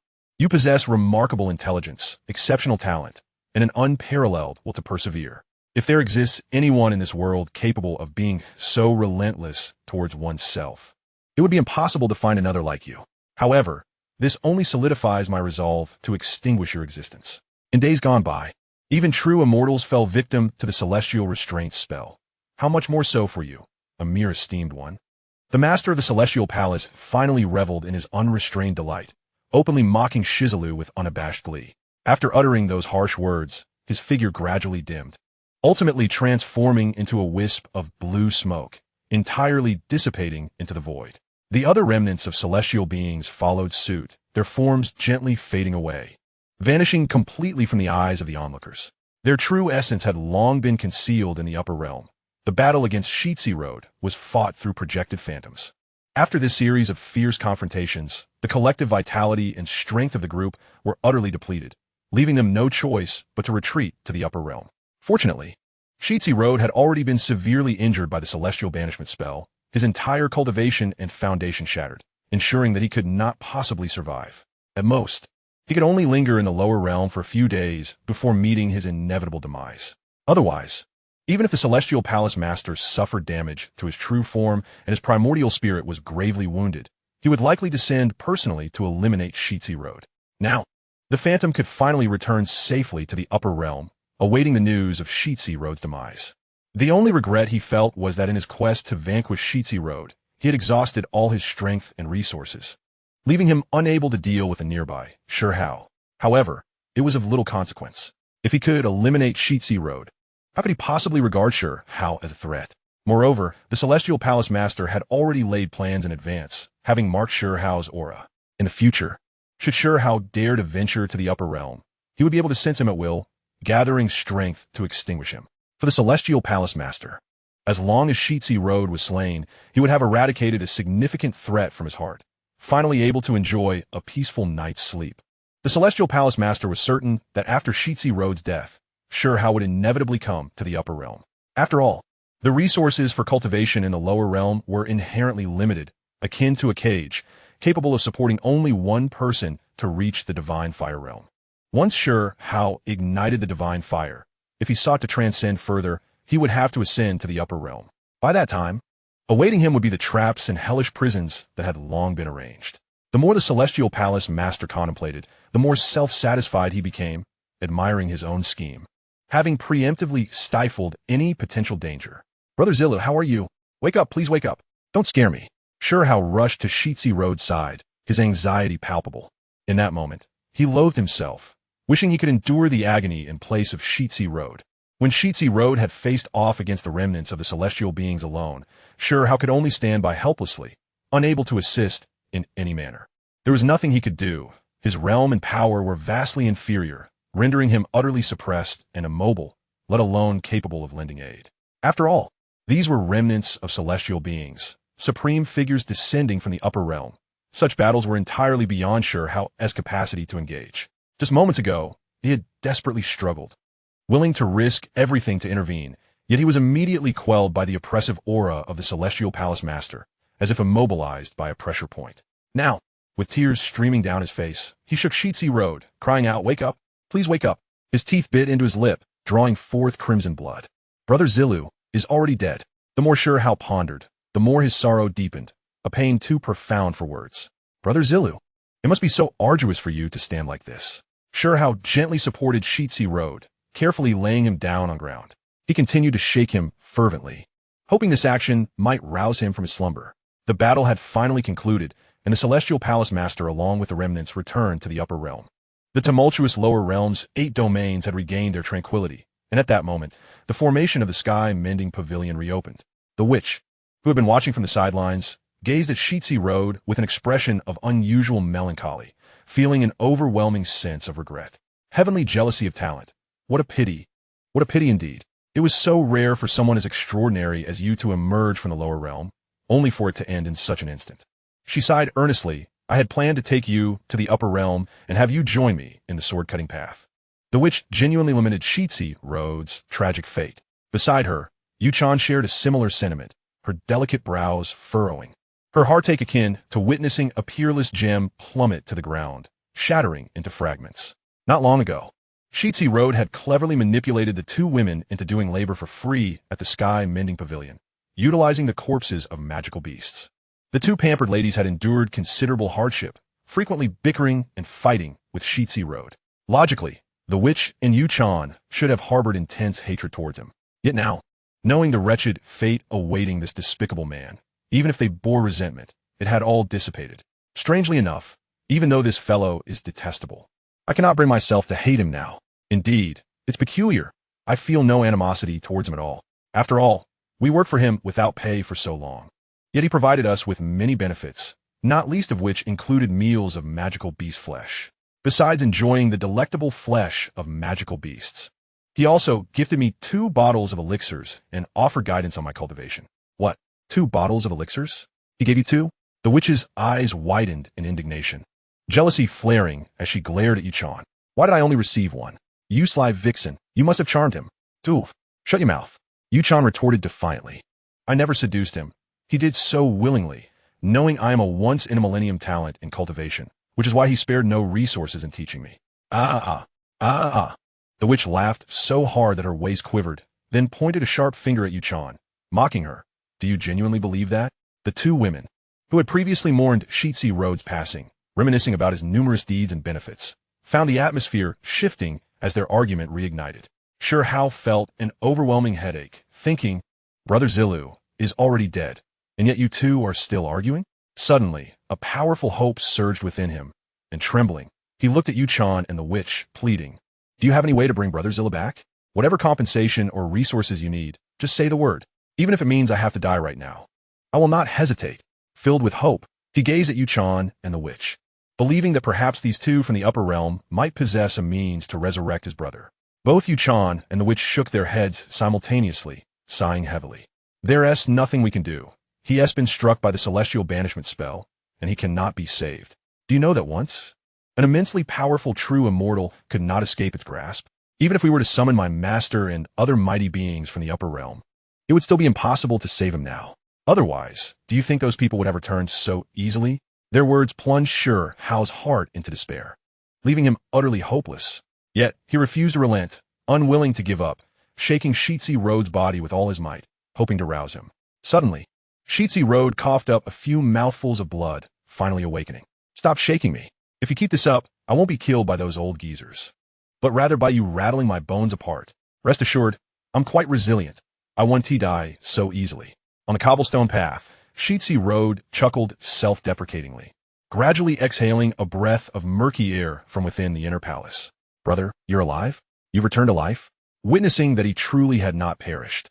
Shi Zilu was overjoyed beyond measure. Then, overwhelmed, he burst into tears, laughing and crying simultaneously, a clear testament to the depth of his respect and affection for Shi Zilu. The demoness and Yuanshi stood there in stunned silence, completely frozen in place, utterly bewildered. The broken immortal curse. Brother, I implore you. That is the broken immortal curse. How can you be so lively? How could you have awakened again? The two were, as if confronted by a ghost, utterly incredulous at the spectacle before them. Fortunately, I possessed the treasure bestowed by the celestial master of the heavens. Had it not been for that sword intent gifted to me, I might have truly met my end. Shi Zilu thought to himself, feeling a surge of fortune. Just moments ago, during that earth-shattering strike, he sensed a life-and-death crisis looming over him, and the sword intent was on the verge of erupting. Thankfully, he had managed to suppress it with all his mental fortitude, barely calming it down. It was no joke. The power of the treasure from a celestial master of the heavens was beyond compare. To use it against the celestial master and those few remnants of the immortals felt like a gross waste, akin to using a cannon to kill a mosquito. Moreover, he did not wish to expose his hidden cards and secrets, so despite sustaining grave injuries, he refrained from employing his ultimate techniques. Perhaps the master of the celestial palace and the other remnants of the immortals could never have dreamed that Shi Zilu, so severely wounded, would still be alive. However, despite this, he was not without suffering. He coughed painfully, feeling a searing pain in his throat, as if every breath he expelled was infused with a burning heat. This was the result of the intense toxicity of the broken immortal curse. If it were not for the trace of chaotic primordial energy from the primordial wilderness residing within him, he would have surely succumbed by now. After all, the broken immortal curse could even slay true immortals, and Shi Zilu was acutely aware of his own limitations. He activated his inner sight technique, clearly perceiving that all his lungs and organs were being corroded by a crimson aura, continuously decaying and dying. Another individual would have perished long ago, but fortunately, Shi Zilu had activated the great hang of the two realms, allowing him to possess a sliver of chaotic primordial energy. It was this very energy that could stave off the curse's toxicity and corrosion, enabling Shi Zilu to gradually recuperate. Perhaps it was fate. Had it not been for his fortuitous encounter with Yuanshi in the primordial wilderness years ago, becoming his disciple, and subsequently gaining the favor of the celestial master through Yuanshi's introduction, he might have met a tragic end on the streets long ago, let alone enjoying the luxuries of life alongside the emperor of the wilderness and carving out a legendary name for himself. Chapter 66. Yuanshi explodes in anger. Fear not. Is it not merely a broken immortal curse? It cannot harm me. Shi Zilu calmly patted Shi Zilu on the back, smiling with unshakable confidence. Beside them, Yuanshi and the demoness stood with their mouths agape, their worldview violently shaken. Both were extraordinary women from the upper realm, well versed in the peculiarities of life. Yet they had never heard of anyone who could remain so vibrant after being grievously wounded by the broken immortal curse. Could it be that Shi Zilu was even more formidable than true immortals?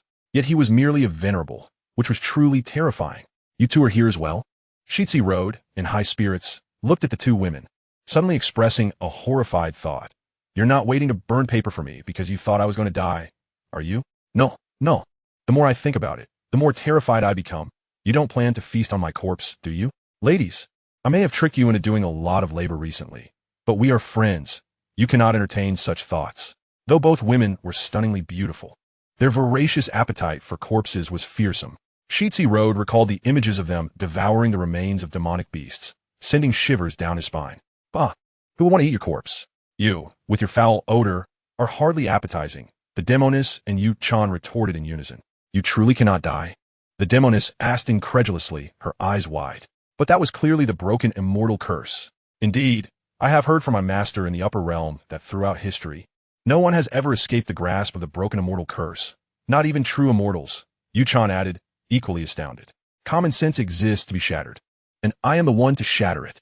Shi Zilu pointed at himself, declaring proudly, today, you have witnessed this, so remember, there is nothing in this world that is absolutely impossible. Even before, I was merely a venerable, and no one believed I could slay a deity. Yet in truth, I did, and I even drove away the master of the celestial palace and the other remnants of the immortals. He shrugged nonchalantly. Ladies, you must become accustomed to this. In the future, I will achieve even more improbable feats, and I hope you won't be shocked then. Bah, you truly know how to boast. You're practically blowing smoke into the heavens. I have never encountered someone so shameless. The two women derided in unison. Though anyone with keen eyes could see their faces adorned with smiles, clearly pleased by Shi Zilu's miraculous revival. All right, ladies, I must now enter seclusion, Shi Zilu said, spreading his hands with a grin. After such a long battle, I have exhausted my strength and am quite famished. I need to replenish. He added with a flourish. This debt shall be noted for now, and one day I will venture into the upper realm to repay it. There will be times when we sail against the winds, hoisting our sails to traverse the vast seas. Until we meet again, ladies. He laughed heartily, imparting a few more instructions to Shi how to ensure the safety of Stone Village and the Pavilion of Heaven's repair before striding toward his cave dwelling. This fellow truly loves to talk big, yet strangely, I cannot bring myself to dislike him. Perhaps it is because he is indeed a once-in-a-millennium cultivator. After all, who has ever heard of someone who the broken immortal curse cannot harm? I don't know why, but I suddenly have a premonition that after he emerges from seclusion this time, he will surely achieve great renown. Perhaps one day, he will really storm into the upper realm, sending tremors throughout the vast cosmos. Strange, you so-called righteous sects have always despised Shi Zilu. Haven't you? I am different. I have believed in him for a long time. Hey, you're not thinking of competing with me for a man, are you? Yuchan and the demoness gazed at Shi Zilu's vanishing figure, resuming their usual fiery quarrel. It turned out to be a false alarm. The little guy had safely weathered this crisis. Concealed in the shadows, the goddess Lu let out a sigh of relief, deep in thought. Having watched Shi Zilu grow up in Stone Village, she believed she knew all his abilities and secrets. Yet now, it seemed this young man had performed too many miracles, even fooling her several times. The goddess Lu was acutely aware that even with her past cultivation level, it would take immense effort to resolve the troubles posed by the broken immortal curse. Yet, Shi Zilu had effortlessly dispelled it, as if it were nothing at all, which was utterly unfathomable and contrary to reason. In that moment, the goddess Lu's resolve to protect this young man intensified, vowing to devote all her resources to safeguard his interests. Every time he departed, he always pretended to be at ease. With a gentle smile, he uttered the words, "Let S return," only to turn away, tears welling in his eyes. This vividly encapsulated the essence of Shi Zilu at that moment. Upon returning to his dwelling, he immediately bared his teeth and revealed his true form. Others believed he was effortlessly nonchalant, brushing off trivial matters, unaware that Shi Zilu had merely feigned composure, putting on a grand display before the crowd. The pain, it was excruciatingly unbearable. He had to maintain his demeanor, his arrogance, and his poise in front of everyone, enduring the agonizing torment. Naturally, for it was the infamous Zhishin curse. Though he had miraculously escaped death, he still suffered severe injuries and immense suffering. Thankfully, I possess an external aid. Master, I must trouble you once more. Shi Zilu thought of Yuanxi's graceful figure, feeling deeply grateful. The toxicity of the Zhishin curse was beyond his ability to dispel. He could only seek Yuanxi's assistance. Without the foundation and trump card that Hong Wang provided, he would dare to recklessly venture forth. In the blink of an eye, Shi Zilu had returned to the Hong Wang realm. My dear disciple, you have finally emerged from your seclusion. Yuanxi's melodious voice brimmed with joy, clearly delighted. She had thought Shi Zilu had been in seclusion all this time, and her stay on Janeo Island had grown unbearably dull. She had longed for someone to converse with. In the next moment, however, Yuanxi's expression turned grave as she gazed at Shi Zilu, her jade-like face clouded with frost. You have been struck by a curse. Indeed, the renowned Yuanshi needed no further explanation. She instantly discerned that he had fallen victim to the curse. Which villain dares to harm my beloved disciple? Yuanxi's fury surged, her voice filled with wrath.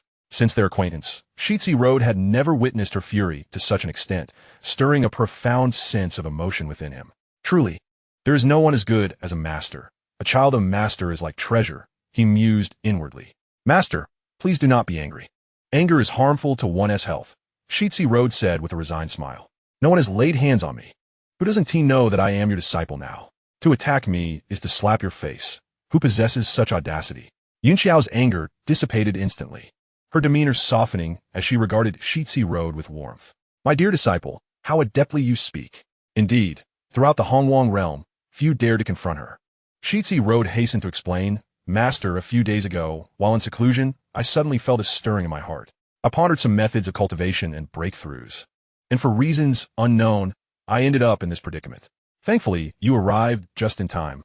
Otherwise, I would have been in dire straits. He spoke casually, and upon hearing this, Yuanshi finally felt reassured. Disciple, you have been far too careless. The Hongwang realm, while appearing safe on the surface, harbors numerous perilous abysses and treacherous places. Coupled with the unpredictable nature of people, one must be vigilant against countless schemes brewing in the shadows.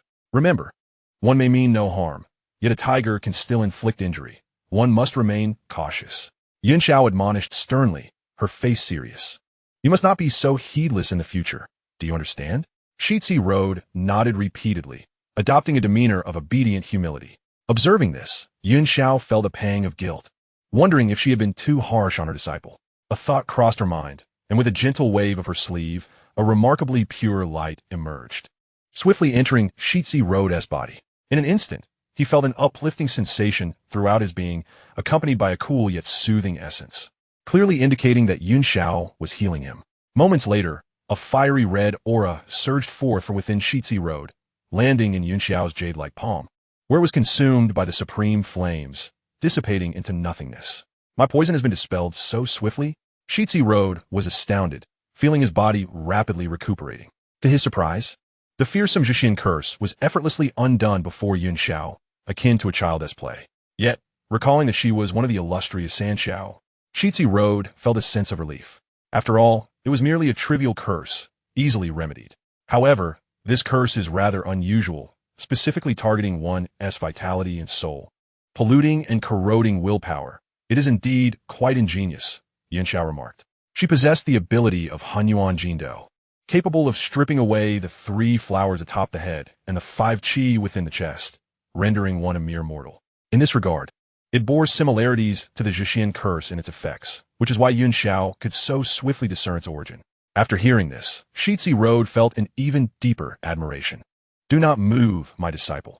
Let me investigate the source of this curse, Yuanshi declared in anger, believing that some unknown beast lurked in the shadows, taking advantage of Shi Zilu's seclusion to launch a surprise attack.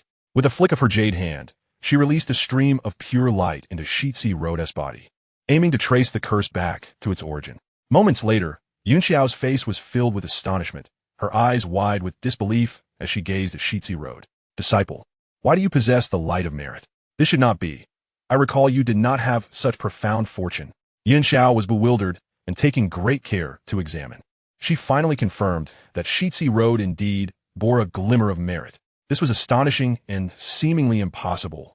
It is well known that merit is a rare treasure, akin to gold, or even more precious than gold in the Hongwang. Its effects are comparable to that of a universal magical artifact, enhancing the potency of alchemical concoctions, magical treasures, and various formations and weaponry. Additionally, merit can elevate one as cultivation and realm, with no restrictions on its use or limitations on its upper bounds. Whether a common cultivator of average realm or a sage of immense abilities, all covet merit. Thus, merit is exceedingly difficult to obtain. Throughout the entire Hongwang, aside from a few heavenly saints, one hardly hears of anyone achieving merit through their own efforts. Even Yuanshi herself, having lived so long in the Hongwang as a foremost disciple of Tongtian, had never acquired a wisp of merit. Yet now, her own disciple possessed merit. Although the merit on Shi Zilu was faint, merely a delicate thread, it still thrilled Yuanshi immensely. Disciple, you possess the light of merit. You shall be able to walk confidently in the Hongwang from now on. Yuanshi mused, realizing that with this merit, no curse could possibly harm Shi Zilu. For merit acts as a beacon of righteousness, inherently counteracting various malevolent toxins. This also provides insight into the possibility that Shi Zilu had indeed brought the curse upon himself, as no other curse could harm one who possessed the light of merit, unless he had inflicted it upon himself. As these thoughts crossed Yuanshi's mind, she found herself at a loss for words, pondering what peculiar cultivation method her dear disciple had employed to inflict harm upon himself. Merit? I actually possess merit? Shi Zilu was overwhelmed with joy, fully aware of the significance of merit. In a fleeting moment, he comprehended the origin of the merit within him. The perfect world differs from the Hongwang. There is no concept of merit or karma there. On the cobblestone path, Shi Zilu had previously saved an entire city in the perfect world, driven solely by his innate kindness and sense of justice, without any expectation of reward. However, upon returning to the primordial chaos, he was astonished to discover that the heavenly Tao had automatically recorded this noble deed and granted him merit. This unexpected blessing left even the erudite Yuanshi perplexed regarding the origins of such merit. It appeared that Shi Zilu had stumbled upon a lucrative opportunity. His heart surged with joy as he contemplated the potential of traversing between the two realms to accumulate merit. He was acutely aware that the trajectory of the primordial world was destined to see humanity emerge as the true protagonists, in alignment with the heavenly Tao. By saving humanity, he could earn heavenly rewards. Yet, the primordial realm was teeming with powerful beings, with formidable figures abounding. The mere intervention of a random individual could spell disaster for him. Attempting to rescue people from such formidable entities was akin to snatching food from a tiger's jaws, an endeavor fraught with peril that could very well cost him his life. In contrast, the perfect world was different. The fierce battles among its myriad strong beings showed no mercy to the lives of ordinary beings. Each grand conflict was accompanied by the demise of countless souls. These powerful individuals, confident in their abilities, could seize upon such opportunities to save lives and heal the wounded, subsequently returning to the primordial world to record their accomplishments and gain the corresponding merit. Chapter 68. What is the purpose of being Shives? If he couldn't contend with the mighty in the primordial realm, what was there to fear in the perfect world? Shi Zilu's confidence swelled as he envisioned wielding authority over his circumstances. Yuanshi felt a mix of speechlessness, envy, and a hint of jealousy. As her disciple, Shi Zilu was already accumulating merit, while she herself had yet to reap substantial rewards. Nevertheless, Yuanshi was not angry. Rather, she marveled at Shi Zilu's extraordinary talent and felt genuine happiness for her disciple. It was no wonder that the celestial master had been so delighted upon first meeting Shi Zilu, showering him with gifts. Clearly, the celestial master possessed an exceptional eye for talent, having recognized Shi Zilu's extraordinary potential long ago. My disciple, she cautioned, attaining merit is not an extraordinary feat. One must not become arrogant or complacent. It is essential to remain humble and grounded. Unable to tolerate Shi Zilu's boastful demeanor, Yuanshi invoked her authority as a mentor, aiming to temper his mindset. Rest assured, Master, I shall heed your teachings and ensure I do not bring shame upon you. Shi Zilu replied earnestly. My early relation stemmed from the realization that this merit is a reflection of your guidance. Without your instruction, I would not be where I am today. Just as a sharp sword is forged through trial, so too does the fragrance of plum blossoms emerge from bitter cold. Master, I will dedicate myself to diligent practice and strive to live up to your expectations. Yuanshi was momentarily taken aback. Her disciple, though perhaps lacking in other respects, articulated profound philosophies with remarkable eloquence. She nodded in satisfaction and remarked, by the way, I have an elder brother and 2 younger sisters who will be returning soon. When they arrive, you shall accompany me to meet your uncles and aunts. Shi Zilu's spirits soared instantly. Yuanshi's brother was none other than the legendary god of wealth, Zhao Gongming. It was Zhao Gongming's demise that had ignited the tensions between the Jie sect and the Chan sect, culminating in a grand conflict. The thought of meeting such a legendary figure thrilled him. Furthermore, Yuanshi's 2 sisters, Bixiao and Xiongxiao, were equally renowned and steeped in legend. Shi Zilu felt a deep sense of gratitude for having chosen the right mentor, realizing how much easier his path would be. It was as if he were born in Rome, where he could effortlessly encounter such illustrious figures. After Yuanshi departed, Shi Zilu returned to his secluded cultivation, undistracted. His recent battle alongside several remnants of immortals and the Lord of the Celestial Palace had provided him with profound insights and substantial gains. After several days of cultivation, he seized the opportunity to return to the perfect world, igniting the divine fire within him, which propelled him to break through to the pinnacle of the venerable realm. Remarkably, he did not linger long in the divine fire realm. Moments later, he ascended to the True One realm. The potency of the primordial realm was unparalleled, serving as an extraordinary tonic for the perfect world. Thus, Shi Zilu was able to transcend 2 significant realms in rapid succession. However, he found it somewhat vexing that each time he sought to break through, he had to return to the perfect world personally. It was impossible to simply sit in the cave of the primordial realm and will his desires into fruition. Shi Zilu understood that the cultivation system of the perfect world ultimately depended on either becoming a seed or acquiring a supreme treasure from that realm to advance further. Consequently, this method of cultivation relied heavily on his home world, necessitating his return to the perfect world each time. He mused that if he could eventually break through to a certain level, he might transcend this limitation. Once that time comes, he thought, I will truly be in the primordial realm, able to freely achieve breakthroughs in the perfect world. He envisioned this enchanting possibility, imagining a day when he would attain immortality in the primordial realm, inheriting countless powers and merits, establishing his own path without further reliance on the perfect world for breakthroughs. Upon breaking through to the divine fire realm, one could be deemed a deity, possessing abilities that transcended ordinary comprehension. Thus, Shi Zilu found it somewhat amusing that he had once been a mere venerable, yet had vanquished numerous beings of the divine fire realm, truly a testament to his extraordinary fortitude. In addition to his elevated status in the perfect world, his cultivation in the primordial realm had also successfully reached the pinnacle of refining the divine and returning to the void. In essence, both realms had witnessed simultaneous breakthroughs, and Shi Zilu was undergoing astonishing transformations. He was confident that he would ultimately achieve the immortal path, firmly establishing his roots in the primordial world. Regrettably, the perfect world bore one significant flaw. After nearly an entire epoch, no immortal had yet been discovered. This was undoubtedly due to the constraints imposed by the heavenly Tao, which rendered the path to immortality incomplete. Moreover, the foundation of cultivation in the perfect world was too weak. Only those with immense strength could defy fate and attain immortality. Take the Emperor of the Wasteland from the original narrative, for instance. He was indeed such an extraordinary figure, reflecting on the Emperor's illustrious achievements and valorous deeds. Shi Zilu felt a surge of fighting spirit and determination. Within him blazed a fierce divine fire, radiant and concentrated, akin to a sun encapsulated within his being. It was this very power of the divine fire that enabled Shi Zilu to ascend from the pinnacle of the venerable realm to the divine fire realm, and subsequently to the true one realm. Should anyone else attempt to achieve such rapid breakthroughs across two significant realms in a short span, they would likely face instability and risk falling into madness. However, Shi Zilu was free from such safety concerns. Whenever he sensed the stirring of energy within him, he would promptly return to the primordial realm, utilizing its chaotic primordial energy to suppress it, thus facilitating his astonishing rate of cultivation. Furthermore, there was an added benefit. Unlike Shi Hao, he would not have to endure the torment of heavenly tribulations. It was well known that when Shi Hao had broken through to the divine fire realm in the perfect world, he had been subjected to the excruciating trials of heavenly tribulation. In contrast, he was distinctly different.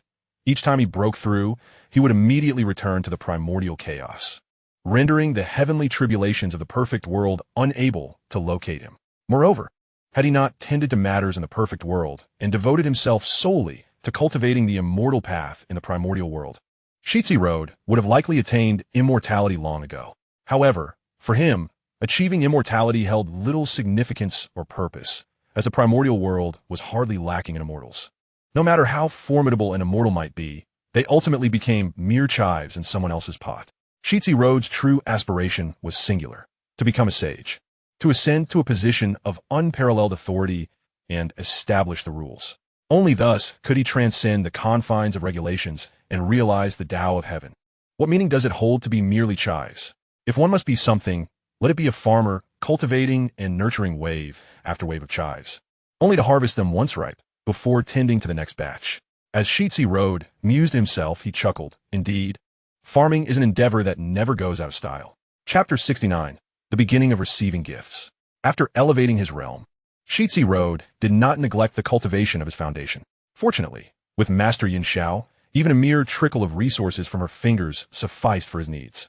During this period, Shi Zilu fervently expended resources to solidify his foundation and refine his physique. After several months, his body grew increasingly robust and solidified. Disciple, your esteemed uncles and aunts have arrived. One day, while immersed in his training, news from Yuanshi reached him. Come, greet your elders. A tremor of excitement coursed through Shi Zilu. Zhao Gongming and the likes of Bai Xiao and Xiong Xiao had come. Such renowned figures. It would be a pity not to capture a photograph with them. Given his recent intense training, his resource consumption had been considerable. Now, visiting his elders, he was bound to receive an abundance of gifts, wasn't he? The more he pondered, the more exhilarated he became. When he faced those remnants of immortals attacking him, he had no weapon worthy of the name, merely brandishing a brick to maintain appearances. While it sounded grand, it was indeed quite disheartening, lacking even a decent magical artifact. He had no prestige whatsoever. Before long, Shi Zilu arrived at Yuanshi's cave. The entire abode was suffused with celestial light and abundant spiritual energy. Upon entering, he felt akin to Lu Lao Lao entering the Grand View Garden, lingering and reveling, greedily inhaling the spiritual essence. Compared to his own dwelling, Yuanxi's was undeniably a luxurious villa, while his was merely a single room in a tenement. Even more astonishing was a vast lake not far away, its waters infused with spiritual energy, formed from layers upon layers of innate chaos energy. Shi Zilu was left dumbfounded. Had he not feared startling the elders, he might have stripped off his trousers and leapt in a swim. Simultaneously, he was acutely aware that his current physique was too weak to withstand such concentrated spiritual energy. If he were to recklessly enter, he would likely be overwhelmed and fainted by the dense essence. Could it be that merely walking by this lake is too much for me? Oh no, the energy within me is surging uncontrollably, evidently due to the lake's overwhelming spiritual essence. I feel as though I might burst. Shi Zilu internally lamented his predicament, yet he struggled to extricate himself from the situation. My disciple has arrived. Yuanxi's heart stirred as she sensed Shi Zilu's aura.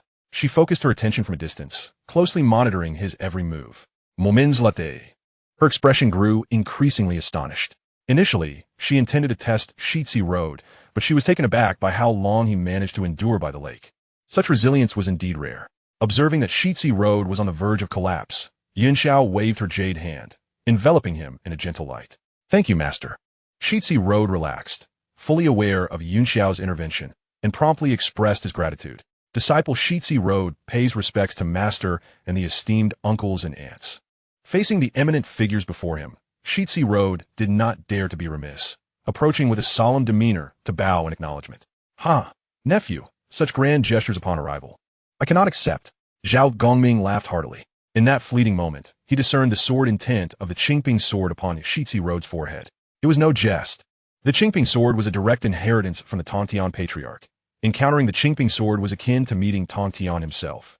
Thus, Zhao Gongming, half-jokingly, remarked that he could not accept such a profound gesture from Shi Zilu. The nearby Bai Xiao and Qiong Xiao shared similar expressions. Upon Shi Zilu's bow, they hurriedly returned the gesture, feeling unexpectedly flattered and unworthy. In contrast, Yuanshi remained composed, responding to Shi Zilu's bow with an air of tranquility, embodying a demeanor of serene grace. Truly, she was the eldest sister, maintaining her poise effortlessly. Bai Xiao and Qiong Xiao were taken aback, marveling at her composure. There was little wonder. Although the Qingping sword was a personal legacy of the Tongtian patriarch, only Yuanshi had the ability to command it with such obedience. Moreover, this ability was perhaps beyond even what the Tongtian patriarch himself could achieve. Whenever the Qingping sword encountered Yuanshi, it behaved with unusual docility, as though faced with a natural nemesis. Yet, the reasons behind this remained a mystery. Once, a curious individual had inquired about the Qingping sword, only to provoke its wrath, resulting in a frenzied chase around Golden Ao Island for 3 days and nights, only to be quelled by the Tongtian patriarch himself. Sister, your disciple is truly remarkable. He possesses both elegance and an extraordinary demeanor. He is a fine gem indeed. I am tempted to take him as my own disciple. Bai Xiao began with a flurry of compliments, leaving Shi Zilu feeling pleasantly flattered. He immediately developed a fondness for her, thinking, and if you were so skilled with words, please do share more. Yet, she lamented, what a pity. His cultivation is too weak, clearly mismatched with his handsome appearance. Such a waste. She shook her head in dismay. Shi Zilu's pride was wounded, feeling quite vexed. Aunt, you might as well say I am merely a decorative pillow, pretty but useless. Upon seeing Shi Zilu's dejected expression, Bai Xiao burst into laughter. How can I be your aunt without offering a token of greeting? Bai Xiao smiled, producing a radiant golden elixir. Here, take this elixir. It will assist you in swiftly attaining the immortal path. As soon as her words fell, a shimmering golden elixir appeared in her hand. Shi Zilu's heart swelled with joy. He recognized at a glance that this elixir was extraordinary, its surface translucent and radiant, suffused with celestial light.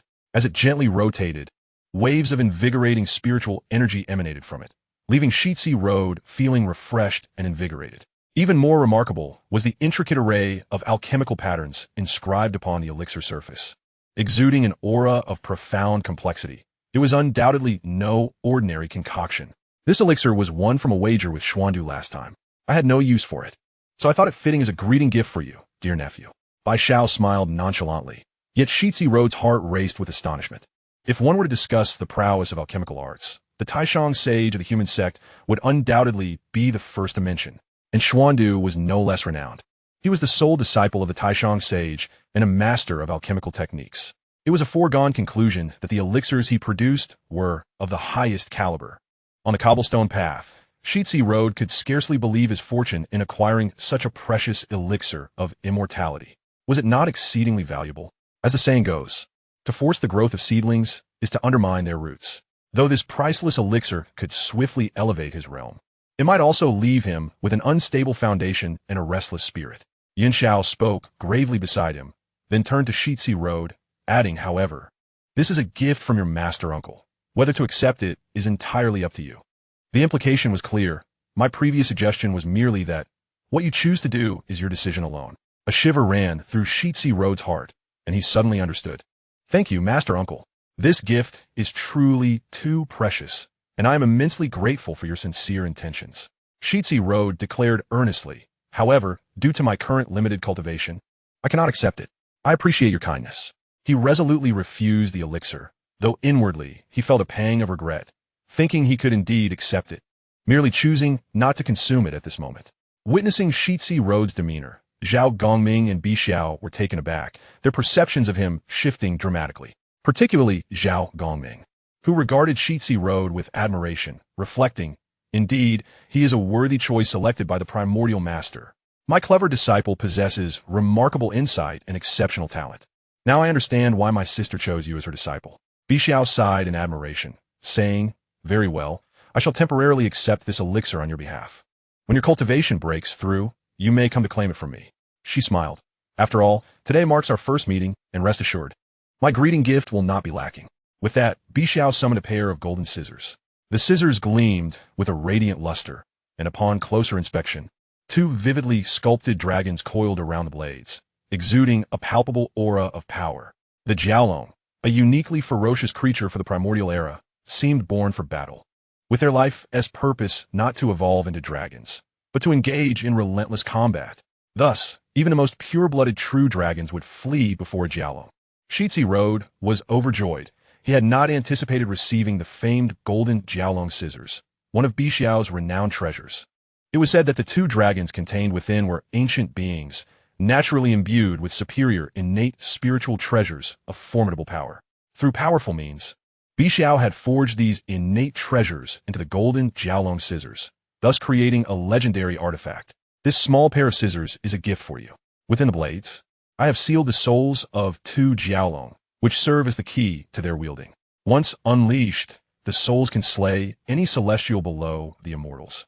And even against ordinary true immortals, you will possess the strength to contend. Bi Xiao advised earnestly. "Thank you, master uncle." Shi Zilu exclaimed gratefully, fully aware of the scissors' immense value. Although Bi Xiao casually referred to them as mere scissors, a treasure capable of harming even ordinary true immortals was certainly anything but ordinary.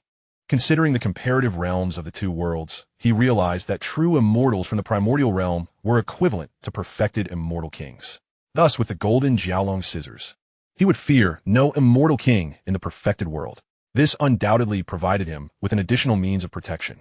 Moreover, unlike the Qingping sword, the golden Jiaolong scissors would not generate excessive commotion when used, serving instead as a powerful tactical weapon. While the Qingping sword was a strategic weapon not to be wielded lightly, akin to using a cannon to swat a fly, Shi Zilu was elated. To receive such a formidable treasure upon their first meeting was a stroke of fortune, especially as his path remained unobstructed. Once his cultivation advanced, he could shamelessly return to Bi Xiao to claim the elixir refined in Xiandu. What joy! As he reveled in his thoughts, Bi Xiao produced a glittering storage ring, presenting it to Shi Zilu. As the adage goes, good things come in pairs. I, as your master uncle, would certainly not be so stingy as to present only one greeting gift. This ring contains some of my cultivation resources and insights from my youth, which should aid you in your training. Please accept it. With those words, a stream of luminous energy flowed into Shi Zilu's palm, enriching him with newfound understanding and experience. Shi Zilu extended a fragment of his consciousness to swiftly scan the contents of the storage ring, discovering a plethora of diverse cultivation manuals and resources. Though these may have seemed trifling to Bi Xiao, they were precisely what Shi Zilu needed. Clearly, his master uncle was exceedingly generous, beyond the elixir. He had received the golden Jiaolong scissors and now an abundance of fitting resources and treasures. What a remarkable windfall! While Shi Zilu was joyful, He couldn't help but wonder why these items, seemingly destined for the discard pile, had been preserved by Bi Xiao for so long. Now you see how much your master uncle cares for you, Yun Xiao interjected playfully. Upon hearing I had taken you as a disciple beneath the celestial realm, she dedicated considerable effort to exchange for these resources. You ought to express your gratitude. Feeling touched, Shi Zilu promptly offered his sincere thanks. The rumors were indeed true. The bond among Yun Xiao and her siblings was strong, and Bi Xiao likely harbored affection for him as a reflection of that bond, hence the lavish gifts. Next, Xiong Xiao presented Shi Zilu with her own treasure, complemented by another shimmering storage ring, filled with her own youthful cultivation resources and insights. Since Bi Xiao has already bestowed upon you so many cultivation resources and elixirs, I shall refrain from redundancy. What I offer are my findings on the way of formations, which I hear you have a keen interest in. They should serve as valuable references. Xiong Xiao smiled indulgently, further delighting Shi Zilu. Not merely references, but invaluable tools. Insights into formations were a significant gift, precisely what he lacked at this juncture. Thank you, Master Aunt Xiong Xiao. Shi Zilu expressed his gratitude once more, realizing that with these resources his path would be clearer and he could avoid many detours. Among the illustrious Sanshao, Xiong Xiao was renowned for her mastery of formations. The legendary 9 Curves Yellow River Formation was a collaborative creation of the Sanshao sisters, and it would be employed in the upcoming war of Sealing the Gods. Following Yun Xiao's triumphant defeat of the 12 Golden Immortals, reducing them all to mortals, the 9 Curves Yellow River Formation gained notoriety across the primordial expanse. Shi Zilu understood that Xiong Xiao had contributed significantly to this accomplishment, and the secrets and insights she provided regarding formation training were certainly not ordinary. Dear sisters, with such an abundance of resources and formation insights, are you subtly hinting at my responsibilities as your elder brother? Zhao Gongming remarked with a wry smile. With your generous gifts, if I don't present something of worth, I fear my disciple will mock me. Shi Zilu felt it was a brilliant opportunity and thought to himself, Master Uncle Gongming, I have been awaiting your cue. As the anticipation mounted, Shi Zilu eagerly wondered what grand offering Zhao Gongming would unveil. Before them, Zhao Gongming produced a long black whip, introducing it with a flourish. Behold, the mountain taming whip. As its name suggests, its might is capable of moving mountains and filling seas. It is indeed a treasured possession of mine. Zhao Gongming chuckled modestly, though it is merely a mid-grade, innate spiritual treasure. It conceals numerous subtle applications that you may discover for yourself. Shi Zilu felt a jolt of surprise. He had not anticipated that Zhao Gongming would unveil the mountain taming whip. This artifact was renowned as Zhao Gongming's most adept and cherished implement. After all, in the enduring images passed down through generations, he is depicted clad in a crimson robe, astride a black tiger, brandishing the mountain-taming whip, a figure exuding grandeur and martial fervor. This portrayal is deeply ingrained in the collective consciousness. Not only Shi Zilu, but even Bai Xiao and others were astonished, inquiring, Brother, are you truly gifting the mountain-taming whip to your disciple? They continued, Indeed, this is your most adept treasure. Can you truly part with it?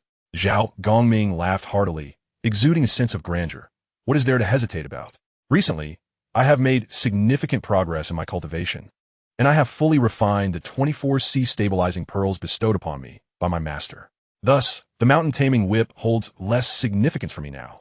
It will be fitting to present it to my disciple as a token of our meeting. As he spoke, a radiant glow materialized in the palm of his hand. A closer inspection revealed that this brilliance was composed of 24 resplendent pearls, each emanating a unique luminescence, as if each were a world unto itself. Shi Zilu was left speechless. Having just beheld the legendary mountain-taming whip, he was now fortunate enough to witness the sea-stabilizing pearls. Bai Xiao and Xiong Xiao gazed in astonishment at the sea-stabilizing pearls. Even though they were well acquainted with rare treasures, such wonders were seldom seen. It took considerable effort to successfully refine these 24 sea-stabilizing pearls. Zhao Gongming boasted with pride, though he soon sighed regretfully. Alas, these sea-stabilizing pearls possess an inherent flaw. As if something essential is missing, which has hindered my advancement to the great Luo realm. This flaw had long been a source of inner turmoil for him. Achieving perfection in the sea-stabilizing pearls would allow him to ascend to the great Luo realm, a prospect that was simply magnificent. Despite numerous attempts, he lamented, the quality of the sea-stabilizing pearls cannot be further enhanced.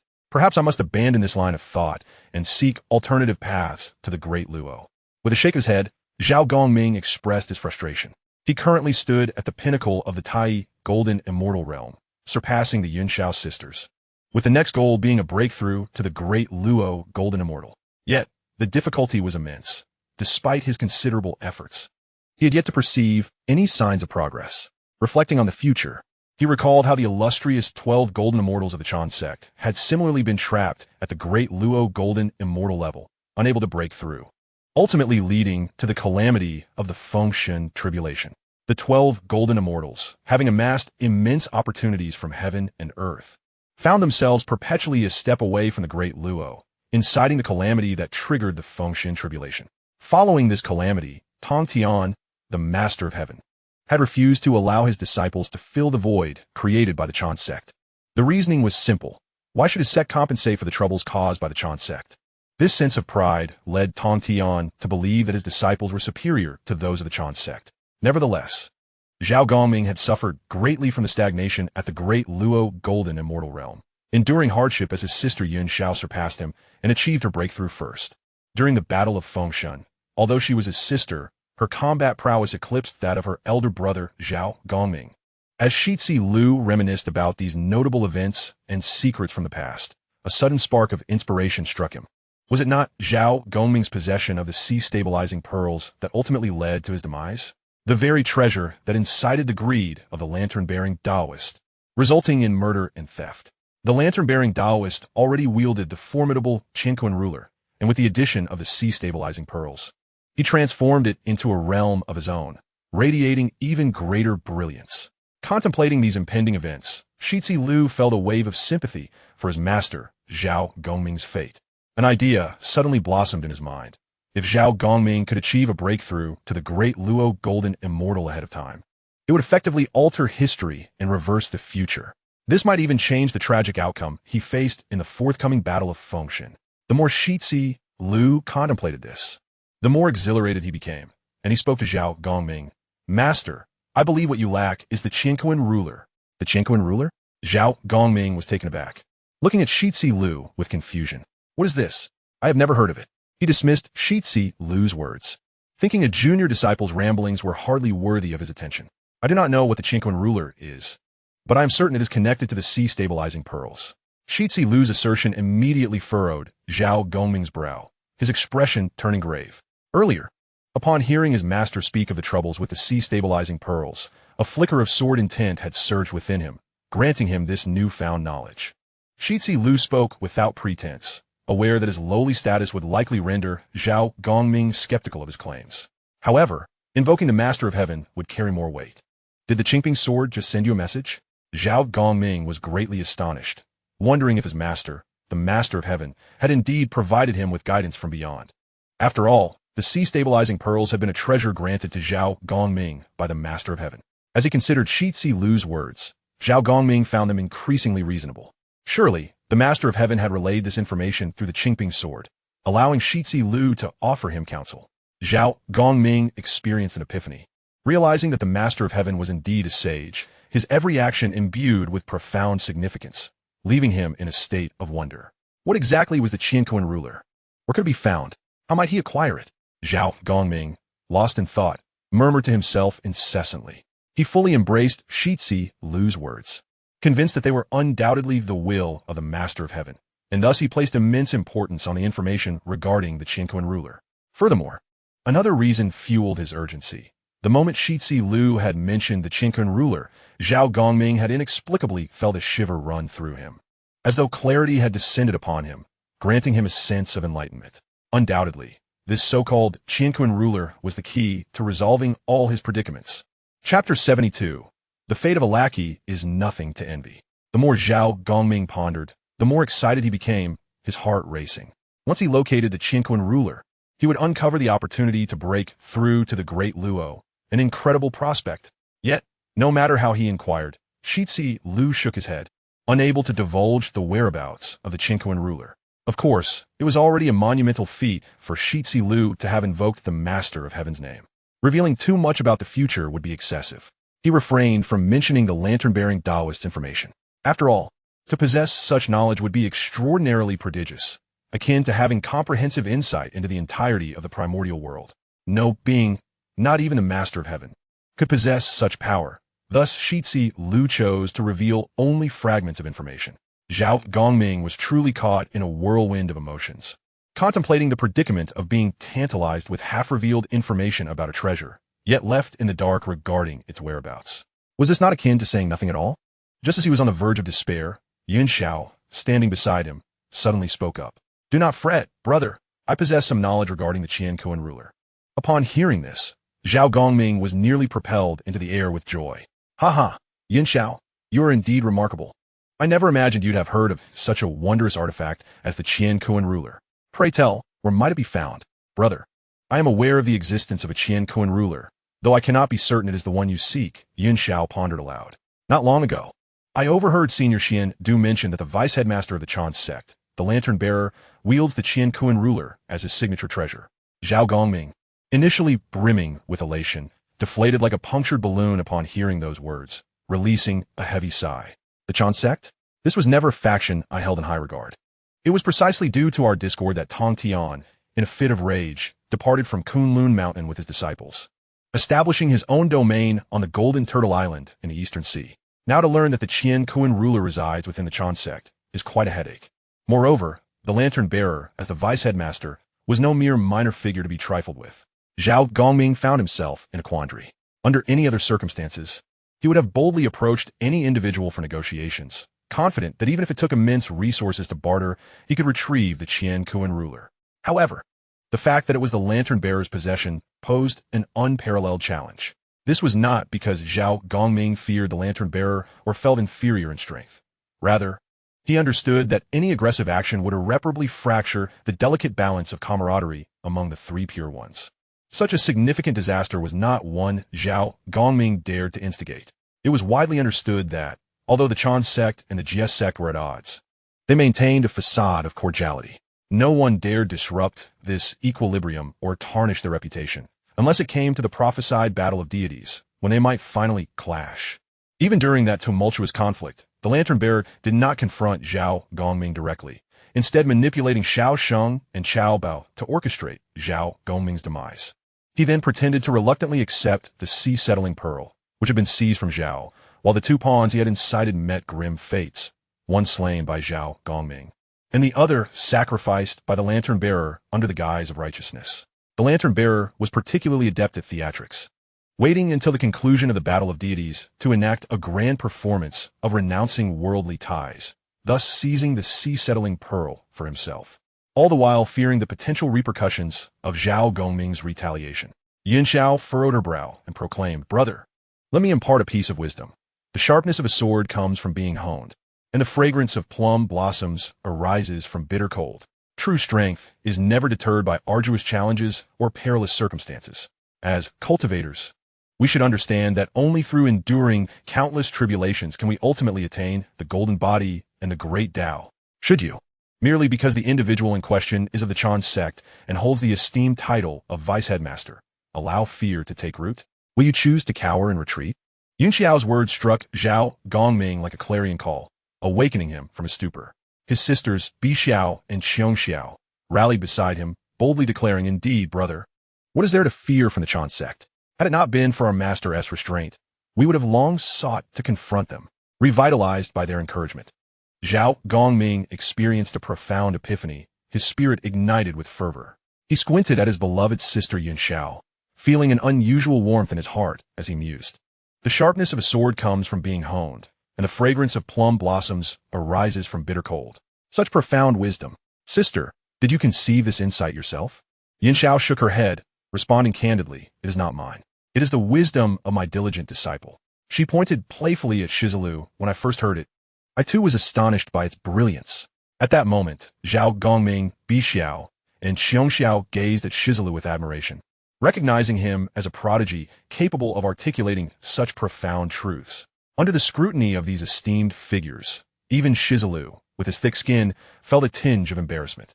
"I am but a humble beneficiary of the brilliance of the sages from my era, utilizing their wisdom to impress you all." The three sisters looked at Shi Zilu with astonished expressions, acknowledging the remarkable talent of this young man. Yet, within Zhao Gongming's heart, a deeper realization dawned upon him. The lead regarding the Qianquan ruler was offered by Shi Zilu, and the uplifting verses that had rekindled his confidence were also his creation. Was this not a sign of divine providence? It seemed that Tongtian had utilized his nephew's voice to subtly awaken him. With this revelation, Zhao Gongming experienced a surge of clarity. His spirit soared, and his aura expanded magnificently, radiating newfound strength. The essence of the Tao of the Luo enveloped him. Zhao Gongming felt elated, recognizing this as a rare opportunity in his life. He quickly steadied his mind, using this moment to dispel his mental barriers. After a brief interlude, Zhao Gongming cast aside his inner turmoil, experiencing a profound transformation that rendered him revitalized and renewed. At this juncture, imbued with the essence of the Luo, his cultivation progressed remarkably, with only a single step separating him from breaking into the Luo realm. A mere opportunity awaited. Haha, this is indeed divine assistance. My path is set. Zhao Gongming laughed heartily, his voice resonating through the heavens. He was aflame with martial spirit, no longer restrained by the confines of this realm. With a resolute heart, he soared into the sky, becoming a streak of azure light that vanished into the distant horizon. Chapter 73. How can such a small frame endure? Zhao Gongming's boisterous voice echoed in the distance. When I return, it shall be the day I break into the Luo realm. Dear disciple, your assistance today has been invaluable. I shall remember this favor and return with a magnificent gift. With that, Zhao Gongming disappeared from view, never one to openly express indebtedness. Yet he had made such a solemn vow to Shi Zilu. It was evident that the opportunity for his ascension to the Luo was a direct result of Shi Zilu's influence. A debt of gratitude indeed. Bi Xiao, brimming with joy, exclaimed, Brother Gongming's ascent to the Luo is truly a cause for celebration. How delightful! She turned to Shi Zilu with an oddly scrutinizing gaze, marveling, Little one, who would have thought that you, a mere junior, would assist Brother Gongming in attaining this breakthrough? You truly are remarkable. Indeed, sister, the talent of this disciple of yours is extraordinary. Might I persuade you to transfer him to my tutelage? Xiong Xiao chimed in, drooling with envy, teasingly beckoning Shi Zilu, noble disciple, what do you say? Would you care to join me, your esteemed aunt? If you can aid me in achieving the Luo, I shall grant you any wish. She has yet to even glimpse the threshold of the Tai Golden Immortal, let alone contemplate a breakthrough to the great Luo. Clearly, such words are intended to entice Shi Zilu. Hearing this, Shi Zilu couldn't help but exclaim in astonishment, My goodness! The three heavenly maidens are simultaneously infatuated with me, each wishing for me to join their ranks. Such immense fortune is beyond my wildest dreams. The three heavenly maidens, each more captivating than the last, are the epitome of beauty that could topple kingdoms. If I were to be accepted by all of them at once, how could my fragile frame withstand such overwhelming grace? Dear uncles, please refrain from jesting at my expense, Shi Zilu earnestly stated. My cultivation is humble. How could I possibly offer guidance to you? What transpired earlier was merely a subtle indication from the Tao, a message from our esteemed ancestor. With solemnity, he pointed to Yuanshi and declared, In this lifetime, I have but this one master, and I shall never betray her.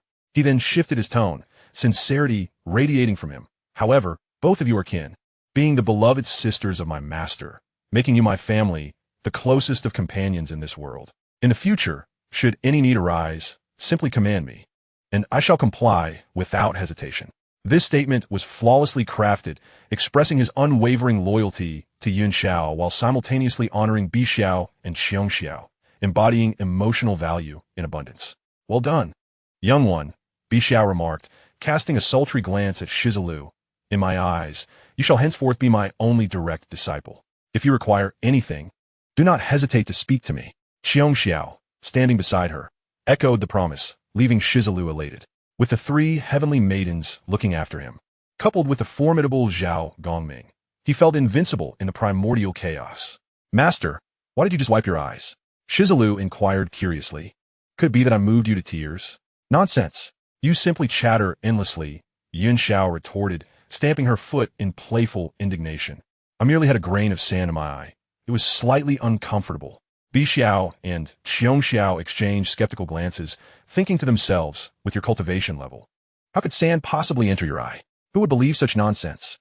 Yuanshi cleared her throat, reclaiming her authoritative demeanor. She pondered whether she had been too lenient with Shi Zilu lately, allowing him to grow increasingly familiar and presumptuous. My disciple, you have been rather lax in your training of late, and your progress is disappointingly slow. While I have told you that cultivation requires both hardship and flexibility, you must not lower your standards for yourself. Upon meeting with several masters today, she commanded, return and devote yourself to rigorous training.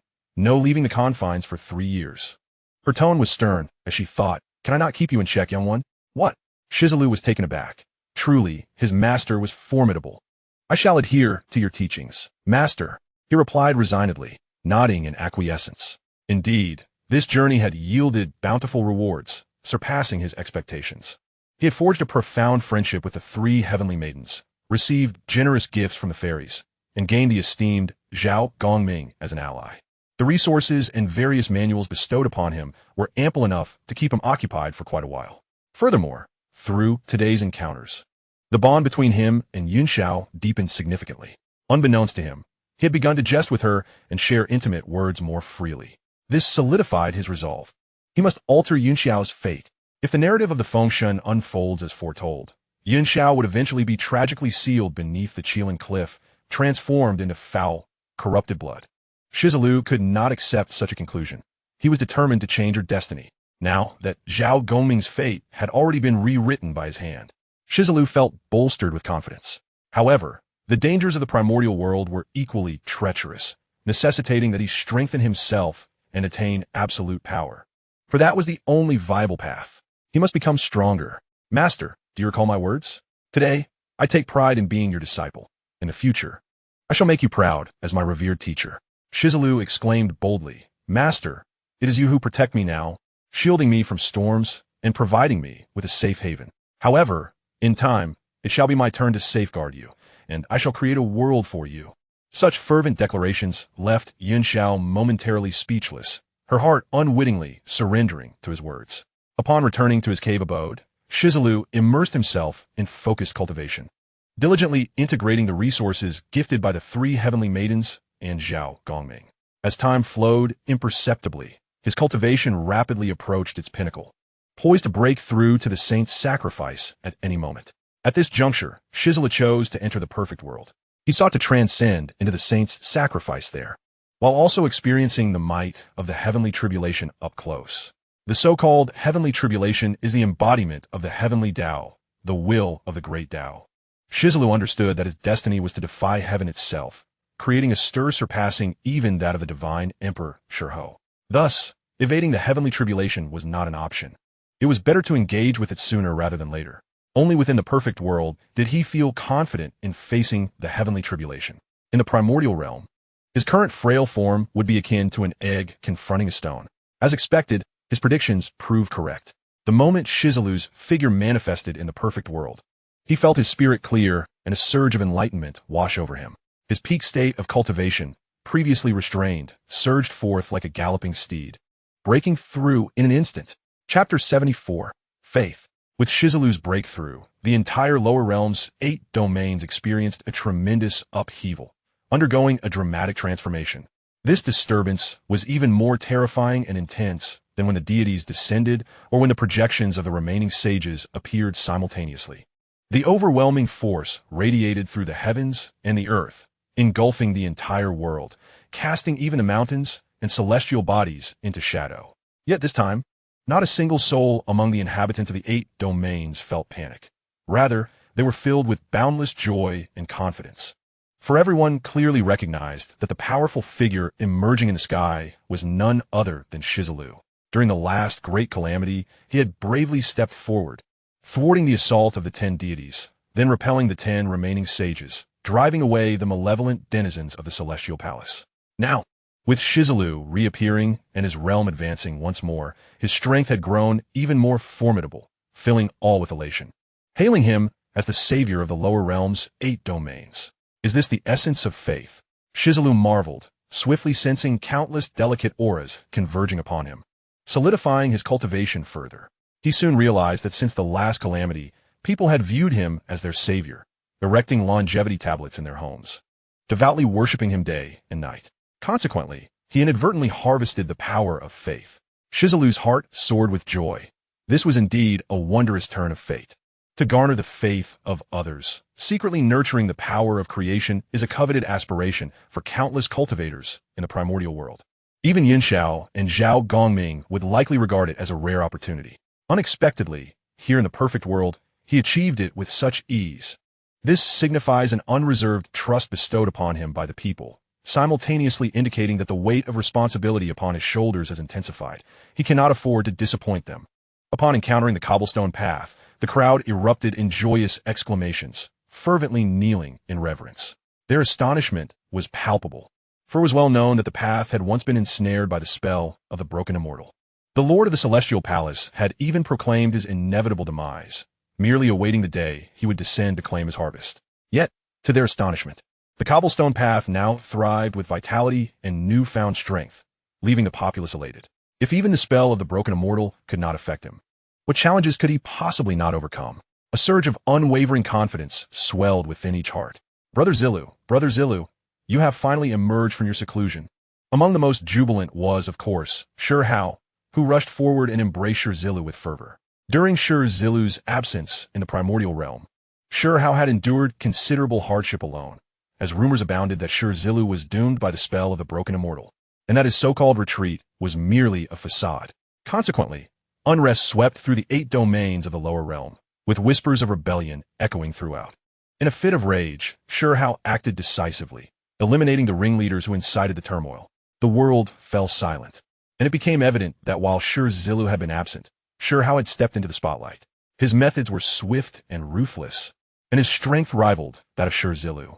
Previously, Shi Zilu's brilliance had overshadowed Shi Hao, akin to a blazing sun eclipsing a star.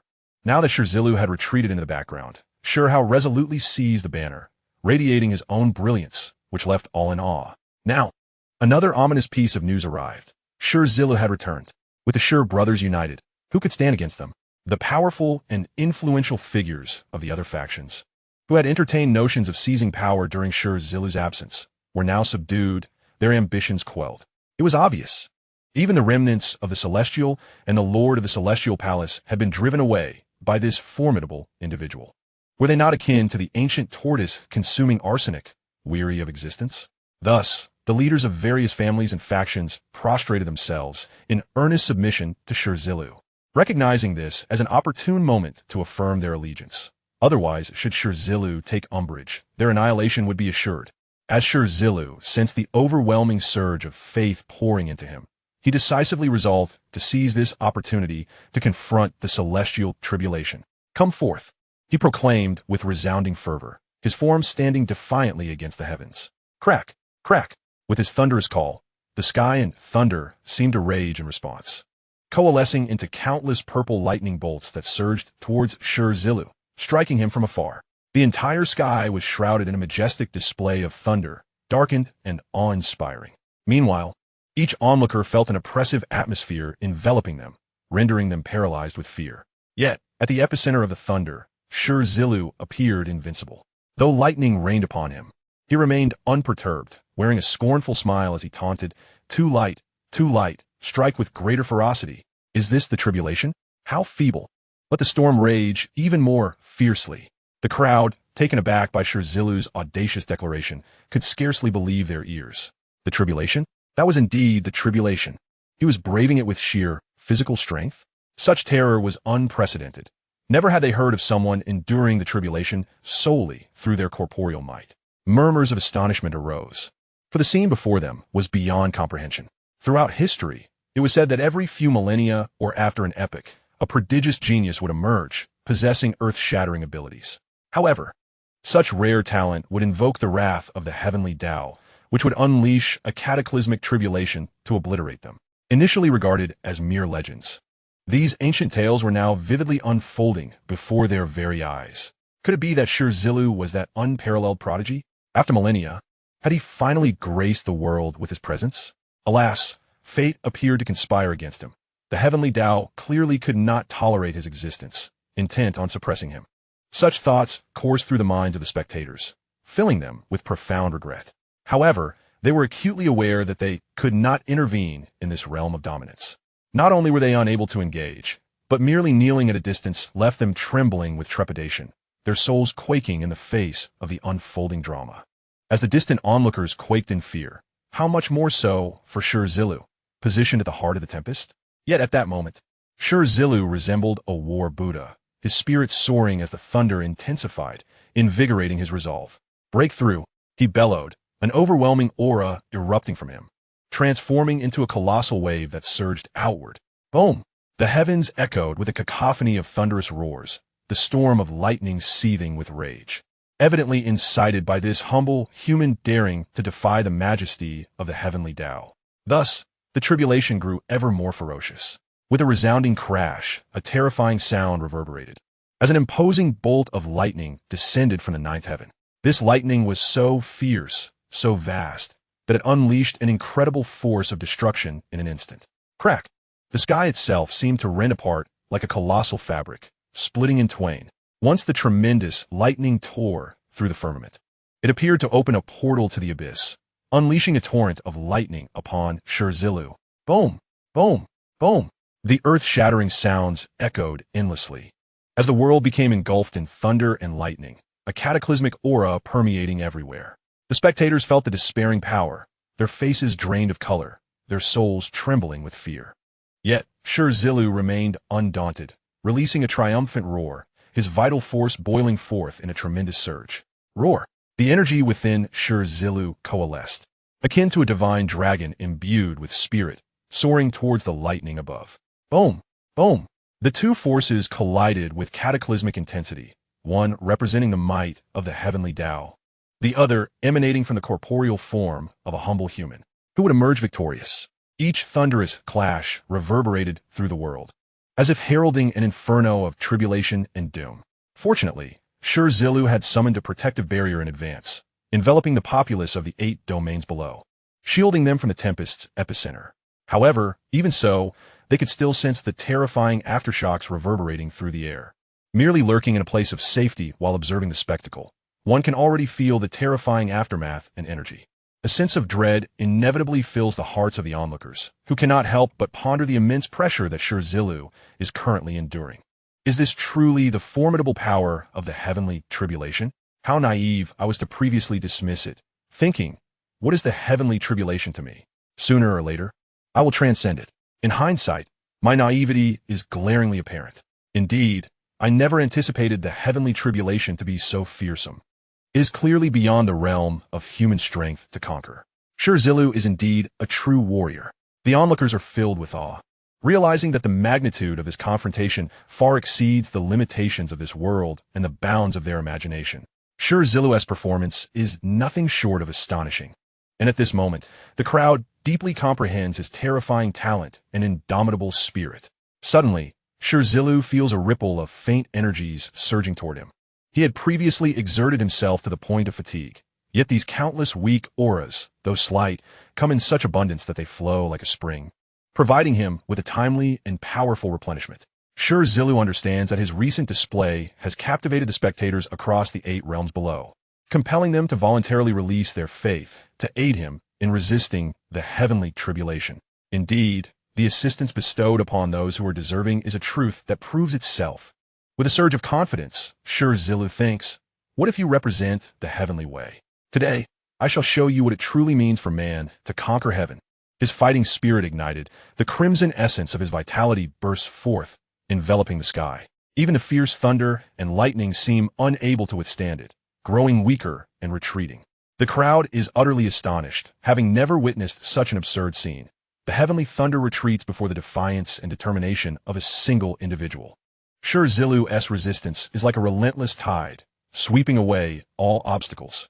At this moment, he senses an invisible barrier ahead, and a clear premonition flashes through his mind. If he can breach this barrier, it would be akin to overcoming an obstacle and triumphing over the heavenly tribulation. If it were anyone else, the sudden realization of this exhilarating trend would surely evoke elation, leading them to surge forward with renewed vigor. Yet, just as Shi Zilu steps forward, he abruptly halts, even taking a half step back. In that fleeting moment, an inexplicable sense of foreboding grips his heart, a profound terror between life and death. The allure of overcoming the heavenly tribulation, akin to a delectable fruit waiting for him to savor, looms ahead. However, should he take that step forward, he is certain to fall into the heavenly trap, struck by a deluge of thunder, leading to the demise of both body and soul. This is the deathly terror that Shi Zilu perceives. It is an instinctive reaction from the depths of his soul, an enigmatic intuition that proves to be remarkably correct. At that moment, the intent of the Qingping sword seems to sense a looming threat, stirring restlessly, yearning to break free. Undoubtedly, the supreme technique from the untamed wilderness has also sensed this grave danger, eager to protect its master. So you too have perceived this perilous aura.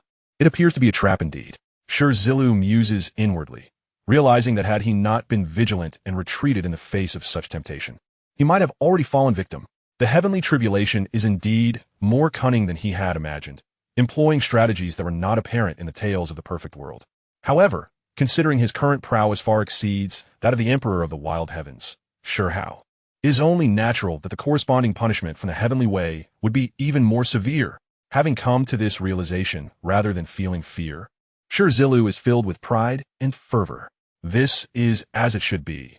He is destined to traverse the universe alongside the Emperor of the Wild Heavens, conquering the realms. Without such formidable abilities, how could he dare to make such bold proclamations? The Qingping sword's intent vibrates with excitement, eager to engage the heavenly tribulation in battle. Patience, my friend. The time for your grand display has not yet arrived, Shi Zilu remarks with a proud smile, soothing the sword's eagerness. At this moment, the roiling storm clouds above compress, gathering into increasingly violent energy. Evidently, the heavenly way has also recognized that this seemingly insignificant human is unlike the powerful beings of the past. Thus, in its rage, the heavenly tribulation manifests an unsettling calm, suddenly radiating an eerie crimson light. This crimson glow appears so abruptly that it bathes the entire sky in a blood-red hue. Yet strangely, no sound accompanies it. The world has grown eerily silent, a profound stillness that causes every soul to tremble, as if they can sense the impending horror. Moments late, atundaros rua aruptus, shaking the very core of existence. A crimson thundercloud hurtles toward Shi Zilu, colliding with his vital essence in a resounding clash. Shi Zilu lets out a muffled grunt, his body recoiling half a step. Yet he remains as steadfast as a pine, undeterred and unshaken. His form is unscathed, untouched by the terrifying thundercloud. The onlookers, witnessing this scene from afar, gasp in astonishment. To withstand such a fearsome crimson thundercloud with mere flesh, could it be that his body is forged from iron? Yet even iron would struggle against such a terrifying force. Everyone is left incredulous. Shi Zilu's performance has shattered all human imagination.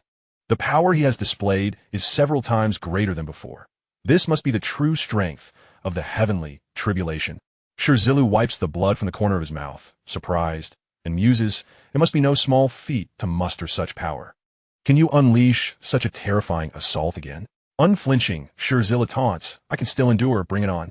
The fury of the heavenly way seems to have been ignited by his defiance, unleashing a barrage of astounding thunderbolts from the heavens.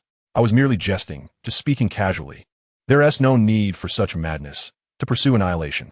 Shi Zilu laughs boisterously, feeling the heavenly tribulation's strength intensifying. Yet his own fighting spirit is thoroughly roused, growing ever more exhilarated.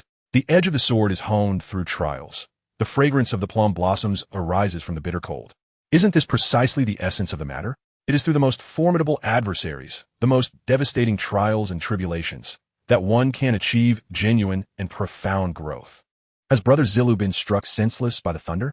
Why is he acting so recklessly? Is he intentionally provoking the heavenly Tao?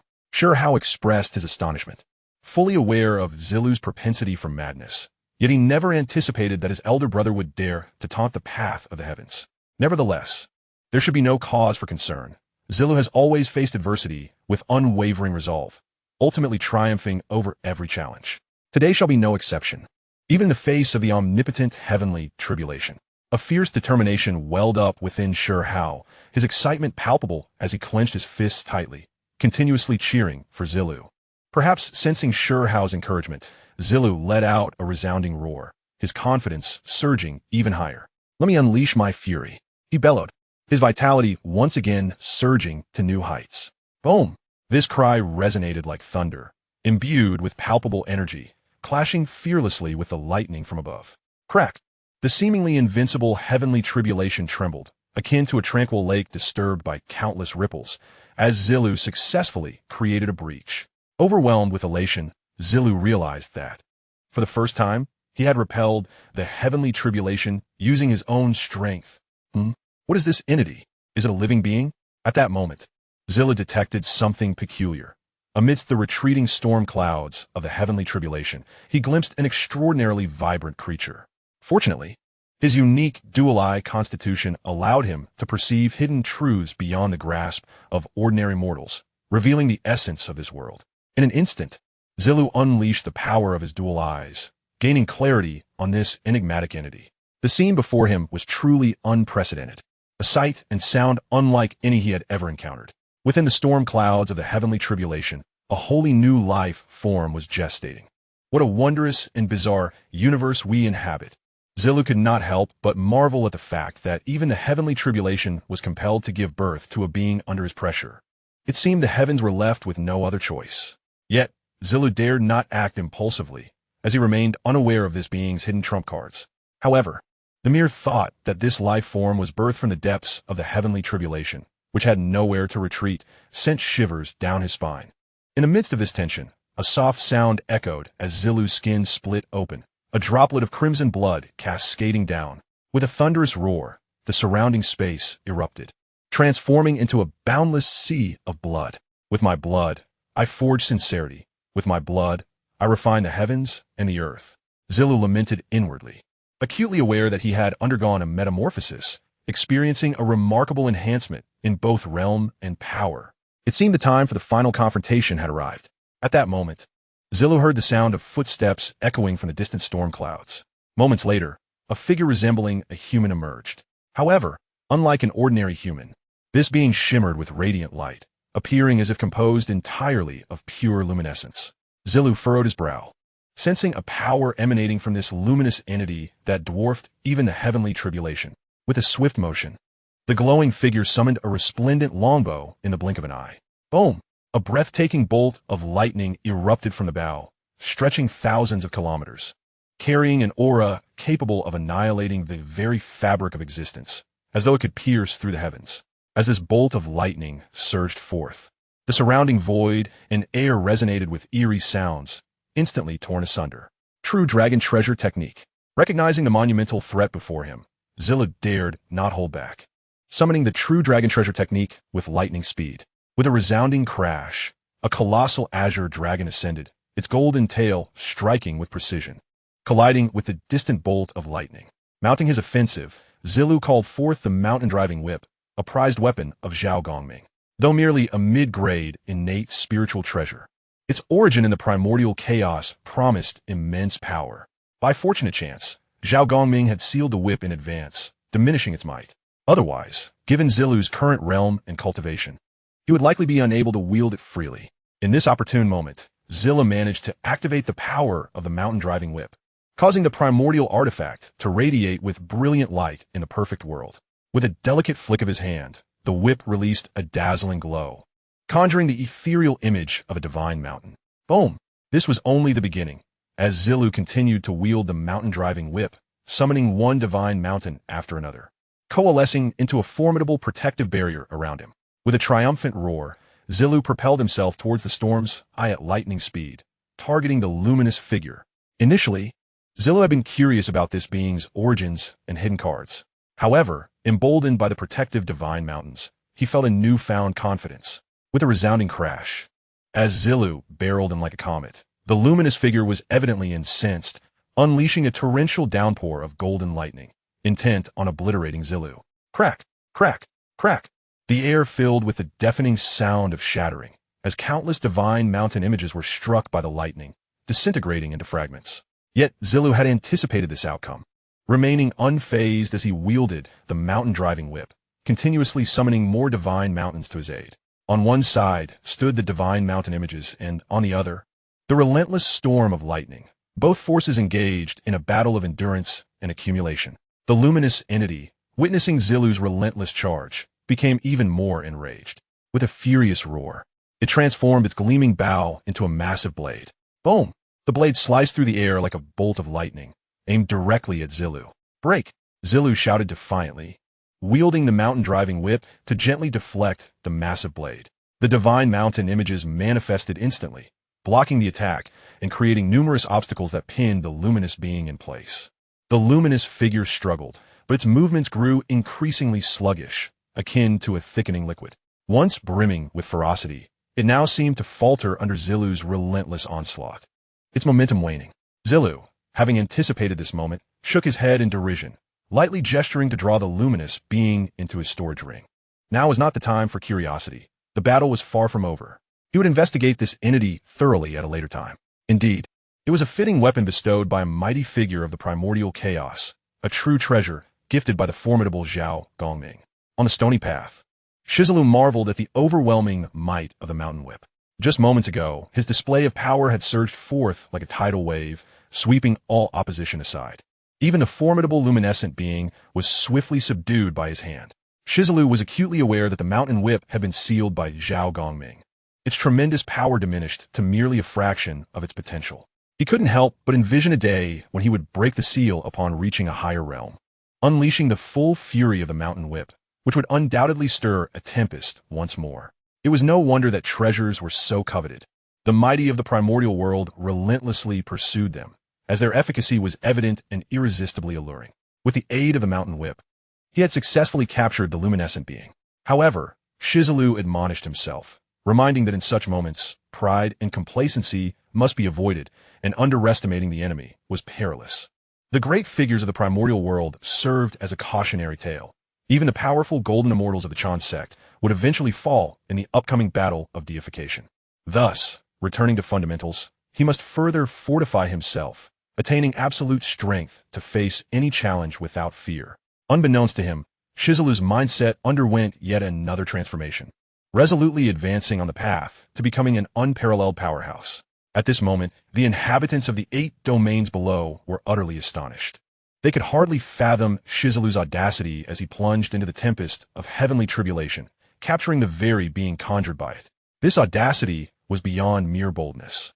He even stowed the luminescent being into his spatial ring, seemingly intent on studying it further. The spectacle before them transcended imagination. What kind of fortitude did this individual possess? He dared to contemplate the study of heavenly tribulations? The onlookers were left speechless, their gazes laden with incredulity directed at Shi Zilu. Yet, Shi Zilu remained vigilant, cautiously observing the roiling storm clouds ahead. Disappointingly, after he had captured the luminescent being, the thunderous clouds, despite their earth-shaking roars, revealed no further entities. It appeared even the heavenly tribulation could feel exhaustion, reaching a point of depletion. Shi Zilu mused, sensing that the heavenly tribulation was nearing its limits. In a moment of inspiration, Shi Zilu decided to lower a portion of the Divine Mountain's protective barrier, deliberately exposing himself to attract several bolts of golden lightning.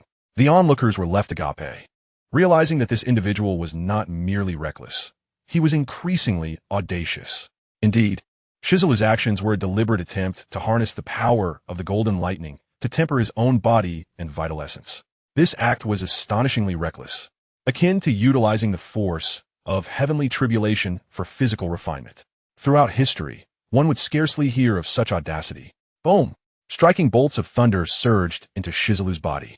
Yet instead of discomfort, he felt a warm and pleasant sensation enveloping him. The power of the thunder coursed through him like a stream of revitalizing warmth, nurturing every meridian and sinew. A smile graced Shi Zilu's face as he distinctly sensed his physical strength undergoing a profound transformation, evolving into something anew.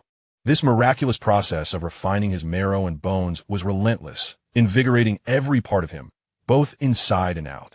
As golden light radiated from his skin, he exuded an aura of majesty, reminiscent of a legendary thunder deity, each movement imbued with a formidable presence.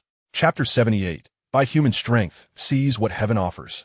Shi Zilu sensed a remarkable transformation within himself, his heart swelling with joy as he fully lowered his defenses, allowing the thunder and lightning to further hone his being. In an instant, the skies erupted with thunder, thousands of bolts of lightning surging into Shi Zilu's body as if seeking retribution for past grievances. Shi Zilu stifled a groan. Despite his preparations, he was still overwhelmed by the relentless onslaught of thunderclouds. With a crack, the impact of the thunder was so fierce that it felt as though his skin had been blasted apart, leaving a gaping, bloody wound. However, he had anticipated this and calmly produced a translucent jade vial from his person, pouring a single drop of ancestral blood upon the injured area. The ancestral blood acted as a miraculous remedy, offering exceptional restorative properties for his damaged body. Indeed, the torn flesh mended instantly, akin to winter's decayed branches sprouting fresh buds, revitalized with vigor. This was not a moment for hesitation. Shi Zilu continued to pour drops of ancestral blood upon his wounds, repairing his battered form. Thus, the relentless thunder and lightning ravaged his body, simultaneously refining it. The ancestral blood served as a potent tonic, continuously supplying vitality and nourishment, the two processes harmoniously intertwined. At last, the stage of physical refinement concluded. Shi Zilu exhaled a breath of turbid air, radiating golden light from his entire being, resembling a thunder deity manifesting. With a slight parting of his lips, he unleashed a booming sound, expelling a bolt of lightning from his mouth, showcasing immense power. In that moment, he had transformed into a conduit of thunder, capable of manifesting lightning through his very flesh. A peculiar expression crossed Shi Zilu's face. He had unwittingly comprehended a divine ability. This ability allowed him to unleash thunderous words, morphing into bolts of lightning, leaving him astounded. Deep within his consciousness, an ancient and weathered rune emerged, inscribed with the character for thunder. This rune was none other than the very symbol of thunder itself, exuding a golden aura. Shi Zilu could distinctly feel the terrifying power condensed within it, nearly moved to tears. This was a testament to his innate talent and potential, a spontaneous epiphany proving that even without external enhancements, he could establish his place in this world through his own capabilities. Even more exhilarating for Shi Zilu was the realization that this character for thunder, though manifesting in the perfect world, originated not from it, but from the primordial realm. A primordial divine inscription birthed from the essence of that world. His tireless pursuit had always been to bridge the realms of the perfect world and the primordial, to cultivate in both. It now appeared that he was gradually realizing this ambition, with his comprehension of the thunderous divine ability serving as a testament. Shi Zilu was overjoyed, fully aware of the profound significance of this revelation. Among the myriad of divine abilities, the thunderous power was undoubtedly among the most aggressive and potent. After all, the very reason heavenly tribulations instilled fear was due to the relentless barrage of thunder. Moreover, the thunderous divine ability had a wide range of destructive capability, able to transcend spatial gaps and achieve long-range attacks. Furthermore, Shi Zilu's thunderous ability was distinct from that of ordinary beings. Each bolt of lightning he summoned resonated with the wrath of heavenly tribulation, encapsulating the might of the Tao. One day, when his realm ascended, would it not mean that even a mere thought could effortlessly summon the heavenly thunder? Indeed, have I truly transformed into a human conduit for thunder, capable of conjuring heavenly tribulations through my very essence? As the thoughts swirled within Shi Zilu's mind, a delightful bewilderment enveloped him, sending tingling sensations coursing through his scalp. To manifest heavenly tribulations through one's own power, to embody the very essence of such celestial wrath, does this not imply that I, in a sense, have become an incarnation of the Tao, wielding its formidable strength? Am I the Tao? Is the Tao me? The more he pondered, the more exhilarated he became, his entire being trembling with anticipation. To utilize human power to seize what heaven ordains. What audacious audacity this is. At this moment, Shi Zilu had indeed begun to grasp this concept. Alas, he could currently only achieve this feat within the perfect world, and even then, its potency was rather limited. When compared to the fully formed might of a true heavenly tribulation, there remained a notable disparity. Moreover, he was uncertain whether he could replicate this ability upon returning to the primordial world, manifesting the power of the Tao with his own strength. The anticipation grew within him, a fervent desire to return to the primordial realm and test this newfound capability. His eyes sparkled with golden light as he let out a resounding cry. Crack! Crack! As Shi Zilu unleashed his full power, the thunder and lightning within him burst forth, while remnants of the celestial lightning in the sky shattered, as if fleeing from a relentless pursuer.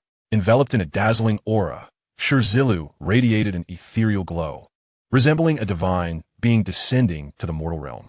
In that moment, the entire lower realm was set ablaze with commotion. Purple energy surged from the east, divine light overflowed, and mountains and rivers rejoiced in unison. The world itself seemed to resonate with Shi Zilu's astonishing transformation and heartfelt sentiments, silently offering him congratulations and paying homage. At that instant, Shi Zilu had flawlessly transcended the tribulation, successfully enduring the onslaught and oppression of the heavenly trial, thus propelling his cultivation to the sacred offering realm. However, it was evident that his sacred offering realm differed significantly from that of other formidable beings. Previously, those who had successfully weathered the heavenly tribulation and ascended to the sacred offering realm had merely managed to endure the excruciating trials of countless thunderous strikes with their physical might. Yet, no one had achieved the remarkable feat Shi Zilu accomplished, overcoming the thunder and successfully devouring its essence, converting the entire heavenly tribulation into a reservoir of his own strength. Furthermore, Shi Zilu did not merely consume the power of the heavenly tribulation. He emerged completely rejuvenated, capable of summoning forth heavenly tribulations anew with his own power. In a sense, he had evolved into a part of the Tao itself. This phenomenon was truly extraordinary. While all were at the sacred offering realm, Shi Zilu's innate standing bore a regal essence, exuding an overwhelming aura of dominance. It was as if, in a battle, everyone wielded a weapon of the same caliber. Yet while others possessed earthly-grade weapons, Shi Zilu's was inherently heavenly grade, an unmistakable distinction of strength. Having successfully reclaimed the heavenly tribulation and stepped into the sacred offering realm, Shi Zilu brimmed with confidence, already contemplating his next breakthrough, the divine being realm. Within the perfect world, the sacred offering realm served merely as a transitional stage, laying a solid foundation for future ascension to the divine being realm. Chapter 79. A choice between two? I desire both. Yet, while others nearly exhausted their entire strength upon breaking through to the sacred offering realm, the path ahead was to further consolidate and solidify this realm, completely digesting the experiences and insights gained before preparing for the eventual ascension to the divine being realm. This process was typically prolonged and arduous, often requiring several centuries. Moreover, there was no guarantee of success. The journey was fraught with peril, and one could easily meet their demise in the attempt. However, Shi Zilu was different. Upon breaking through to the sacred offering realm, he had taken an immediate leap, swiftly reaching the pinnacle of that realm. What others required centuries to achieve, he accomplished in the blink of an eye. At this moment, Shi Zilu felt a vigorous surge within him, a burgeoning energy yearning to ascend, and he knew that he could attempt to break through to the divine being realm at any time. Yet, he chose to temper his excitement, deciding to wait until he could ascend to the upper realms before making that leap. At that time, perhaps he could provoke another heavenly tribulation and discern the differences between the tribulations of the upper realm and those he had recently faced. The previous heavenly tribulations, though seemingly formidable, ultimately lacked sufficient power, barely registering as a mere tickle for Shi Zilu. The upper realm, however, promised a different challenge, for there, the laws of heaven and earth were fully realized, devoid of any restrictions. Consequently, the might of the heavenly tribulations could manifest entirely, and Shi Zilu eagerly sought such a realm to truly test himself. Unbeknownst to him, the commotion he had caused during his tribulation had already attracted the attention of powerful beings in the upper realm, stirring considerable unrest. For eons, signs of heavenly tribulations had faded from collective memory, becoming a mere legend. The world had long ceased to bear witness to anyone invoking a heavenly tribulation, leading some to question whether such phenomena truly existed. Yet, with Shi Zilu's successful passage through the tribulation, the dormant energies awakened and a new world emerged. At that moment, chaos reigned in the upper realm. Many young prodigies from various sects and factions, in their fervent attempts to break through, inadvertently triggered heavenly tribulations. Mercilessly struck by celestial lightning, panic ensued as they scrambled to respond. Those of weaker cultivation or wavering resolve were obliterated on the spot, reduced to ashes. Indeed, it had been ages since anyone had witnessed a heavenly tribulation, leaving them utterly unprepared for such a spectacle. Thus, many perished before they could react. This was a true sifting of the wheat from the chaff, a selection of the finest among countless aspirants. Amidst the thunderous tribulation, only the most exceptional and unparalleled geniuses stood a chance of surviving the ordeal. Conversely, those deemed merely talented but less exceptional met their grim fate. Falling victim to the wrath of the heavenly tribulations, their existence extinguished. Everyone inwardly lamented, cursing the untimely arrival of the tribulation that caught them completely off guard.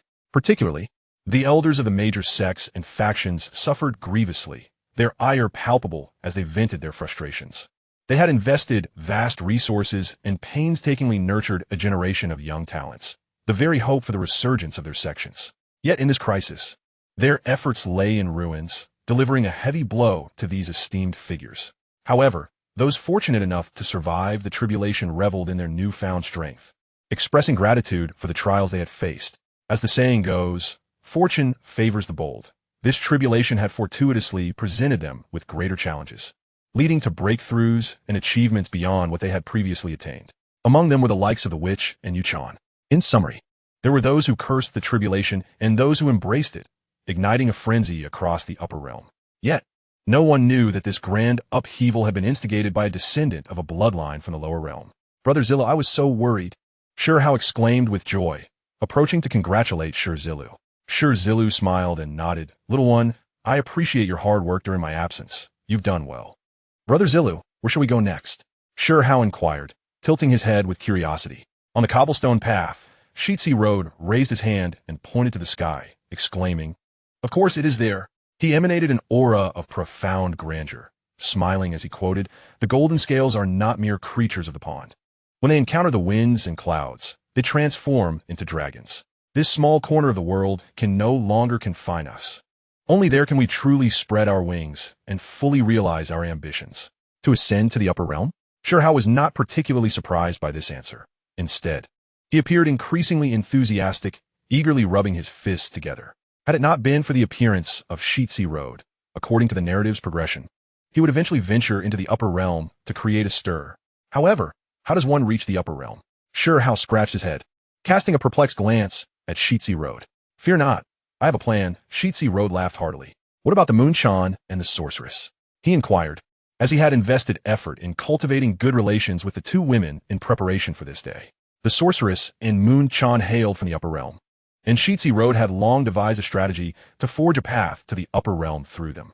They have both returned to the upper realm, Shi Zilu explained. It turned out that after Shi Zilu vanquished the 10 divine beings and expelled the palace master of the immortals along with several remnants of the celestial beings, the sorceress and Moonshan had been greatly inspired. A mere descendant of the blood of sin from the lower realm possessed such terrifying and powerful means, daring to contend with the formidable figures of the upper realm.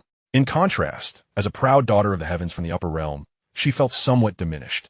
Both the sorceress and Moonshan were ambitious individuals, secretly vowing that upon their return to the upper realm, they must cultivate their skills to make a name for themselves. Otherwise, if they were to encounter Shi Zilu again, they would feel utterly ashamed. Unbeknownst to them, they had already come to regard Shi Zilu as a benchmark and goal in their lives. Shi Zilu was somewhat speechless upon hearing this. It seemed he had inadvertently stimulated the two women. However, it was fortunate that both had left messages before their departure, each having entrusted a communication jade slip to Shi Zilu, instructing him to pass it on to Shi Zilu. Brother Zilu, you wouldn't be involved with them, would you? Shi Zilu asked with an odd expression as he produced the communication jade slip. Undoubtedly, both the sorceress and Moonshan were stunning beauties, possessing extraordinary grace and charm. Each had her own unique traits. The sorceress was bold and passionate, embodying a fiery spirit, while Moonshan was more demure, akin to a refined lady, beautiful, kind-hearted, and gentle in nature. From Shi Zilu's perspective, he felt that if he were in Shi Zilu's position, it would be incredibly difficult to choose. So, was his elder brother truly in a romantic entanglement with the sorceress, or was it Moonshan? Shi Zilu's curiosity was piqued. No, wait. With his elder brother's decisive demeanor and disregard for the mundane, it was unlikely he would choose just one. He would undoubtedly want both. Chapter 80. The Emotional Dilemma of the Emperor of the Wilderness. After listening to Shi Zilu's speculations, Shi Zilu burst into laughter, finding the notion absurd. Engaging in a romance with the sorceress and Moonshan, it was not entirely out of the question, yet at present, he had neither the inclination nor the time for such pursuits. In the wilderness, a certain fairy Yuanshi awaited him. The thought of having a romantic liaison with his master was indeed thrilling, tinged with a hint of forbidden excitement. Moreover, due to his influence, Shi Zilu and Moonshan's narrative had diverged from history. Their interactions had not culminated in significant entanglement or consequence. Was this yet another instance of him altering history and reshaping the fate of the young ones? Shi Zilu pondered with a tinge of conflict, yet upon reflection, he surmised that this might be fortuitous for both Shi Zilu and Moonshan. After all, had the original plot progressed, Shi Hao's future affections would be most deeply entwined with Hualinger, and he would spend the most time with Yuanshi. As for Moonshan, her connection with Shi Hao could be seen as a complicated affair.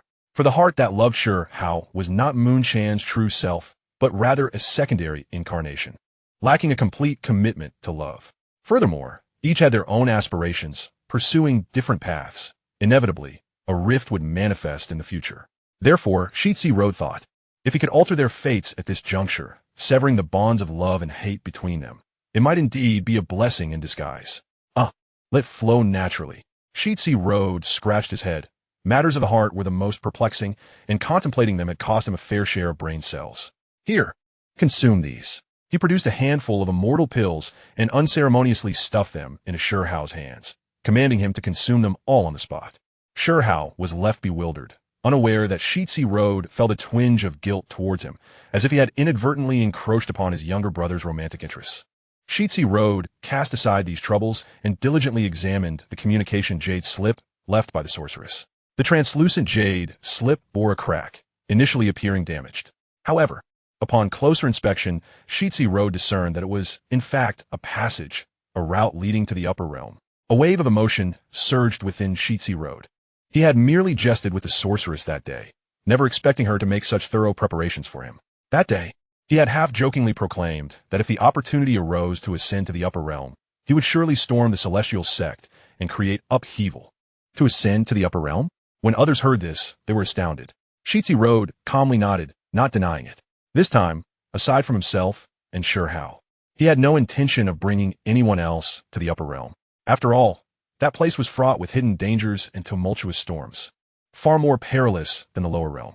If he were to bring others along, he would then have to divide his attention to protect them. Wouldn't that be akin to a child protection act?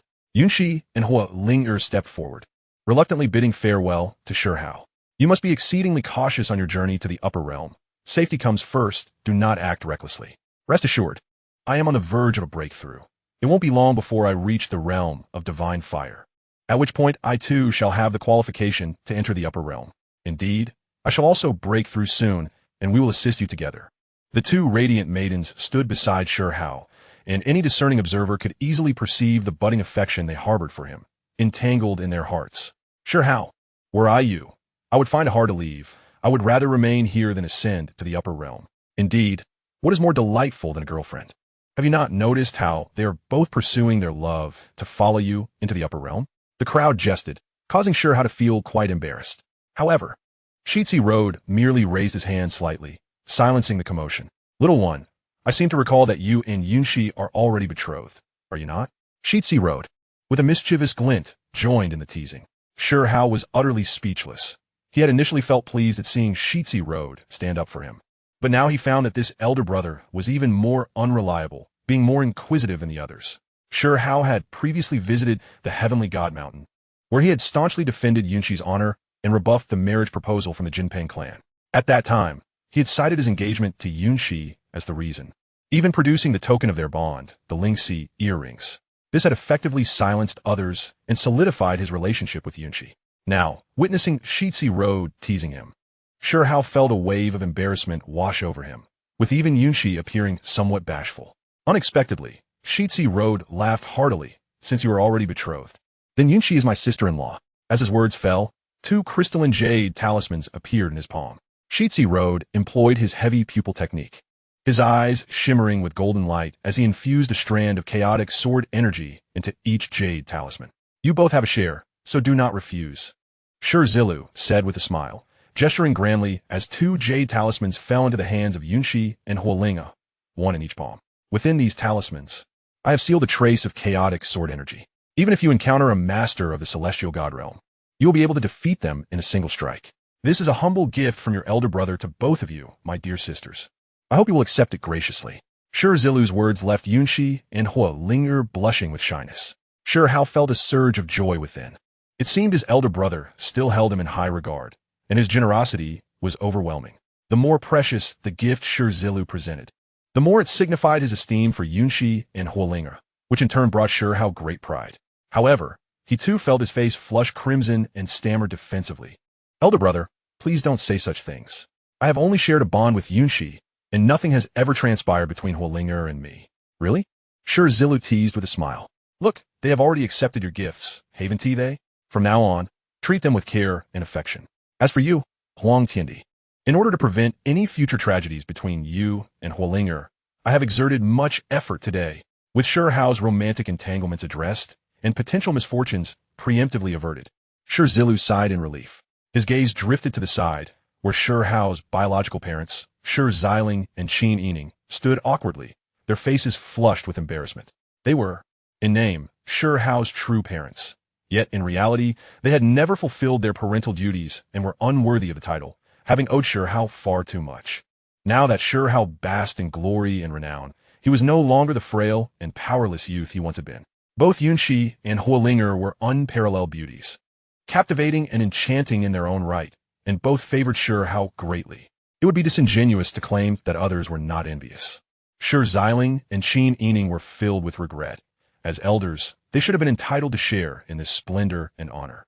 Yet, reflecting on their past misdeeds, they dared not approach to extend their congratulations. Life is a series of choices, and one must bear the consequences of those choices.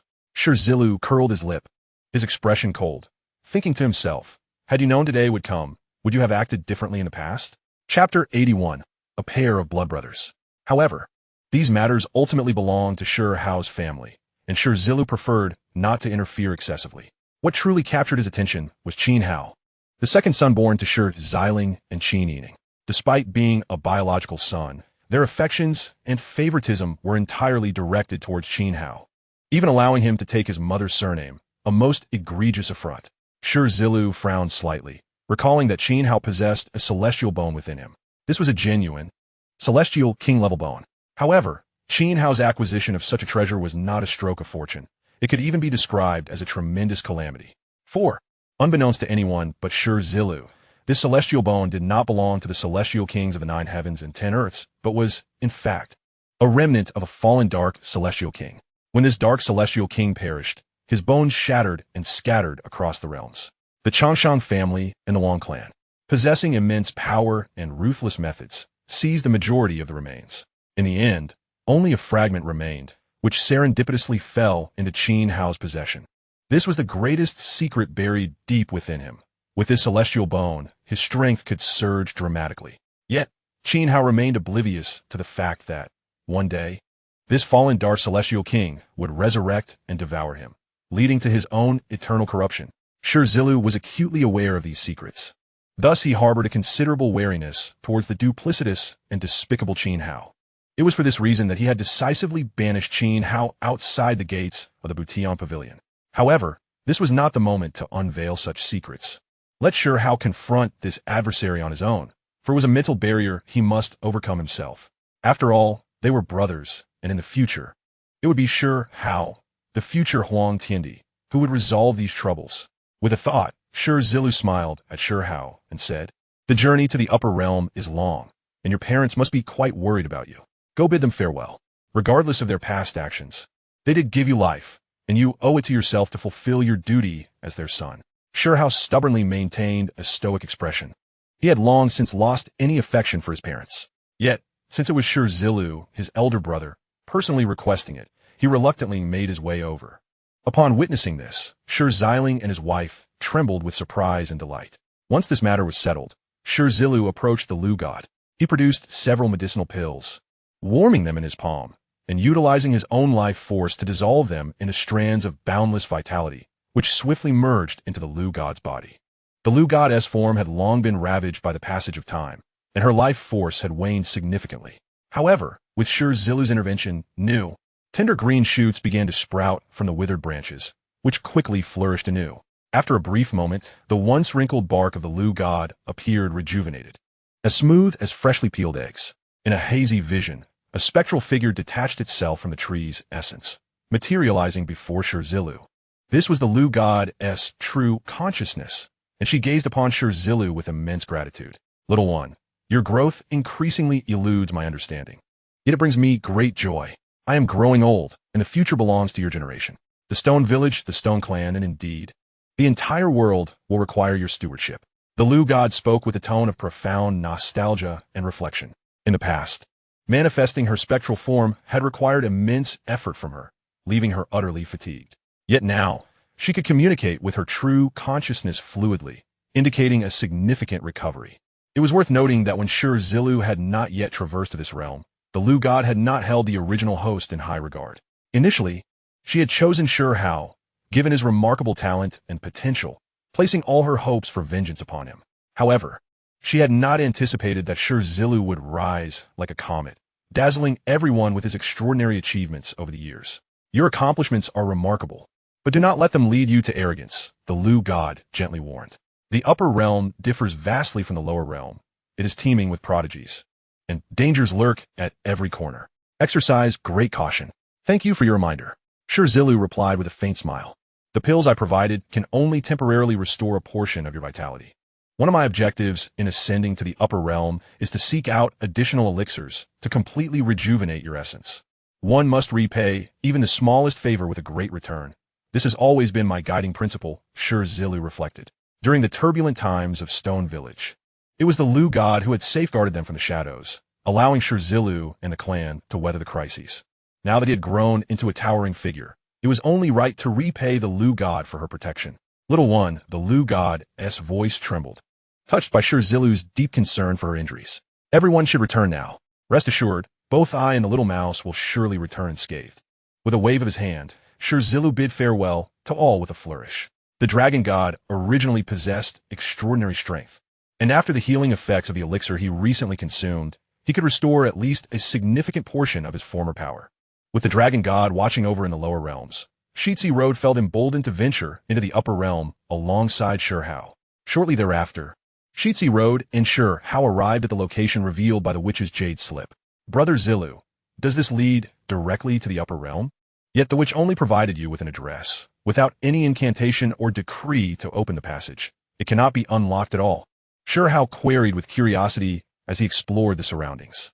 This is deliberately set as a test for me, or perhaps a riddle. They say a woman's thoughts are hard to decipher, and now I have experienced it firsthand. I can almost envision the witch's delight in mocking me from the upper realm should I exhaust all means and still fail to solve this conundrum and open the passage. Shi Zilu chuckled heartily, well aware that the witch had intentionally withheld complete information, leaving the rest for him to decipher and comprehend. It seems this woman remains unconvinced of my capabilities. Brother Zilu, what a peculiar way of flirting you have, Shi Hao remarked, dissecting the situation without mercy. Shi Zilu's face flushed with embarrassment as he felt somewhat awkward. This was clearly the witch's way of subtly challenging him, leaving behind a puzzle. How had it turned into flirtation in Shi Hao's eyes? My approach to problem-solving has always been direct and uncomplicated, Shi Zilu replied confidently. Since the passage is obstructed, let's cleave it with a single strike. As he spoke, a magnificent sword of radiant light materialized in his hand. Whether confronting ferocious beasts or towering mountains, Shi Zilu was confident in his ability to slice through them with a single blow. Break, he commanded coldly, swinging the great sword. With a resounding roar, the void trembled, instantly cleaved in two by his strike. As the void shattered, a path of dazzling colors appeared ahead. This road was immensely wide, stretching endlessly toward the sky. Is this the passage to the upper realm? Shi Hao, having never witnessed such a spectacle before, was utterly astonished. Upon stepping onto this path, he could distinctly sense an abundance of spiritual energy nourishing his skin and every pore. This energy flowed ceaselessly, seemingly inexhaustible, 100-fold more potent than that of the lower realm, truly deserving of its title as the road to the upper realm. Let's proceed, Shi Zilu said as he sheathed the radiant sword and led the way, with Shi Hao following closely behind, vigilantly observing their surroundings. The two embarked on the passage toward the upper realm, initially encountering no peculiarities. However, soon, fierce winds and torrential rains began to assail them from both sides. This passage, connecting the two realms, harbored formidable and terrifying forces of the heavenly laws. At this moment, sensing the incursion of outsiders, the celestial laws of the passage autonomously manifested to intimidate and obstruct their progress. Yet what a Shi Zilu, with a cold utterance of roll. He easily repelled the forces of the heavenly laws. Unexpectedly, this seemingly interminable passage was traversed with surprising swiftness. Before long, the two arrived at the passage's end, where a colossal gate loomed. Crossing this threshold would signify their true entry into the upper realm, into the 3,000 Ao states. Shi Hao did not anticipate such ease. His spirits lifted as he prepared to step lightly through the gate. However, at that moment, a crisis suddenly struck. With a thunderous boom, a surge of blood energy erupted from Shi Hao, illuminating the entire 3,000 Dao states. Simultaneously, a powerful voice resonated throughout the heavens and earth. The signs of sinful blood may not trespass into the upper realm. Those who defy this decree shall perish. As the words faded, an immense hand descended from the heavens, aimed directly at Shi Hao's figure, intent on delivering a crushing blow. The 3,000 Dao states sensed his approach and mercilessly initiated a slaughter. It turned out that after Shi Zilu had driven away the Lord of the Celestial Palace and the remnants of the celestial beings, the Lord had immediately marked Shi Hao's aura and secretly set up corresponding formations and edicts of execution. Thus, should Shi Hao dare to cross the forbidden zone and invade the upper realm, the formations would respond autonomously to his presence. Caught off guard, Shi Hao was momentarily startled. Yet he remained composed, his fighting spirit ignited. Meanwhile, Shi Zilu exhibited remarkable calmness, having anticipated this very scenario. Today, the host has become the guest. We are determined to breach the upper realm, he declared coldly. None shall impede us. With a swift motion, he unleashed a colossal spell that reverberated through the heavens. With a thunderous crash, the descending hand was repelled back into the sky. Yet simultaneously, a cacophony of cracking sounds echoed as the passage beneath their feet seemed unable to withstand the immense pressure, collapsing in an instant. Is the upper realm's infrastructure so fragile? Shi Zilu lamented. You lot indulge in pleasure, attending to matters so carelessly. I never imagined even facade projects would be executed so poorly. He was at a loss for words, his inability to fully grasp the terrifying destructive power of his actions, leading to the passage's shattering. What a ridiculous passage! How can it be so easily destroyed? Shi Hao chimed in with his own grievances. Little did they know, at that very moment in the upper realm, those observing the situation were utterly astounded. They had never heard of anyone capable of shattering the passage between realms solely through their own strength. Be cautious. As the passage crumbled, a terrifying maelstrom of temporal and spatial chaos surged uncontrollably, sweeping in wildly. Shi Zilu gently placed a hand on Shi Hao's shoulder to prevent him from being swept away by the chaotic flow of time and space. With his other hand, he deftly conjured a true word spell to repel the turbulent currents. While Shi Hao had previously been jesting, he now wore a grave expression, becoming exceedingly cautious. Lacking the overwhelming strength of Shi Zilu, he had only recently ignited his divine fire, rendering him significantly weaker. The instant the chaotic flow assailed them, Shi Hao felt as if his body had turned as light as paper, susceptible to being whisked away by the surrounding gales, leading to his demise.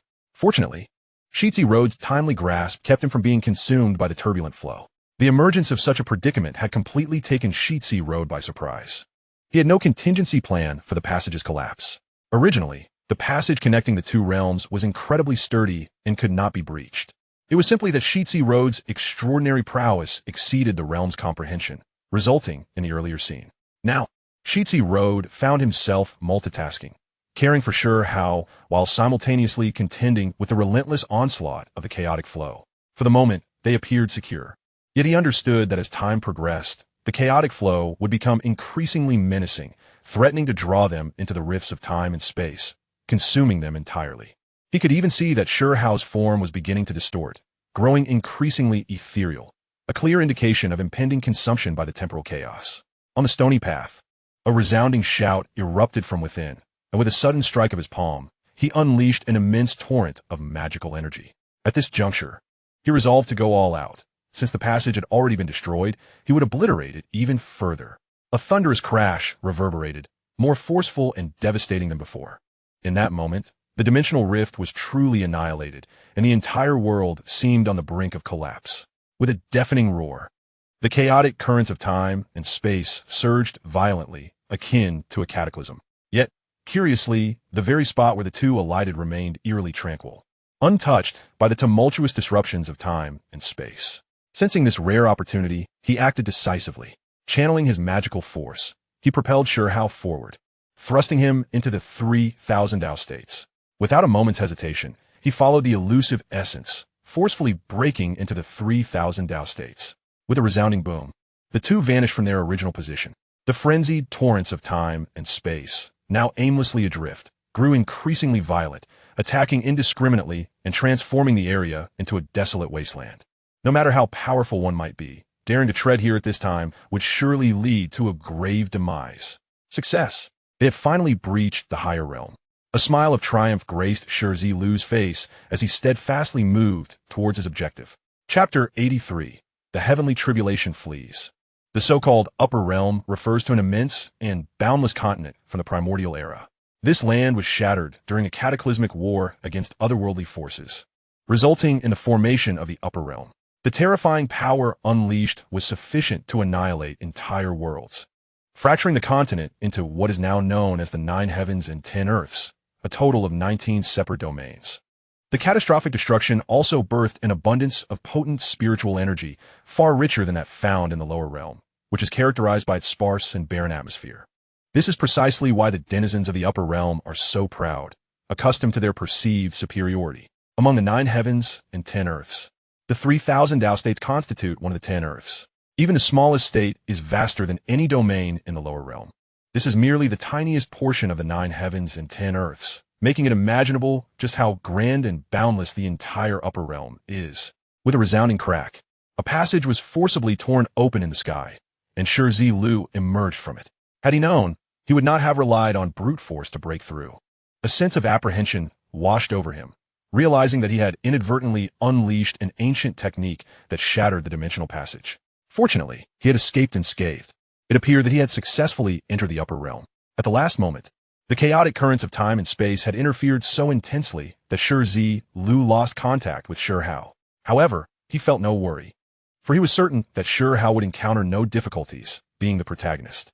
Moreover, with Shi Zilu accompanying him, Shi Hao's realm and strength were now even greater, making it improbable for any mishap to occur. Shi Zilu slowly exhaled a breath of murky air, centering his mind and entering a state of cultivation. Truly, the upper realm was magnificent.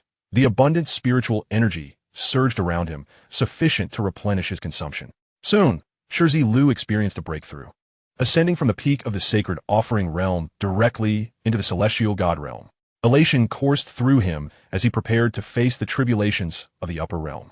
Previously, he had encountered a heavenly tribulation during his breakthrough in the lower realm, yet its power and destructiveness had not fully satisfied him, leading to his eager anticipation of the upper realm's tribulation.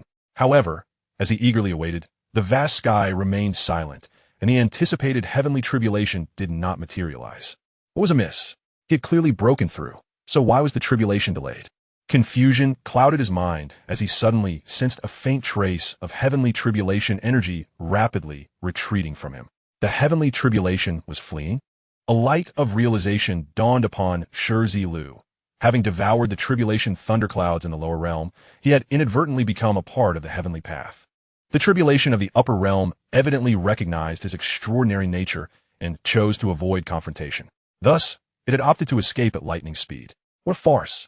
Shi Zilu found himself at a loss for words, although he had indeed achieved a breakthrough. The absence of the tribulation process felt as though he had missed some essential ceremonial aspect. If others could successfully break through without enduring the tribulation's torment, they would surely awaken laughing in their dreams. After all, transcending tribulations is never guaranteed. How many formidable beings have perished under the weight of their heavenly tribulations? Yet, Shi Zilu felt a pang of regret, acknowledging the absurdity of his situation. Brimming with untapped energy, he found no outlet for his vigor. Leading to a sense of frustration, he resolved to summon the hidden thunder glyph within him. With a resounding explosion, a vast torrent of lightning erupted from Shi Zilu, akin to a laser beam surging forth. Under his command, the lightning ascended rapidly, as if intending to pierce the very sky. After expending a significant portion of his energy, Shi Zilu reluctantly shook his head and chose a random direction, propelling himself forward with haste. It seemed he had landed in a desolate and uninhabited region, maintaining a high speed for a fortnight without encountering a single soul. Although the 3,000 Tao states were filled with bustling life, there existed barren lands, including the current desolate expanse he traversed. Could it be not a single living being? Shi Zilu scanned his surroundings, finding nothing but the vast emptiness of the void, which only deepened his sense of tedium. He suddenly recalled that within the borderless Emperor's gate lay a hidden celestial king, the last sovereign of this desolate land. If the storyline followed its original trajectory, Shi Hao would eventually arrive at the borderless Emperor's gate. However, by the time he did, the last celestial king would have already fallen. Now that the timeline had been altered by his presence, Shi Zilu's mind sparked with inspiration. Since he had arrived at the borderless Emperor's gate ahead of time, perhaps he could rescue the soon-to-fall celestial king? If so, he would forge a powerful alliance. With the celestial king as an ally, navigating the treacherous upper realm would become significantly less troublesome. The more he pondered, the more exhilarated he became, hastening his blood energy to propel himself forward at an even greater speed, like lightning racing toward the borderless Emperor's gate, in search of the soon-to-fall unparalleled powerhouse. As he soared, only a faint trace of a line could be seen in the air, a testament to his incredible speed, as if time itself struggled to keep pace with him. Thus began an endless flight. Shi Zilu's daily existence consisted solely of soaring through the skies. There was no other choice, for the expanse of the borderless land was vaster than the entirety of the cosmic backdrop. He continued to fly for 2 years, yet still found no trace of the impending celestial king. Fortunately, within him resided a bloodline-sensing power, allowing him to distinctly perceive a whiff of the celestial king's aura.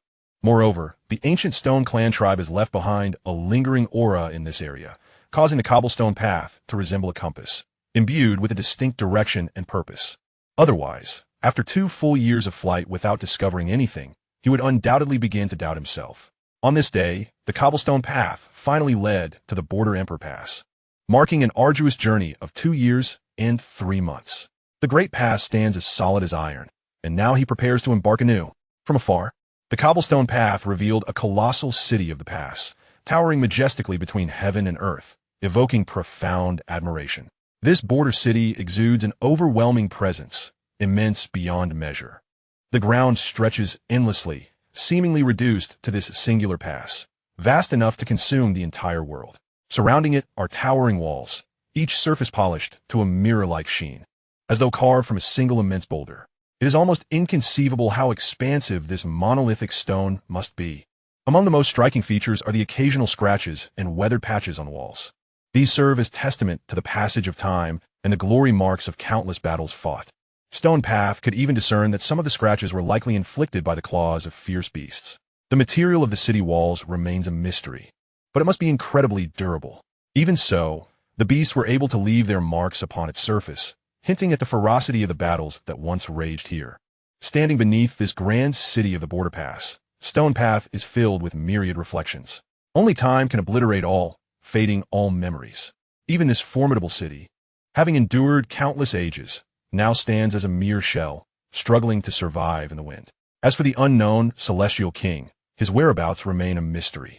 Stone Path desperately channels the power of his bloodline sense, yet still fails to gain a clear sense of direction.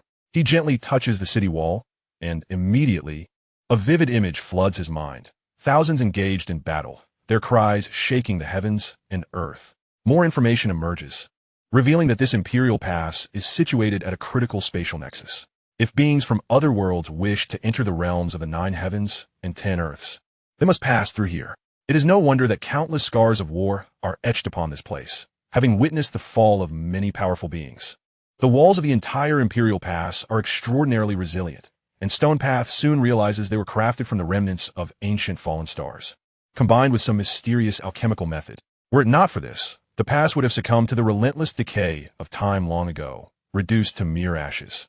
As Stone Path touches the wall, he distinctly senses a terrifying, oppressive force akin to the arrival of a sovereign, subtly emanating from within.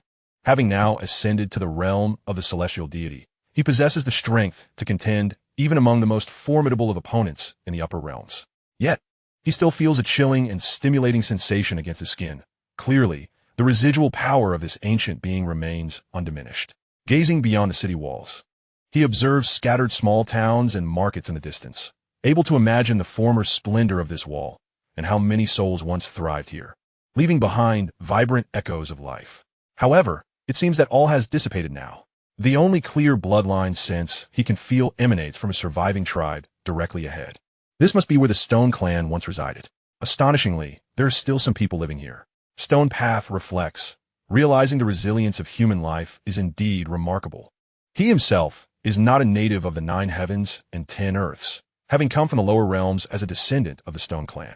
Now, Unexpectedly arriving at the Border Emperor Pass, he cannot prove his origins, and should he recklessly intrude, he might be treated as a spy by the inhabitants here. His primary objective is to seek the impending fallen celestial king, showing little interest in the interior of the walls. Just as stone path hesitates, a brilliant beam of celestial light descends, precisely blocking his path. Halt! Intruder Shaldi. With the arrival of this celestial light, a cold yet powerful voice resonates from within the Imperial Pass. Following this, the sound of hooves echoes as a group of well-equipped warhorses emerges from within. Seated atop one of the steeds is a golden-armored knight, exuding a commanding presence, now looking down at Stone Path with an expression full of vigilance and hostility. Who dares to pry into the Imperial Pass? The golden-armored knight bellows, "Speak! Who sent you here? What is your purpose?" Stone Path finds himself at a loss for words. He had assumed this Imperial Pass was a deserted city, only to discover it not only harbors people, but has also set up defenses. Someone must have sensed his arrival, prompting the golden-armored knight to interrogate him. He shakes his head, choosing to disregard the knight's presence. He had no intention of entering the Imperial Pass and was about to depart. Unbeknownst to him, anyone arriving from the 9 heavens and 10 earths wishing to enter the Imperial Pass must report through a specific channel in advance. Only then would the pass initiate a special teleportation array to grant entry. Yet today, Stone Path has intruded unexpectedly without prior notice, which understandably arouses the knight's wariness and murderous intent. Is it not prying? I merely harbor some curiosity and interest in this place, Stone Path replies. Raising his hands in a gesture of peace, his demeanor relaxed. However, I find myself lacking interest in entering now. I was just about to leave. Oomph. The golden-armored knight snorts dismissively, gazing at him with arrogance. What lies are you trying to peddle? I see you, a mere wretch, harboring ulterior motives. Stone Path feels even more exasperated. He had not intended to argue with this brash individual. Yet, buoyed by his own authority, the knight seems to have mistaken himself for someone of great significance. There are my kin within this city. I have come to pay my respects, Stone Path states calmly, his aura now unconsciously imbued with a hint of pressure and authority. Unfortunately, the golden-armored knight, already prideful in his position at the gate, remains oblivious to the changes in Stone Path. Kinsman?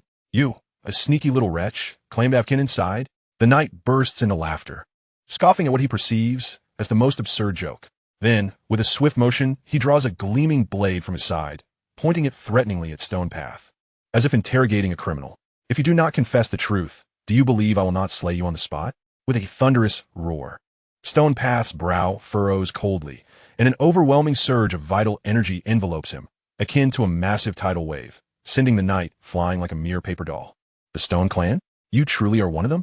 The golden-armored knight scrambles to his feet, panic etched across his face as he gazes at Stone Path. At this moment, he is utterly astonished. He had clearly perceived that Stone Path was merely at the celestial deity realm, while that level is formidable to others. The knight himself has reached the pinnacle of the void realm, placing him a full tier above Stone Path, and thus he had thought little of him. However, unexpectedly, the other party merely furrowed their brow slightly, and with a surge of vital energy akin to a tempest, they forcefully repelled him. The golden-armored knight was utterly bewildered. He had never encountered such a phenomenon, nor heard of such a formidable individual. It is worth noting that he was a bona fide master of the Void Path, and, furthermore, a peak figure. Even among the myriad realms, he would undoubtedly be regarded as a top-tier expert, at the very least on par with a sect leader. Chapter 85. The strong are respected. Yet, the youth before him, of unknown origin and unfathomable strength, managed to subdue him without a hint of effort. The golden-armored knight hastily dismounted and respectfully addressed Shi Zilu, stating, "So you are of the Stone Clan. Their residence lies in that direction." He gestured forward, his demeanor transformed, markedly courteous, his tone gentle, a stark contrast to his previous arrogance. This world is starkly realistic, forever prioritizing strength. 1,000 eloquent words often pale in comparison to the efficacy of a single, light fist. Shi Zilu, his expression inscrutable, nodded in acknowledgement, expressing gratitude. The golden-armored knight was profoundly astonished. After all, within the vast realms, the Stone Clan traditionally held a lowly status, being descendants of sinners. Yet, this descendant of the Stone Clan possessed an unfathomable prowess, leaving him utterly confounded regarding their origins. Thus he dared not act rashly. In truth, while he could command respect as a sect leader in the myriad realms, here at the Imperial Pass, he was merely a gatekeeper, akin to a mere security guard. Since he could not fathom Shi Zilu's lineage, it would be prudent to maintain a polite demeanor, perhaps earning a favorable impression. It seems the Golden Armored Knight possessed a clear understanding of his own standing. One must act according to the salary they receive. With his guidance, Shi Zilu found the subsequent journey considerably easier. Moments later, following the direction indicated by the Golden Armored Knight, he arrived at the modest Stone Clan settlement ahead. Such an unfathomable strength, yet ultimately a descendant of the Stone Clan. How unfortunate. The Golden Armored Knight gazed from afar at Shi Zilu's departing figure, contemplating that his fate was destined for ruin, as the entire Stone Clan had little promise. The Stone Clan settlement was desolate, sparsely populated, housing only a few hundred souls, appearing exceedingly dilapidated and forlorn. Such a minuscule settlement was insignificant in comparison to the grandeur of the borderless imperial city and the prominent families, hardly worth a thought. Moreover, being of the Stone surname, descendants of sinners, the settlement was situated in a particularly dire location, placed directly at the forefront of the Imperial Pass. This was not only the most desolate and isolated region, but also the most perilous in the event of an invasion from otherworldly realms. Esteemed one, have you wandered astray? As Shi Zilu curiously surveyed his surroundings, a frail, white-haired elder emerged from the settlement, bowing respectfully and inquiring with utmost reverence.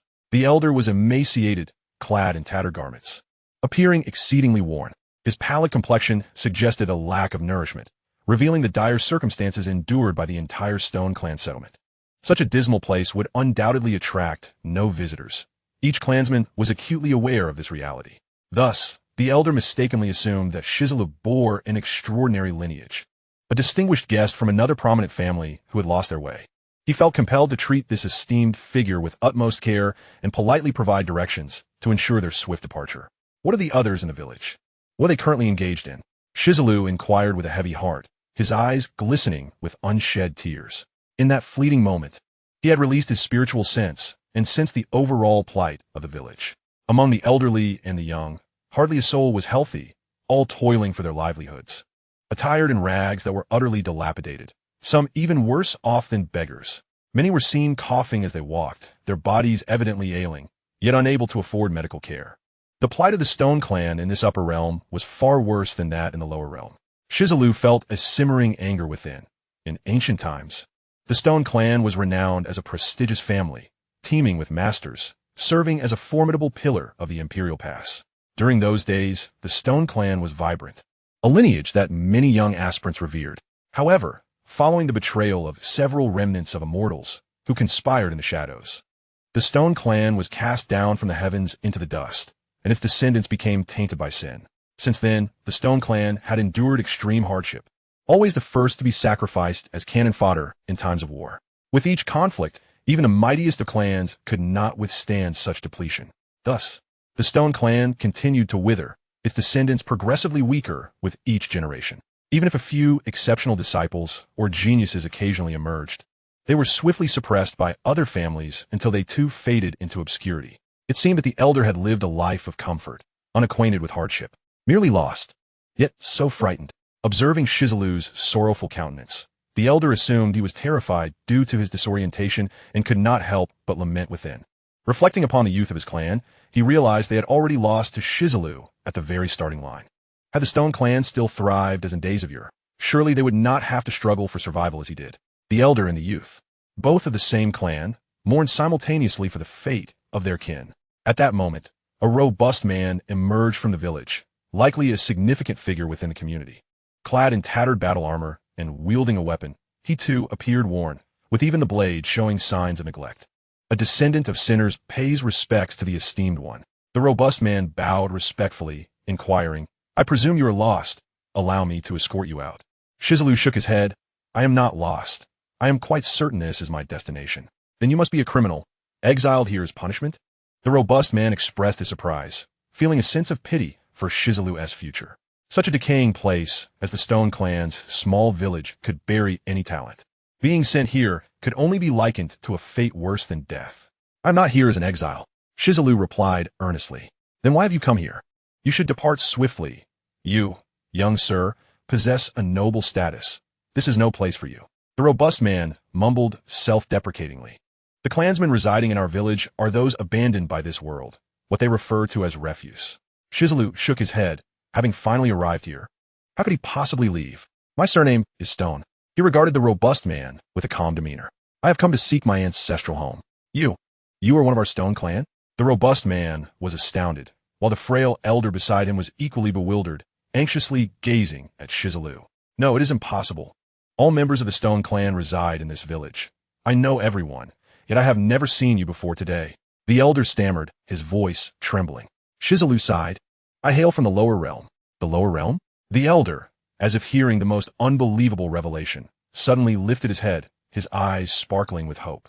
Fixating intently on Shi Zilu. Chapter 86, The Glory Returns. Many years ago, our ancestors undertook immense risks to send a group of our kin to the lower realm. Yet, after all these years, no news has emerged. Everyone presumed you might have perished, but to our astonishment, you are still alive. The elder sighed deeply, casting a gaze filled with doubt upon the cobblestone path.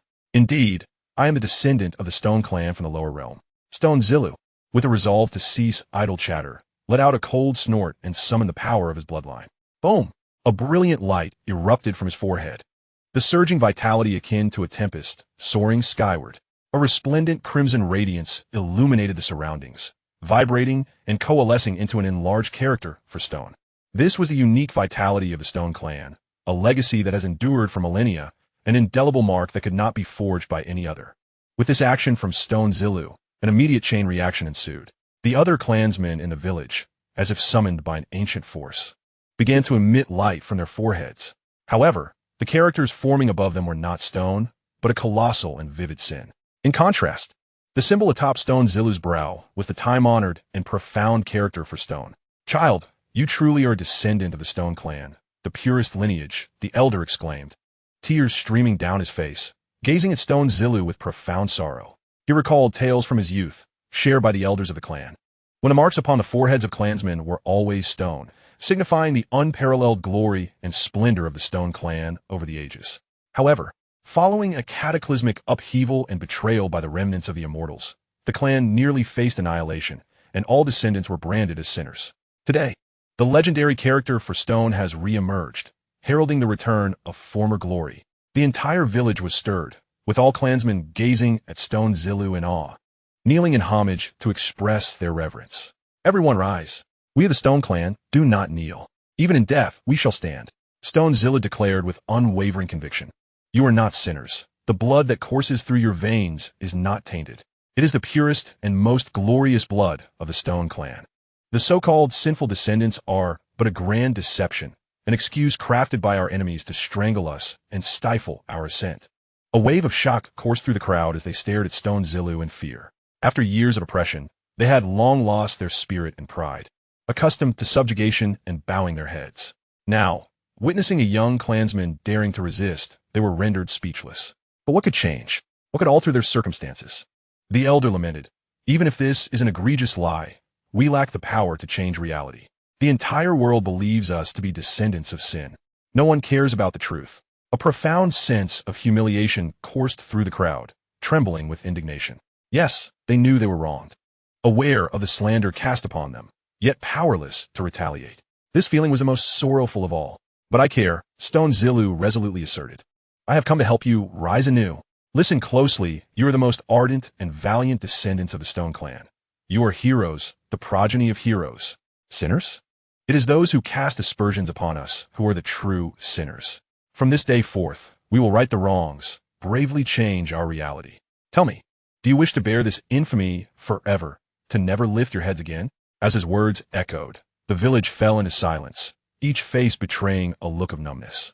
Gradually, however, a young man's eyes ignited with determination, boldly stepping forward to approach Stone Zilu. The elder, witnessing this, felt his lips tremble, his breath instinctively tightening. He sensed that he was witnessing the birth of a miracle, the resurgence of the Stone clan. Then, another youth emerged from the crowd, resolutely walking toward Stone Zilu. One by one, more clansmen stepped forward, their strides firm, gradually coalescing into a resolute and defiant collective, akin to stars gravitating towards the moon. We are not sinners. We are heroes. We are the descendants of heroes. The splendor and glory we lost must be reclaimed through our efforts. Each individual clenched their fists, vocally proclaiming these words with unwavering resolve and fervor. No, child, you are the hero. You are the hero of us all. The elder, tears welling in his eyes, gazed at Stone Zilu with fervor, exclaiming, had you not returned today, we might have continued to rot like decayed wood, living only to meet a mournful end. He passionately continued, speak, child, what must we do? Chieftain, chieftain. The surrounding youth were inspired, fervently calling out in excitement. No, I am not worthy to be your chieftain. The elder sighed, his gaze filled with fervor as he looked at Stone Zilu. Child, from this day forth, you shall be our chieftain. In Stone Zilu's resolute visage, he saw hope for the clan's resurgence and the restoration of their former glory. Chieftain, you cannot. I still need your assistance, Stone Zilu replied calmly. I perceive that you hold great prestige in the village, and everyone respects you. I require your guidance. Very well.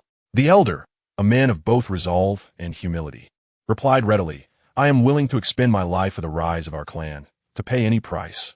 Command me, and I shall follow. He had already resolved that the position of chieftain would eventually be bestowed upon Stone Zilu. However, while he still possessed the strength, he would pave the path for the young man and help him establish a greater reputation. I require the blood of every clansman, Stone Zilu declared decisively. Our ancestors have not perished. We must unite the bloodline's power to awaken them. Upon hearing this, astonishment rippled through the crowd. What? The ancestors of the Stone clan are not dead. They're still alive? Joy and hope surged within everyone. Why had the Stone clan been oppressed for so many years? Always bowing their heads? Was it not because the remnants of the immortals wielded overwhelming power? Thus, no one dared to defy them, allowing others to exploit the Stone clan. If the ancestors still lived, would these fools dare to trample upon the Stone clan? The mere thought of their ancestors potentially being revived brought tears of excitement to the eyes of all clansmen. Chapter 87. Even chives are worth more. Reflecting on the past, the 7 kings of the border fought valiantly to protect the realm, contributing immensely to the preservation of the heavens and earth. However, as the elder generation of strong figures faded, and following the betrayal and treachery of the remnants of the immortals, the descendants of the Stone clan bled for this land, yet reaped no rewards. This left everyone seething with indignation, harboring a burning desire for vengeance. Is this true? Are our ancestors truly alive? The elder grasped Stone Zilu tightly, his voice trembling with emotion. Indeed, it is true. On the stone path, Shi Zilu resolutely declared, I merely require your assistance. Good, good, good.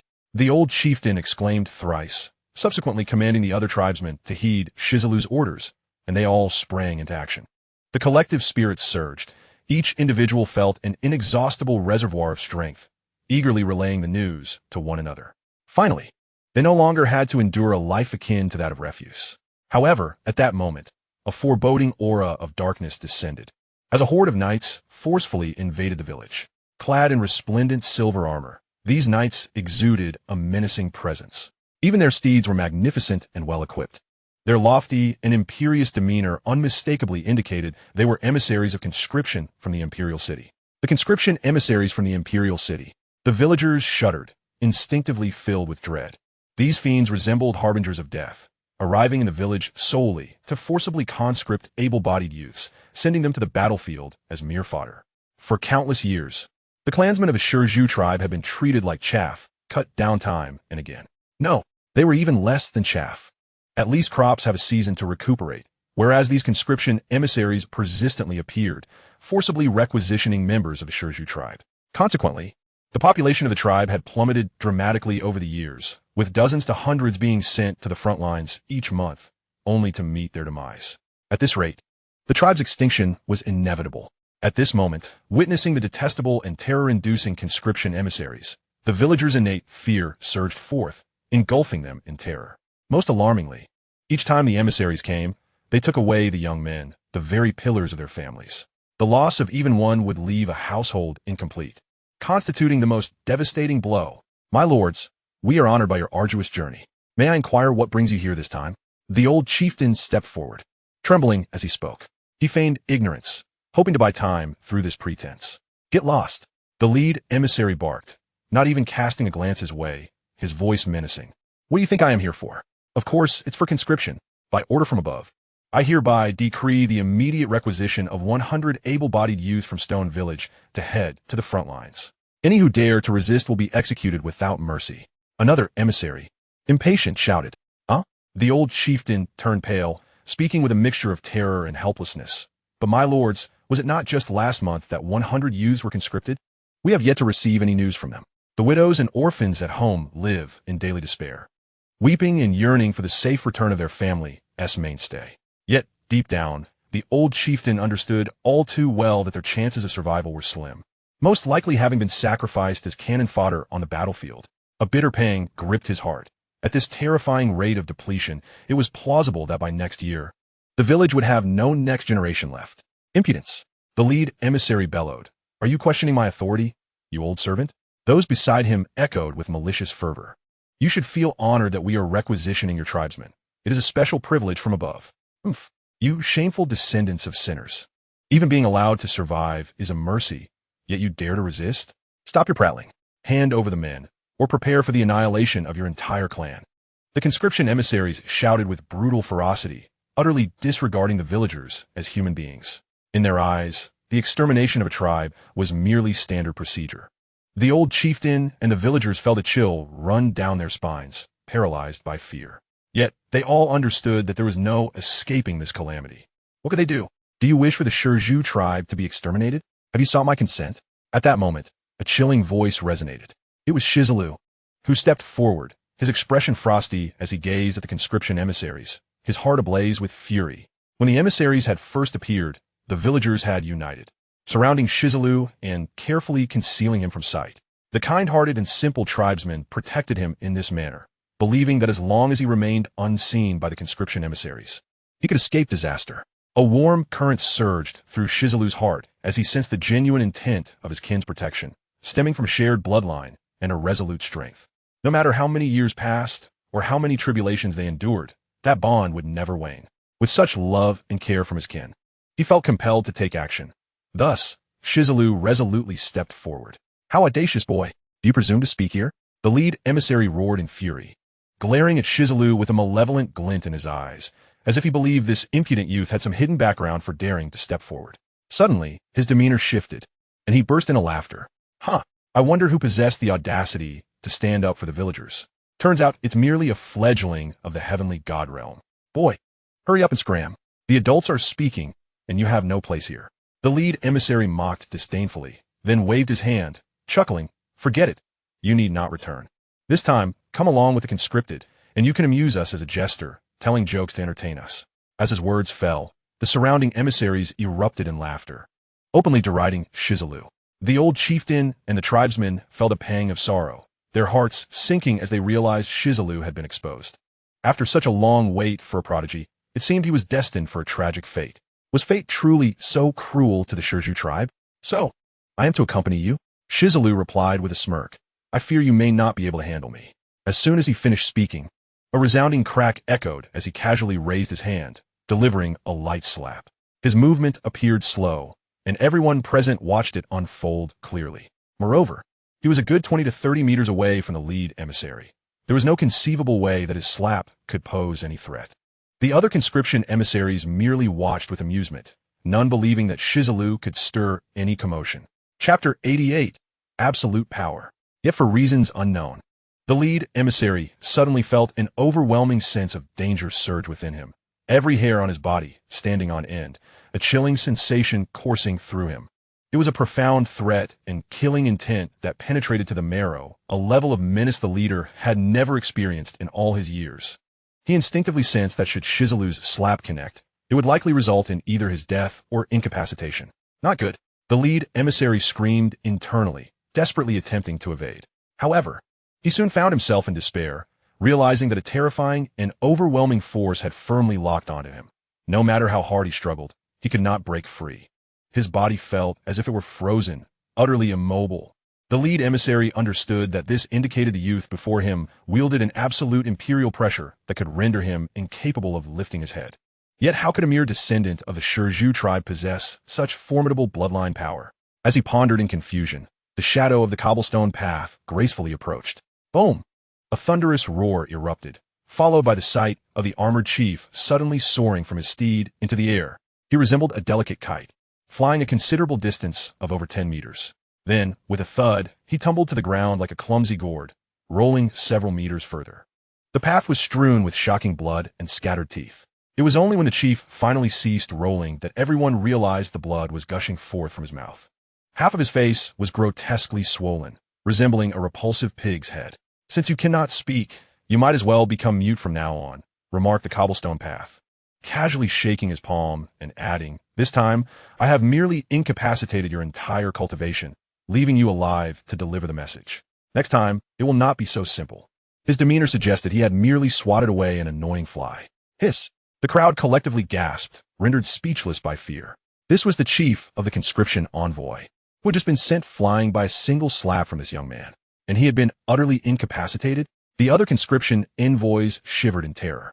Although it was broad daylight, they felt an overwhelming aura of wrath and murderous intent emanating from the cobblestone path. What cultivation level did the conscription chief possess?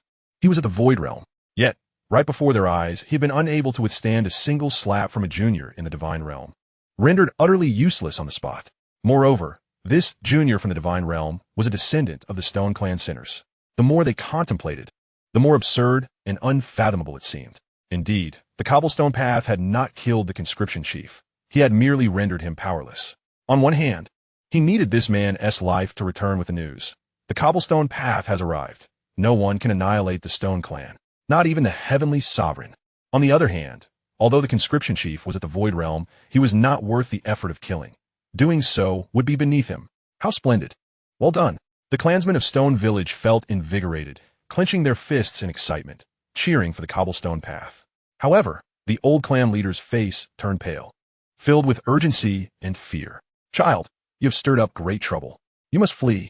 Today, I will risk my frail body to ensure your safety and carve out a path for you. You must escape." The old clan leader, tears streaming down his face, urged. "You have incapacitated the conscription chief. I believe news will soon reach the Imperial Pass. They will not let you off lightly." The cobblestone path scoffed. "I am more concerned that they might receive the news too slowly, which is why I deliberately spared that fool's life, allowing him time to relay the message." His audacity in speaking like this stemmed from his absolute confidence in his own strength. His trump card was the mysterious sword intent on his forehead. Derived from the primordial era, the Qingping sword of the celestial master, should he truly be pushed to his limits. The cobblestone path would not hesitate to wield the Qingping sword, dismantling the Imperial Pass entirely. Countless ancestors of the Stone Clan sacrificed their lives to safeguard the realms. With generation after generation of young disciples stepping forward, their sacrifices already ample. Yet, what had emerged from these efforts were merely a swarm of parasites, a horde of vampires. If that were the case, the cobblestone path would not hesitate to obliterate this place, to annihilate the Imperial Pass. Repaying virtue with virtue? That was the style of the Emperor of the Wild Heavens, not his. The cobblestone path's life motto had always been to repay kindness with kindness and enmity with enmity. He only wished to protect those dear to him, to safeguard the old and young of Stone Village. "Clan leader, you first lead the clansmen to continue gathering the power of our bloodline," he commanded calmly. "I will have great use for it shortly." He chuckled coldly. "I presume that useless chief has already transmitted the news. Let me prepare to confront the people of the Imperial Pass." "You," the old clan leader sighed, reiterating his warnings, "be extremely cautious. Remember, your safety is of the utmost priority. If you cannot win, then flee as long as you remain. Hope for the future of the Stone Clan endures." At that moment, all his hopes rested on the cobblestone path. Rather than continue to exist like a flickering candle in the wind, it was better to emulate the cobblestone path today, turning the table over and making a bold gamble. After all, death was inevitable sooner or later. One might as well die swiftly and decisively, just as this young lad said, standing tall even in death. The reason the old clan leader had led the entire clan to endure and withstand countless humiliations was that he understood clearly that his lineage was the last bloodline of the Stone Clan. Thus, no matter how much he suffered, it was worth it as long as he preserved a fragment of the Stone Clan's bloodline. However, upon learning that there were still bloodlines of the Stone Clan surviving outside and that there were descendants in the lower realms, the old clan leader instantly relaxed, finally contemplating a desperate course of action. The people of the Stone Clan were not afraid of death. There was not a coward among them. Moments ago, within the vast and imposing Imperial Pass, a mysterious divine light suddenly emanated. The news of the conscription chief being incapacitated by the cobblestone path had finally returned. Accompanying this divine light, a colossal beam of light pierced through the heavens, and the Imperial Pass was enraged. Roar! The Imperial Pass erupted with a roar. a terrifying aura pouring forth, instantly enveloping the four corners of the universe, as if it sought to swallow the entire cosmos. Amidst the thunderous sound, a voice filled with imperial authority, brimming with rage, resounded. The descendants of the Sin Bloodstone clan dare to defy the conscription orders of the Imperial Pass. Such a crime deserves execution. Henceforth, all descendants of the Stone clan shall be slain without mercy. As this voice echoed outward, the entire Imperial Pass was thrown into chaos, causing a stir among the people. The descendants of the Stone clan were rebelling? Had these individuals lost their minds? A group of insignificant ants. Did they not fear the destruction of their entire clan? Such thoughts surfaced in everyone's minds, leaving them utterly astonished. Chapter 89. You are substituting for that heaven. Many were bewildered, struggling to recall the significance of the so-called descendants of the Stone clan. It turned out to be those despicable Sin blood descendants. Long forgotten over the years, these Stone clan descendants lived like refuse, mocked as chives and cannon fodder by the masses. Yet today, the news returned with such shocking impact. The cobblestone path furrowed his brow, deep in thought.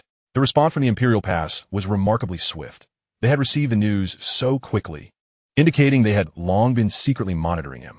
However, the cobblestone path was unconcerned. He had not attempted to conceal himself this time, nor did he intend to keep a low profile. On the contrary, this suited him perfectly.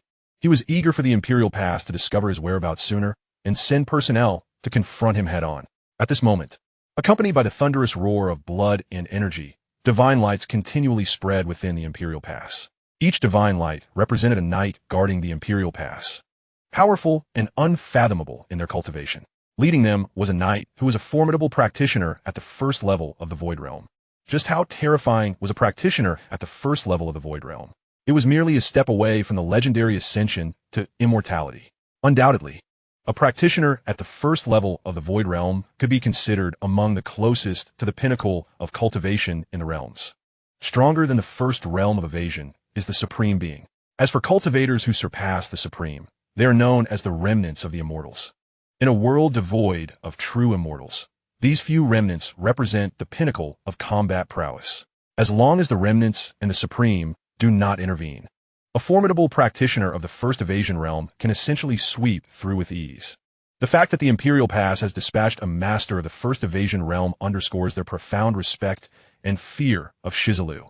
Despite the disdainful words often spoken regarding the so-called bloodline of sin, they're all keenly aware that the Stone clan once produced 7 immortal kings. Who can guarantee that another prodigious genius will not emerge? And now, Shi Zilu embodies that very terror that haunts their dreams. Faced with the onslaught of divine light brimming with ferocity, Shi Zilu remains utterly unperturbed. He moves with the grace of a great rock soaring through the heavens, standing proudly in midair, and utters a single word, scram. With a thunderous roar, a tide of murderous intent surges forth, spreading boundlessly. The formidable vitality emanating from Shi Zilu acts as a tangible force, propelling this murderous aura to withstand the countless beams of divine light from the Imperial Pass head-on. His voice resonates like the wrath of a deity, causing distant sacred mountains and stars to crumble into mere ruins under the immense pressure. The terrifying energy ripples outward with astonishing speed. A grave realization dawns upon the many cultivators concealed within the divine light. They feel an overwhelming force rushing towards them, leaving them no time to react before they are struck. Those of lesser strength are immediately wounded, spitting blood and writhing in agony. Meanwhile, the even weaker individuals plummet from the sky like kites with severed strings.